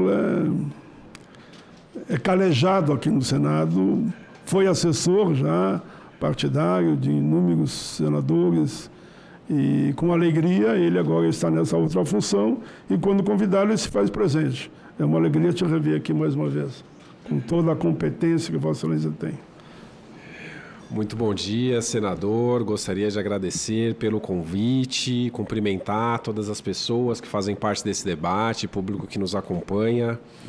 Senador, sempre tenha certeza que o chamado do Senado Federal, especialmente com a oportunidade de estar ao lado de Vossa Excelência, é algo que me dignifica muito, né, e que marca sempre a minha trajetória, poder estar ao lado de uma figura parlamentar tão importante para a história do nosso país e da nossa população negra. Então, agradeço mais uma vez a oportunidade. E aqui nós estamos tratando de um tema absolutamente meritório para todas as pessoas que atuam com os direitos humanos. E aqui é uma responsabilidade grande, enquanto representante de uma organização que há mais de 20 anos atua na defesa dos direitos humanos, na perspectiva de quem, nesse momento, não atua diretamente nas políticas públicas, mas se sente na responsabilidade de atender a todos os chamados que digam respeito à valorização deste grupo populacional que é tão importante para a nossa democracia e para a realização dos direitos humanos. Nós estamos vivendo uma quadra histórica que nos gera profunda consternação, preocupação e mobilização. Lamentavelmente, nós vivemos um período em que, em nível nacional, mas também em nível global, nós estamos vivendo uma escalada contra os direitos humanos, contra os direitos e garantias fundamentais. Vossa Excelência, senador, acompanha isso no seu cotidiano, especialmente por ser tão ligado à pauta. Nós estamos, lamentavelmente, num momento em que estamos perdendo a capacidade de diálogo, a capacidade de identificar nos direitos humanos aquele elemento essencial que é capaz de unir toda a sociedade. Isso é um ponto importante. Isso independe daquilo que possa ser a preferência futebolística, político-partidária, as preferências ideológicas. Nós construímos já há alguns séculos essa dimensão de que é por meio da garantia institucional e de convivência social pautada pelos direitos humanos e dos direitos e das garantias fundamentais, que é possível estabelecer o território fértil para que a sociedade disponha sobre aquilo que sejam seus principais interesses de desenvolvimento, de cultura, de economia. Os direitos e as garantias fundamentais, eles passam a ser uma base essencial para nos afastar, enquanto humanidade, das tragédias que, infelizmente, construímos ao longo da nossa história. Tragédias associadas a todas as sortes de genocídio, etnocídio, guerras em proporções incalculáveis, na perda de vidas humanas, mas, sobretudo, naquilo que diz respeito à dignidade. A redução da condição de dignidade de qualquer ser humano, que fez com que nós, enquanto humanidade, precisássemos estabelecer um sistema de direitos e garantias fundamentais que tivesse como prisma fundamental o reconhecimento da dignidade, portanto, de uma série de direitos e garantias fundamentais que nos protegem daquilo que é o de pior que nós, enquanto seres humanos em sociedade, podemos produzir. Nós temos que lamentar que nessa quadra histórica, lamentavelmente, senador, nós estamos revivendo os momentos mais sombrios daquilo que as nossas sociedades e de que grupos mais poderosos podem fazer contra a dignidade de determinados seres humanos. Não que isso tenha cessado, né? Nós, especialmente pessoas negras, sabemos, pela nossa trajetória em solo nacional, mas também em nível internacional, do quanto as ameaças e os abusos de direitos humanos nos afetam no nosso cotidiano. Essa luta, ela sempre foi presente no nosso dia a dia. Os abusos e tudo aquilo que o poder pode gerar de opressão contra grupos vulnerabilizados, nós experimentamos no nosso cotidiano sem descanso. Mas nós estamos num ciclo histórico em que isso se torna mais agudo. Isso se torna mais agudo porque bases fundamentais para a sustentação dessa institucionalidade estão cada vez mais sitiadas e ameaçadas. E nós podemos identificar isso muito rapidamente, analisando o noticiário, analisando o histórico que nós estamos vivendo. E nós nos deparamos aqui com uma proposta legislativa que visa reconhecer a luta da população em situação de rua. Nós temos aqui pessoas muito credenciadas para falar deste protagonismo.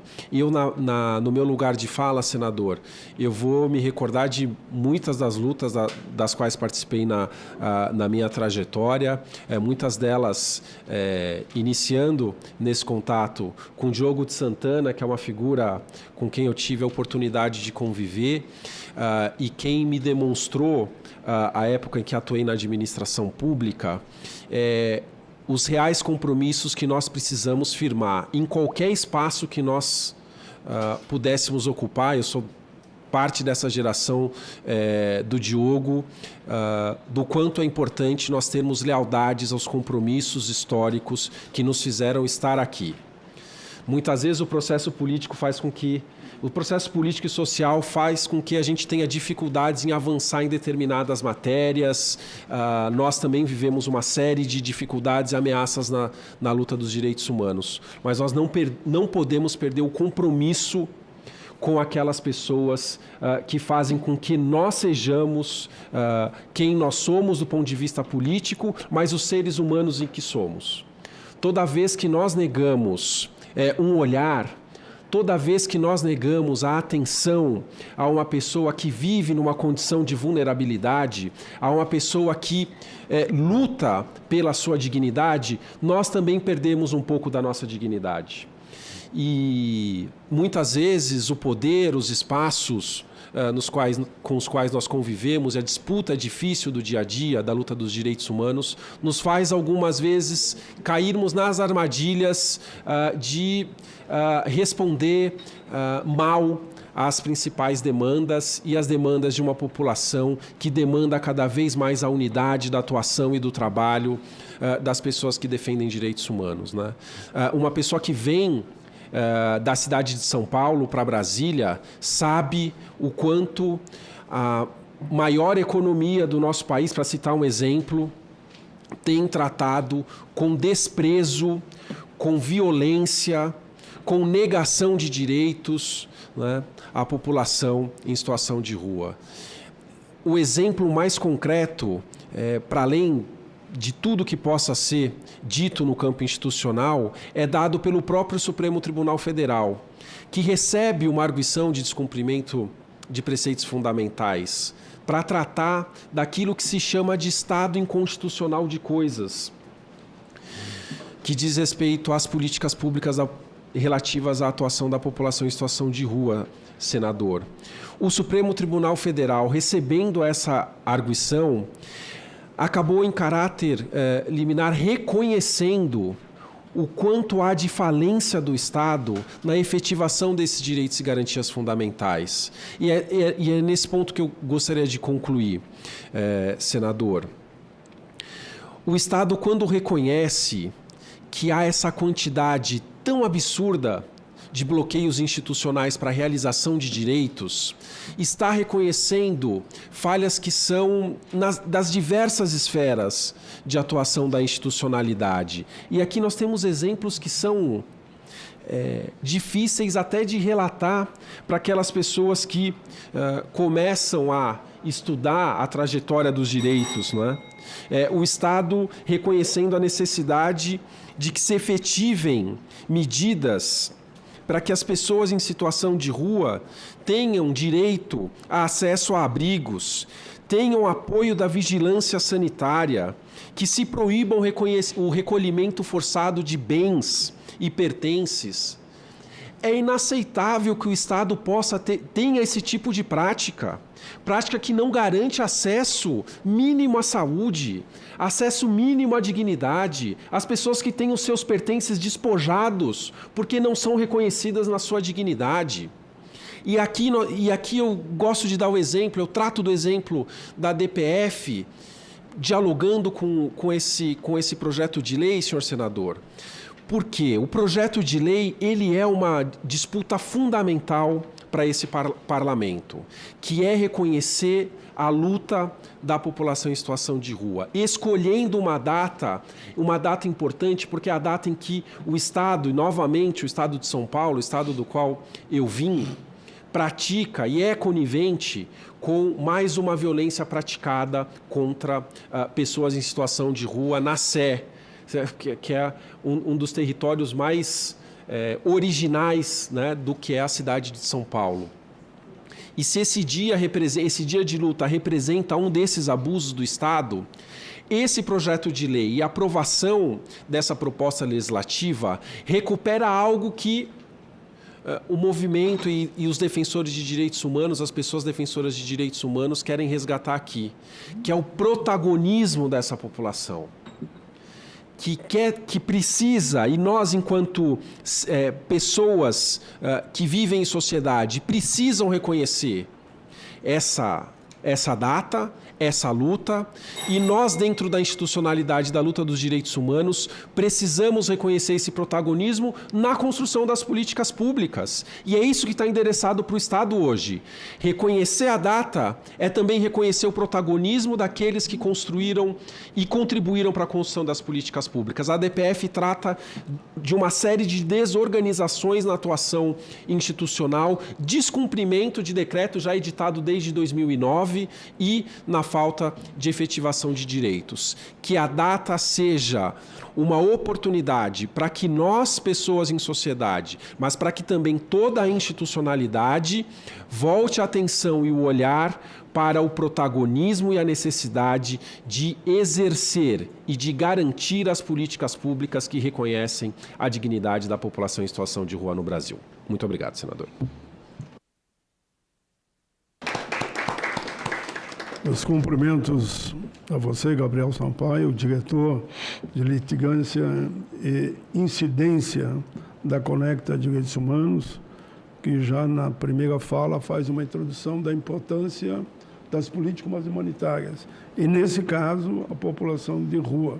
Me permita que, como o Tato não pode estar aqui, eu vou ler só o primeiro parágrafo da justificativa que você descreveu muito bem. Justificativa do projeto, só vou ler 5 linhas. Entre os dias 19 e 22 de agosto de 2004, na cidade de São Paulo, ocorreu a barbárie conhecida como a chacina da Praça da Sé, quando 15 pessoas em situação de rua foram cruelmente atingidas na cabeça por fortes golpes enquanto dormiam e sem possibilidade de defesa, levando a óbito 7 delas. O caso teve repercussão internacional e, por isso, o Gabriel discorreu muito bem, a data aqui do Dia Nacional de Luta da População de Rua ficaria sendo aprovado o projeto, que esse é o objetivo também dessa reunião, no dia 19 de agosto. É isso? Então, parabéns pela forma dos cumprimentos.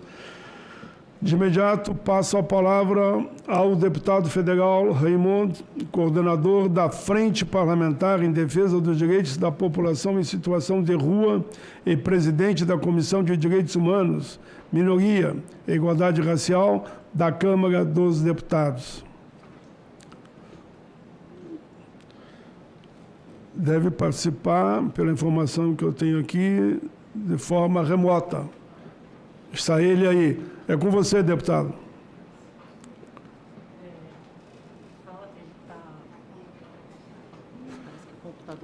Não estamos lhe ouvindo. Não estamos lhe ouvindo. Ele está tirando e colocando o mundo.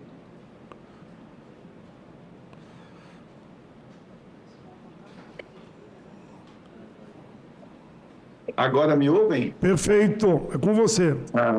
Muito obrigado. Senador Paulo Paim, quero cumprimentá-lo e deixar meu abraço carinhoso ao senhor, que é nossa referência na luta política, na luta dos aposentados, na luta por um país de mais igualdade, por um país de mais justiça. Eu sou Raymond, sou deputado federal pelo PT do Rio de Janeiro e estou aqui à distância, me apresentando, fazendo minha audiodescrição. Estou usando óculos, sou homem branco, estou usando uma camisa vermelha, né, com um detalhe preto aí por baixo. Estou à distância, estou na cidade do Rio de Janeiro e quero agradecer muito esse momento desse debate sobre o Dia da Luta da População em Situação de Rua. Ouvi atentamente aí o início dos trabalhos feito por Vossa Excelência e também ouvi atentamente toda a fala do Gabriel, muito qualificada, e nós sabemos da importância de demarcar alguns momentos, né, da luta que fazemos. O deputado Newton Tato, que apresenta esse projeto para instituir o dia 19 de agosto, lembrando, não celebrando, mas lembrando, fazendo memória daqueles dias em que irmãos e irmãs nossas foram assassinados na Praça da Sé e trazendo como marco o dia 19 de agosto para este momento, né? Para ser esse dia que marca a luta da população em situação de rua. Muito bem disse Vossa Excelência, querido senador Paulo Paim, que a população em situação de rua no Brasil, ela hoje chega à marca de mais de 300 mil pessoas. Falamos em torno de 330 mil pessoas. Eu falo do sudeste do país, eu falo do estado do Rio de Janeiro. E o sudeste do país, os 4 estados, Rio, São Paulo, Minas e Espírito Santo, eles concentram, para se ter uma ideia, 67% da população em situação de rua está nesta região do país. A cidade com maior número de pessoas em situação de rua é a cidade de São Paulo, que chega a quase 90 mil pessoas.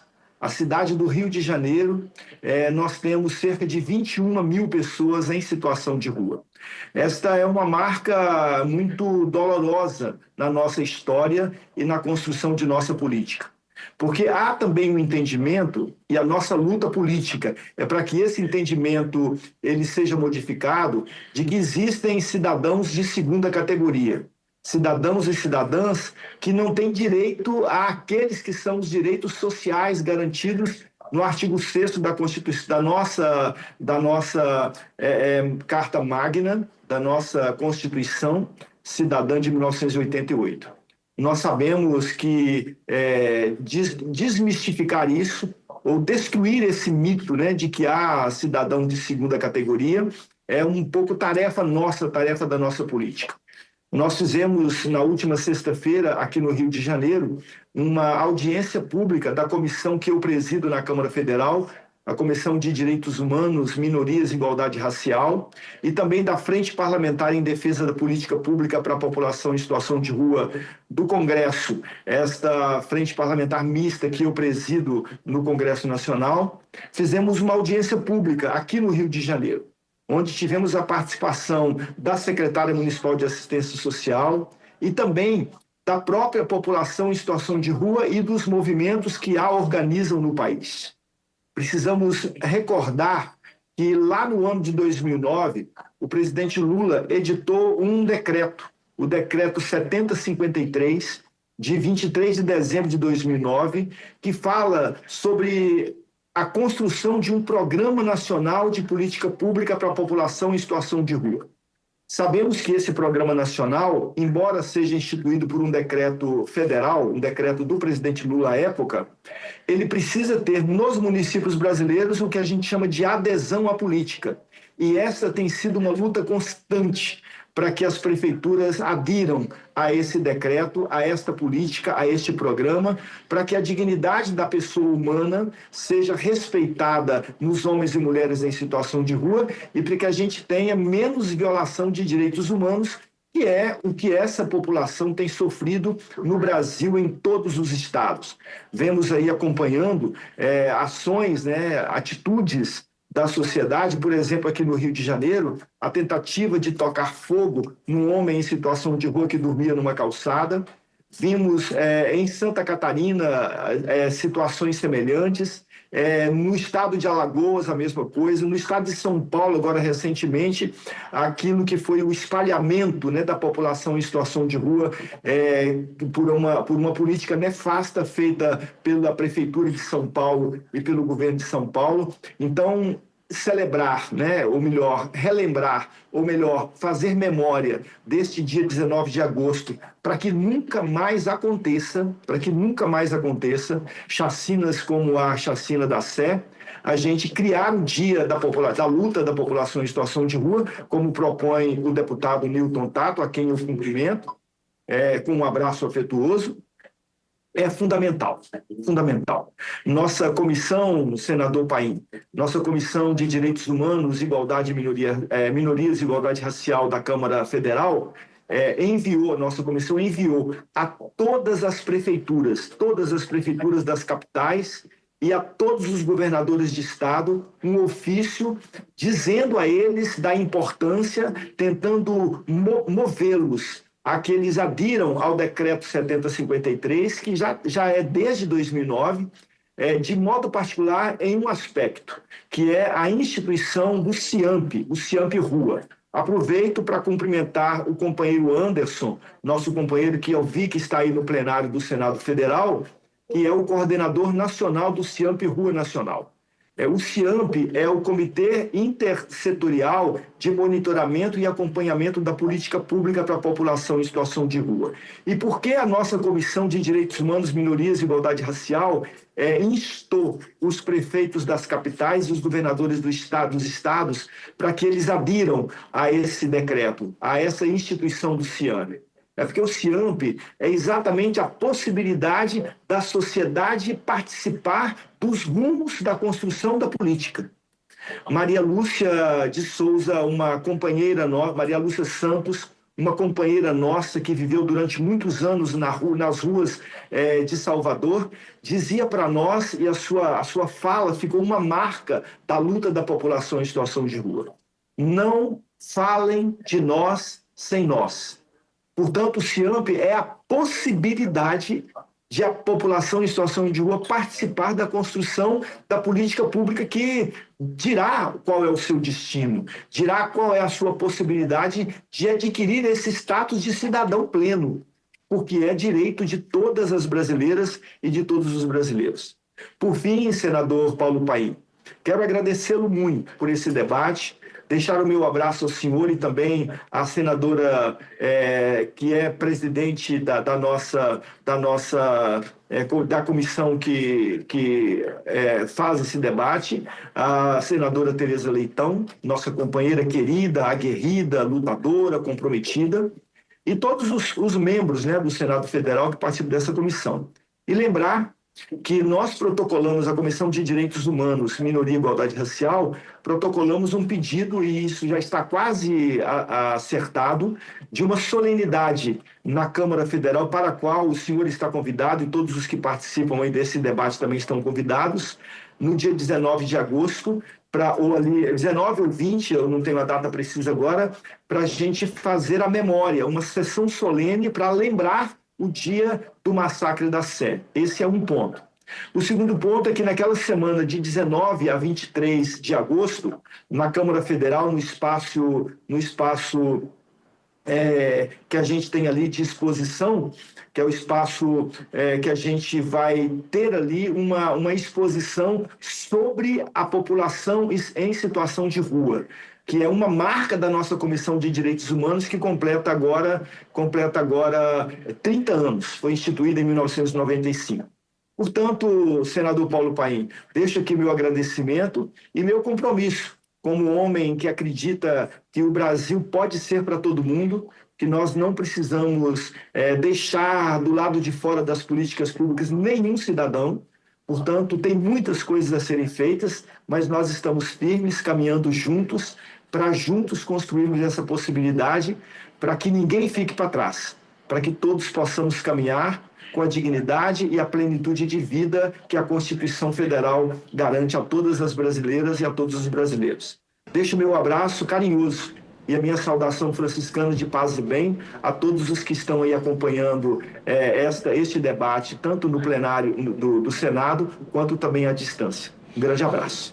Meus cumprimentos. Esse foi o deputado federal Raimundo, coordenador da Frente Parlamentar em Defesa dos Direitos da População em Situação de Rua e presidente da Comissão de Direitos Humanos, Minoria e Igualdade Racial da Câmara dos Deputados, que fez questão de participar à mesma distância e dando um belíssimo depoimento, relembrando fatos lamentáveis que aconteceram no nosso país, onde pessoas em situação de rua foram covardemente assassinadas. Nesse momento é com muita alegria, nós todos aqui, eu não vou dizer que sou eu, somos admirador dele, pode saber que é unanimidade. Não só aqui, calculo em grande parte do povo brasileiro, e eu perguntava para ele, Padre Júlio, o senhor escolhe o momento. E ele disse, não, você escolhe.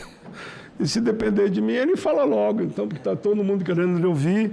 Então, nesse momento, é com enorme satisfação que presido a sessão aqui do Senado da República, onde vamos ouvir esse líder, um líder dos direitos humanos, da vida, do meio ambiente, da qualidade de vida de cada cidadão, ele que é um lutador permanente. Enfim, não precisa mais elogios, precisa dar a palavra para ele, né? Então, com a palavra, eu passo nesse momento ao Padre Júlio Renato Lancelotti, pároco da paróquia de São Miguel Arcanjo e Vigário Episcopal para a Pastoral do Povo, da Rua da Arquidiocese de São Paulo. Eu vou começar com uma salva de palmas para ele, antes dele falar pela história, pela vida e por tudo que ele representa. Eu agradeço muito a oportunidade de estar aqui no Senado Federal, saudando todos que estão aqui, na pessoa do senador Paulo Paim. E dentro do assunto, eu queria primeiro falar uma coisinha fora do assunto.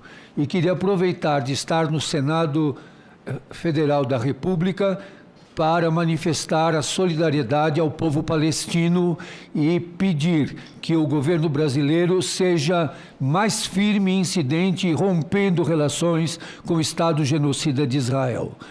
É inaceitável ver o genocídio, um genocídio televisionado em tempo real do povo palestino. Não se pode lutar pelo povo da rua no Brasil, em São Paulo, e não ter sensibilidade para o que está acontecendo na Palestina. Em relação à questão do dia 19 de agosto, do dia de luta da população em situação de rua, eu vivi esse dia. Eu lembro muito como foi esse dia. A hora que me avisaram do massacre e o segundo massacre que aconteceu em seguida, o Anderson acompanhou tudo de perto, era prefeita de São Paulo, a Marta Suplicy, era arcebispo de São Paulo, Dom Cláudio Umes, de memória que tem que ser homenageado.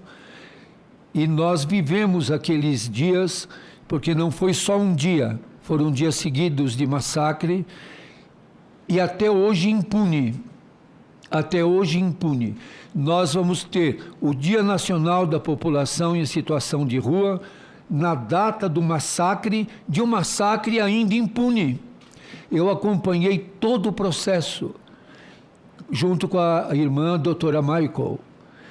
Nós acompanhamos tudo, eu acompanhei todos os depoimentos. E mais, senador, e todos que estão aqui conosco, pessoalmente eu fiz o sepultamento de todos. E nós tínhamos pedido à Prefeitura de São Paulo, e foi aprovado pelo deputado estadual, quando era vereador, Eduardo Suplicy, de que se fizesse no cemitério Dom Bosco, onde foi encontrada a vala dos desaparecidos, e ainda hoje é uma novela que não tem fim, nesse cemitério que foram sepultados 5 das pessoas em situação de rua. E, para espanto nosso, eles foram exumados, estão nas caixas de exumação no muro do cemitério Dom Bosco, e uma das sepulturas não consta, que é a sepultura da mulher, da Maria Baixinha.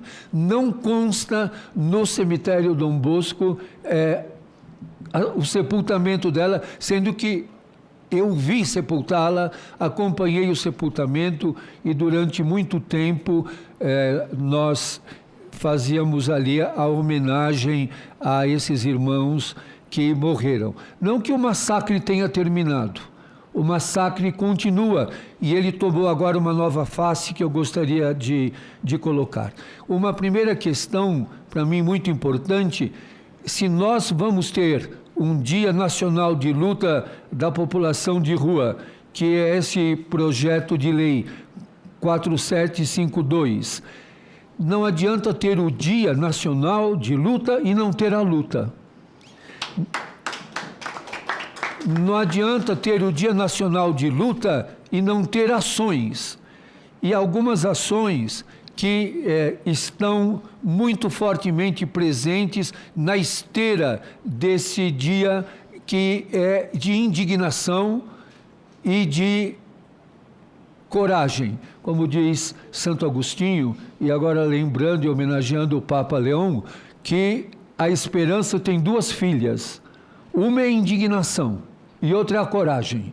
Então nós temos que ter indignação do massacre que se fez contra a população em situação de rua, mas a coragem de que a DPF 976 seja vivenciada no Brasil. Os municípios estão agindo frontalmente contra a DPF 976 do Supremo Tribunal Federal. Nós estamos vivendo nesse momento uma cruzada contra a população em situação de rua. No sul e no sudeste do Brasil, chega a ser vergonhoso, desde as campanhas Não Dê Esmola, Dê Cidadania, porque quem dá esmola é o poder público. E muitas vezes as políticas públicas só são a manutenção da miséria. A população de rua cresce numa proporção assustadora. Nós chegamos no Brasil a mais de 250 mil pessoas em situação de rua e se pergunta, o Senado Federal deve ter se dado quantos municípios do Brasil têm mais de 250 mil habitantes. E termos, como na cidade de São Paulo, oficialmente o dado da prefeitura é de 32 mil pessoas, um dado que está já defasado do censo, e a Universidade Federal de Minas Gerais aponta quase 100 mil pessoas em situação de rua. Isso só na cidade de São Paulo, que misteriosamente diz que a Cracolândia desapareceu da noite para o dia. Nós acompanhamos diariamente. Está aqui também o professor Augusto, que é também da Pastoral de Rua na Arquidiocese de São Paulo. Nós acompanhamos diariamente essas pessoas. Então, tem coisas muito importantes. O cumprimento da DPF. E se a DPF tem um compromisso de ser assumida pelos municípios ou não? É optativo, é livre, eu sigo a DPF se eu quiser, ou a DPF tem uma força normativa, porque a retirada da documentação de remédios, de roupas, de itens de sobrevivência, isso já é comum.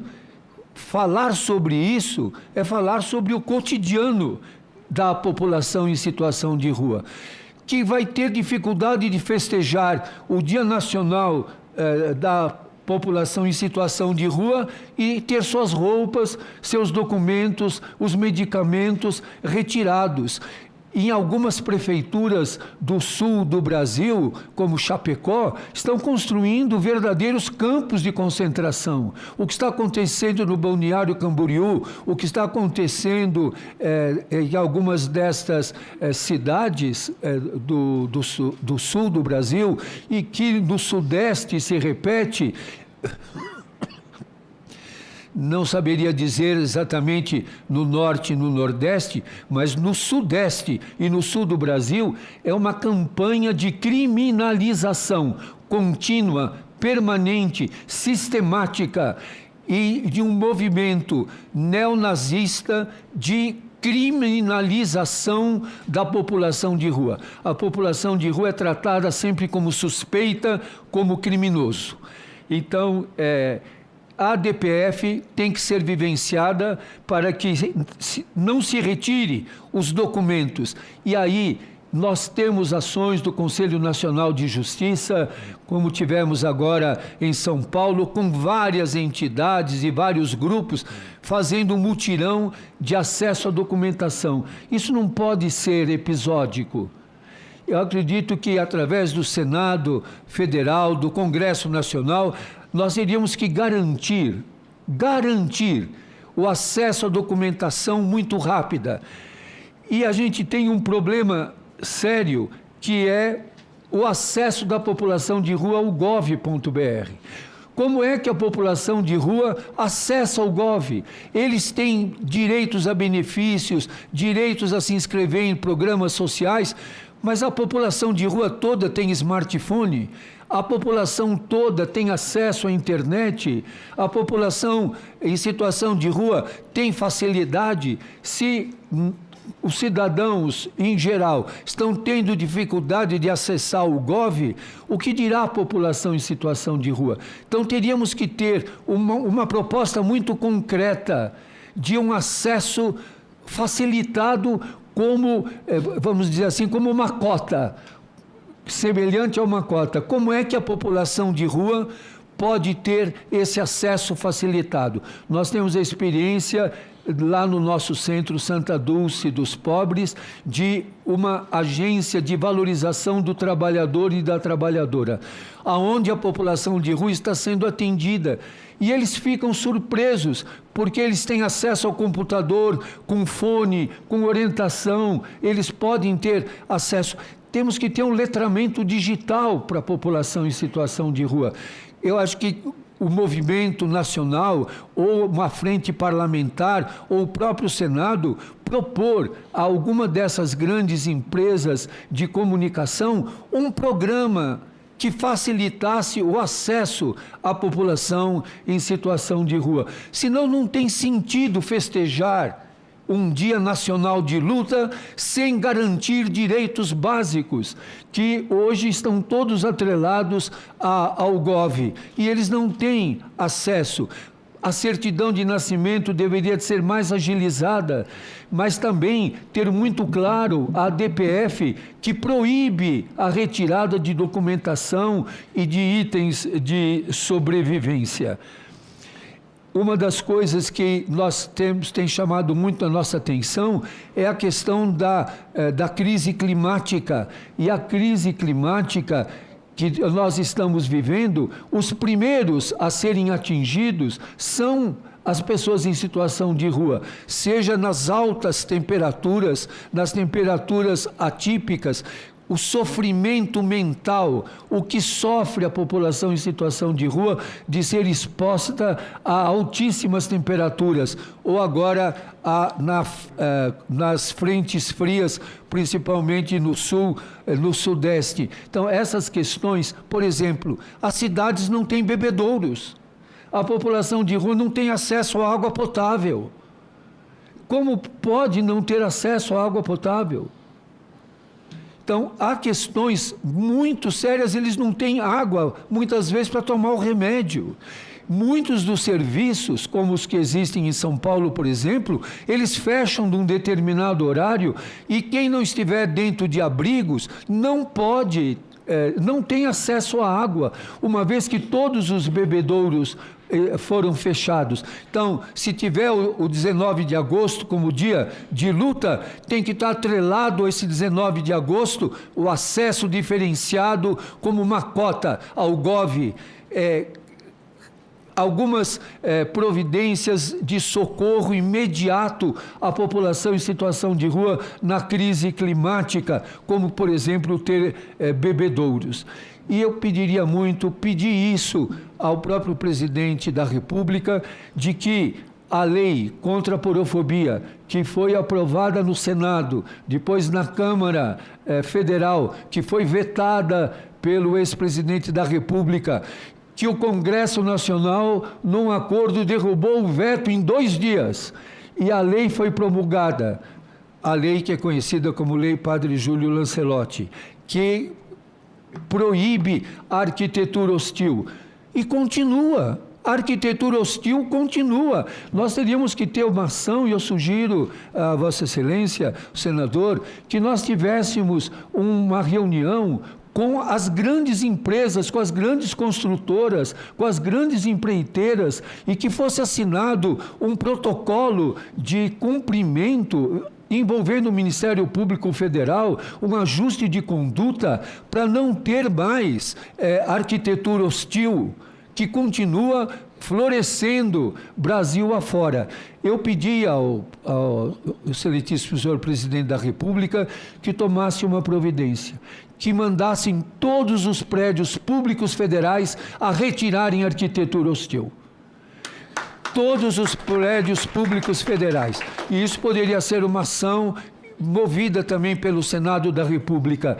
É um exemplo, é lei, está no Estatuto da Cidade, é uma emenda no Estatuto da Cidade, então que se retirasse toda a arquitetura hostil que está nos prédios públicos federais e que isso depois pudesse ser multiplicado. Eu devo ter um tempo, já devo ter passado. Mas uma última coisa que eu queria dizer. É preciso que o Senado da República também, e essa frente parlamentar, e uma lei como 19 de agosto, deixe muito claro o direito à moradia para a população em situação de rua. Como que todos os programas de moradia do governo federal, alguns já estão fazendo isso, que haja cota e que essas cotas sejam obedecidas, que seja também, dentro das políticas de direitos humanos, ter o capítulo especial para o grupo LGBT que está em situação de rua. As mulheres trans em situação de rua estão sendo dizimadas, assassinadas, torturadas, violentadas de maneira extremamente cruel. E todo o grupo LGBT, que veja também os imigrantes. Nós temos vários venezuelanos nas ruas de São Paulo, colombianos. Encontrei esses dias um rapaz egípcio nas ruas de São Paulo, e não há um serviço adequado que inclusive tenha intérpretes para... Como é que ele fala com o assistente social? Como é que ele é atendido? O egípcio, por exemplo, hoje já encontrei israelense nas ruas de São Paulo, e tem os latino-americanos. E, por último, queria lembrar, ou as GCMs, as guardas civis metropolitanas, a quem foi dado o poder de polícia, não arranquem as coisas da população de rua, que a zeladoria urbana seja disciplinada, que se tenha clareza. A DPF já coloca isso, mas parece que a DPF não está bastando. Nós temos sistematicamente em todos os municípios do Brasil essa operação que é chamada pelo povo de Rapa, que retira deles tudo, que tira as carroças, a roupa, a medicação, o documento, e que fere, machuca, causa revolta.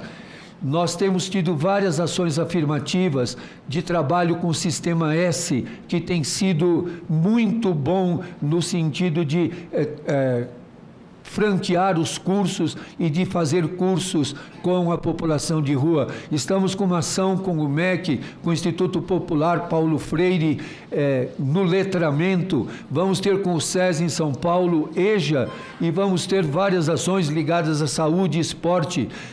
E implantamos em São Paulo o consultório do Papa Francisco, que junto com a Unifesp, a Santa Casa, a USP, estamos fazendo um pool e a Unifesp vai ajudar a administrar isso, e estamos agora dos últimos preparativos para um consultório só de oftalmologia, porque é uma demanda reprimida e ninguém quer cuidar, não quer nem ver o olhar, nem os olhos da população de rua. Nega o seu olhar e também não cuida dos seus olhos.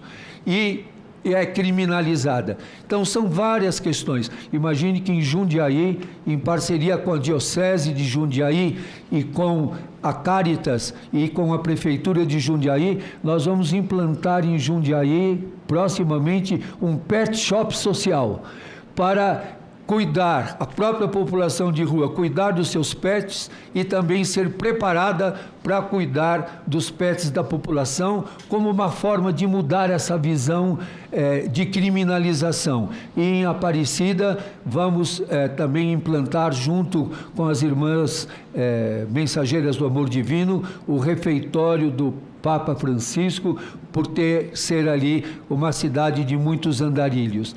E eu falei que era a última, mas tem uma última ainda.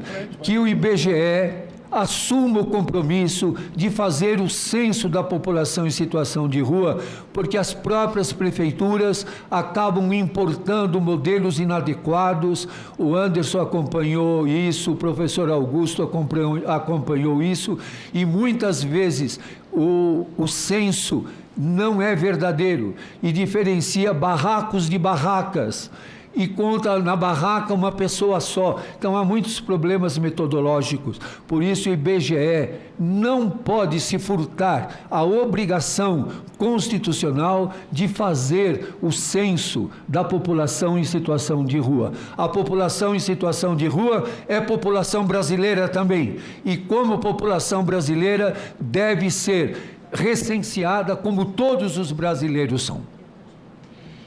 Muito bem, muito bem.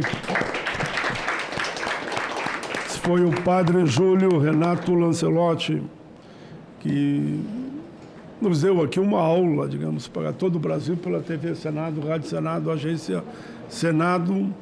Eu tenho ouvido muito do senhor, ouvido falar muito, muito bem, porque ninguém tem coragem de falar mal do senhor. Para mim, não fala. Quero uma inimiga falar mal do senhor.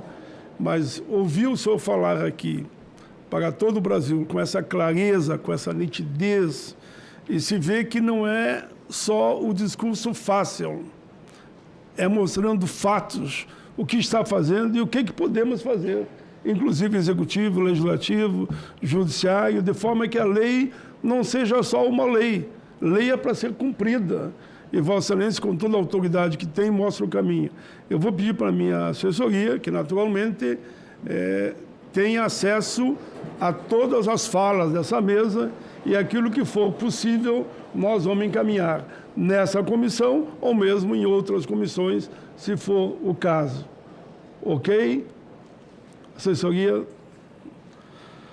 Então, parabéns, padre Lancelotti, o Brasil todo está feliz. Eu tive a alegria de assinar um documento já para o senhor, viu? Me procuraram aqui, eu digo, não, toca aí logo aí, assina. Quantas vezes eu assino? Não, só uma chega, pai. Eu queria assinar mais que uma vez, mas não deu. E está em andamento no Senado o projeto de lei do senador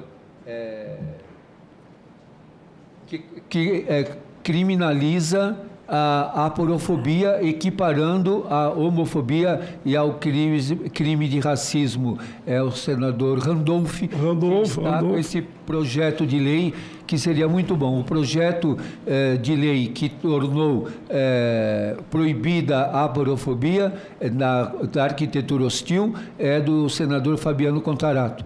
E do Randolph é o projeto de lei que coloca a aporofobia como crime equiparado à homofobia e ao racismo. Muito bem, parabéns pelo registro. E nós temos contato direto com esses 2 senadores e com certeza vamos trabalhar junto aí. Só desligar isso aqui, para estar desligar. Muito obrigado, padre Lancelotti, mais uma vez. Agora passamos a palavra para o senhor Tiago. É isso? Muito bem, a assessoria aqui funciona, viu? Com a palavra o senhor Tiago Kalkman, defensor público do DF e membro da Comissão de População em Situação de Rua da Associação Nacional das Defensoras e Defensores Públicos, ANADEP. Bom dia a todas as pessoas presentes aqui. É uma enorme satisfação poder participar dessa audiência no dia de hoje. Gostaria de cumprimentar a mesa na pessoa do senador Paulo Paim, agradecer pelo convite realizado à Associação Nacional das Defensoras e Defensores Públicos do Brasil, a ANADEP. Eu sou membro da Comissão da População em Situação de Rua, da ANADEP, e sou também defensor público aqui do Distrito Federal, do Núcleo de Direitos Humanos, no ofício de proteção da pessoa em situação de rua. Então, agradeço muito, é uma honra representar a ANADEP aqui nessa mesa e reforço o agradecimento pelo convite. Gostaria também de registrar a minha enorme honra de poder estar sentado a essa mesa com o reverendo Padre Júlio Lancelotti. Realmente é muito difícil falar depois do senhor. A gente se sente até...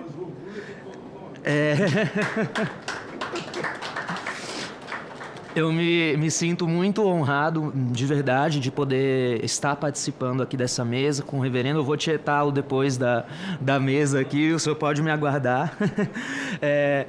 E eu gostaria apenas de deixar também o registro, senador, da importância, né, de como sugestão para as próximas audiências públicas envolvendo a pauta, de que sejam convidados os representantes dos movimentos nacionais da população em situação de rua, para que eles também possam passar a visão de quem tem essa vivência de rua, né? O Anderson está aqui com a experiência dele, mas eu creio que seria importante... Só em defesa da equipe que organizou, o Cleito, quando chegou aqui, foi o primeiro a me falar desse assunto. Sim. Eu, de pronto, fui falar com a assessoria, porque eu digo, eu não barro ninguém, pelo contrário, seja quem for, todos serão bem-vindos. Mas que eles fizeram o maior esforço, foi isso que vocês me disseram.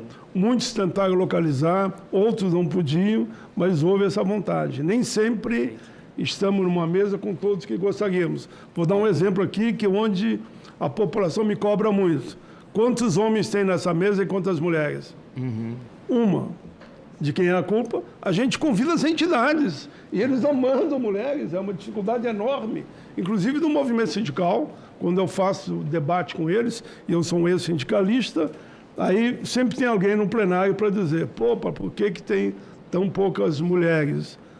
Mas aí é a indicação. Então a gente providenciou, fez toda a informação e pedimos que todos que pudessem participarem. Vai ter outras audiências e pode ter certeza que de pronto eles são convidados, mas tem que encontrar eles. Você tentou? A Ingrid está aqui, ó. Ok? Só para justificar que não foi falta de boa vontade. Claro, não, eu imagino, sim, realmente a gente sabe das dificuldades, né? Como defensoria pública, eu acho que é importante a gente trazer também alguns temas, né? Algumas provocações aqui, então são os ossos do ofício, né, senador? Que a gente Mas isso faz parte. Eu também sou um pequeno provocador. E essa data do dia 19 de agosto, ela realmente é uma data muito triste, assim, né? Principalmente ouvindo os relatos do padre Júlio que esteve lá nesse momento, né? Mas ela é o ápice de um processo que se arrasta há uns 400 anos no Brasil, né? A gente tem, historicamente, o tratamento da população em situação de rua é por meio de repressão e controle. Esse tratamento, ele perdurou desde a época enfim, colônia, com ordenações do reino, a criminalização da vadiagem, que veio com muita força durante o Brasil Império. Depois o início da nossa República foi marcado por uma criminalização exacerbada do que eles chamavam de vadiagem, de pessoas que não tinham ocupação lícita, né? E é importante também trazer aqui, do ponto de vista racial, a importância que isso tem, essa interseccionalidade com a raça. Porque a partir do momento em que houve a abolição da escravização de pessoas no país, a vadiagem foi a resposta penal a ser trazida às pessoas que não tinham onde ficar e não tinham trabalho considerado lícito. Tanto é que nós tivemos inúmeros episódios ao longo da história recente de internações em casas correcionais de pessoas em situação de rua apenas pela situação de rua. Pessoas que eram internadas, presas não pela prática de nada, mas sim pela sua condição pessoal, pelo seu estado. Então, eu sou da academia também e a gente tem inúmeros estudos aqui, né? Inclusive eu cito aqui o estudo do Fernando Afonso Sala e da Alexandra Teixeira sobre as vadiagens e prisões correcionais em São Paulo, em que eles apontam a forma como esse movimento de repressão e controle ele só foi começar a arrefecer no final da década de 80 e na década de 90, né? Quando na década de 90 a gente tem a criação da primeira equipe de consultório na rua, a criação do primeiro centro de assistência social para pessoas em situação de rua em Belo Horizonte, e esse processo que se arrastava há 400 anos, ele culminou com o 19 de agosto de 2004, no massacre da Sé. Então, não foi um episódio isolado, não foi uma coincidência, foi o resultado de uma evolução histórica. E é muito triste a gente apontar essa data aqui hoje, principalmente quando nós comparamos as datas das políticas e nós percebemos que precisou ocorrer o massacre da Sé para a aprovação de uma política nacional para a pessoa em situação de rua em 2009, que não existia antes.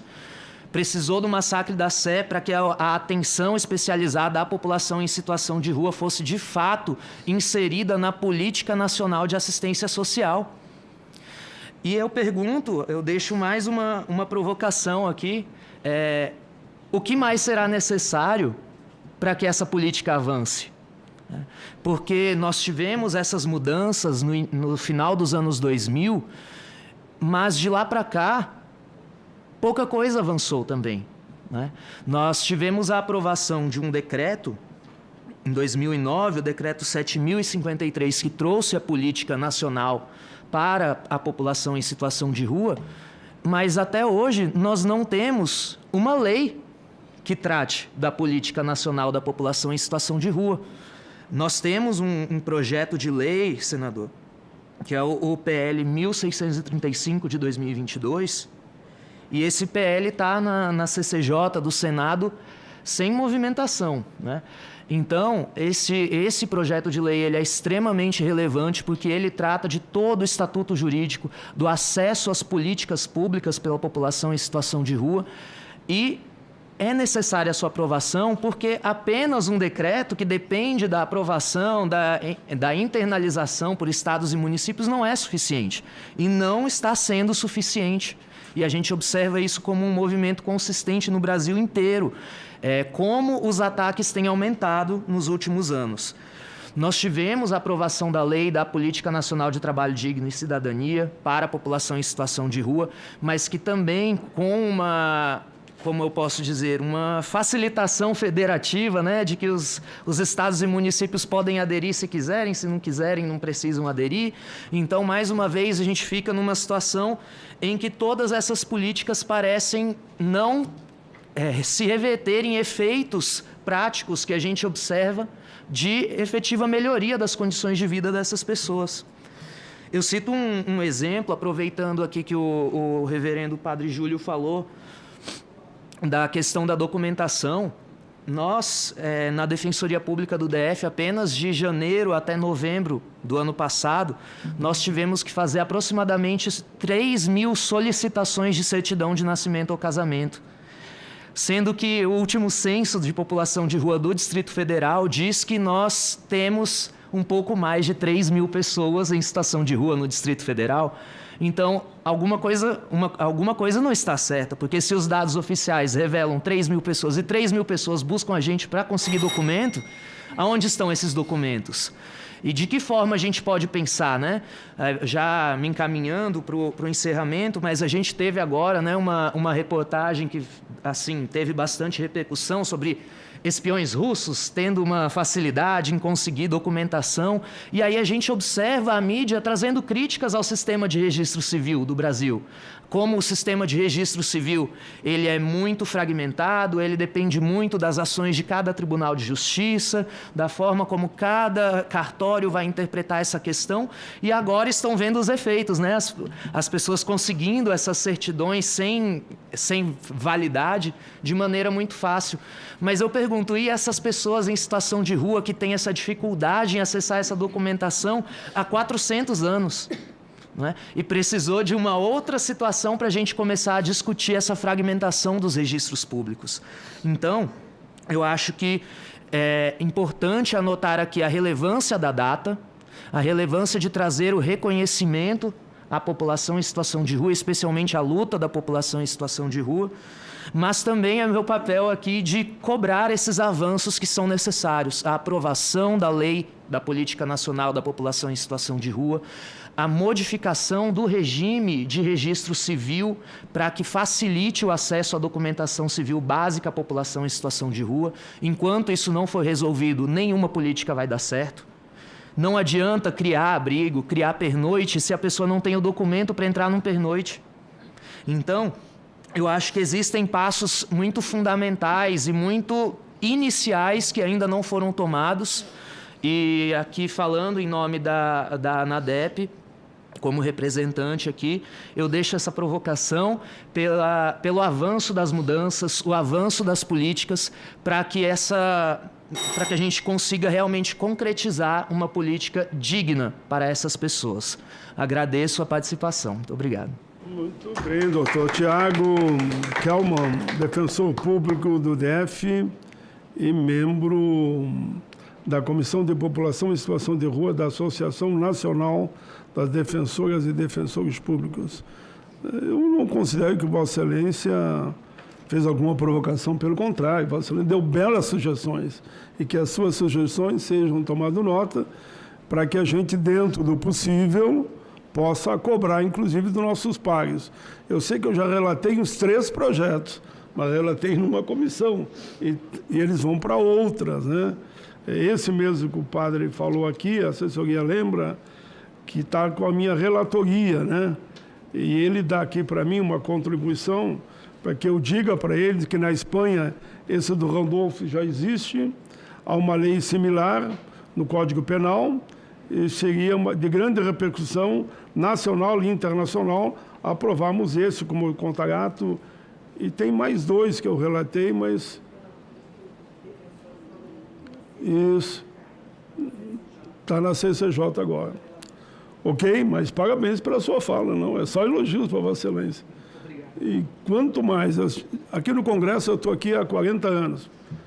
Entre Câmara e Senado vai dar 40 anos. Eu aprovei muita coisa.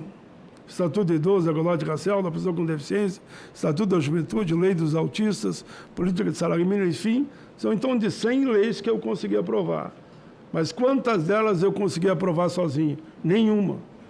Todas elas é que tinha as leis de cotas que existem aqui. Eu sou autor, eu sou relator, mas o movimento negro, e você ajudou muito também na época, estava por trás pressionando.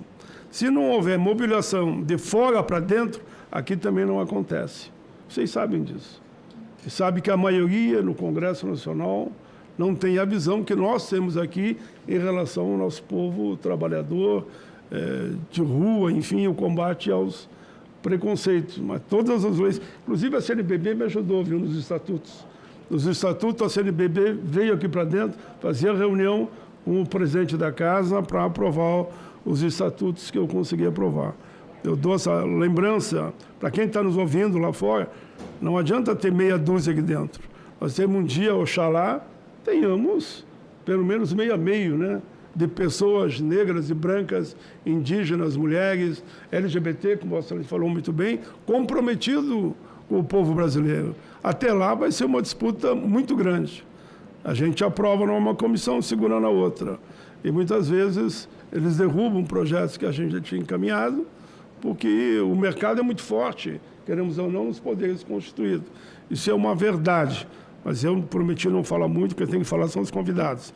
Então, passo a palavra agora à senhora Aline Alves Silva, coordenadora de projetos de coordenação de proteção social especial de média complexidade do Departamento de Proteção Social Especial do Ministério do Desenvolvimento.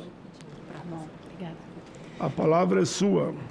Bem, bom dia a todas as pessoas. Tem um detalhe aqui, ela fez observação à nossa assessoria, que a senhora vai dividir com a senhora Júlia Mazaroba Caetano Ferreira, analista sênior da Coordenação Geral da Proteção Social Especial de Média Complexidade do Departamento de Proteção Social e Especial do Ministério do Desenvolvimento Social e Combate à Fome, MDS.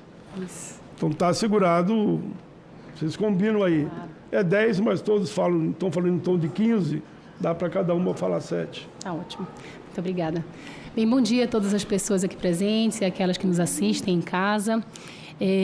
Receber esse convite da Comissão de Educação e Cultura do Senado Federal para participar dessa audiência pública é uma honra e alegria imensa a nós, trabalhadores e trabalhadoras e gestores e gestoras da assistência social e do Sistema Único da Assistência Social.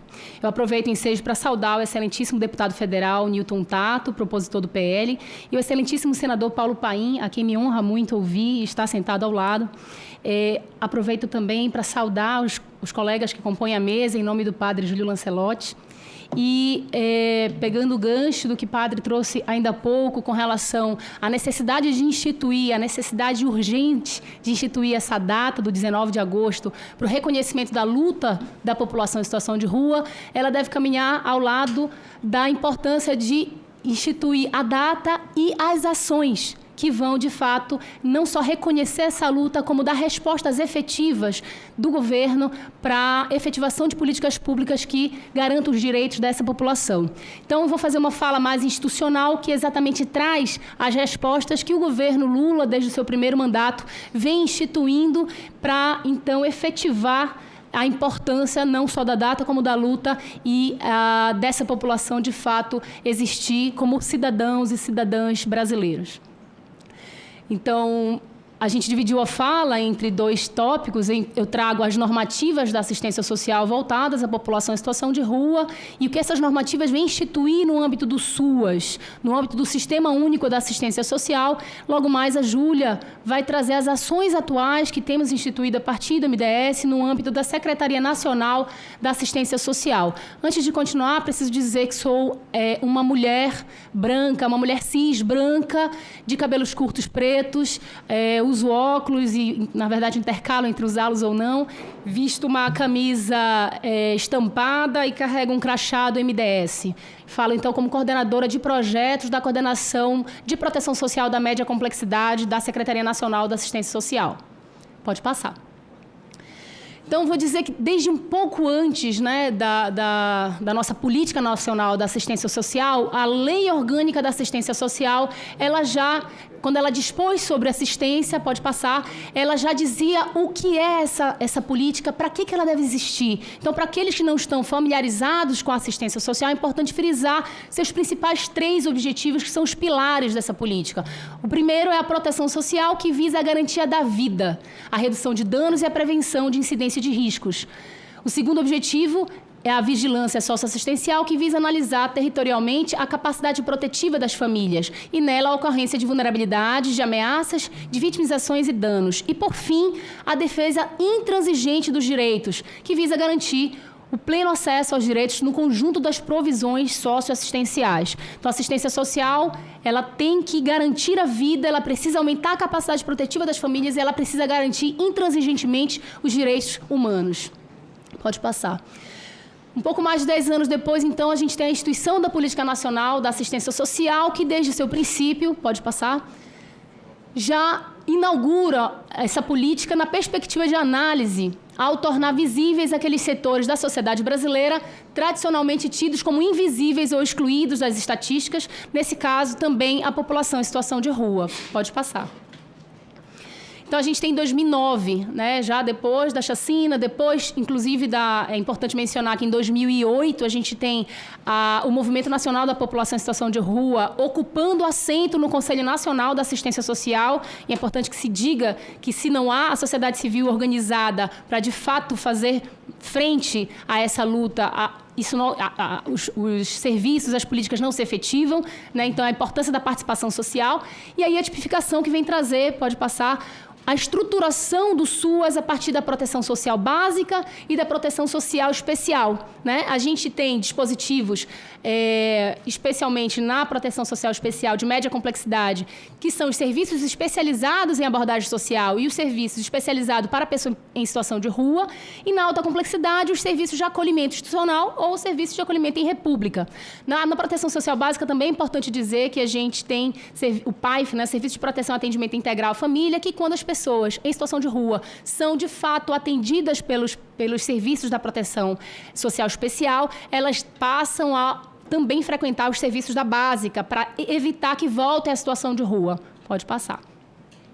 Então, dentre as várias legislações, eu não vou mencionar, pode ir passando, mas só para citar, né, nós avançamos um bocado com relação às legislações, o Decreto Presidencial 7.053 de 2009, resoluções, né, da Comissão Intergestora Tripartite do SUAS, também trouxe vários avanços, portarias específicas na direção da expansão dos serviços, do cofinanciamento da União para os serviços que atendem essa população.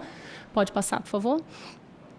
E a gente vem culminar nas nossas orientações técnicas, né? O Ministério do Desenvolvimento Social, ele se preocupa em, pode passar, em trazer as diretrizes que vão orientar tecnicamente como é que os serviços devem atuar, né? Quem são as suas equipes, onde devem se localizar, quais são os seus objetivos. E esse caderno de 2011, que está sendo já reformulado, né, para uma reorientação desse serviço, que deve sair até o ano que vem, ele vem orientar em todo o território nacional a gestão do Centro POP e a oferta qualificada do serviço. Pode passar. O Centro POP, então, ele vai se voltar para o desenvolvimento das sociabilidades, na perspectiva de fortalecimento dos vínculos interpessoais ou familiares que oportunizem a construção de novos projetos de vida.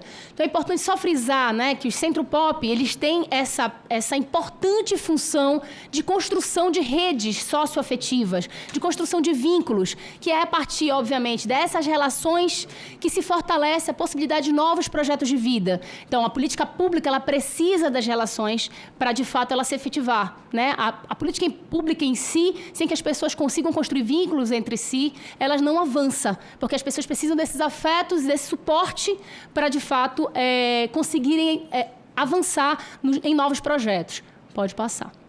Então, temos também o Caderno SES, de 2013, que vai orientar e apoiar os estados, municípios e Distrito Federal no planejamento, implantação, coordenação e acompanhamento do serviço especializado em abordagem social, pode passar, que vai funcionar nos espaços públicos, fazendo um trabalho social planejado de aproximação, escuta qualificada e construção de vínculo da confiança. Esse trabalho social ele é voltado para a transformação social, na medida em que parte desses dois pilares, né, que é a efetivação dos direitos a partir dessa rede de sociabilidade. Pode passar.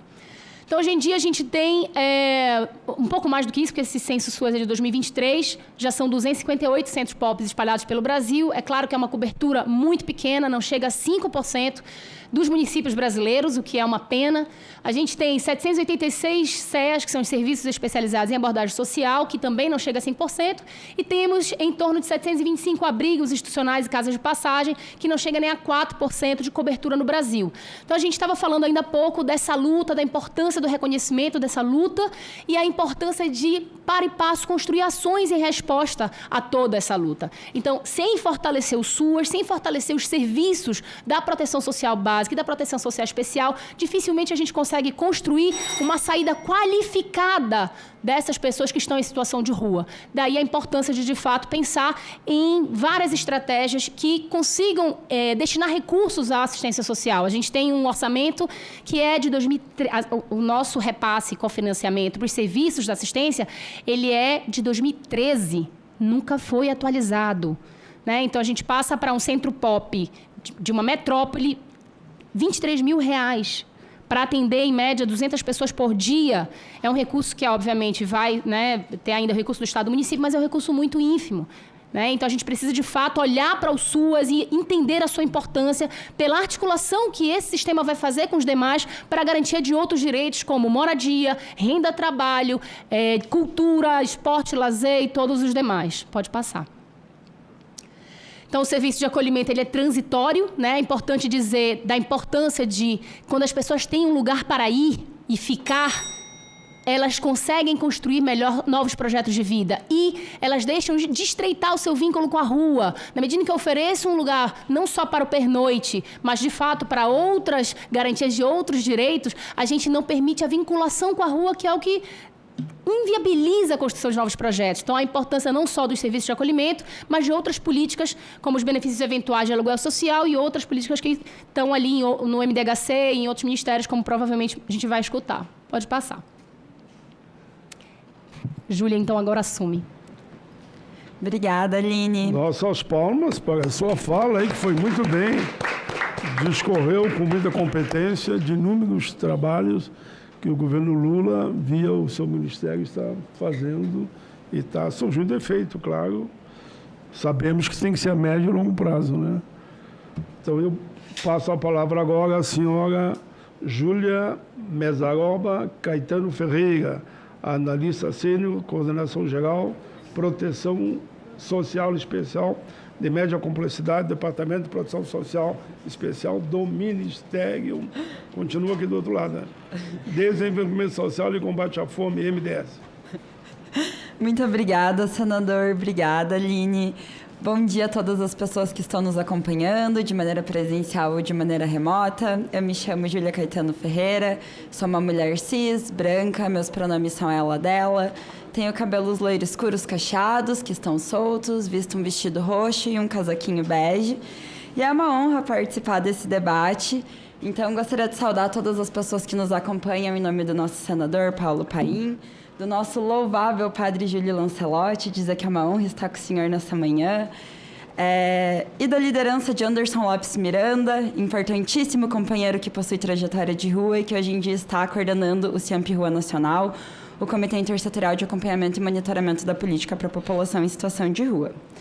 Como a Aline bem demonstrou, a realidade da população em situação de rua no Brasil é prioridade dentro da política da assistência social desde a sua idealização.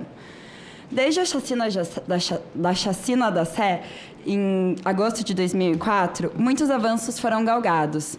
E com a organização política das pessoas que experimentam a situação de rua e a criação do Movimento Nacional da População de Rua em 2005, diversas pautas entraram na agenda governamental como forma de promover a superação da situação de rua e resguardar os direitos de quem enfrenta a dura realidade de dormir no relento, nas calçadas, nas marquises e nos viadutos. Se hoje nós temos uma política nacional para a população em situação de rua e um serviço especializado para este público, instituído no âmbito da política socioassistencial, é, sem dúvidas, graças à organização e luta política das pessoas que estão e já estiveram em situação de rua e que, com força e coragem, reivindicam seus direitos. Neste sentido, saudamos o Movimento Nacional da População de Rua, o MNPR, o Movimento Nacional de Luta em Defesa da População em Situação de Rua, o MNLDPSR, e o Movimento Nacional Meninos e Meninas de Rua, o MNMMR. Nessa gestão do governo federal, pudemos avançar na promoção da assistência e proteção social às pessoas que estão em situação de rua. Citarei em minha fala algumas delas, ciente de que, em função da restrição de tempo, não será possível aprofundar muito, tampouco abordar todas as nossas ações.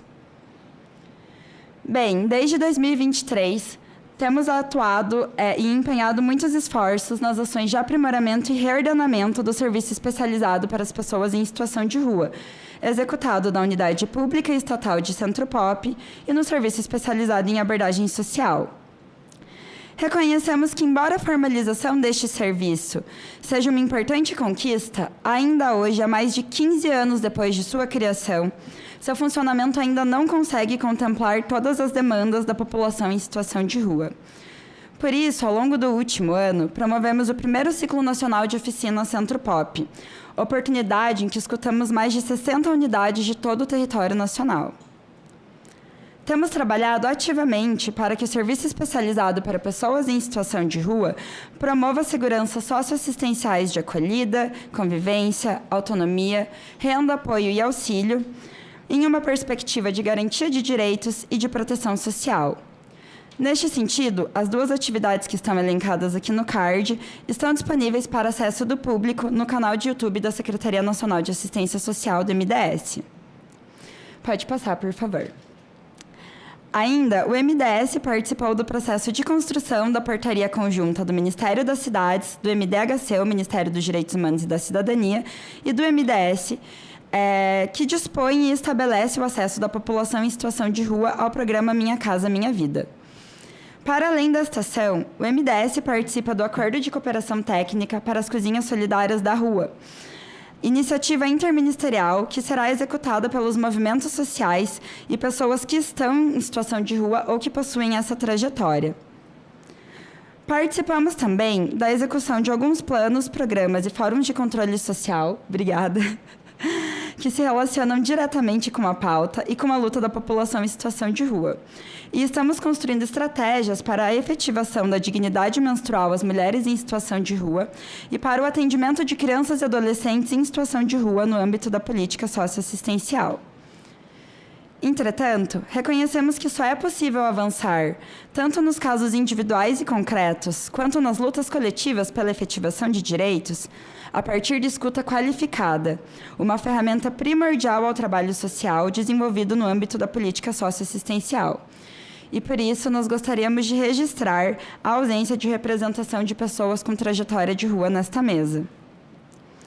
Por fim, reiteramos que este Ministério do Desenvolvimento e Assistência Social, Família e Combate à Fome, seguindo as diretrizes do presidente Lula, está radicalmente comprometido com a luta das pessoas que estão em situação de rua e, neste sentido, saúda a iniciativa de instituição formal do Dia Nacional de Luta da População em Situação de Rua. Sem dúvidas, fortalecer a luta das pessoas que estão em situação de rua, das que já experienciaram a situação de rua e dos movimentos sociais compostos por esse segmento é também fortalecer a luta pelo fortalecimento da política socioassistencial e do Sistema Único de Assistência Social. Sigamos. Obrigada. Muito bem, senhora Júlia Mesaroba Caetano Ferreira, analista sênior, coordenação geral, proteção social, também ligada ao Ministério do Desenvolvimento Social e Combate à Fome. Parabéns a ambas pela qualidade da exposição, que é fundamental quando se faz uma audiência pública, que tenhamos representantes também, permita que eu diga, do nosso governo, para expor também a sua atuação e o seu trabalho. Parabéns a todos. Concedo a palavra agora, que está aqui ao meu lado, vai ser o 6º painelista, ao senhor Cleiton Luiz da Silva Rosa, coordenador-geral de políticas para os direitos da população em situação de rua do Ministério dos Direitos Humanos e Cidadania. Parabéns ao Ministério, que também mandou o seu representante. Inicialmente, quase boa tarde a todas as pessoas aqui presentes. Faço uma saudação ao Paim, que muito me orgulho estar aqui ao seu lado, sindicalista, uma pessoa importante para a luta racial, e queria mencionar isso, falar sobre a população em situação de rua ao lado de uma mesa, com 3 pessoas negras, muito me orgulha. Queria também fazer uma saudação especial ao querido Padre Lancelotti, que muito tem contribuído para uma perspectiva, para uma mudança de perspectiva quando nós estamos falando da população em situação de rua anti-aporofóbica. E na figura do Anderson Lopes Miranda, que está aqui representando a coordenação geral do Comitê Intersetorial de Acompanhamento e Monitoramento da Política Nacional para a População em Situação de Rua. E aproveito também para poder saudar as entidades não governamentais que fazem parte do CIAMP Rua, Associação Pastoral Nacional do Povo da Rua, Fórum Nacional da População de Rua, Pretas Ruas, Movimento Nacional de Meninos e Meninas da Rua, Movimento Nacional da População de Rua, Fórum da Cidade de São Paulo em Defesa da População em Situação de Rua e o Movimento Nacional de Luta pelos Direitos da População em Situação de Rua. na figura de todos esses movimentos, eu faço a saudação a todas as pessoas que estão nos assistindo. Enquanto o Ministério dos Direitos Humanos, é uma dificuldade nós hoje falarmos, após tantas exposições tão importantes e tão calorosas, né, contribuições, e a gente não quis fazer uma apresentação porque nós queríamos fazer em forma de relato aquilo que nós temos visto no dia a dia, da realidade que muitas das pessoas que já participaram aqui no E-Cidadania já colocaram sobre o preconceito vinculado à população em situação de rua. Nós temos percebido uma violência, um aumento da violência vinculada à população em situação de rua, não somente à nossa Ouvidoria Nacional de Direitos Humanos, mas aqui também, a cada dia, a cada hora, nós estamos percebendo ações colocadas à população em situação de rua nos municípios e também nos estados, pelo movimento extremamente conservador que tem pairado sobre o Brasil. E aí, Padre Júlio, a gente tem feito o movimento enquanto governo, e ele é um movimento muito difícil, porque ele é um movimento que ele está na esfera do atitudinal, que é da gente realmente conseguir fazer entrar na cabeça de um gestor, prefeito, prefeita, governadores, governadoras, a necessidade de pensar na população em situação de rua. Algo que parece-nos óbvio, mas não tem sido óbvio. A gente, enquanto Ministério dos Direitos Humanos, tem feito articulações, nós temos mandado uma série de ofícios para que haja adesão, né, e, na verdade, a assinatura do termo de compromisso do Ruas Visíveis. Muitos municípios sequer respondem. Aqueles que, pactuados, não cumprem o que está pactuado, descumprindo diretamente a DPF 976. Então, nós estamos chegando num cenário que a gente tem entendido que não tem como fazermos uma política sem dialogar com os estados e com os municípios. Nós temos aumentado o diálogo, né? A ministra Macaé tem reforçado isso em todas as conversas técnicas que nós temos tido, para que a gente realmente consiga melhorar esse relacionamento com os estados e municípios. Esse diálogo, ele tem sido muito difícil, mas ele tem sido feito não somente pelo CIAMP Rua, que tem manifestado diretamente a essas violências, como nós também, enquanto Coordenação Geral de Política, a Diretoria de Promoção da População em Situação de Rua, tem também feito ações diretas em relação a isso. Eu tenho uma questão técnica que eu acredito que não falta somente leis, decretos e dispositivos legais, falta o cumprimento deles. Porque simplesmente se fosse cumprido o que está na DPF 976, se fosse cumprido as outras legislações importantes que nós temos, né, a Política Nacional para a População em Situação de Rua, a gente estaria falando aqui num nível de qualidade muito maior do que a gente está falando aqui da política que tem sido feita no território. E eu vou dar um exemplo. Né, nós temos um programa de dignidade menstrual em que pessoas que menstruam podem pegar, numa farmácia popular, absorventes. Só que muitas das pessoas em situação de rua têm enfrentado o desafio de entrar dentro dessa farmácia para poder receber esse material. Então, não é a falta da política, é a ponta que tem feito uma ação de aporofobia em relação à população em situação de rua. É um temor em relação ao pobre. E não tem como nós não falarmos da perspectiva racial quando nós estamos falando da população em situação de rua.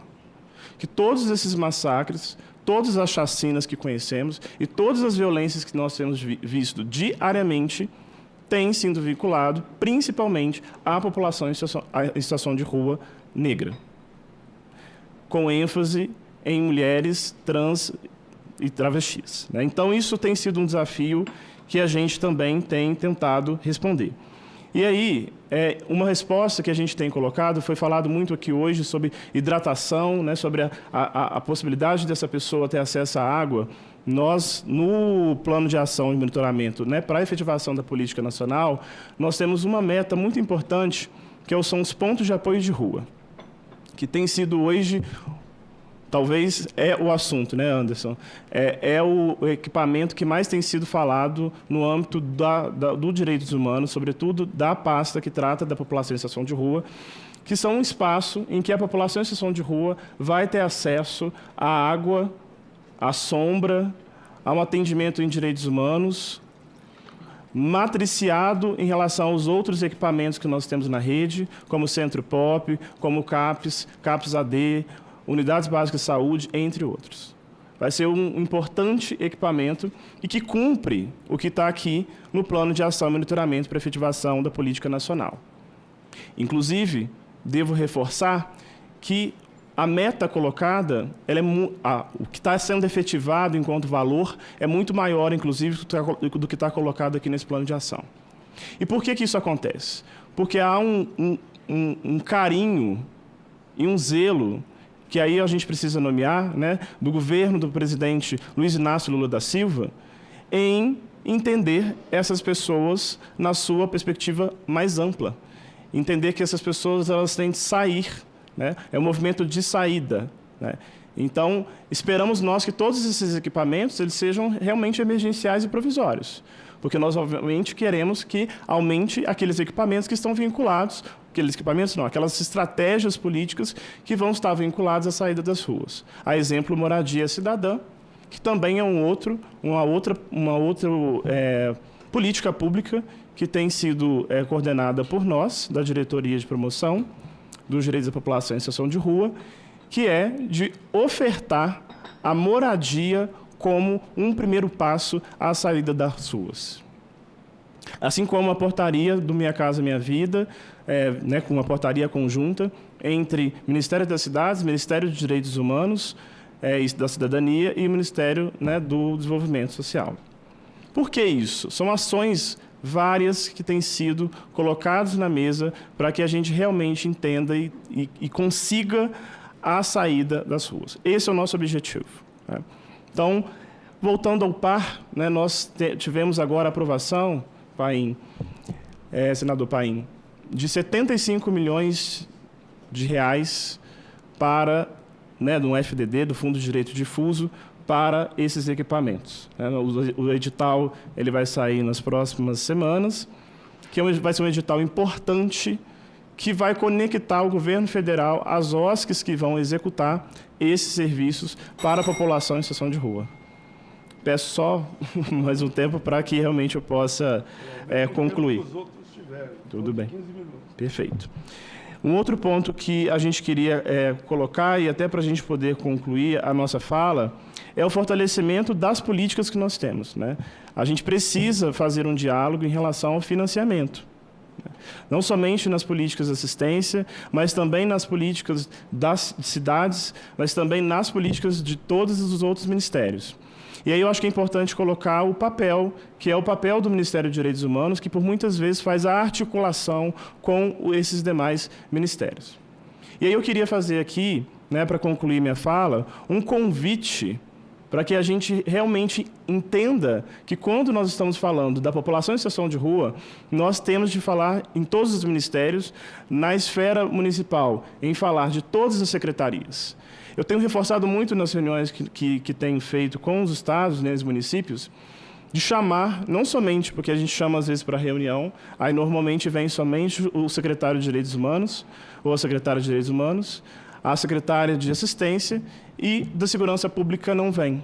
Sendo que os desafios vinculados à população em situação de rua hoje é vinculado à segurança pública também. Assim como de saúde, né, perpassando aí, por estar nas ruas, já é um comprometimento da sua saúde. Um papel, obviamente, que o Estado, obviamente, o colocou em algum grau, né? Tiago bem reforçou aqui do papel da escravização no Brasil, que, obviamente, né, fazemos e tem eco até os dias de hoje, né? Um outro ponto de reforçar para aqui é que foram feitas algumas perguntas aqui vinculadas a qual solução, a qual que é a visão. Nós, enquanto governo federal, especificamente o Ministério dos Direitos Humanos, a gente precisa colocar aqui para vocês o nosso repúdio, né? Esse repúdio em relação a essas ações violentas que tem tido nos estados e municípios. é retirada de restaurante popular para a população em situação de rua, é a população em situação de rua sendo negligenciadas nos serviços que nós temos, é a população em situação de rua sendo morta nas ruas.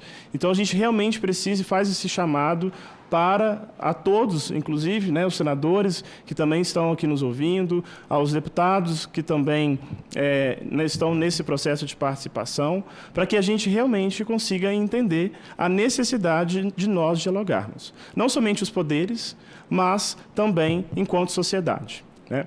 E aí, para concluir de verdade, eu tive uma experiência agora que a gente, né, Aline, nós estivemos no Acre, em Rio Branco, e a gente tem visto que a política, né, os graus que eu falei aqui, né, o grau da política como um todo existe, né, existe a política pública e ela é aplicada no território. E quando a gente chega no território e vê a população não querendo a população em situação de rua perto, cartazes e cartazes colocando que não quer o Centro Pop. E a justificativa colocada é que simplesmente não se quer aquela pessoa perto, né?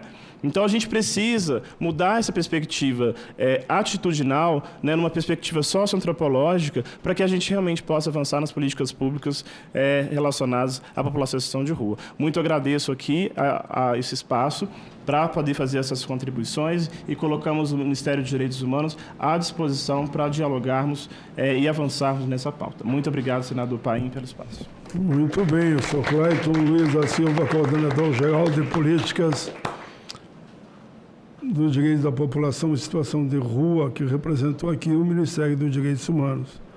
Parabéns bem pela sua síntese, ficou dentro do tempo, ficou com 13h50, não chegou nos 15. Parabéns, viu? Um abraço para a ministra lá. Concedo a palavra nesse momento ao senhor Anderson Lopes Miranda, coordenador-geral do Comitê Intersetorial de Acompanhamento e Monitoramento de Política Nacional para a População em Situação de Rua, CIAMP, Rua, MDHC. Você quer vir para cá, ele está disposto a trocar. Aqui tá bom, aqui tá bom. Fiquem à vontade, vocês dois que resolvem. Alô, me ouvem? Ele... Não, tá bom, aqui tá bom. Não, tá bom, tá ótimo. Não, bom dia. Estamos te ouvindo bem, vai tranquilo. A todas e a todos. Quero agradecer, senador Paulo Paim. Eu acho que só fazer aqui uma menção. O senhor é o segundo senador que trata essa pauta com coração. Primeiro é o senador Eduardo Suplicy, que traz a lei da renda básica de cidadania, que já inclui essa população em situação de rua. As palmas não é para mim, é para o Suplicy, que realmente foi meu colega aqui, um grande senador. E segundo o senhor, o projeto de lei, o primeiro projeto de lei para a população de rua no Senado é a autoria de Vossa Excelência, que se reuniu com um grupo de população de rua lá no Rio Grande do Sul, Movimento Aquarela, e eu estava lá, não estava lá, mas estava com esse grupo, e que fortaleceu esse projeto de lei aqui e que conversa com o deputado Newton Tato, unificou esse projeto de lei. Então, me permite dizer, sim, senhor. Me lembro, como se fosse hoje, há muitos anos atrás, foi no encontro que vocês fizeram, e daí via o Ivo Fiorotti, Frei Ivo Fiorotti. Ele pediu para mim que eu apresentasse. Isso mesmo. Vocês foram lá conversar. Isso mesmo. E depois da criação do CIAMP Rua Nacional, o senhor sentou-se conosco, eu estava lá no comitê, no primeiro comitê, né, na primeira discussão, e o senhor falou, não, o que vocês quiserem podem incluir, fazer e isso. Quero saudar o Padre Júlio. E saudar não é saudar, eu vivi com o Padre Júlio 30 anos. Eu tenho 35 anos de trajetória de rua. E quando eu vim, e eu quero aqui fazer uma fala muito séria, quando eu vim assumir o cargo no governo federal, eu fui conversar com o Padre Júlio. Pedi a bênção para o Padre Júlio e pedi instrução ao Padre Júlio. Fui na casa dele falar, Padre Júlio, o que eu faço? Porque governo é que nem pressão, só cozinha na panela de feijão. Isso o Frei Beto disse para o Lula. E essa frase fica na minha cabeça. Porque a gente aqui, muitas vezes, quando vem para o governo, esquece da base, esquece da luta e é engolido pelas situações. E o Padre Júlio falou, olha, passa lá, nos represente. Eu estou aqui até hoje, 2 anos já, e com muita dificuldade, mas sempre retomando e lembrando. E todo dia eu assisto o Padre Júlio no YouTube. A missa do Padre Júlio, a conversa com a rua, o diálogo com a rua. E quero aqui dizer, Padre Júlio, e eu sei que o senhor está sofrendo com o vice-prefeito de São Paulo. Meu abraço, e nós não vamos deixar ele mandar nas ações que o senhor faz. Estamos juntos e conte conosco aqui. Quero dizer isso muito bem claro para o senhor. Eu sei que o senhor passa lá com o vice-prefeito, comandante, né, querendo destruir as ações e as coisas e falando que acabou a Cracolândia. Não acabou. Foi jogado para Guarulhos, e a gente está com provas e nós vamos entrar com ações, senador. A gente tem fotos de caminhões chegando em Guarulhos, em bairros, e levando a população de rua do centro de São Paulo para longe.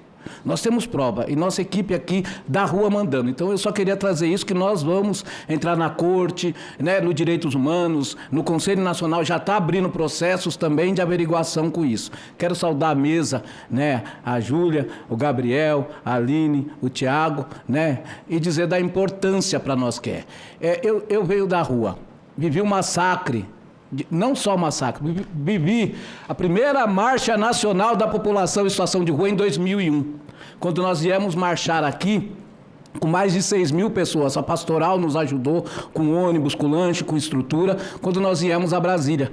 Quando o Joãozinho 30 fez aquele carnaval de botar o Cristo pobre e foi simplesmente ensacado, né? Ensacaram o Cristo pobre, porque não queriam ver os pobres. E aí nós viemos aqui, Joãozinho 30 estava no caminhão, né, Padre Júlio, conosco, onde infelizmente, o nosso presidente à época da República não quis receber uma comissão da população de rua, o senador de novo, Eduardo Suplicy, desce a rampa do Senado para receber os documentos da população em situação de rua. Isso é fundamental. Eu quero fazer uma retrospectiva. Me lembra aqui a morte de Galdino, nosso querido índio Galdino, que foi queimado aqui em Brasília. Por isso que a nossa luta não é festa, dia 19 de agosto. Como o Padre Júlio bem está dizendo, é luta. Não é festa. Nós não queremos uma lei de festa. Nós queremos relembrar o massacre, que o massacre seja extinguido nesse país. Lembramos do massacre da Candelária, que até hoje também está aí, no Rio de Janeiro, impune. E depois da Candelária veio o massacre nosso. Eu estava lá. Eu estava com o Padre Júlio, estávamos lá, e foi através disso, do Padre Júlio, nós conseguimos com o Padre Júlio reunir mais de 5 mil pessoas na Praça da Sé. Mais de 5 mil um dia. Onde foi o nosso ex-vice-presidente da República, Zé Alencar, onde foi o ministro da Justiça, onde foi uma comissão de direitos humanos lá. Eu lembro da delegada, não pode, não vamos fazer, não dá para fazer. E o Padre Júlio, nós lá na casa de oração, dá para fazer. Vamos fazer e nós conseguimos. Fomos. E para nós foi importante a escuta nossa. Eu estava na rua nessa época. Eu não fui morto, porque eu estava... Mas a gente viu, quando a polícia chegava de nós, abre a mão. Foi vocês que deram, foi vocês que mataram. E a gente, não foi nós. E a gente procurava sempre lá a casa de oração do Padre Júlio. Então eu tinha acabado pouco tempo de chegar da Bahia e estava inverno, estava frio. Já estava começando o inverno para nós. E era triste. E aí, dali eu fui para o Arsenal, né? Através do Padre Júlio, a casa de oração conseguiu uma acolhida. Não tinha acolhida em São Paulo, já estava nos problemas. Então eu quero fazer esse resgate para a gente saber de onde nós viemos e de onde nós estamos. E dali, em 2004, nós criamos o primeiro movimento nacional de adultos em população de rua, dentro da casa de oração do povo da rua, com 1.000 pessoas. Com 1.000 pessoas. Olha como é importante organizar isso. Então a igreja nos ajudou a organizar, porque a gente não tinha voz nem vez. E nós organizamos um movimento. E fomos para Belo Horizonte, no Festival Lixo e Cidadania, e conseguimos lançar o movimento nacional da população em situação de rua. Com muita dificuldade, com muito preconceito. A rua fala, a rua é isso. E quando nós pedimos ao presidente Lula. E aí, em 2006, ele cria o primeiro decreto, uma portaria sem número, criando um grupo de trabalho interministerial, o GTI. Um grupo de trabalho. E esse grupo de trabalho é para a nossa escuta. Eu estava nesse grupo de trabalho também. Então eu participei de todos os processos aqui. E é importante, hoje eu não posso falar pelos movimentos. Eu quero pedir a Vossa Excelência, senador, que a sua equipe, que um cadastro, depois a gente manda de todas as lideranças do movimento da população de rua. Nós temos isso e podemos apoiar quando tiver audiência, puder chamar. Porque tem um ditado que a rua fala, não fala de nós sem nós, não fala da rua sem a rua. Hoje eu estou falando como ex-morador de rua, no governo, coordenando um comitê. Eu estou olhando meu tempo ali, eu estou com medo do tempo, porque eu falo muito. Coordenando o comitê. Tranquilo que tem aquilo lá, mais 5 ainda. Obrigado. Já vou botar os 5 lá. Obrigado, senador. Pela primeira vez, eu quero dizer aqui, o governo federal, mas não foi caridade nem assistencialismo. Foi uma exigência das organizações, da pastoral, dos movimentos, que tivesse uma pessoa com trajetória ou situação de rua trabalhando no governo federal. E eu fui contratado. Estou há 2 anos dentro do comitê, coordenando o CIAMP Rua no Ministério dos Direitos Humanos. Comecei com o ministro Silvio, estou hoje com a ministra Macaé, quero agradecer muito a ela, que tem me escutado muito. A primeira vez que a ministra entrou lá dentro, ela me deu 15 minutos de conversa. O que está acontecendo? O que nós podemos melhorar? O que nós podemos pautar e discutir? E eu relatei para ela toda a situação. E ela foi em São Paulo, ouviu o padre Júlio, e ela disse, olha, ele disse para ela, e nós estamos ouvindo, e eu estou aqui como escuta, o CIAMP Rua não pode ficar só em Brasília.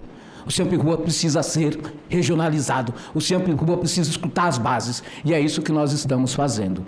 Nós visitamos as 5 regiões desse Brasil. Norte, Nordeste, Sul, Sudeste e Centro-Oeste. E vimos o que o padre Júlio muito disse para a ministra. A violação está na ponta.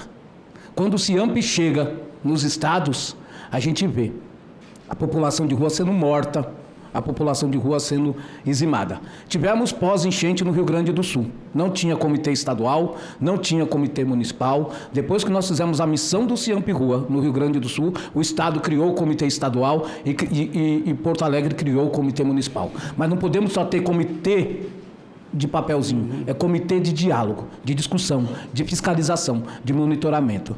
Pegamos um desgoverno, senador, um desgoverno passado, que acabou com o comitê, que quase acabou com o decreto 7053, destituiu, né? Então nós temos hoje Centro Pop desvalorizado, porque fecha Centro Pop, não tem Centro Pop, municípios fechando o Centro Pop, mas ainda recebendo recursos. E aí precisamos de monitoramento, e dialogando com o MDS, e dialogando com as áreas. Então, assim, nós tivemos isso muito, e estamos vendo isso. O fechamento dos serviços. Então, eu quero trazer aqui a importância, não do dia de luta, mas da luta. Eu acho que a fala do padre Júlio é fundamental e importante. Nós temos que lutar. O projeto de lei que está aqui tramitando, de vossa autoria, junto com o Newton Tato, ainda não virou lei. Precisa virar lei. Para a gente ter política, precisamos ter lei. Mas orçamento. Hoje nós temos emendas parlamentares, que muitas vezes nós precisamos de emendas que olhem para a população em situação de rua, que invista nessa população, que garanta. Nós temos vários serviços. Eu estou hoje, amanhã o CIAMP Rua se reúne aqui em Brasília, terça, quarta e quinta, para discutir todas as ações e as políticas. Nós temos membros dos movimentos, das organizações hoje participando do CIAMP Rua. Vamos ter eleição esse ano do CIAMP Nacional, teremos eleição. Pegamos todo o processo do CIAMP, não teve um documento, não tinha nada, tudo desmontado e acabado. Agora nós estamos com documentação, organizando, temos um site, agora temos uma logo, os conselheiros terão crachá, vão pautar, estão viajando, né? As representações do movimento vai pautar. Nós estaremos na COP30, o CIAMP estará lá discutindo clima, junto com a população em situação de rua. Não adianta falar da rua sem a rua, com as organizações. Nós estaremos levando uma comissão para a COP30 para discutir, né? Já falamos com a ministra Macaé, já falamos com a secretária executiva Janine, com a Lene, né, pautando. Mês de julho, o CIAMP Rua estará, como o padre Júlio bem colocou, um dos estados e cidades mais criminalizadoras da população em situação de rua. Não tenho vergonha de dizer que é Santa Catarina. Florianópolis, agora nós tivemos um secretário municipal que fica fazendo fake news na internet, secretário Bruno de Assistência Social, indo lá e perguntando, você não quer trabalho? Eu vou te dar um emprego. Mas ele não oferta emprego, é só para aparecer nas mídias dele e criminalizar a população em situação de rua. Ele criminalizou agora numa fake news, o CIAMP Rua Nacional e o governo do presidente Lula. E nós estivemos lá agora, numa audiência pública chamada pelo Conselho Nacional em Florianópolis. Quando o secretário viu que estava lá a Comissão de Direitos Humanos, o Conselho Nacional de Direitos Humanos, o Conselho Nacional de Assistência Social, o CIAMP Rua, ele não entrou. Botou a cara na porta e picou a mula, saiu fora, foi embora. Ficou com medo. Não precisa ter medo da rua. Respeite a rua, dialogue com a rua, crie políticas para a rua. Acabou de fechar o restaurante popular de Florianópolis porque a população de rua estava comendo do restaurante popular. Siga a experiência. como nós tivemos em São Paulo. O Bom Prato fechou, nós fomos lá, fizemos movimentações, atuamos e abriu o Bom Prato para a população de Estação de Rua. Nova gestão, de novo, criminalizou, né, Padre Júlio, e não abre de novo. Aí você precisa do restaurante popular, você precisa das cozinhas solidárias, você precisa dos serviços hoje que está atendendo a população de rua. Isso é muito pelas organizações, porque quando nós se omitimos de fazer a política ou de cumprir a política, nós omitimos de criar política pública, as organizações adentram e executam o que o governo não faz. Isso é bem claro e eu assim estou condizendo muito com a fala do Padre Júlio Lancelotti aqui, das falas de quem me sucedeu. Queria dizer da importância. Padre Júlio falou uma coisa, eu quero reforçar. A DPF 976, ela não veio se eu quero ou não quero cumprir, ela é judicializada. Estados e municípios que não cumprir tem que ser judicializado, tem que se fazer, cumpra-se, é uma DPF. Executa-se. O decreto 7.053 está aí. Nós repassamos recursos, só que estados e municípios não querem fazer. Então, para nós, senador, é importante estar aqui. É importante apoiar, sim, os projetos de lei, mas é muito mais fundamental dizer da importância dessa população. Municípios, criem comitê. Estados, criem comitê e dialoguem com a população. O que vocês precisam? O que nós temos que fazer? Chega de porofobia. Chega de pessoas. Eu queria encerrar muito triste o que eu vou falar aqui. Sábado agora, nós tivemos um companheiro da rua com eu estou muito emocionado porque a Joana me mandou o vídeo e eu chorei muito. Com transtorno mental que esfaqueou um outro companheiro da rua aqui na rodoviária do Plano Piloto. Prenderam mais um da rua. Não levaram ele para um tratamento, para cuidado. Quem entrou foi a polícia e prenderam esse cidadão com transtorno mental. Não cuidou-se dele. Ele esfaqueou um outro companheiro. Morreu aqui na rodoviária do Plano. Então eu quero pedir a nós que parem de prender o povo da rua. Cuidem. População de rua não é caso de polícia, é caso de política pública. Saúde, assistência, trabalho, educação, cultura. Eu saí da rua graças a 2 pilares. O Padre Júlio sabe muito bem disso, que ele me acompanhou. Assistência social e a moradia. Hoje eu tenho uma casa em São Paulo, do CDHU. Minha família está lá. Há 15 anos minha família está nessa casa. Com toda a dificuldade que você tem que pagar condomínio, que você tem que... Se você não tem um apoio, um suporte, não adianta a gente garantir a casa se não dá condições. Essa é a estrutura que nós precisamos. 15 segundos. Pilar da casa, da moradia e do trabalho. Obrigado mais uma vez por nos escutar. Muito bem, parabéns. Sou Anderson Lopes Miranda, coordenador-geral do Comitê Intersetorial de Acompanhamento e Monitoramento da Política Nacional para a População em Situação de Rua, CIALP-RI, Rua, MDHC. Permita que você disse para mim, eu vou dizer para você. Eu estou escrevendo um livro chamado Política com Alma. Eu vou pegar parte da sua fala e vou botar lá. Eu vejo que faz política com alma. É essa que eu acredito. 40 anos aqui eu falarei sobre política com alma. E se eu tinha certeza que esse era o título do livro, com a tua fala eu fiquei mais convencido. Você deu um show. Me permita que eu lhe dê uma salva de palmas com muito carinho, viu?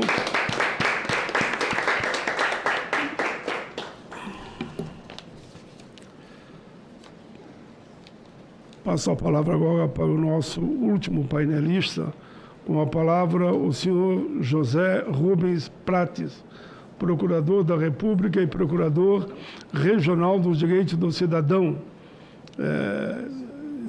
cidadão adjunto de São Paulo. Bom dia a todos.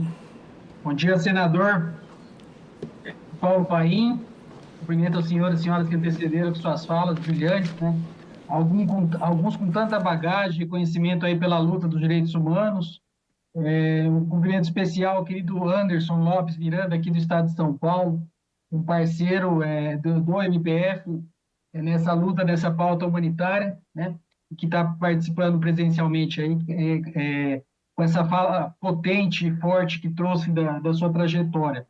Eu abro parênteses para fazer minha autodescrição. Sou um rapaz moreno, de cabelos pretos, uso um óculos preto, né? Estou vestindo uma camisa preta, gravata cinza, terno escuro, e ao fundo tem um plano de fundo, uma tela de fundo de tela branca, e com uns losangos na cor azul clara, azul um pouco mais escuro, e também o logo do MPF, o Ministério Federal, que é a instituição onde eu trabalho, e que eu honrosamente venho representar, agradecendo ao convite do Senado Federal, da Comissão de Educação e Cultura, por essa possibilidade de participar desse debate de grande relevância. Cumprimento aos demais participantes e membros da sociedade civil que estão acompanhando. De início, eu ia falar lembrar, né, o princípio do nada sobre a rua, sem a rua, um princípio muito forte, como já falado aqui, e também não ter alguém dos movimentos falando, né? Mas isso hoje foi, graças a Deus, foi mitigado com a presença do Anderson, né? Embora ele não esteja falando pelos movimentos, ele faça parte do CIAMP Rua e também do governo federal, ele traz uma trajetória muito dura da realidade das ruas e pôde trazer contribuições fortes da sua experiência. Mas fica a sugestão para que em próximos atos aí dessa tramitação ou de iniciativas semelhantes, né, uma pessoa das organizações, do movimento das pessoas em situação de rua tenha voz e participe ativamente dessas discussões. Quanto ao mérito dessa propositura, desse projeto de lei, venho salientar que no dia 19 de agosto não é uma data qualquer, né? É uma lembrança de uma tragédia. Marca o início do episódio conhecido como a Chacina da Sé, ocorrido em 2004, né? 7 pessoas em situação de rua foram brutalmente assassinadas e outras gravemente feridas enquanto dormiam na Praça da Sé aqui em São Paulo, né?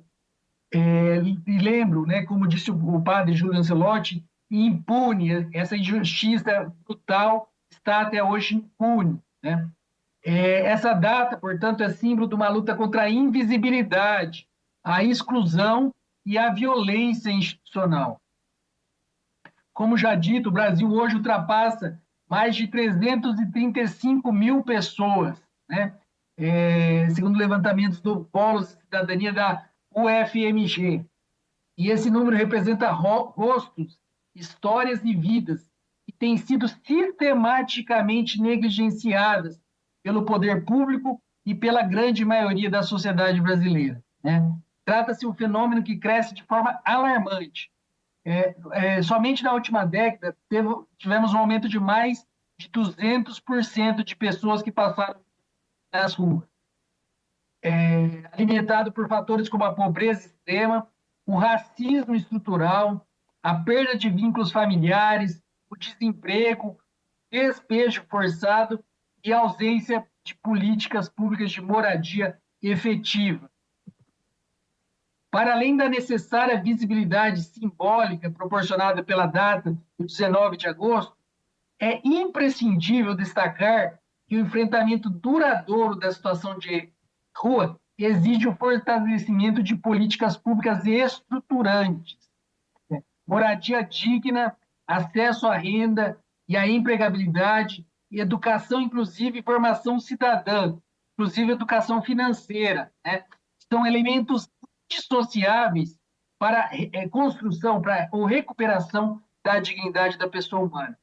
A experiência brasileira e internacional demonstra que modelos baseados na moradia primeiro, housing first, aliado à capacitação profissional e o apoio psicossocial, não só são mais eficazes, como também mais econômicos que os atuais modelos de abrigos coletivos, né?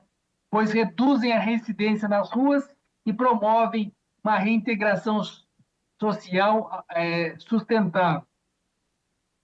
Da minha trincheira aqui, do MPF, eu destaco que a nossa instituição tem participado ativamente das ações concretas, como os mutirões Pop Rua Ajude, iniciativa do CNJ, né, que já teve mais de 170 edições por todo o Brasil. Temos nos empenhado em garantir o acesso à justiça, à cidadania e à dignidade dessa população. Tem se esforçado para se comunicar adequadamente, trabalhando seus documentos, inclusive num formato inovador, com a utilização de uma linguagem mais simples e a prática da escuta ativa, né, com empatia às pessoas afetadas. Nesse contexto, voltando à questão do 19 de agosto, a institucionalização de uma data oficial de luta representa não apenas uma homenagem às vítimas do passado, mas um compromisso com o presente e o futuro. Trata-se de reconhecer que pessoas em situação de rua não são invisíveis, não são descartáveis e, sobretudo, são sujeitos de direitos. A criação do Dia Nacional de Luta da População em Situação de Rua fortalecerá a articulação de políticas públicas e impulsionará campanhas de conscientização e incentivará a formação de redes de apoio interinstitucional, que são fundamentais para transformar a realidade. Em sintonia com a política nacional, Decreto 7.053 de 2009, com a Resolução 425 de 2021 do CNJ, estabelece diretrizes para o Poder Judiciário nessa temática. O projeto, em análise dessa comissão do Senado, representa um avanço civilizatório. Como já bem pontuou o padre Júlio Lancelotti, apesar da importância da decisão liminar do Supremo Tribunal Federal na DPF 976, em junho de 2023, ao se determinar diversas medidas para todos os entes, União, Estados-membros, Distrito Federal e municípios, no sentido de reconhecer direitos a essa população, nota-se um tímido ou escasso esforço governamental para se fazer efetivamente cumpri-lo. Pelo contrário, são diárias e recorrentes as notícias que nós vemos sobre violações e abusos a essas pessoas em todos os países, que não têm sido tratados como cidadãos, e sem contar as dificuldades para acesso a documentos e exercer os seus direitos hoje no contexto digital. Portanto, senhores e senhoras, sobretudo os parlamentares, a aprovação desse projeto é um passo necessário para reafirmarmos que o Estado brasileiro não tolera a violência, a aporofobia nem a indiferença. Ao reconhecer oficialmente esta data, enviaremos uma poderosa mensagem de que a dignidade da pessoa humana, princípio fundante da República Federativa do Brasil, não pode ser relativizada, nem mesmo quando se trata de pessoas que vivem nas periferias da nossa cidade, às margens da nossa sociedade.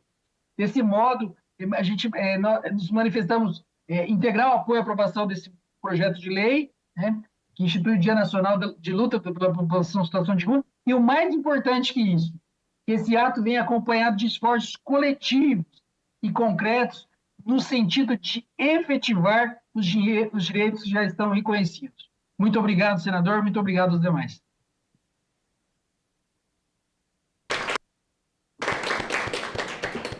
Meus cumprimentos ao senhor José Rubens Prates, procurador da República e procurador regional do Direito do Cidadão, adjunto em São Paulo, PRDC São Paulo. Parabéns pela sua síntese, que vem ilustrar o nosso debate. Agora nós temos 12:10. É de praxe que eu tenha que ler as perguntas que chegaram. Nós temos horário para terminar aqui, que seria às 13 horas. Eu vou ler as perguntas e, se vocês todos concordarem, o padre Lancelotti faria uma fala final pelo tempo que ele achar necessário em nome de todos os convidados. Pode ser?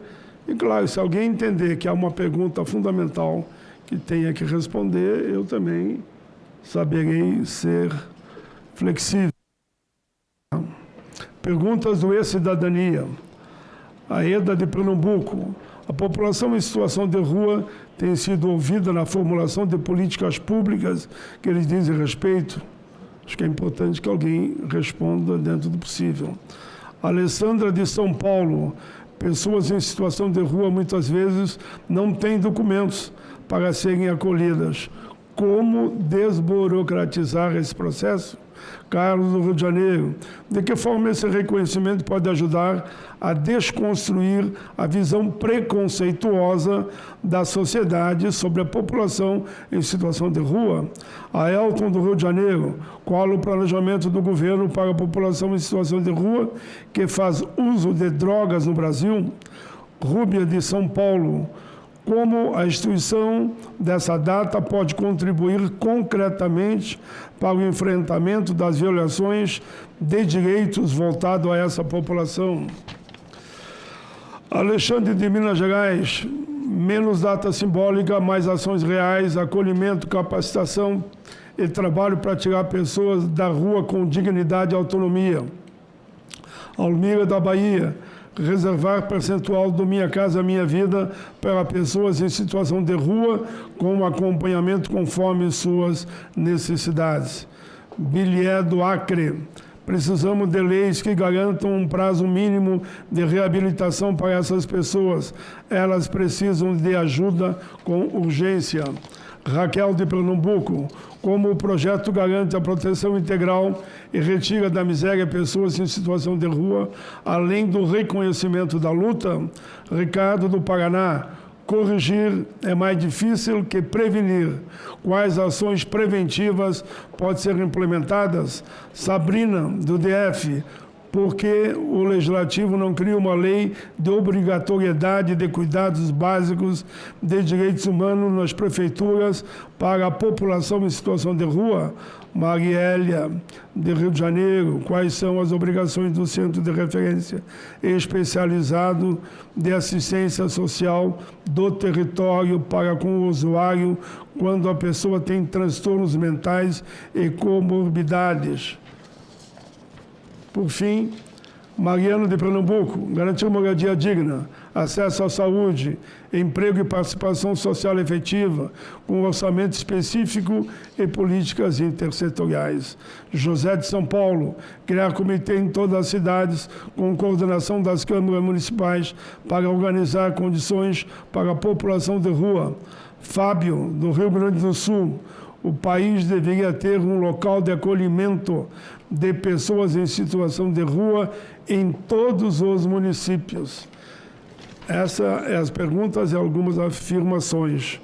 Eu pergunto se alguém da mesa gostaria de responder uma ou outra pergunta, com a brevidade. Então, o Edson vai ser o que vai responder e o senhor fará uma fala final do encerramento em nome do plenário, em meu nome e em nome dos convidados. Ok?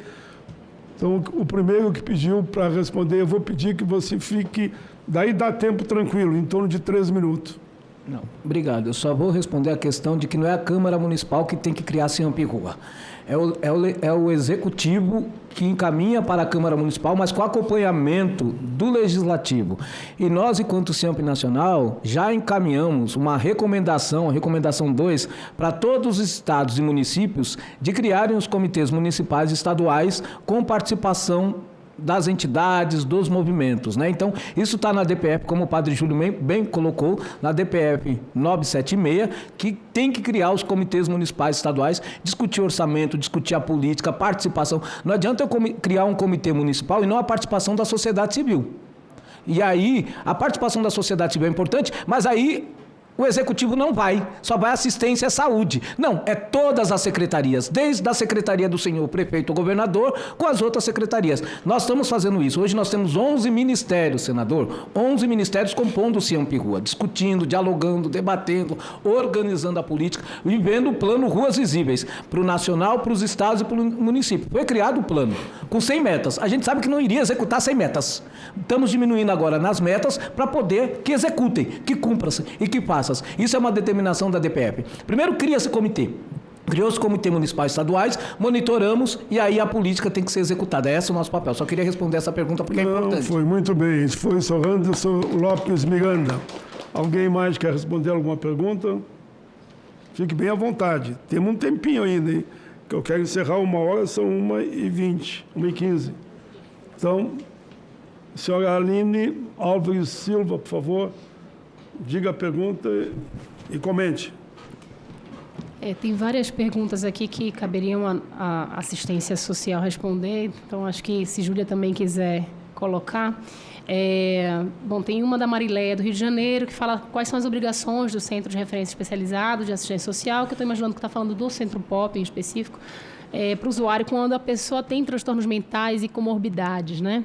Então, é importante falar da intersetorialidade e da necessidade de realizar interlocuções com a RAPS, com a Rede de Atenção Psicossocial e com os serviços que fazem atendimento às pessoas que estão em sofrimento psíquico, né? Então, o Centro Pop ele tem obrigação de acolher essa pessoa e de construir um plano individual de atendimento que vai entender quais são as necessidades imediatas dessa pessoa para que, de fato, essa política da assistência, mas também outras, possam responder às situações que ele está vivendo. Então, um acompanhamento tanto do Centro Pop quanto de um CAPS que, de fato, tenha uma estrutura que possa, de fato, receber essa pessoa para acompanhar ela a partir de um projeto terapêutico singular, em parceria pode sim construir uma ação muito efetiva para o cuidado dessa pessoa e a efetivação do seu direito.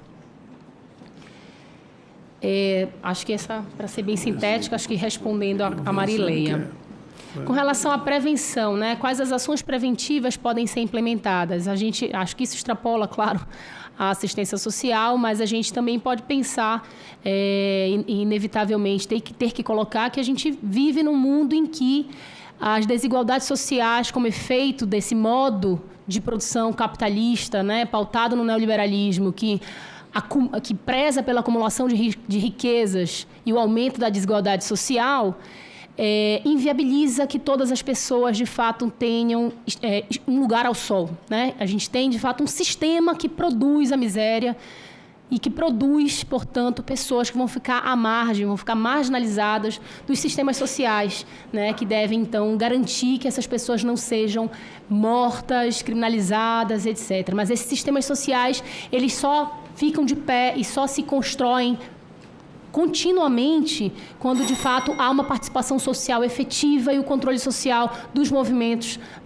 que lutam por essas garantias, no caso, os movimentos da população em situação de rua. Então, a prevenção tem a ver com muitas coisas, mas é preciso sempre, o tempo inteiro, garantir a participação social para o controle e efetivação das políticas públicas. Muito bem, essa foi a senhora Aline Alves Silva, que respondeu 2 perguntas. Alguém mais quer responder alguma pergunta? Vai lá. A senhora Júlia Caetano Ferreira, por favor. Muito obrigada, senador. Então, comentar brevemente algumas questões que tangenciam a questão da proteção social. A Alessandra pergunta das pessoas em situação de rua que não possuem 15 documentação. Não. É pela outra. É o tempo dela. Para o seu acolhimento e como desburocratizar esse processo. Então, a orientação do Ministério do Desenvolvimento, Assistência Social, Família e Combate à Fome é para que as pessoas em situação de rua não tenham acesso negado às unidades de acolhimento por não estarem em posse de seus documentos pessoais. Mas, para além disso, acabaram de entregar aqui para a gente uma cartilha do Ministério dos Direitos Humanos e da Cidadania, que fala justamente sobre o acesso da população em situação de rua à documentação civil. E é importante dizer que essas pessoas, por serem hipossuficientes, de acordo com uma autodeclaração, elas têm gratuidade na emissão de segunda via de documentos. Então, que também é papel da assistência social encaminhá-las para esses postos de segunda via da documentação, para que elas consigam acessar esse direito básico, que é o da documentação civil. E tem 3 perguntas que perguntam um pouco como essa proposta, esse projeto de lei, pode desmantelar as visões preconceituosas sobre a população em situação de rua e efetivamente contribuir com o enfrentamento à discriminação, à aporofobia que a população em situação de rua sofre. Bom, a população em situação de rua é um grupo populacional heterogêneo, é um recorte da população em geral. Por conta disso, a gente encontra na rua todos os demais segmentos sociais que a gente encontra em outros estratos da sociedade civil. E eu acredito que iniciativas que visem trazer à luz a realidade da população em situação de rua, a história de vida das pessoas que estão em situação de rua e as potencialidades que as pessoas em situação de rua carregam, por si só já são iniciativas que efetivam direitos e que desmantelam preconceitos sobre a população em situação de rua. Então, só o fato da gente estar debatendo a instituição dessa data dentro do calendário formal de datas do Brasil já é uma importantíssima conquista para as pessoas em situação de rua.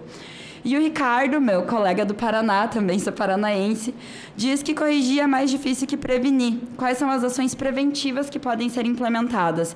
E aí sim a assistência social desempenha um importantíssimo papel dentro do diagnóstico das vulnerabilidades e riscos sociais que se apresentam nos diferentes territórios, entendendo que em diferentes territórios a situação de rua também perpassa diferentes vulnerabilidades. Então, colocar a importância da assistência social nesse diagnóstico, porque a prevenção à situação de rua é promover segurança habitacional, é promover segurança alimentar e nutricional, acesso à renda, emprego, trabalho. Então, todas essas são ações preventivas. A prevenção à situação de rua é dar condições de vida dignas para que as pessoas não precisem acabar caindo na situação de rua como a última forma possível de se manterem vivas. Muito bem, senhora Júlia Caetano Ferreira. Alguém mais? Senador Paulo Tiago, Paim. por favor. Senador. Senhor José Rubens.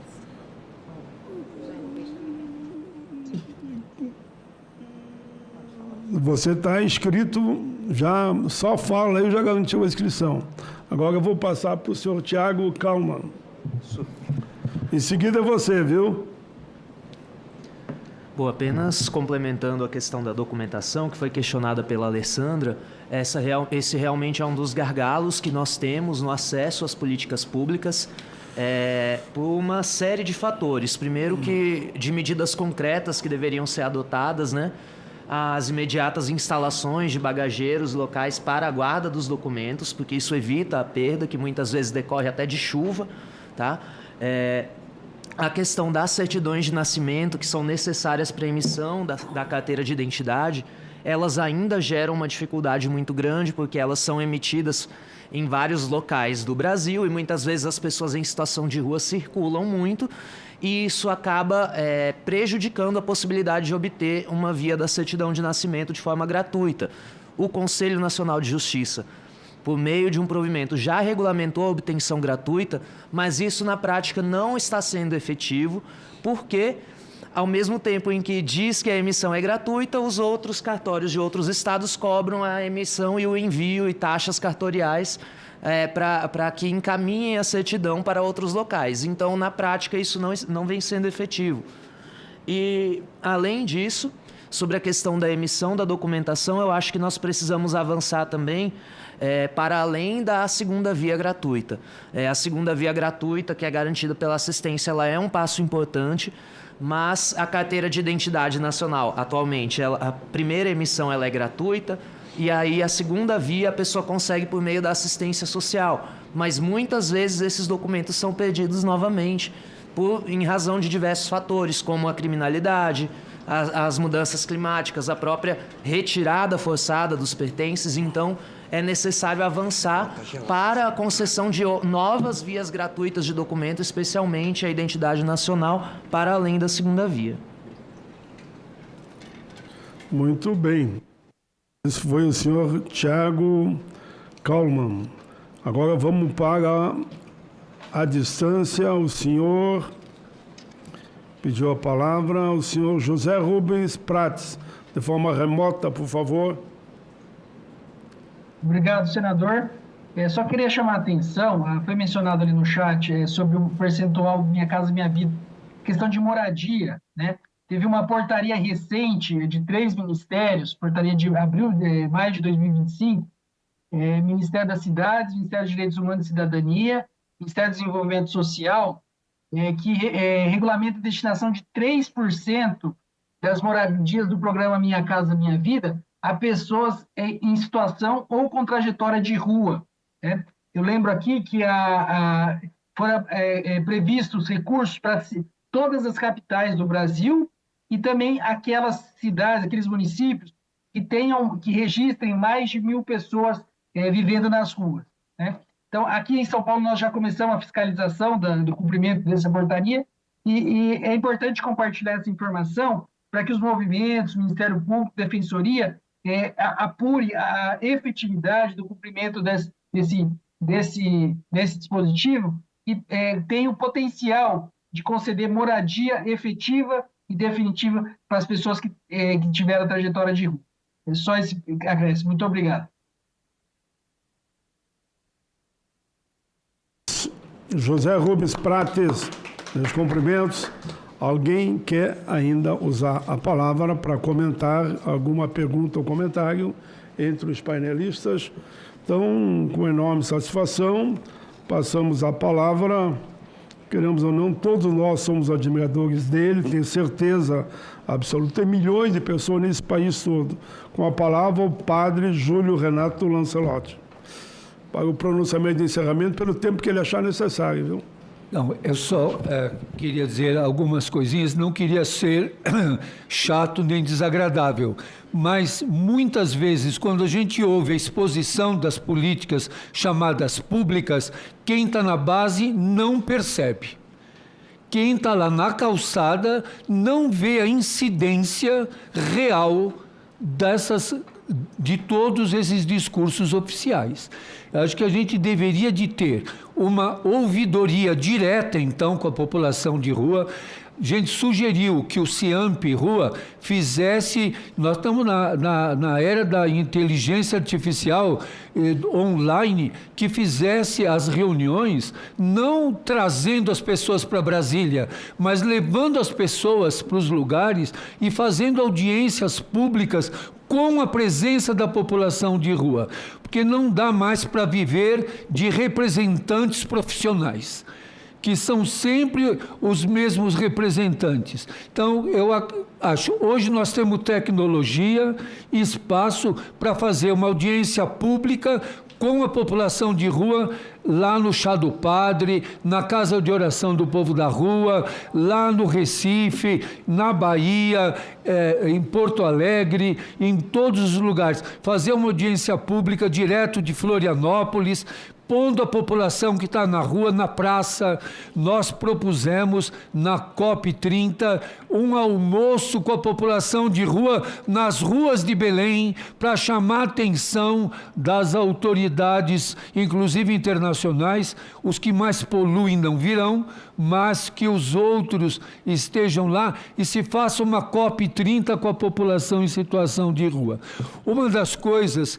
Nós temos o CIAMP, mas nós precisamos integrar mais as ações. Eu queria também partilhar com o professor Augusto, que está aqui, que tem algumas sugestões também em relação à questão da saúde, mas muitas vezes o pessoal da saúde, do consultório, que é feito em parceria, fica tão institucional e os modelos são tão diferentes de um lugar para o outro, que acaba causando uma estranheza.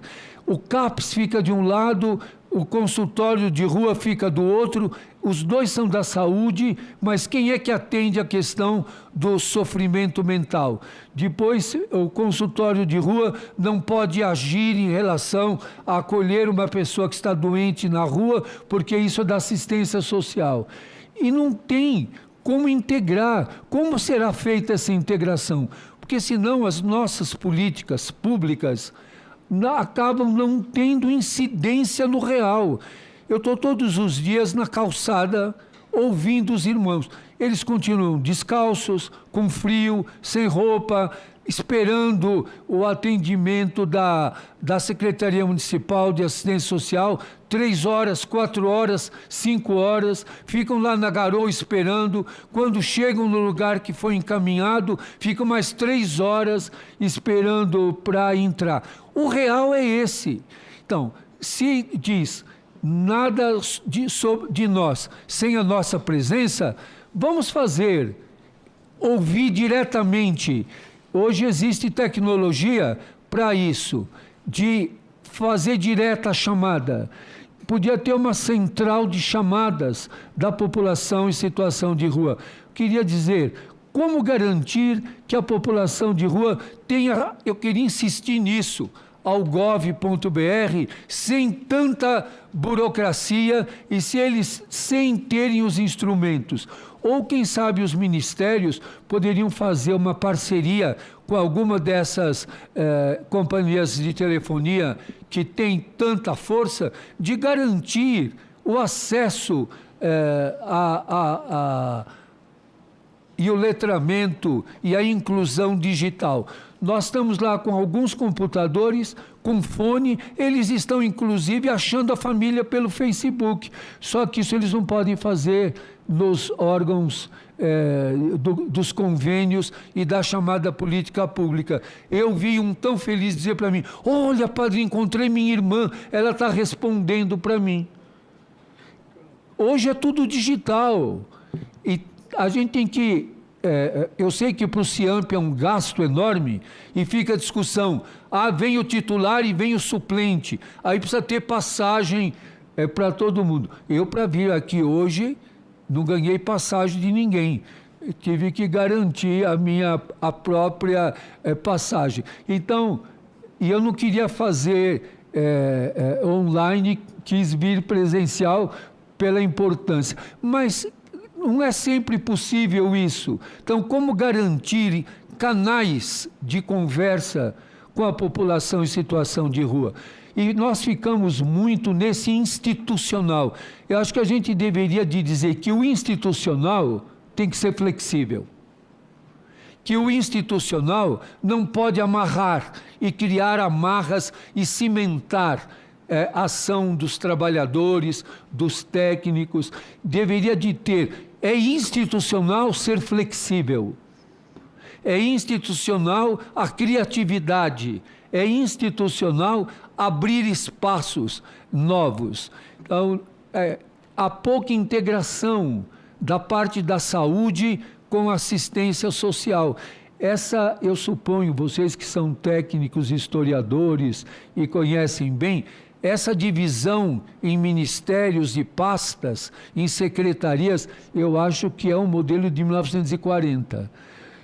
Aí fica, isso é da saúde, isso aqui é da assistência social, isso aqui é do trabalho, isso aqui é da moradia. E é uma pessoa só. Essa pessoa, ela tem necessidade de moradia, ela tem necessidade de saúde. Estar na rua já é sofrimento mental. Não saber onde vai comer já é sofrimento mental. Ter uma dor e uma necessidade de saúde e não ter acesso imediato ao socorro já é um problema de sofrimento mental. Esperar 4 horas o SAMU chegar é uma questão de sofrimento mental. Não ter certeza, receber alta e ser posto na rua. E aí ficar aquela coisa, o paciente se evadiu. É bonito isso. O paciente se evadiu. Eu queria pedir licença de quebrar o protocolo, pedir ao professor Augusto que completasse essa questão que você falou dos consultórios de rua, da importância do fortalecimento e dessas questões institucionais. Aqui ele manda, ele não pede. Ele orientou para você falar, viu?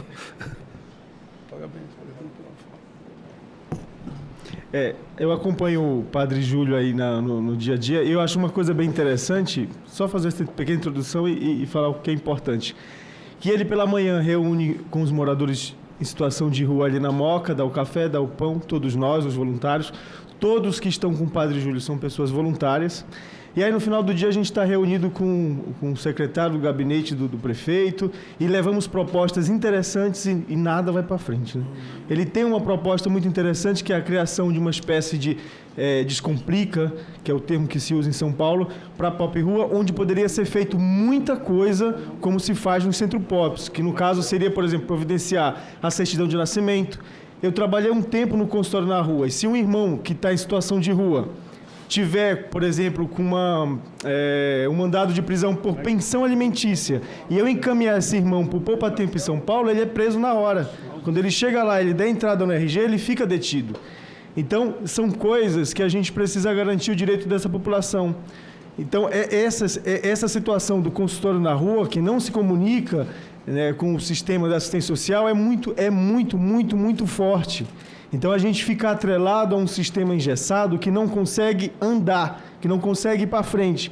E uma coisa muito importante que nós temos visto, por exemplo, é principalmente a questão da certidão de nascimento. Tivemos que montar uma agência de empregabilidade com voluntários que fazem tudo aquilo que os assistentes sociais nos albergues e abrigos não fazem.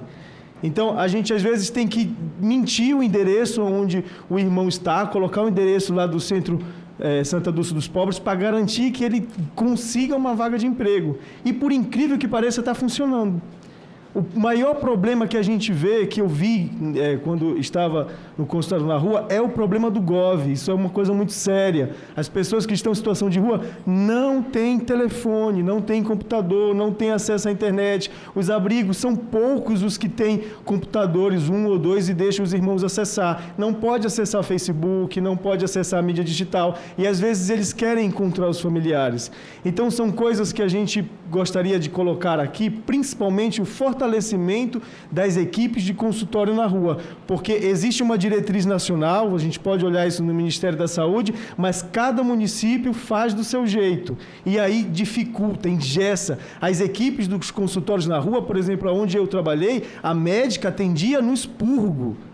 A médica do consultório na rua de São Paulo, a equipe Zona Norte, atende no expurgo da UBS. Não existe sala para uma equipe de 22 funcionários do consultório na rua. Então, e às vezes eu presenciei isso, que os irmãos de rua dizer, nossa, doutora, a senhora atende aí? Aí a gente brincava chamando de bate-caverna, porque era uma coisa assim, mais ou menos desse tamanho, que tinha que entrar ali dentro para poder atender. Só que a médica era uma pessoa muito humana, muito gentil. Então ela ria, brincava e atendia.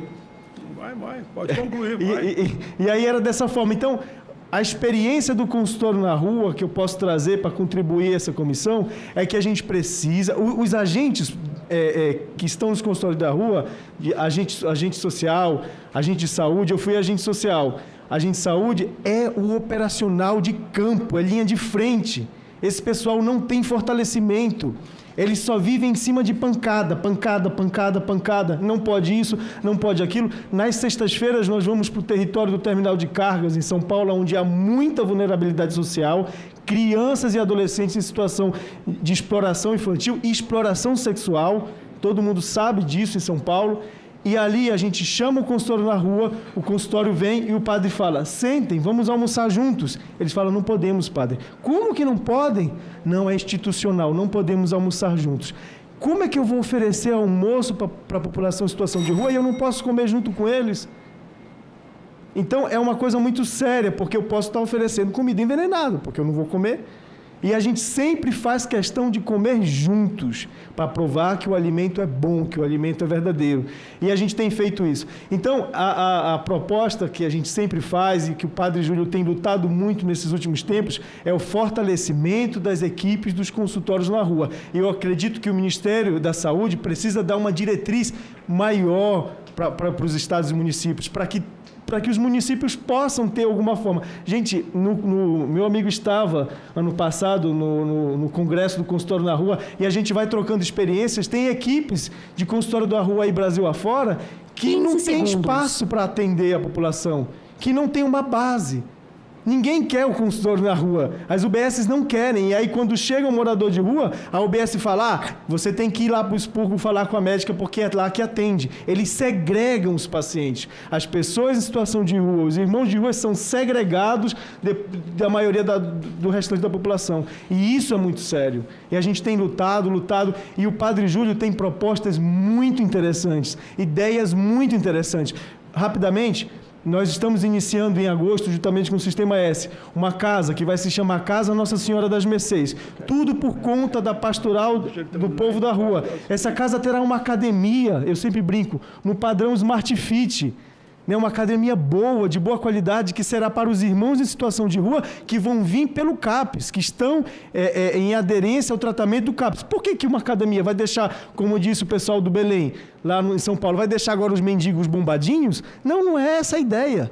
A ideia é para que, através da musculação, da prática do exercício físico, a pessoa possa melhorar a autoestima, possa liberar hormônios que vai produzir mais no seu dia a dia.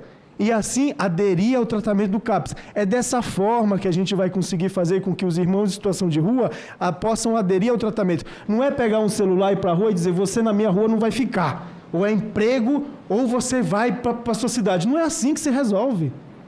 Não é dessa forma. O Cláudio foi um que veio da Cracolândia, apareceu lá no território, o padre acolheu ele, e nós ali lutando atrás de uma vaga para ele se internar, porque ele veio atrás pedir. Conseguimos encaminhar ele para uma clínica uma clínica, e ele está lá, uma comunidade terapêutica, ele está lá, mandou vídeo, está escrevendo, está pintando, cortou o cabelo, vai arrumar os dentes. E ele foi abordado pela Prefeitura de São Paulo, encaminhado para uma clínica que não existia, encaminhado para vaga de emprego que não existia. Aí esses prefeitos não fazem a comunicação em rede, não preparam a rede, manda todo mundo para as clínicas de habilitação, de reabilitação, e não tem vaga. Não tem vaga. A apresentação que a colega fez das vagas que existe no Brasil, em São Paulo a gente pensa em 80 mil pessoas em situação de rua. Dados do CAD único. Era isso. Muito bem, senhor Marcelo Augusto de Souza e Silva, que faz um trabalho voluntário, né? E mostrou que na prática esse é o mundo real. Então, parabéns a Vossa Excelência, pode chamar de Vossa Excelência, fez uma bela fala. E como havia combinado, o padre Lancelotti vai encerrar agora. Então, que algumas dessas propostas sejam concretizadas. Eu sugeriria, eu pediria aos ministérios que estão aqui representados, que o Ministério da Saúde pudéssemos fazer um momento de revisão dos consultórios de rua, de tornar também uma estrutura mais democrática, tornar uma estrutura mais participativa e mais assumida nas secretarias estaduais da saúde e municipais. E eu sei que é chato a gente repetir mais uma vez, mas vamos levar isso a sério, de o acesso ao GOV da população de rua seja feito como uma cota, que a população de rua tenha o acesso facilitado ao GOV, que não seja... até eu estou com dificuldade, eu tenho que pegar o meu certificado de vacina para ir para a Colômbia e estou com dificuldade de acessar o GOV. Então, imagine a população em situação de rua que não tem smartphone, que não tem sinal de internet, como é que eles vão acessar? Acho que a gente teria que ter, pela quantidade de pessoas em situação de rua, para facilitar o acesso a todos os outros programas, um GOV com uma cota de acesso facilitado para a população em situação de rua. Acho que se todos os grupos ajudassem a isso, facilitaria muito, e é uma coisa muito concreta. Ter uma senha especial, eu não sei, eu não entendo bem de tudo isso, mas alguma coisa que facilitasse e que a população em situação de rua, em qualquer lugar do Brasil, acessasse com algum instrumento, garantir que as reuniões do CIAMP sejam online com a participação. Por quê? A população em situação de rua do Amazonas, de Roraima, é diferente da população em situação de rua de Porto Alegre, do Rio de Janeiro, da Bahia, de São Paulo. Então a gente tem que ouvir, porque às vezes se faz a chamada política pública nacional, mas não se leva em conta a característica regional. Nós não podemos comparar a situação da população em situação de rua de Manaus com a de Porto Alegre, e ter respostas idênticas para Porto Alegre e para Manaus, para o Recife, para Salvador. A população em situação de rua do Rio de Janeiro tem especificidades. A população em situação de rua indígena tem outra especificidade. Nós temos em São Paulo pessoas em situação de rua que são imigrantes venezuelanos. A questão da população LGBT, a população em situação de rua negra, LGBT, em situação de rua, quantas vezes ele é penalizado? Por ser negro, por ser negra, por ser uma mulher trans, por estar em situação de rua. Então é uma criminalização e uma exclusão que se potencializa. Então, a gente tem que saber que essas especificidades estão presentes. E tem que ficar claro o papel das guardas civis metropolitanas na questão da zeladoria pública. O pacto é federativo. Há que se respeitar a questão federativa, a questão dos municípios.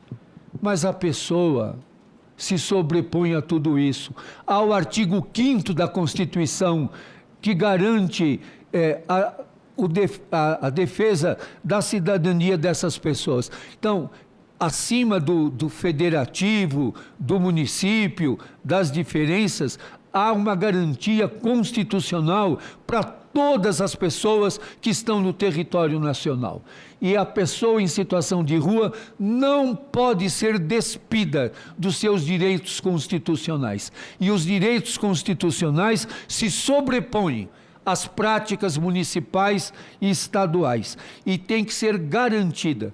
Então, eu acredito, se nós tivermos um GOV com uma cota especial, um acesso especial à população em situação de rua, eu acredito que o Senado Federal, a Câmara Federal, o Congresso Nacional não vai se opor a isso. Que o governo federal e os governos estadual e municipal não vão se opor ao que garante de imediato uma resposta. E essa questão da documentação facilitada para a população em situação de rua. E principalmente o GOV, que dá acesso a todos os programas. E fica o nosso apelo ao Ministério da Saúde. Nós nos colocamos à disposição, junto com todos os outros grupos, para estudar uma forma de, depois de tantos anos, de reestruturar a questão dos consultórios de rua, mantê-los, mas reestruturá-los de uma forma mais eficaz, efetiva e que chegue de perto, sem tantas amarras institucionais a todos e a todas. Eu termino até antes do tempo estabelecido, mas eu acredito que se sairmos daqui com esses compromissos, valerá a pena ter vindo a Brasília e ao Senado Federal para chegarmos junto da população de rua e ter uma incidência real na vida deles. Muito obrigado. Muito bem, esse foi o Padre Júlio Renato Lancelotti, que fez a sua fala final. Assim, pessoal, essa comissão cumpriu o seu objetivo. Fica aqui meu carinho, meu abraço à nossa querida senadora Tereza Leitão, que preside essa comissão. Quando solicitamos, ela de imediato marcou a data, o dia, a hora e pediu que eu, inclusive, presidisse. Porque isso é também o ritual do projeto, né? O projeto tinha que passar por um debate, numa audiência pública. E isso foi o que fizemos hoje, e no mais alto nível. Eu quero agradecer a todos que estiveram aqui e agradeço também ao Nilton, o nosso querido Nilton Tato, que ele só não está aqui porque morreu um colega dele, ex-deputado, lá em São Paulo. Ele fez, eu registrei na abertura. Assim está assegurado, já no praxe regimental, essa audiência pública no mais alto nível. Acho que todos nós aprendemos um pouco mais hoje do que sabíamos da situação da população em situação de rua. E assim, com certeza, essa comissão vai votar o projeto do Nilton Tato. Eu sou o relator da proposta que institui o dia de luta da população em situação de rua. Muito, muito obrigado a todos. Cumprimos todos os objetivos e assim encerramos a audiência pública de hoje. Palmas para todos, principalmente a população de rua.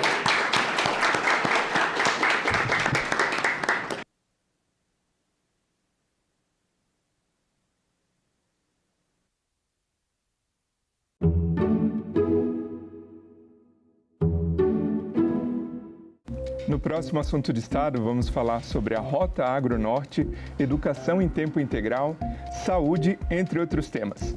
E o nosso convidado é o senador Confúcio Moura, do MDB de Rondônia. É necessário que esse dinheiro do Fundeb hoje, que aumentou bastante, está aumentando até 2026 e 2027, seja utilizado, que vai aumentar substancialmente os investimentos na educação integral. Assunto de Estado, hoje, 20h, aqui na TV Senado. Hoje as empresas começam a falar de diversidade porque fala assim, bom, se uma empresa ela é criada para o consumo e a população no Brasil ela é maioria negra, eu não estou comunicando com esse público e eu não estou desenvolvendo coisas para atender essa demanda de público. precisamos ter negros dentro das empresas para ajudar a desenvolver, seja campanhas de comunicação ou produtos para atender uma demanda de consumo. Por exemplo, tem uma empresa de cosmético que rapidamente ela entendeu o processo de transição capilar das mulheres negras e começou a convidar influenciadoras digitais para ajudar a desenvolver produtos. O olhar dela de investimento social privado deveria devolver, porque em algum momento foi decifrado para ela qual era a fórmula. É um ciclo que ele tem que ser virtuoso para todo mundo, não reforçar a concentração. A moeda ela não é só o dinheiro, são outras trocas simbólicas que faz com que meu negócio cresça, mas porque você também aportou no meu negócio, entendeu? Não parte de uma perspectiva individual.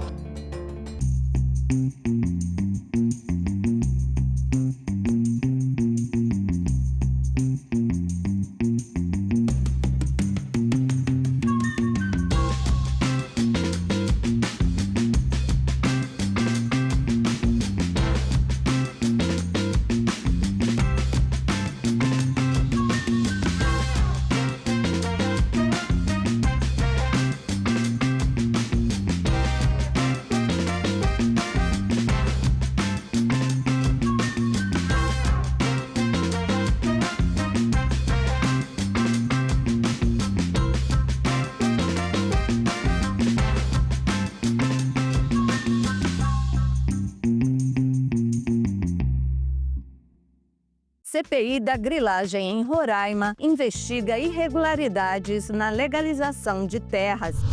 Santa Catarina aprova a incorporação da hora plantão à aposentadoria de servidores da saúde. Câmara dos Deputados analisa projeto para que SUS aceite exames de saúde feitos na rede particular. Tudo isso no Parlamento Brasil. Parlamento Brasil, toda sexta, 8 horas da noite, aqui na TV Senado.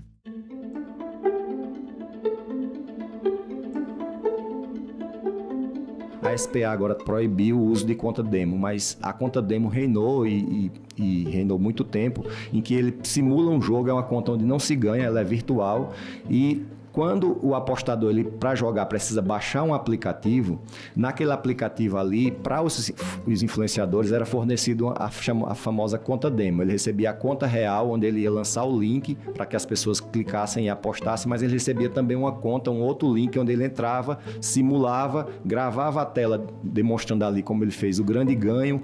Eu mesma acabei de ganhar 100 mil reais. Estou esperando cair aqui na minha conta para mostrar para vocês. Sem precisar sair da minha casa. Quem é que não quer? O dinheiro que ela sacou não foi do grande ganho, porque o grande ganho foi uma simulação, uma fraude que ela fez na conta demo. Os 50 mil foi o dinheiro que ela recebeu para divulgar a plataforma.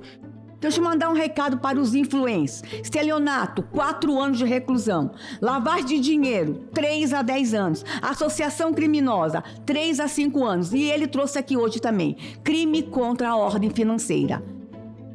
A investigação aponta também para um dolo direto por parte dos influenciadores, ou seja, a consciência da ilegalidade da atividade promovida e a deliberada indução de seguidores ao erro. Identificaram esse dolo direto? Então veja o quanto nós estamos enfrentando um gigante com, digamos assim, com uma peteca, um estilingue. A legislação ela está desatualizada e, como a senhora bem falou aí, é importante que a Lei 14.790 ela tenha, se não ela ou uma legislação mais recente ou nova, traga aí tipos penais que façam frente a esse tipo de problema.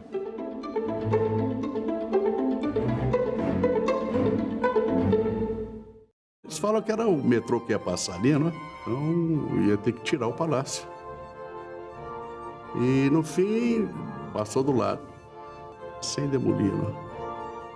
Mas, entretanto, o tombo, o SFAM naquela época, ele não tinha poder. E não conseguiu evitar que o Palácio Morre fosse demolido. Senadoc, neste sábado, 9 horas da noite, aqui na TV Senado. Vai votar? Passou no concurso público? Vai tirar o passaporte? Então você precisa ter o título de eleitor. Ainda não tem o seu? Calma, vem comigo no passo a passo. Você vai acessar o site do TSE. Depois vai clicar na aba Autoatendimento Eleitoral. Na sequência, em Título Eleitoral. E no final, tire seu título eleitoral. Nessa próxima etapa, muita atenção. Você vai preencher com seus dados, enviar os documentos pedidos, escolher o local de votação e informar endereço e telefone para contato. Prontinho. Depois, você recebe o número de protocolo para acompanhar a solicitação. E para isso, é só acessar o site, ir em autoatendimento eleitoral e depois clicar na aba Acompanhe uma solicitação. Importante, antes de receber a primeira via do título, você tem 30 dias para ir ao cartório eleitoral cadastrar a biometria. Consulte o TRE do seu estado para ver como funciona o agendamento. Lembrando que dá para tirar o título de eleitor com 15 anos, desde que você complete 16 antes das eleições. E militares em serviço obrigatório não podem emitir o documento. Então já sabe, né? Corre para tirar o título de eleitor.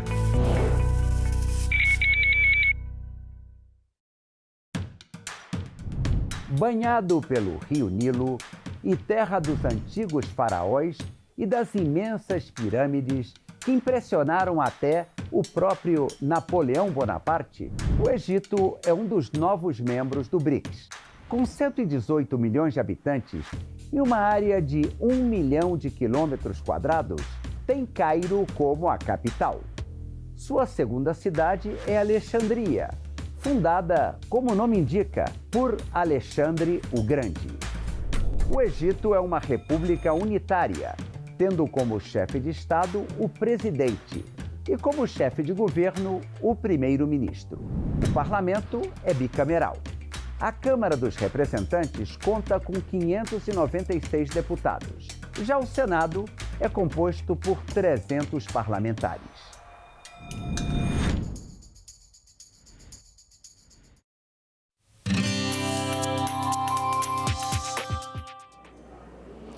Olá, eu sou a Carla Benevides e este é o programa Argumento. Após as denúncias de descontos ilegais na folha de pagamento de aposentados e pensionistas do INSS, o senador Ciro Nogueira apresentou um projeto com o objetivo de proibir qualquer desconto de associação ou sindicato direto na folha de pagamento. E é com o senador Ciro Nogueira, do Progressistas do Piauí, que a gente conversa agora. Senador, muito obrigada pela sua presença. É um prazer estar com vocês.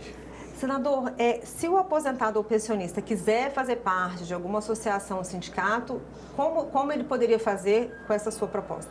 Tem uma relação direta com o sindicato e ele mesmo fazer o pagamento da sua contribuição. Nós não queremos impedir que as pessoas se associem ou se sindicalizem, mas esse é um fato que criou uma revolta muito grande no país, a quantidade enorme de pessoas ao final da vida sendo lesadas, principalmente pessoas de baixa renda, nos revolta e nos incentiva a criar uma medida drástica como essa para evitar que isso volte a se repetir no nosso país. O Brasil já viveu diversos escândalos de corrupção na sua história, mas nenhum, na minha visão, foi tão grave quanto esse.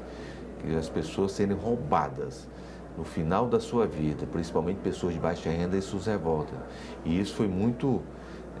tocou muito com o meu estado do Piauí, porque dos 19 municípios em que mais de 60% dos aposentados foram afetados, 9 foram no Piauí. Isso nos revolta e é chegada a hora do Congresso Nacional, principalmente do Senado Federal, dar um basta e protegerem os recursos dos aposentados quando eles mais precisam. Como o senhor falou, já houve vários momentos aí de fraudes no INSS, vários casos de corrupção. Onde o senhor acha que há a falha? Onde que o INSS está falhando? Falta de vontade política e responsabilidade com os recursos, porque a grande maioria dessas pessoas são pessoas analfabetas, são pessoas que não têm, às vezes não têm nem acesso ao extrato e que não podem verificar isso. Então foi usado da boa-fé num órgão que para mim teria que ter sido blindado desse tipo de situação, e que infelizmente não aconteceu, e nós temos que ter uma medida drástica para proteger os aposentados no nosso país. Desde que houve essas denúncias, vários senadores apresentaram projetos. Há projetos que pretendem fazer essa revalidação anual, há projetos que prevêem só uma suspensão, mas o senhor foi mais radical, como o senhor mesmo falou, a proibição desse tipo de desconto. Por que é importante uma medida tão drástica? Porque o sistema não foi capaz de proteger as pessoas. Então, perdeu-se a confiança, porque isso não é uma coisa de agora, já tem algum tempo que está se fazendo, mas agora uma quadrilha tomou conta do INSS. Então, eu não sei se essas pessoas foram retiradas de lá. Então, o INSS hoje no país não tem a confiança dos aposentados. Então, nós temos que coibir isso drasticamente e proibir. O associado, o aposentado que quisesse fazer parte de um sindicato ou de uma associação, faz o seu pagamento, pode se emitir um boleto, ele faz o pagamento e ele passa a pagar. Isso evitando que ele possa ser objeto de uma fraude novamente, que nós não podemos, em hipótese nenhuma, permitir que isso volte a acontecer no país. Só para a gente esclarecer, porque às vezes há essas dúvidas, empréstimos consignados não entram nessa proposta. Não, eu espero que os empréstimos consignados agora tenham uma forma muito mais segura de ser feita, né? Porque foi outra forma que burlaram, mas que tenha presencial. Eu sempre defendi que empréstimo consignado tinha que ser presencial, nada feito online, principalmente para preservar os idosos do nosso país que não têm acesso à internet, às vezes são levados por familiares a fazer esses empréstimos. Se depender de mim, não tinha nem empréstimo consignado para pessoas de baixa renda, porque o salário, ou a aposentadoria, ou o BPC, ou até o Bolsa Famílias, isso aqui é para subsistência. E isso não poderia ter nenhum tipo de empréstimo quanto a isso, porque isso afeta drasticamente o futuro dessas pessoas. Essas medidas que o governo tem tomado, primeiro de fazer esse atendimento a partir de agora, em alguns casos presencial das pessoas que foram lesadas, e também de permitir que empréstimos consignados sejam feitos por biometria, o senhor acha que já oferece algum tipo de segurança? Aumenta a segurança, né? Fico triste isso não ter sido feito há muito tempo quando essas pessoas receberam esse denúncio, por isso que é muito importante o presidente Davi Alcolumbre instalar essa CPMI o mais rapidamente possível para que a gente possa esclarecer e botar luz sobre esses fatos. Eu sei que existem investigações da Polícia Federal, do Ministério Público, mas essas pessoas que roubaram o dinheiro dos aposentados do nosso país têm que ser exemplarmente execradas na opinião pública e tornar conhecimento o mais rapidamente possível quem fez isso. E por isso que é muito importante o papel de uma CPMI para que isso seja esclarecido. Além da CPMI, que medidas o Congresso poderia tomar para evitar esse tipo de fraude se repita? Acho que é uma discussão que está acontecendo. Esse é um projeto que, se for aprovado, não vai ter mais fraude, não vai ter mais nenhum tipo de desconto, e que o INSS seja utilizado para o seu fim, que é pagar os aposentados, não intermediar recursos para sindicatos, como aconteceu atualmente e se deu margem a esse escândalo que revoltou o país inteiro. Senadora, a gente vê constantemente fraudes envolvendo pessoas idosas, sejam bancárias, sejam de golpes de celular. O senhor acha que é importante também tratar de políticas públicas para dar mais atenção a essa população, essa parte da sociedade, talvez um letramento digital? O que poderia ser feito para evitar que eles sofram tantos golpes? Esses golpes são muito em cima de consignados, em situações como essa, descontos. Se nós blindarmos essas pessoas, principalmente as pessoas de baixa renda, de uma certa idade, desse tipo de comportamento, você, por mais que dificulte um empréstimo consignado, mas você vai preservar esses recursos que são, a grande maioria, para subsistência. E isso é fundamental que aconteça. Eu acho que eu, por mim, volto a dizer, eu blindava as pessoas aposentadas de baixa renda dessa questão de empréstimos consignados, esse tipo de situação no país, porque esses recursos são para subsistência, eles têm que estar blindados de juros, de mora, dessas situações que acabam afetando os empréstimos consignados no país.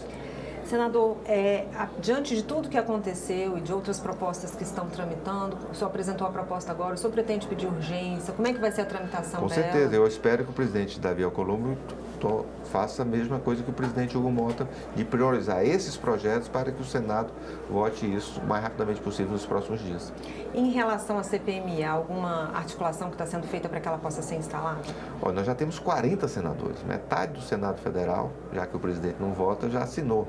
Então não tem motivo nenhum, por mais que tenha pressão do governo, é uma pressão indevida, até fico envergonhado do governo tomar essa atitude de querer encobrir esses gastos, esses fatos no nosso país. Eu espero que o presidente Davi Alcolumbre instale o direito da maioria hoje, que não é nem da minoria, da maioria que assina hoje uma CPMI no nosso país. Senador, Mais uma vez, obrigada pela sua presença e pelos seus esclarecimentos. Eu que agradeço, foi um prazer estar com vocês. E eu agradeço a você também que nos assistiu. Se você quiser rever esse programa, é só acessar o nosso site, senado.leg.br/TV, ou acessar o nosso canal no YouTube. Obrigada pela sua companhia e até a próxima.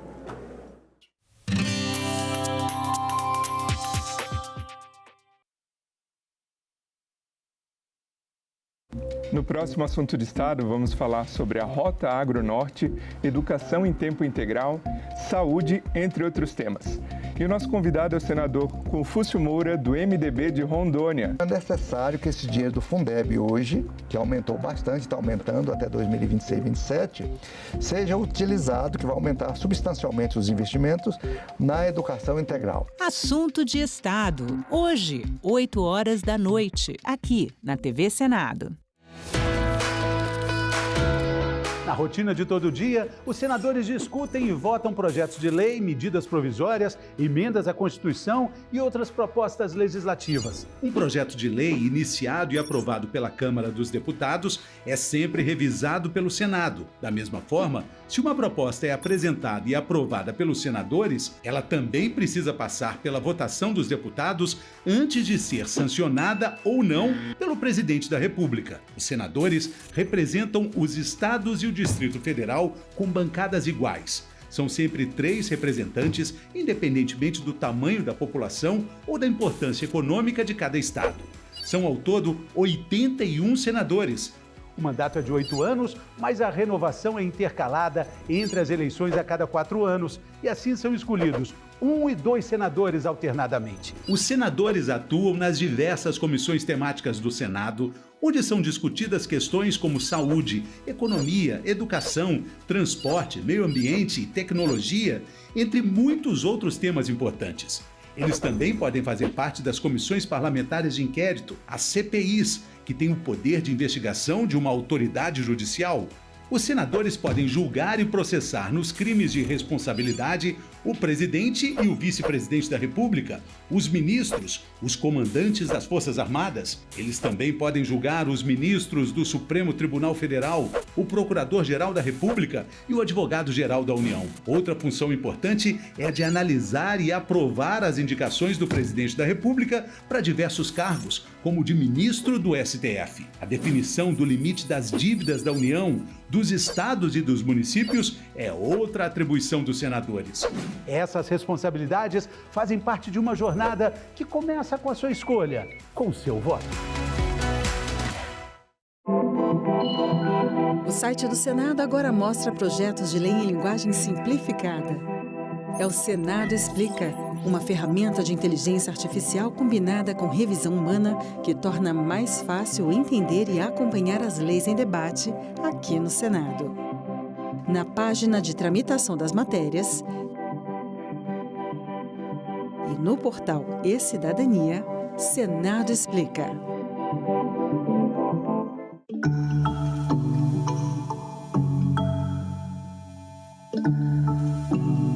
A jornada de trabalho expressa na Constituição Federal é de 44 horas semanais. No regime 6x1, trabalha-se 6 dias na semana, com 1 de folga. No Senado, projetos de lei alteram a norma em vigor, de 44 para 40 horas semanais, com redução ano a ano de 1 hora, até chegar a 36 horas semanais. Emenda ao projeto garante 2 folgas sem redução de salários. Outra proposta também prevê redução da jornada sem redução salarial, mas condicionada a acordo coletivo de trabalho. A luta pela redução de jornada sem redução salarial é uma bandeira histórica da classe trabalhadora. A redução de jornada para 36 horas semanais trará inúmeros benefícios.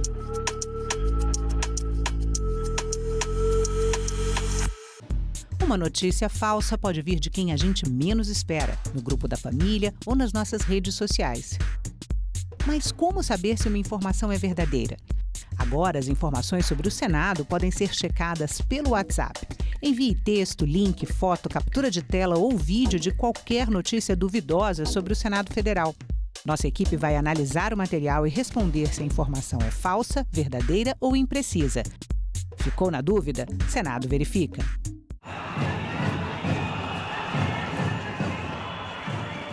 Foi bom lembrar de Angela Davis, Pantera Negra, ativista, e realmente cunhou a frase: uma mulher negra se movimentar, toda a sociedade se movimenta com ela.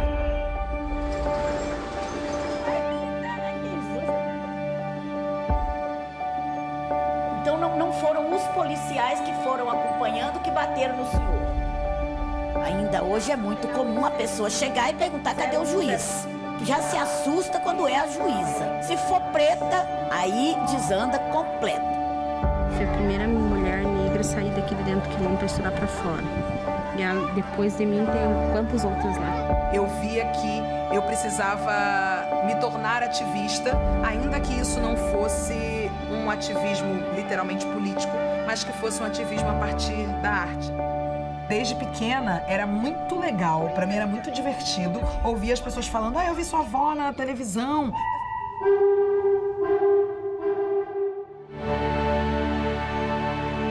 Quando eu não tinha mais a quem acolher, elas me acolheram. Então, meu primeiro trabalho de doméstica, lembra? Foi você que arrumou ali na Augusto de Lima.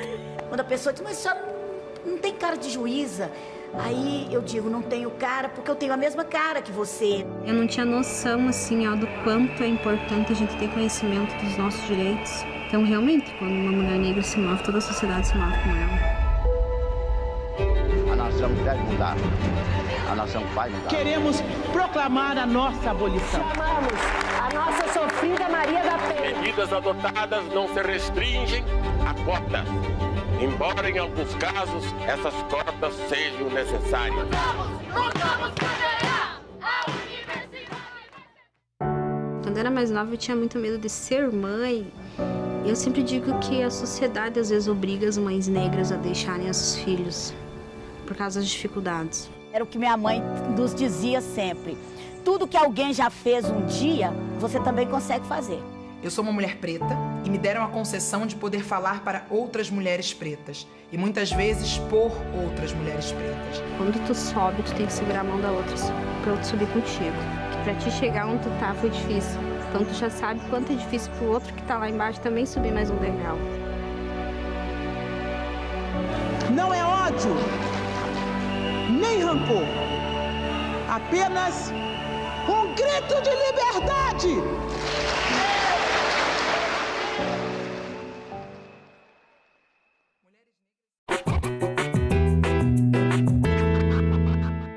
A Lei Áurea acabou com a escravidão no Brasil? Legalmente, sim, mas na prática, a história é outra. O tráfico negreiro inicia-se em pleno período colonial, quando os portugueses precisam de mão de obra para a produção de açúcar e só é proibido mais de 300 anos depois, em 1850. Durante todo este tempo, cerca de 5 milhões de negros são trazidos da África para o Brasil, em condições desumanas e vendidos como mercadoria. Em 1888, o Brasil é o único país das Américas no qual existem escravos e passa a sofrer uma intensa cobrança de outros países. A Lei Áurea, portanto, é, na verdade, uma resposta a pressões internacionais e de lideranças negras expressivas, como André Rebouças, José do Patrocínio e Luiz Gama. O fim da escravidão é bastante comemorado em todo o Brasil, menos pela aristocracia rural, que não fica nada satisfeita com a perda de sua mão de obra gratuita e exige indenizações. O clima de festa, no entanto, só duraria até o momento em que os 700 mil escravos, agora livres, descobrissem uma triste realidade. Não havia nenhum projeto de inclusão econômica e social para eles, que agora estavam sem moradia e com pouquíssimas oportunidades de emprego.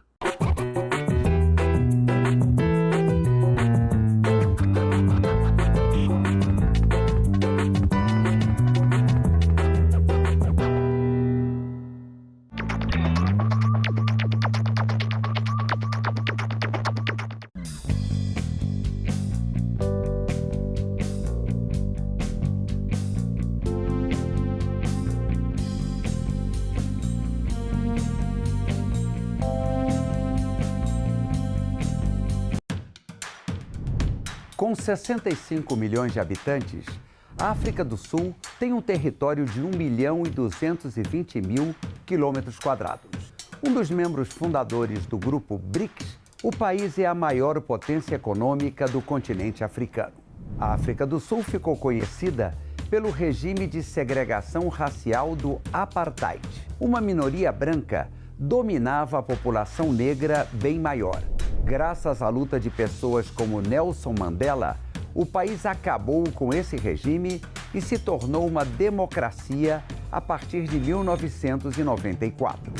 O parlamento é bicameral, formado pelo Conselho Nacional de Províncias, com 90 senadores, e a Assembleia Nacional, com número de deputados que varia entre 350 e 400.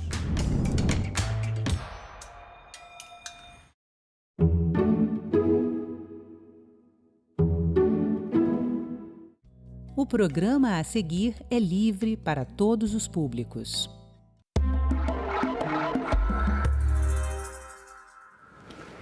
Uma decisão do ministro Gilmar Mendes, do Supremo Tribunal Federal, colocou em xeque as competências da Justiça do Trabalho e os próprios direitos trabalhistas no Brasil. Pedidos de reconhecimento de vínculo de emprego por profissionais contratados como pessoa jurídica estão suspensos até que o STF decida sobre os casos.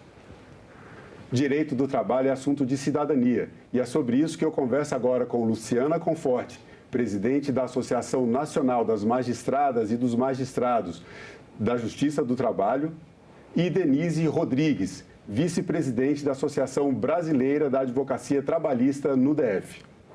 Denise e Luciano, obrigado pela presença de vocês em nosso programa. Sejam bem-vindas ao estúdio da TV Senado. Obrigada pelo convite, é um prazer estar aqui. Obrigada, Marcelo, é um prazer estar aqui falando sobre esse assunto. Bom, vamos começar contextualizando essa situação. Eu vou pedir para você, Luciano, explicar para a gente o que está acontecendo, o que significa essa decisão do Supremo Tribunal Federal de suspender tantos processos trabalhistas e quais as consequências que essa decisão pode ter. Essa suspensão, ela impacta em milhares de processos na Justiça do Trabalho, então há uma indefinição, porque a decisão é bastante ampla, ela fala não só da competência, como também do ônus da prova e da própria legalidade dessas contratações por meio de pessoa jurídica ou autônoma. Então isso impacta realmente, só para se ter uma ideia, em 2024 foram mais de 280 mil processos na Justiça do Trabalho ajuizados só para discussão de vínculos de emprego. Então nós temos aí uma gama muito grande de processos que foram impactados por essa decisão. Denise, há uma questão que está sendo colocada em relação a essa decisão, né, do Supremo Tribunal Federal, um ponto que talvez seja um ponto de consenso. Existe uma insegurança jurídica causada por esse número elevado de processos que a senhora Luciana colocou aqui para a gente agora? Existe alguma uniformidade no entendimento da Justiça sobre esses casos de pejotização, terceirizados, essas questões que estão sendo colocadas na decisão? Na sua opinião, há uma insegurança jurídica na situação como temos hoje no Brasil? Marcelo, na minha concepção, eu acho que essa insegurança jurídica é uma questão interpretativa, porque cada caso é um caso. De fato, você pode ter casos, questões que venham a caracterizar essa pejotização. Mas o que acontece na realidade, que se tem decisões reconhecendo a legalidade dessa pejotização, é a minoria. Por quê? Porque na maioria dos casos, o que acontece é que o trabalhador ele é contratado como PJ, como pessoa jurídica, mas na realidade o que acontece é exatamente a prática de um contrato de trabalho propriamente dito. Ou seja, o PJ ele vai trabalhar, vai ter pessoalidade, ou seja, só ele vai poder prestar o serviço. Será que ele vai poder mandar alguém substituí-lo, um outro profissional, caso ele tenha um problema de saúde? Essa é uma liberdade do autônomo, é uma liberdade da pessoa jurídica. Ele tem que bater ponto? Em muitos casos tem que bater ponto, tem o registro de ponto. A não eventualidade, ele é obrigado a estar na empresa todos os dias. E a subordinação, ele está subordinado às ordens daquele que o contratou. Não é que o autônomo ou o PJ não tenha norteamentos de trabalho. Por exemplo, eu vou citar no caso, quando um advogado é contratado como autônomo, ele ajusta toda a sua prestação de serviço, ou no local da empresa, ou no sindicato, que nós temos muitos advogados sindicais, e ele tem toda a liberdade. Se ele não puder fazer uma audiência, ele pode pedir para um colega fazer. Será que no PJ, no caso de uma secretária, por exemplo, e aí eu não estou falando de profissionais hipersuficientes, pode mandar alguém trabalhar no lugar dela? Será que ela não tem que cumprir ponto? Então, só resumindo, tem que ser observado caso a caso.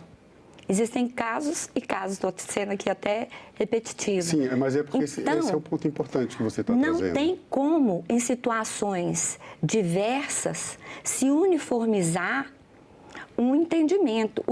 O Supremo pode dizer isso, mas esse é um norteamento. Não pode se dizer que toda pessoa jurídica é pessoa jurídica. Esse ponto é importante porque daí você traz uma das questões que estão sendo suscitadas nessa decisão e que tem mexido aí com o mercado de trabalho, com a própria justiça trabalhista, na verdade, todos os operadores do direito do trabalho, né? Que é a questão das fraudes. Esse é um dos pontos que entram na questão do julgamento, né? A senhora poderia explicar para a gente como é que isso está acontecendo? A Denise já deu aqui uma ideia inicial. A terceirização é permitida. O trabalho como pessoa jurídica também, o contratado como pessoa jurídica, isso também hoje é permitido pela legislação. Mas algumas empresas têm usado esses mecanismos, esses dispositivos do direito para mascarar relações de trabalho que, na verdade, deveriam ser regidas pela CLT. É competência da Justiça do Trabalho julgar essas questões, mesmo quando são contratos considerados, como diz a decisão do ministro, contratos civis e comerciais?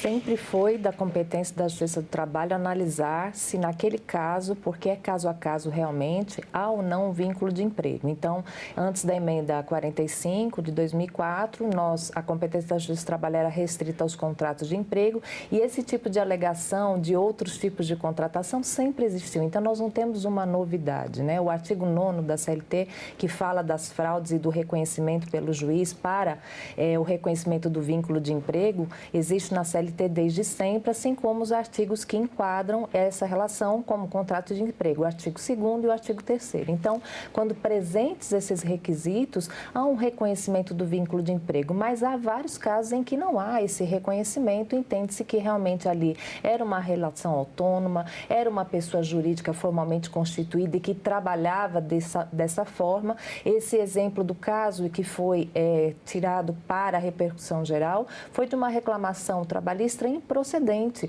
ou seja, o Judiciário Trabalhista, com acordo do Tribunal Superior do Trabalho, entendeu que naquele caso realmente era um franqueado e que não tinha um vínculo de emprego com a empresa que suscitou, ele entrou com a reclamação. Então, essa competência sempre foi da Justiça do Trabalho.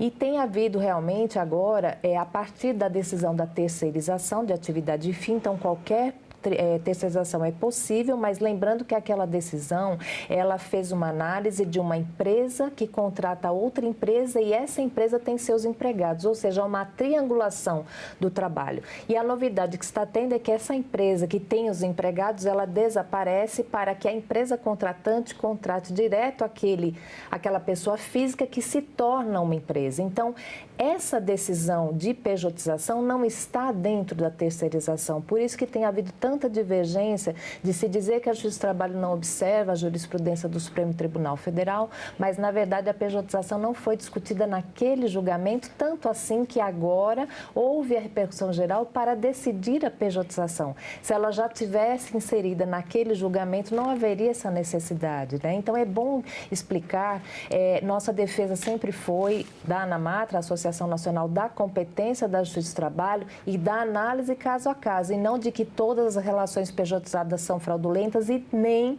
que todas as relações são vínculo de emprego. Isso deve ser analisado muito particularmente. E só também para exemplificar, nós tivemos um caso de gari, que era MEI, e se entendeu que era regular essa pejotização, essa terceirização. Então, nós estamos falando, realmente, como Denise comentou, dos altos profissionais liberais, jornalistas, advogados, mas dos mais necessitados, que para poderem trabalhar estão criando MEIs ou criam para que eles possam trabalhar. Então, o gari, outros tipos, esses entregadores por bicicleta, por exemplo, né, que não têm nenhuma autonomia, não são pessoas jurídicas, são pessoas físicas e que são detentores de direitos, já que estamos falando de cidadania.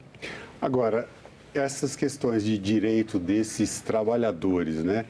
Hoje é muito comum ver trabalhadores, especialmente os trabalhadores plataformizados, reivindicando, né, ou preferindo essa possibilidade de trabalhar como microempreendedor individual, porque tem mais autonomia, mas muitas vezes são categorias que não têm o esclarecimento necessário para entender de que direitos, né, ou quais são os direitos dos quais eles estão abrindo mão.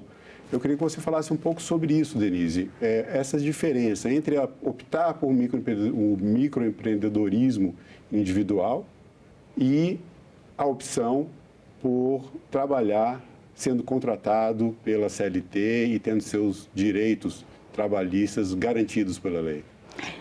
Com relação à questão da uberização, o que a gente vê muito dos profissionais que estão aí todos os dias, de manhã, de tarde, de noite nos veículos, é que realmente eles prezam pela autonomia. Mas,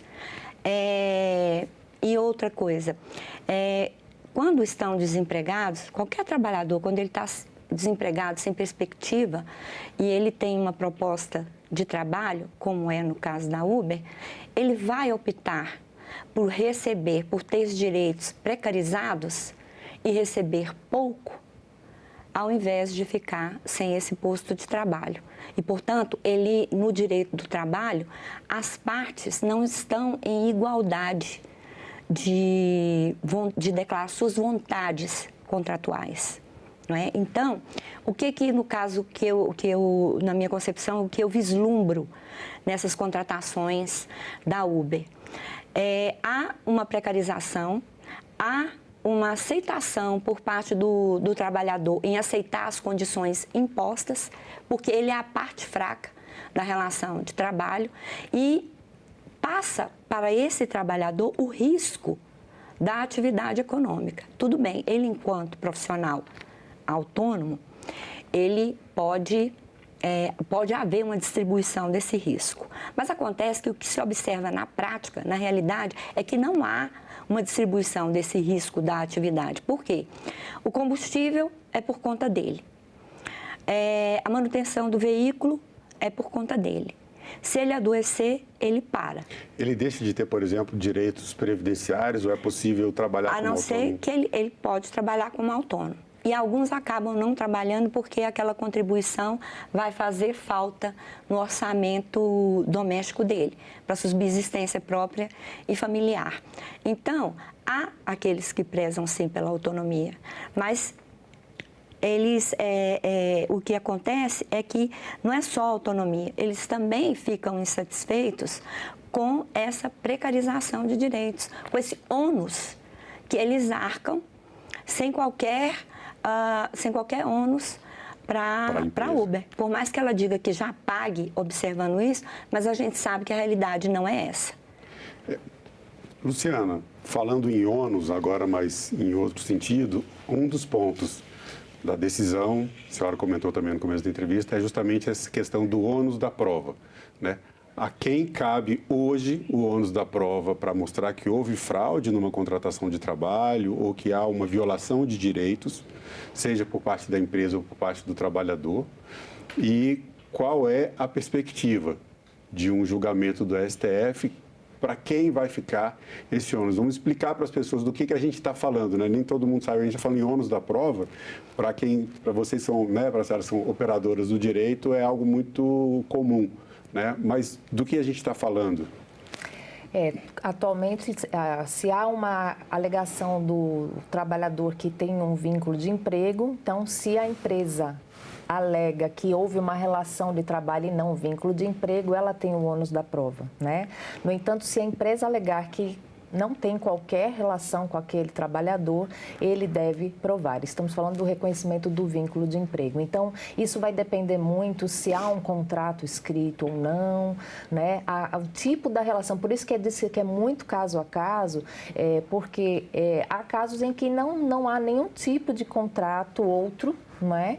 E a empresa também não nega que houve essa prestação de serviços, então atribuir ao trabalhador que ainda se prove a fraude, se bem que há uma colheita de provas mais ampla, não fica muito limitado ao ônus da prova, né? Desde que as partes tenham suas provas a apresentar, dependendo da instrução processual, isso é colhido e, ao final, há uma decisão com base nesses elementos, nos documentos, nas testemunhas, no tipo de relação, no tipo de atividade que aquele trabalhador estava inserido dentro da atividade econômica, né? Se ela realmente é uma atividade necessária e constante, habitual, ou era uma questão mais esporádica, um tipo de serviço que tinha um tempo certo. Então, tudo isso é analisado nos processos e é muito difícil, porque trabalhamos muito com fatos, né? É muito difícil esse enquadramento numa moldura.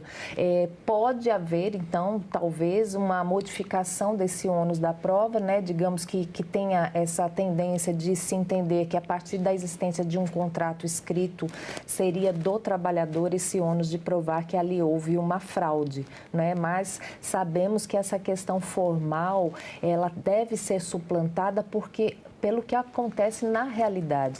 Até porque essa discussão hoje muito é importante que estejamos num programa sobre cidadania, porque se toda relação pudesse ser pejotizada, a escolha de quem contrata, então estaríamos dizendo que o direito do trabalho é opcional, né? Então, quem que optaria em observar as regras trabalhistas se, segundo os levantamentos, os custos são mais altos nesse tipo de relação, né? Então, é importante que tenhamos as regras postas, a legislação trabalhista está em vigor, assim como a Constituição, que prevê os direitos sociais de forma constitucionalizada. Então, é isso que está em jogo, não só a questão de competência, de ônus da prova, mas dos próprios direitos trabalhistas, porque empresas não têm direitos trabalhistas, elas devem pagar direitos trabalhistas, né? Então, essa é a grande questão. Falando em legalidade desses contratos, que é um dos pontos também da decisão, né, que é analisar a legalidade dos contratos de trabalho que envolvem a contratação da empresa, contratando o trabalhador ou a trabalhadora como pessoa jurídica. Vamos partir do princípio aqui da boa-fé, que as empresas elas não estão contratando como PJ para burlar a regra, mas que isso seja uma opção da organização da empresa e que ela está observando os direitos humanos, os demais direitos trabalhistas que existem em qualquer relação de trabalho, seja por CLT, seja por contrato autônomo ou como pessoa jurídica. Quais as dicas que você daria, Denise, para que a empresa adeque as suas contratações, faça da maneira correta quando é CLT, quando é autônomo, quando é PJ? Num resumo, qual seria a sua dica para que trabalhadores não caiam em fraudes e para que as empresas não contratem, gerando depois um problema, um passivo jurídico para elas mesmas? Bom, a primeira colocação que eu faria é uma frase simples. Observe os requisitos legais para uma contratação de PJ, os requisitos legais para a contratação de um autônomo e os requisitos legais para a contratação mediante o reconhecimento de um vínculo empregatício. Não leve para a contratação de PJ e nem do autônomo os requisitos da relação de emprego. Então, que observe também, que dê também ao trabalhador a condição, a faculdade de participar da elaboração do contrato de prestação de serviços, que permita que ele manifeste no contrato as suas condições de trabalho, se a empresa vai aceitar ou não, e esse é um ponto delicado, porque os contratos as empresas que, em geral, contratam como PJ ou autônomo, é um contrato de adesão. E a realidade desse contrato é que leva para essa coisa do vínculo empregatício. Então, se é PJ, observe as condições da contratação desse PJ. Porque PJ tem liberdade, ele também tem autonomia, como eu te falei. Hoje eu não vou, né, um técnico de TI, vou falar aqui só de advogado, não irei, mas irei mandar alguém para executar o serviço hoje. Pode? Tem essa liberdade? Não é? E a mesma coisa, o autônomo, também ele tem essa liberdade. Então, eu acho que para as empresas terem a segurança de contratar dessa forma, tem que observar os requisitos legais para tanto. Luciana, as relações, né, de trabalho têm mudado nos últimos tempos por questões tecnológicas. A gente teve o teletrabalho com a pandemia, também houve uma grande movimentação no mercado de trabalho em virtude das mudanças que ocorreram nesse período, questões econômicas, novas formas de trabalho, como plataformizados e essas novas relações de trabalho que estão surgindo pelo mundo e aqui no país. O direito do trabalho tem conseguido acompanhar essas mudanças? A consolidação das leis trabalhistas, né? A CLT, acompanha também essas mudanças? Como é a sua visão em relação a essa nova realidade dentro desse contexto que estamos aqui conversando, com uma decisão como essa do Supremo Tribunal Federal, que poderá ter impactos futuros no mercado de trabalho? A CLT ela tem sido reformada ao longo do tempo, né? Então dizem que é da década de 40 de fato, mas ela teve várias reformas, inclusive a reforma trabalhista de 2017, que houve uma profunda alteração, né, da CLT. Então várias atualizações foram feitas, né, nas formas de trabalho, nos tipos de contratação, por exemplo, trabalho a tempo parcial, trabalho intermitente, várias figuras jurídicas que não existiam antes. Então justamente para tentar se adaptar, né, a um mercado de trabalho mais flexível, às relações de trabalho e também econômicas. Então, acho que há esse acompanhamento. Agora, a pandemia trouxe realmente um incremento das atividades das plataformas, né? Houve uma mudança muito profunda e muito necessária e urgente naquele momento, né? E nós vimos várias questões surgindo a partir daí, como, por exemplo, essa questão do meio ambiente de trabalho dos entregadores por plataforma, né? Inclusive, teve uma movimentação recente por questões também de segurança, de não haver uma garantia do pagamento das despesas, né? Então, algumas questões estão até em discussão também no parlamento, algumas questões têm que ficar mais claras para que haja essa segurança jurídica de quem trabalha, de quem contrata, né? E nós temos visto, assim, um número de acidentes do trabalho muito grande por essa questão de entregas, de remuneração por produtividade, né? Inclusive que é vedado por legislação federal a questão de pagar a produtividade por questão de tempo, porque os motociclistas ficam muito sujeitos a esses acidentes. Então, essas questões de meio ambiente de trabalho, de pagamento, de garantia, de não cancelamento das inscrições, né? Então, talvez essas questões mais pontuais desse segmento, né, que surgiu com tanta explosão a partir da pandemia, era necessário que fosse regulamentado, a fim de que não houvesse esses problemas todos, inclusive um abalo muito grande para a Previdência Social, no número de acidentes, as pessoas que, apesar de serem MEIs, que tem mais de 18 milhões de pessoas MEI, né, muitos não recolhem as contribuições e ficam completamente desassistidos de qualquer proteção social, não só de direitos trabalhistas, mas também de qualquer proteção social. E essa questão toda da pejotização, ela também preocupa, porque nós temos aí um abalo fiscal, previdenciário. A Receita Federal do Brasil tem estudos antigos já sobre a pejotização, não é uma questão nova, né? E também um abalo do FGTS, que financia as casas públicas, né, a habitação pública, e no Sistema S, que faz toda a formação da indústria, do comércio. Nós temos vários segmentos que a contribuição ela é decorrente da folha de salários. O que a empresa recolhe sobre a folha de salários é repassado para o Sistema S, que é de interesse também, né, de todos os segmentos econômicos, digamos assim, né? Então, nós temos aí uma grande questão, né, para a discussão com a sociedade, não é um problema trabalhista de empresas, de empregados e de novas formas de contrato apenas, mas o que a sociedade, o que o país vai, qual é a resposta que vai ser dada a partir dessa discussão em termos globais, né, de proteção, de assistência e questão econômica também, né, porque nós sabemos que quando as empresas, certas empresas cumprem a legislação, ela fica numa posição inferior em termos de concorrência àquelas que não estão cumprindo a legislação. Bom, a gente está falando aqui de direito do trabalho, a gente está falando de competência da justiça, a gente está falando de cidadania. Denise, para você, o que é cidadania? Cidadania, para mim, é que a todos é garantida a dignidade da pessoa humana, na Constituição, na Declaração dos Direitos Humanos. Mas cidadania é quando você tem essa dignidade, você sente essa dignidade como tendo acesso ao trabalho digno, tendo acesso à educação, tendo acesso à saúde. Isso é dignidade.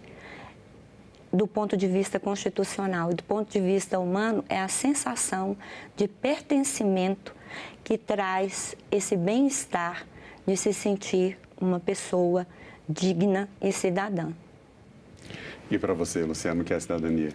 Cidadania é o poder que os cidadãos têm de reivindicar e de conquistar esses direitos e de exercitá-los plenamente. Então, eu penso que não podemos ter um exército de pessoas jurídicas que não têm como reivindicar e ter reconhecido esses direitos. As pessoas físicas, né, ela tem os seus direitos fundamentais previstos na Constituição e os direitos sociais constitucionalizados. É uma questão de cidadania prevista na Constituição.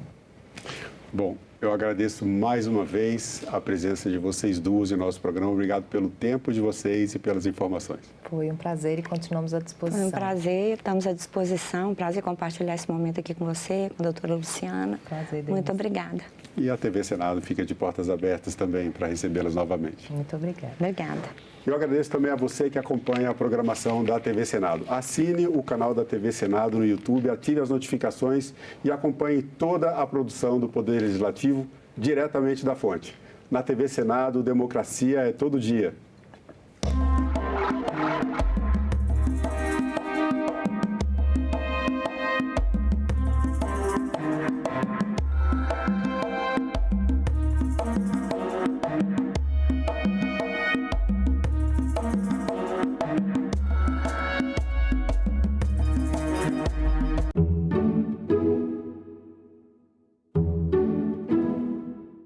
No próximo Assunto de Estado, vamos falar sobre a Rota Agro-Norte, educação em tempo integral, saúde, entre outros temas.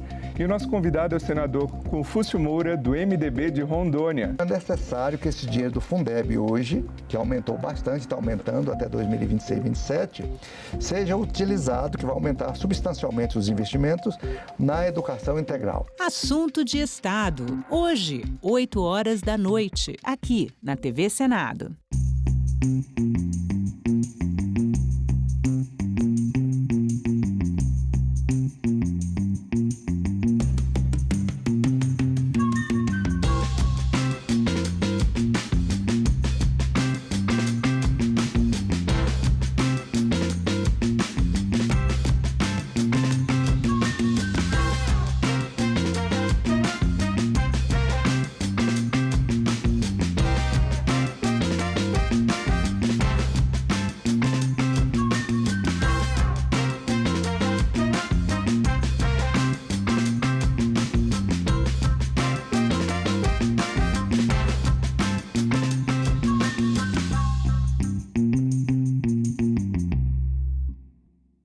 A gente gostava muito de pular carnaval, né?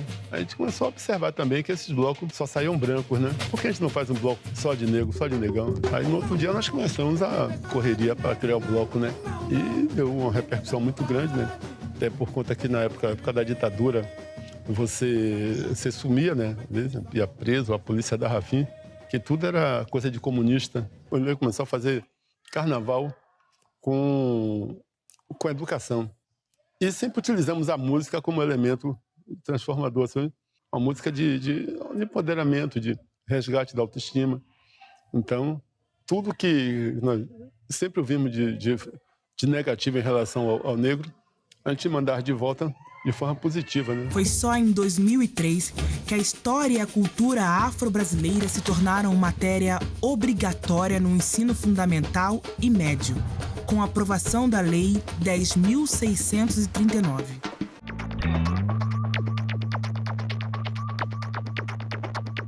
A gente também fala tupi. Pernambuco é uma palavra de origem tupi, formada por Paranã, que quer dizer mar, mais umbuca ou puca, que significa furo. Logo, Pernambuco seria mar furado, ou buraco que o mar fez, isto é, uma pedra furada por onde o mar entra. Era um termo comum usado em toda a costa do Nordeste, para lugares onde havia recifes, como o local onde hoje está a cidade do Recife. A gente também fala tupi.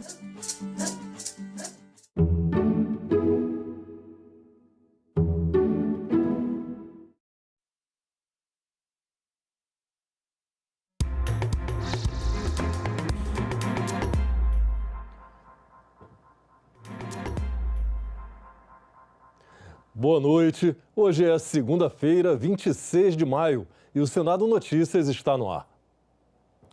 Guardas municipais e agentes de trânsito podem ser incluídos nos órgãos de segurança pública previsto na Constituição. A votação da proposta está marcada para amanhã na sessão deliberativa, que tem ainda outros projetos na pauta. Guardas municipais e agentes de trânsito podem ser incluídos no sistema de segurança pública e ser equiparados na Constituição a outros agentes de segurança, como policiais federais, civis e militares. O plenário do Senado faz nesta terça-feira a quinta e última sessão de discussão em primeiro turno da PEC que faz essa mudança. A proposta de emenda à Constituição pode ser votada no mesmo dia em primeiro turno. Eu sou um defensor de que a segurança pública a gente tem que ter ali um fechamento generalizado com as forças de segurança, tudo no mesmo rumo. E a Guarda Municipal, ela é uma força importante do município e eu acredito que deveria ser, no meu modo de entender, uma polícia municipal. Outra PEC terá a quarta sessão de discussão em primeiro turno. O texto considera a educação inclusiva como um dos princípios do ensino previstos na Constituição. Garante a inclusão de todos os grupos em situação de vulnerabilidade e níveis da educação, básico, médio e superior. Ter a educação inclusiva enquanto princípio traz mais segurança e clareza a estudantes, famílias e educadores. Com a PEC, o poder público terá o compromisso de investir em um sistema educacional que permita que todas as pessoas, independente de suas características, estudem e aprendam juntas. Os senadores também podem votar o projeto de lei complementar que estimula a contratação de micro e pequenas empresas em processos de licitação pública. A proposta aumenta para R$ 140 mil o valor limite de licitações exclusivas para essas empresas. Atualmente, esse valor limite é de R$ 80 mil. Na pauta de quarta-feira está a autorização de atividades agrícolas ao longo de rodovias. Serão concessões de uso por prazo determinado, exclusivas para o proprietário do lote que faz fronteira com a estrada. Poderão ser plantadas culturas anuais ou reflorestamento e reconstituição de vegetação nativa. Também está na pauta de quarta a adoção de regras simplificadas para a produção artesanal de cosméticos, perfumes e produtos de higiene pessoal. A proposta também prevê regulamentação própria e isenção de registro na Anvisa para estimular pequenos produtores. Também está na pauta do plenário, nesta semana, a criação da Frente Parlamentar Mista das Ferrovias Autorizadas. O grupo deve promover o debate, a formulação e o desenvolvimento de ações legislativas e institucionais para o fortalecimento do setor ferroviário no país. Sem teto, sem proteção, sem direitos. Brasileiros como nós em situação de rua. Não em favor da população em situação de rua. Esse foi o tema do debate de hoje na Comissão de Educação e Cultura. 30 mil. Nas cidades mais ricas e mais populosas, eles existem em maior número. Quase invisíveis para a sociedade, alvo bem visível da violência. Rio, São Paulo, Minas e Espírito Santo, eles concentram, para se ter uma ideia, 67% da população em situação de rua está nesta região do país.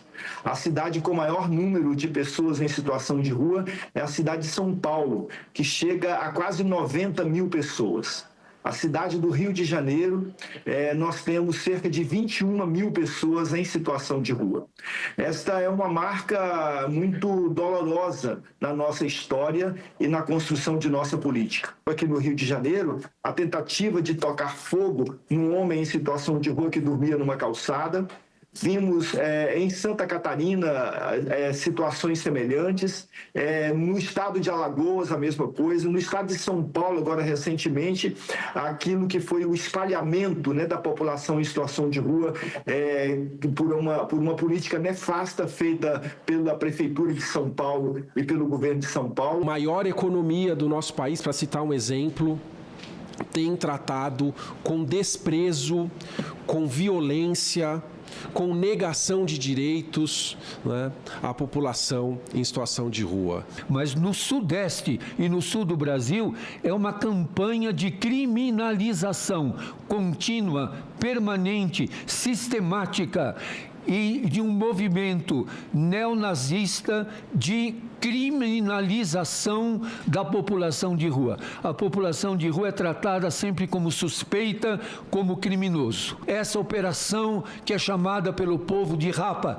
que retira deles tudo, que tira as carroças, a roupa, a medicação, o documento e que fere, machuca, causa revolta. O projeto em exame na CE prevê a criação do Dia da Luta da População em Situação de Rua e recorda um dia, em 2004, uma chacina na Praça da Sé, em São Paulo.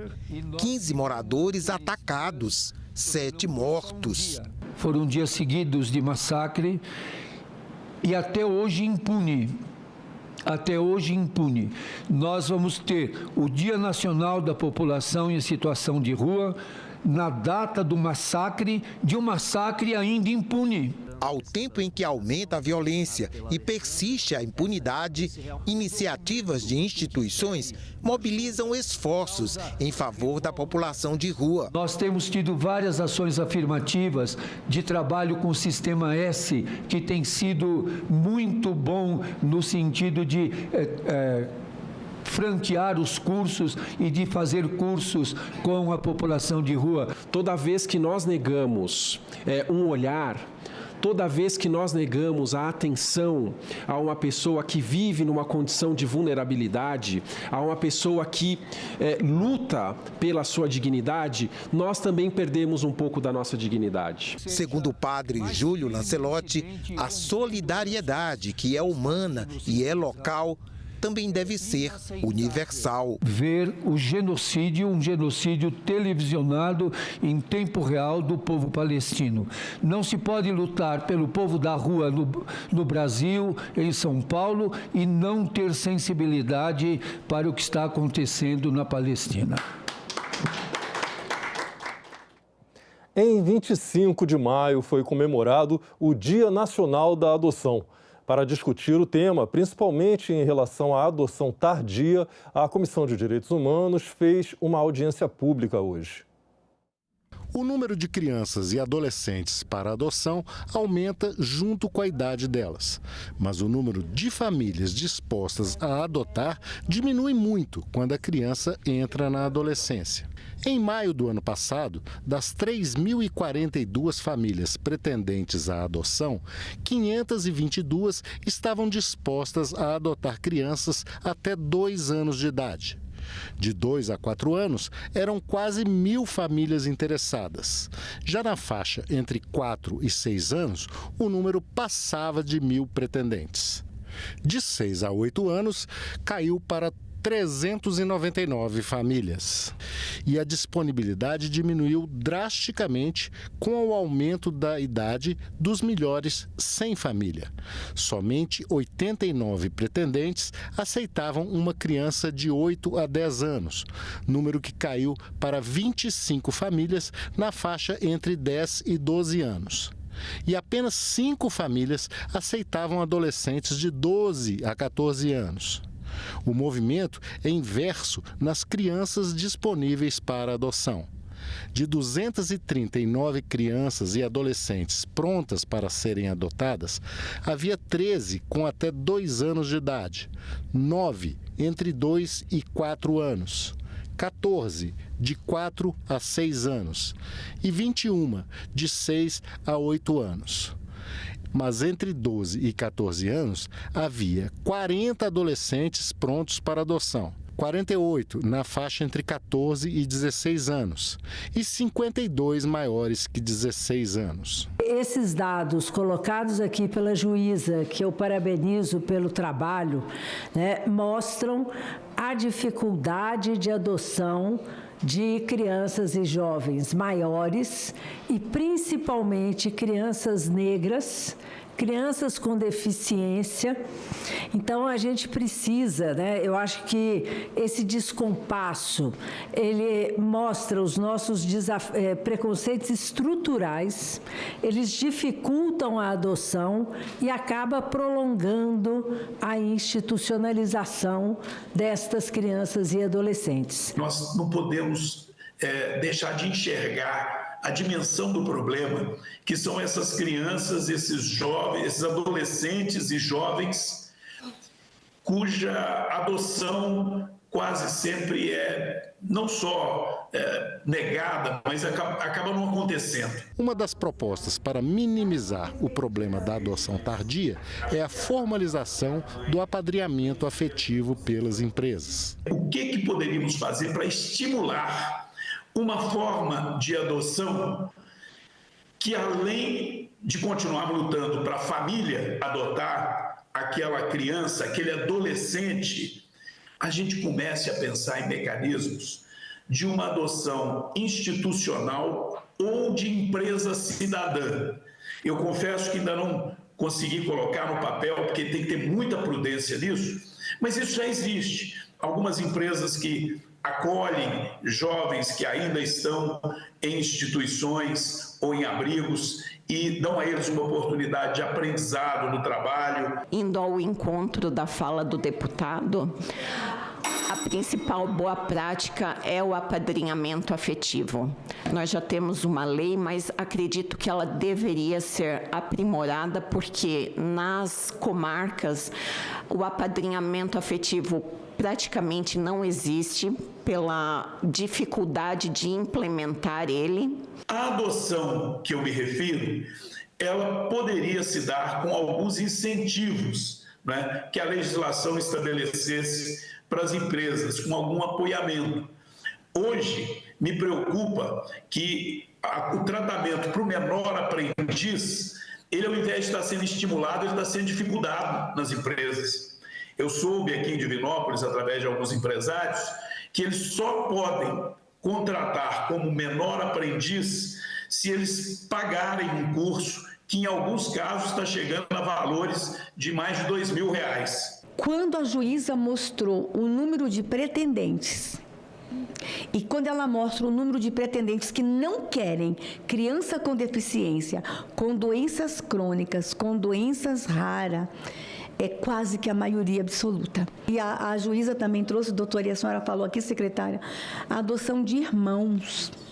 Como é difícil levar para casa 4 crianças. Mas a gente precisa falar sobre isso, essas crianças também têm direito a um lar. Comemorado anualmente em 19 de maio, o Dia do Físico celebra a publicação, lá em 1905, do artigo que apresentou ao mundo a teoria da relatividade do físico Albert Einstein. Na sessão especial do plenário em homenagem à data, hoje, os representantes pediram mais políticas públicas e recursos para a área. A física está em tudo.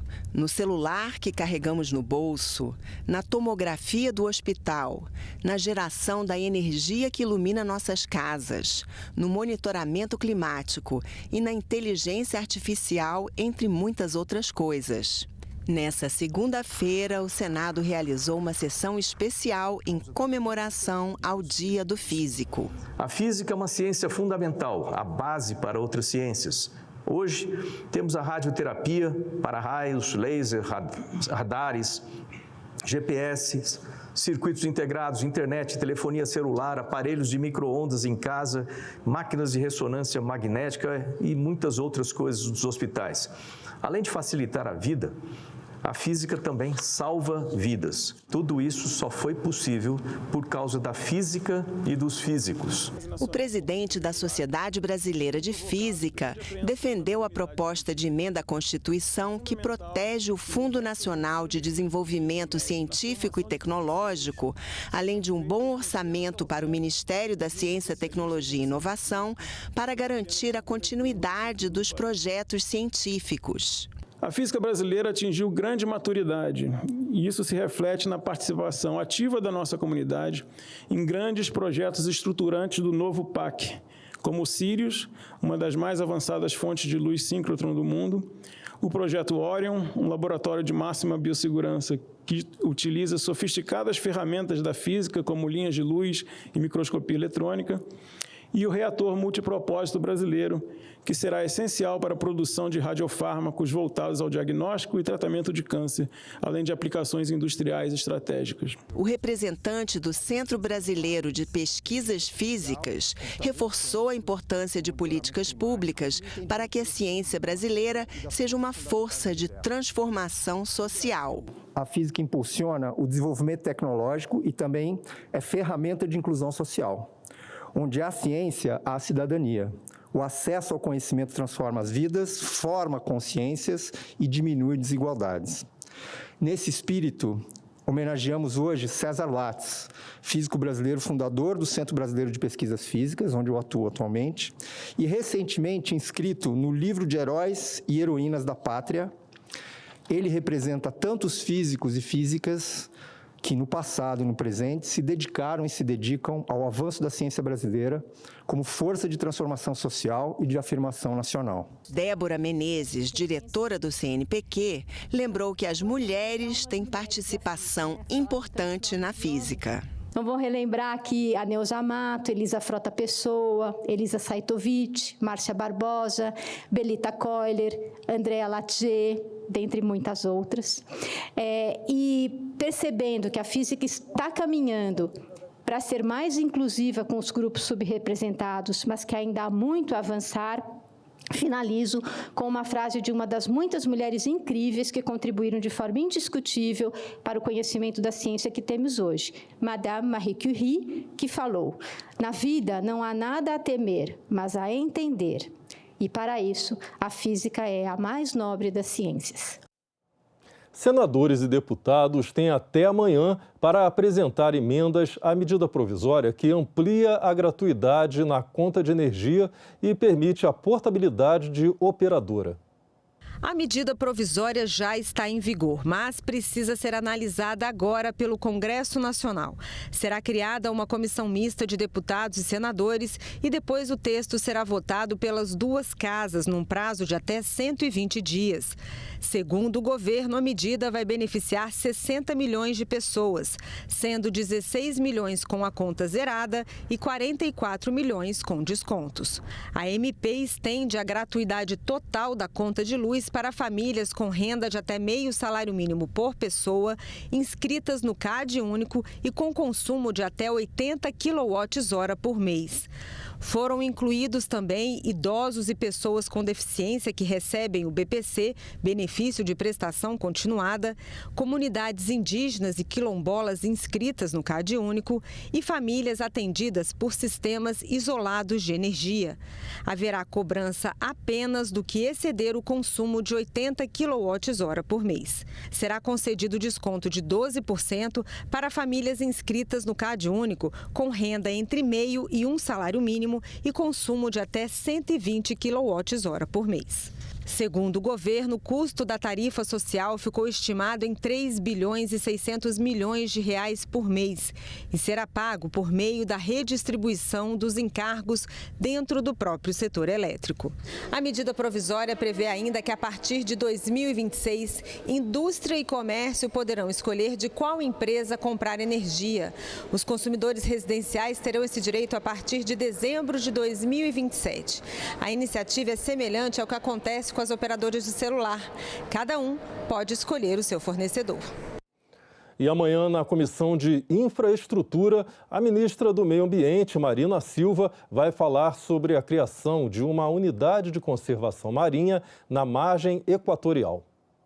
O autor do requerimento foi o senador Lucas Barreto, que pretende ouvir a ministra do Meio Ambiente, Marina Silva, para falar sobre a proposta de criar uma unidade de conservação marinha na margem equatorial. De acordo com o parlamentar, a unidade será a maior do país e inviabilizaria a exploração de petróleo nos estados da região. A ministra é esperada nesta terça-feira na Comissão de Infraestrutura. A margem equatorial é a faixa costeira do litoral norte do Brasil, indo do Rio Grande do Norte ao Amapá. Rica em biodiversidade, é vista como uma nova fronteira para a exploração de petróleo. O tema gera debates entre interesses econômicos e a preservação ambiental. A CPI das Bets deve ouvir amanhã, a partir das 10 horas da manhã, 2 empresários do setor de apostas, John Vlogs e Jorge Barbosa Dias. O primeiro é Luan Calvaric, mais conhecido como John Vlogs, de 25 anos. Ele tem um canal no YouTube com mais de 6 milhões de inscritos e criou uma plataforma de apostas. John foi convocado para prestar depoimento na condição de investigado pela criação e promoção de plataformas de apostas, além da participação em campanhas publicitárias que estão sendo investigadas pela CPI. Cassino sustenta a maioria do esporte e festa desse país. Se você vai para algum futebol, ver algum futebol, ou você vai para alguma festa, tipo carnaval, alguma coisa, você já está compartilhando com essas bets. Eu não posto mais nada de bet, eu estou fazendo meus conteúdos, no máximo eu faço aposta esportiva no meu Instagram, tá entendendo? O que eu fiz de cassino foi 2, 3 anos atrás, eu não jogo mais. O segundo convocado é Jorge Barbosa Dias, empresário pernambucano e dono de uma plataforma. Ele foi convocado para explicar o processo de credenciamento da sua empresa pela Loterd e os critérios de funcionamento e fiscalização das plataformas. A Instituição Fiscal Independente divulgou o relatório de número 100, com foco na atualização da estimativa sobre o resultado primário estrutural, um indicador que revela a situação de equilíbrio ou desequilíbrio estrutural das finanças do governo, e a análise do projeto de lei de diretrizes orçamentárias de 2026, enviado pelo governo ao Congresso Nacional em abril. Na avaliação da instituição, dificilmente o governo vai conseguir cumprir a meta fiscal no próximo ano. Apesar de o déficit primário convencional, que considera todos os eventos não recorrentes, ter caído de 2,4% do PIB em 2023 para 0,4% em 2024, a tendência é de agravamento dos desequilíbrios fiscais, considerando o fluxo de receitas e despesas permanentes, já que o déficit primário estrutural cresceu de 1,4% do PIB em 2023 para 1,7% em 2024. É o que aponta o relatório fiscal de maio da Instituição Fiscal Independente. Em relação ao projeto de lei de diretrizes orçamentárias de 2026, em discussão no Congresso Nacional, o relatório detecta uma desconexão entre o discurso do governo de equilíbrio fiscal e a realidade das projeções apresentadas no projeto, principalmente pelo significativo crescimento das despesas obrigatórias e discricionárias rígidas, aquelas que não dão espaço para manobras do Executivo. Dos números que foram apresentados no PLDO de 2026, e os números mostram uma certa inconsistência entre o discurso das autoridades fiscais e de quem formula a política fiscal e as metas que estão ali estabelecidas. Então, a gente avalia que a situação é bastante desafiadora para o cumprimento das metas que estão ali colocadas, que no nosso entender são bastante difíceis de serem alcançadas. Ainda de acordo com o relatório, essa rigidez do orçamento deve evoluir para um estrangulamento fiscal absoluto e gerar grandes dificuldades de cumprimento da meta fiscal em 2026. Nesse quadro, não haveria espaço nem para contingenciamento de despesas discricionárias. Então, a conclusão é que alguma medida vai ter que ser tomada em relação à dinâmica das despesas obrigatórias e até mesmo, eventualmente, uma nova regra fiscal. Foi publicada hoje no Diário Oficial da União a Lei 15.139, que cria a Política Nacional de Humanização do Luto Materno e Parental. Essa nova lei traz objetivos e diretrizes da política e define as competências da União, estados e municípios nessa área. Entre outras medidas, também assegura às mulheres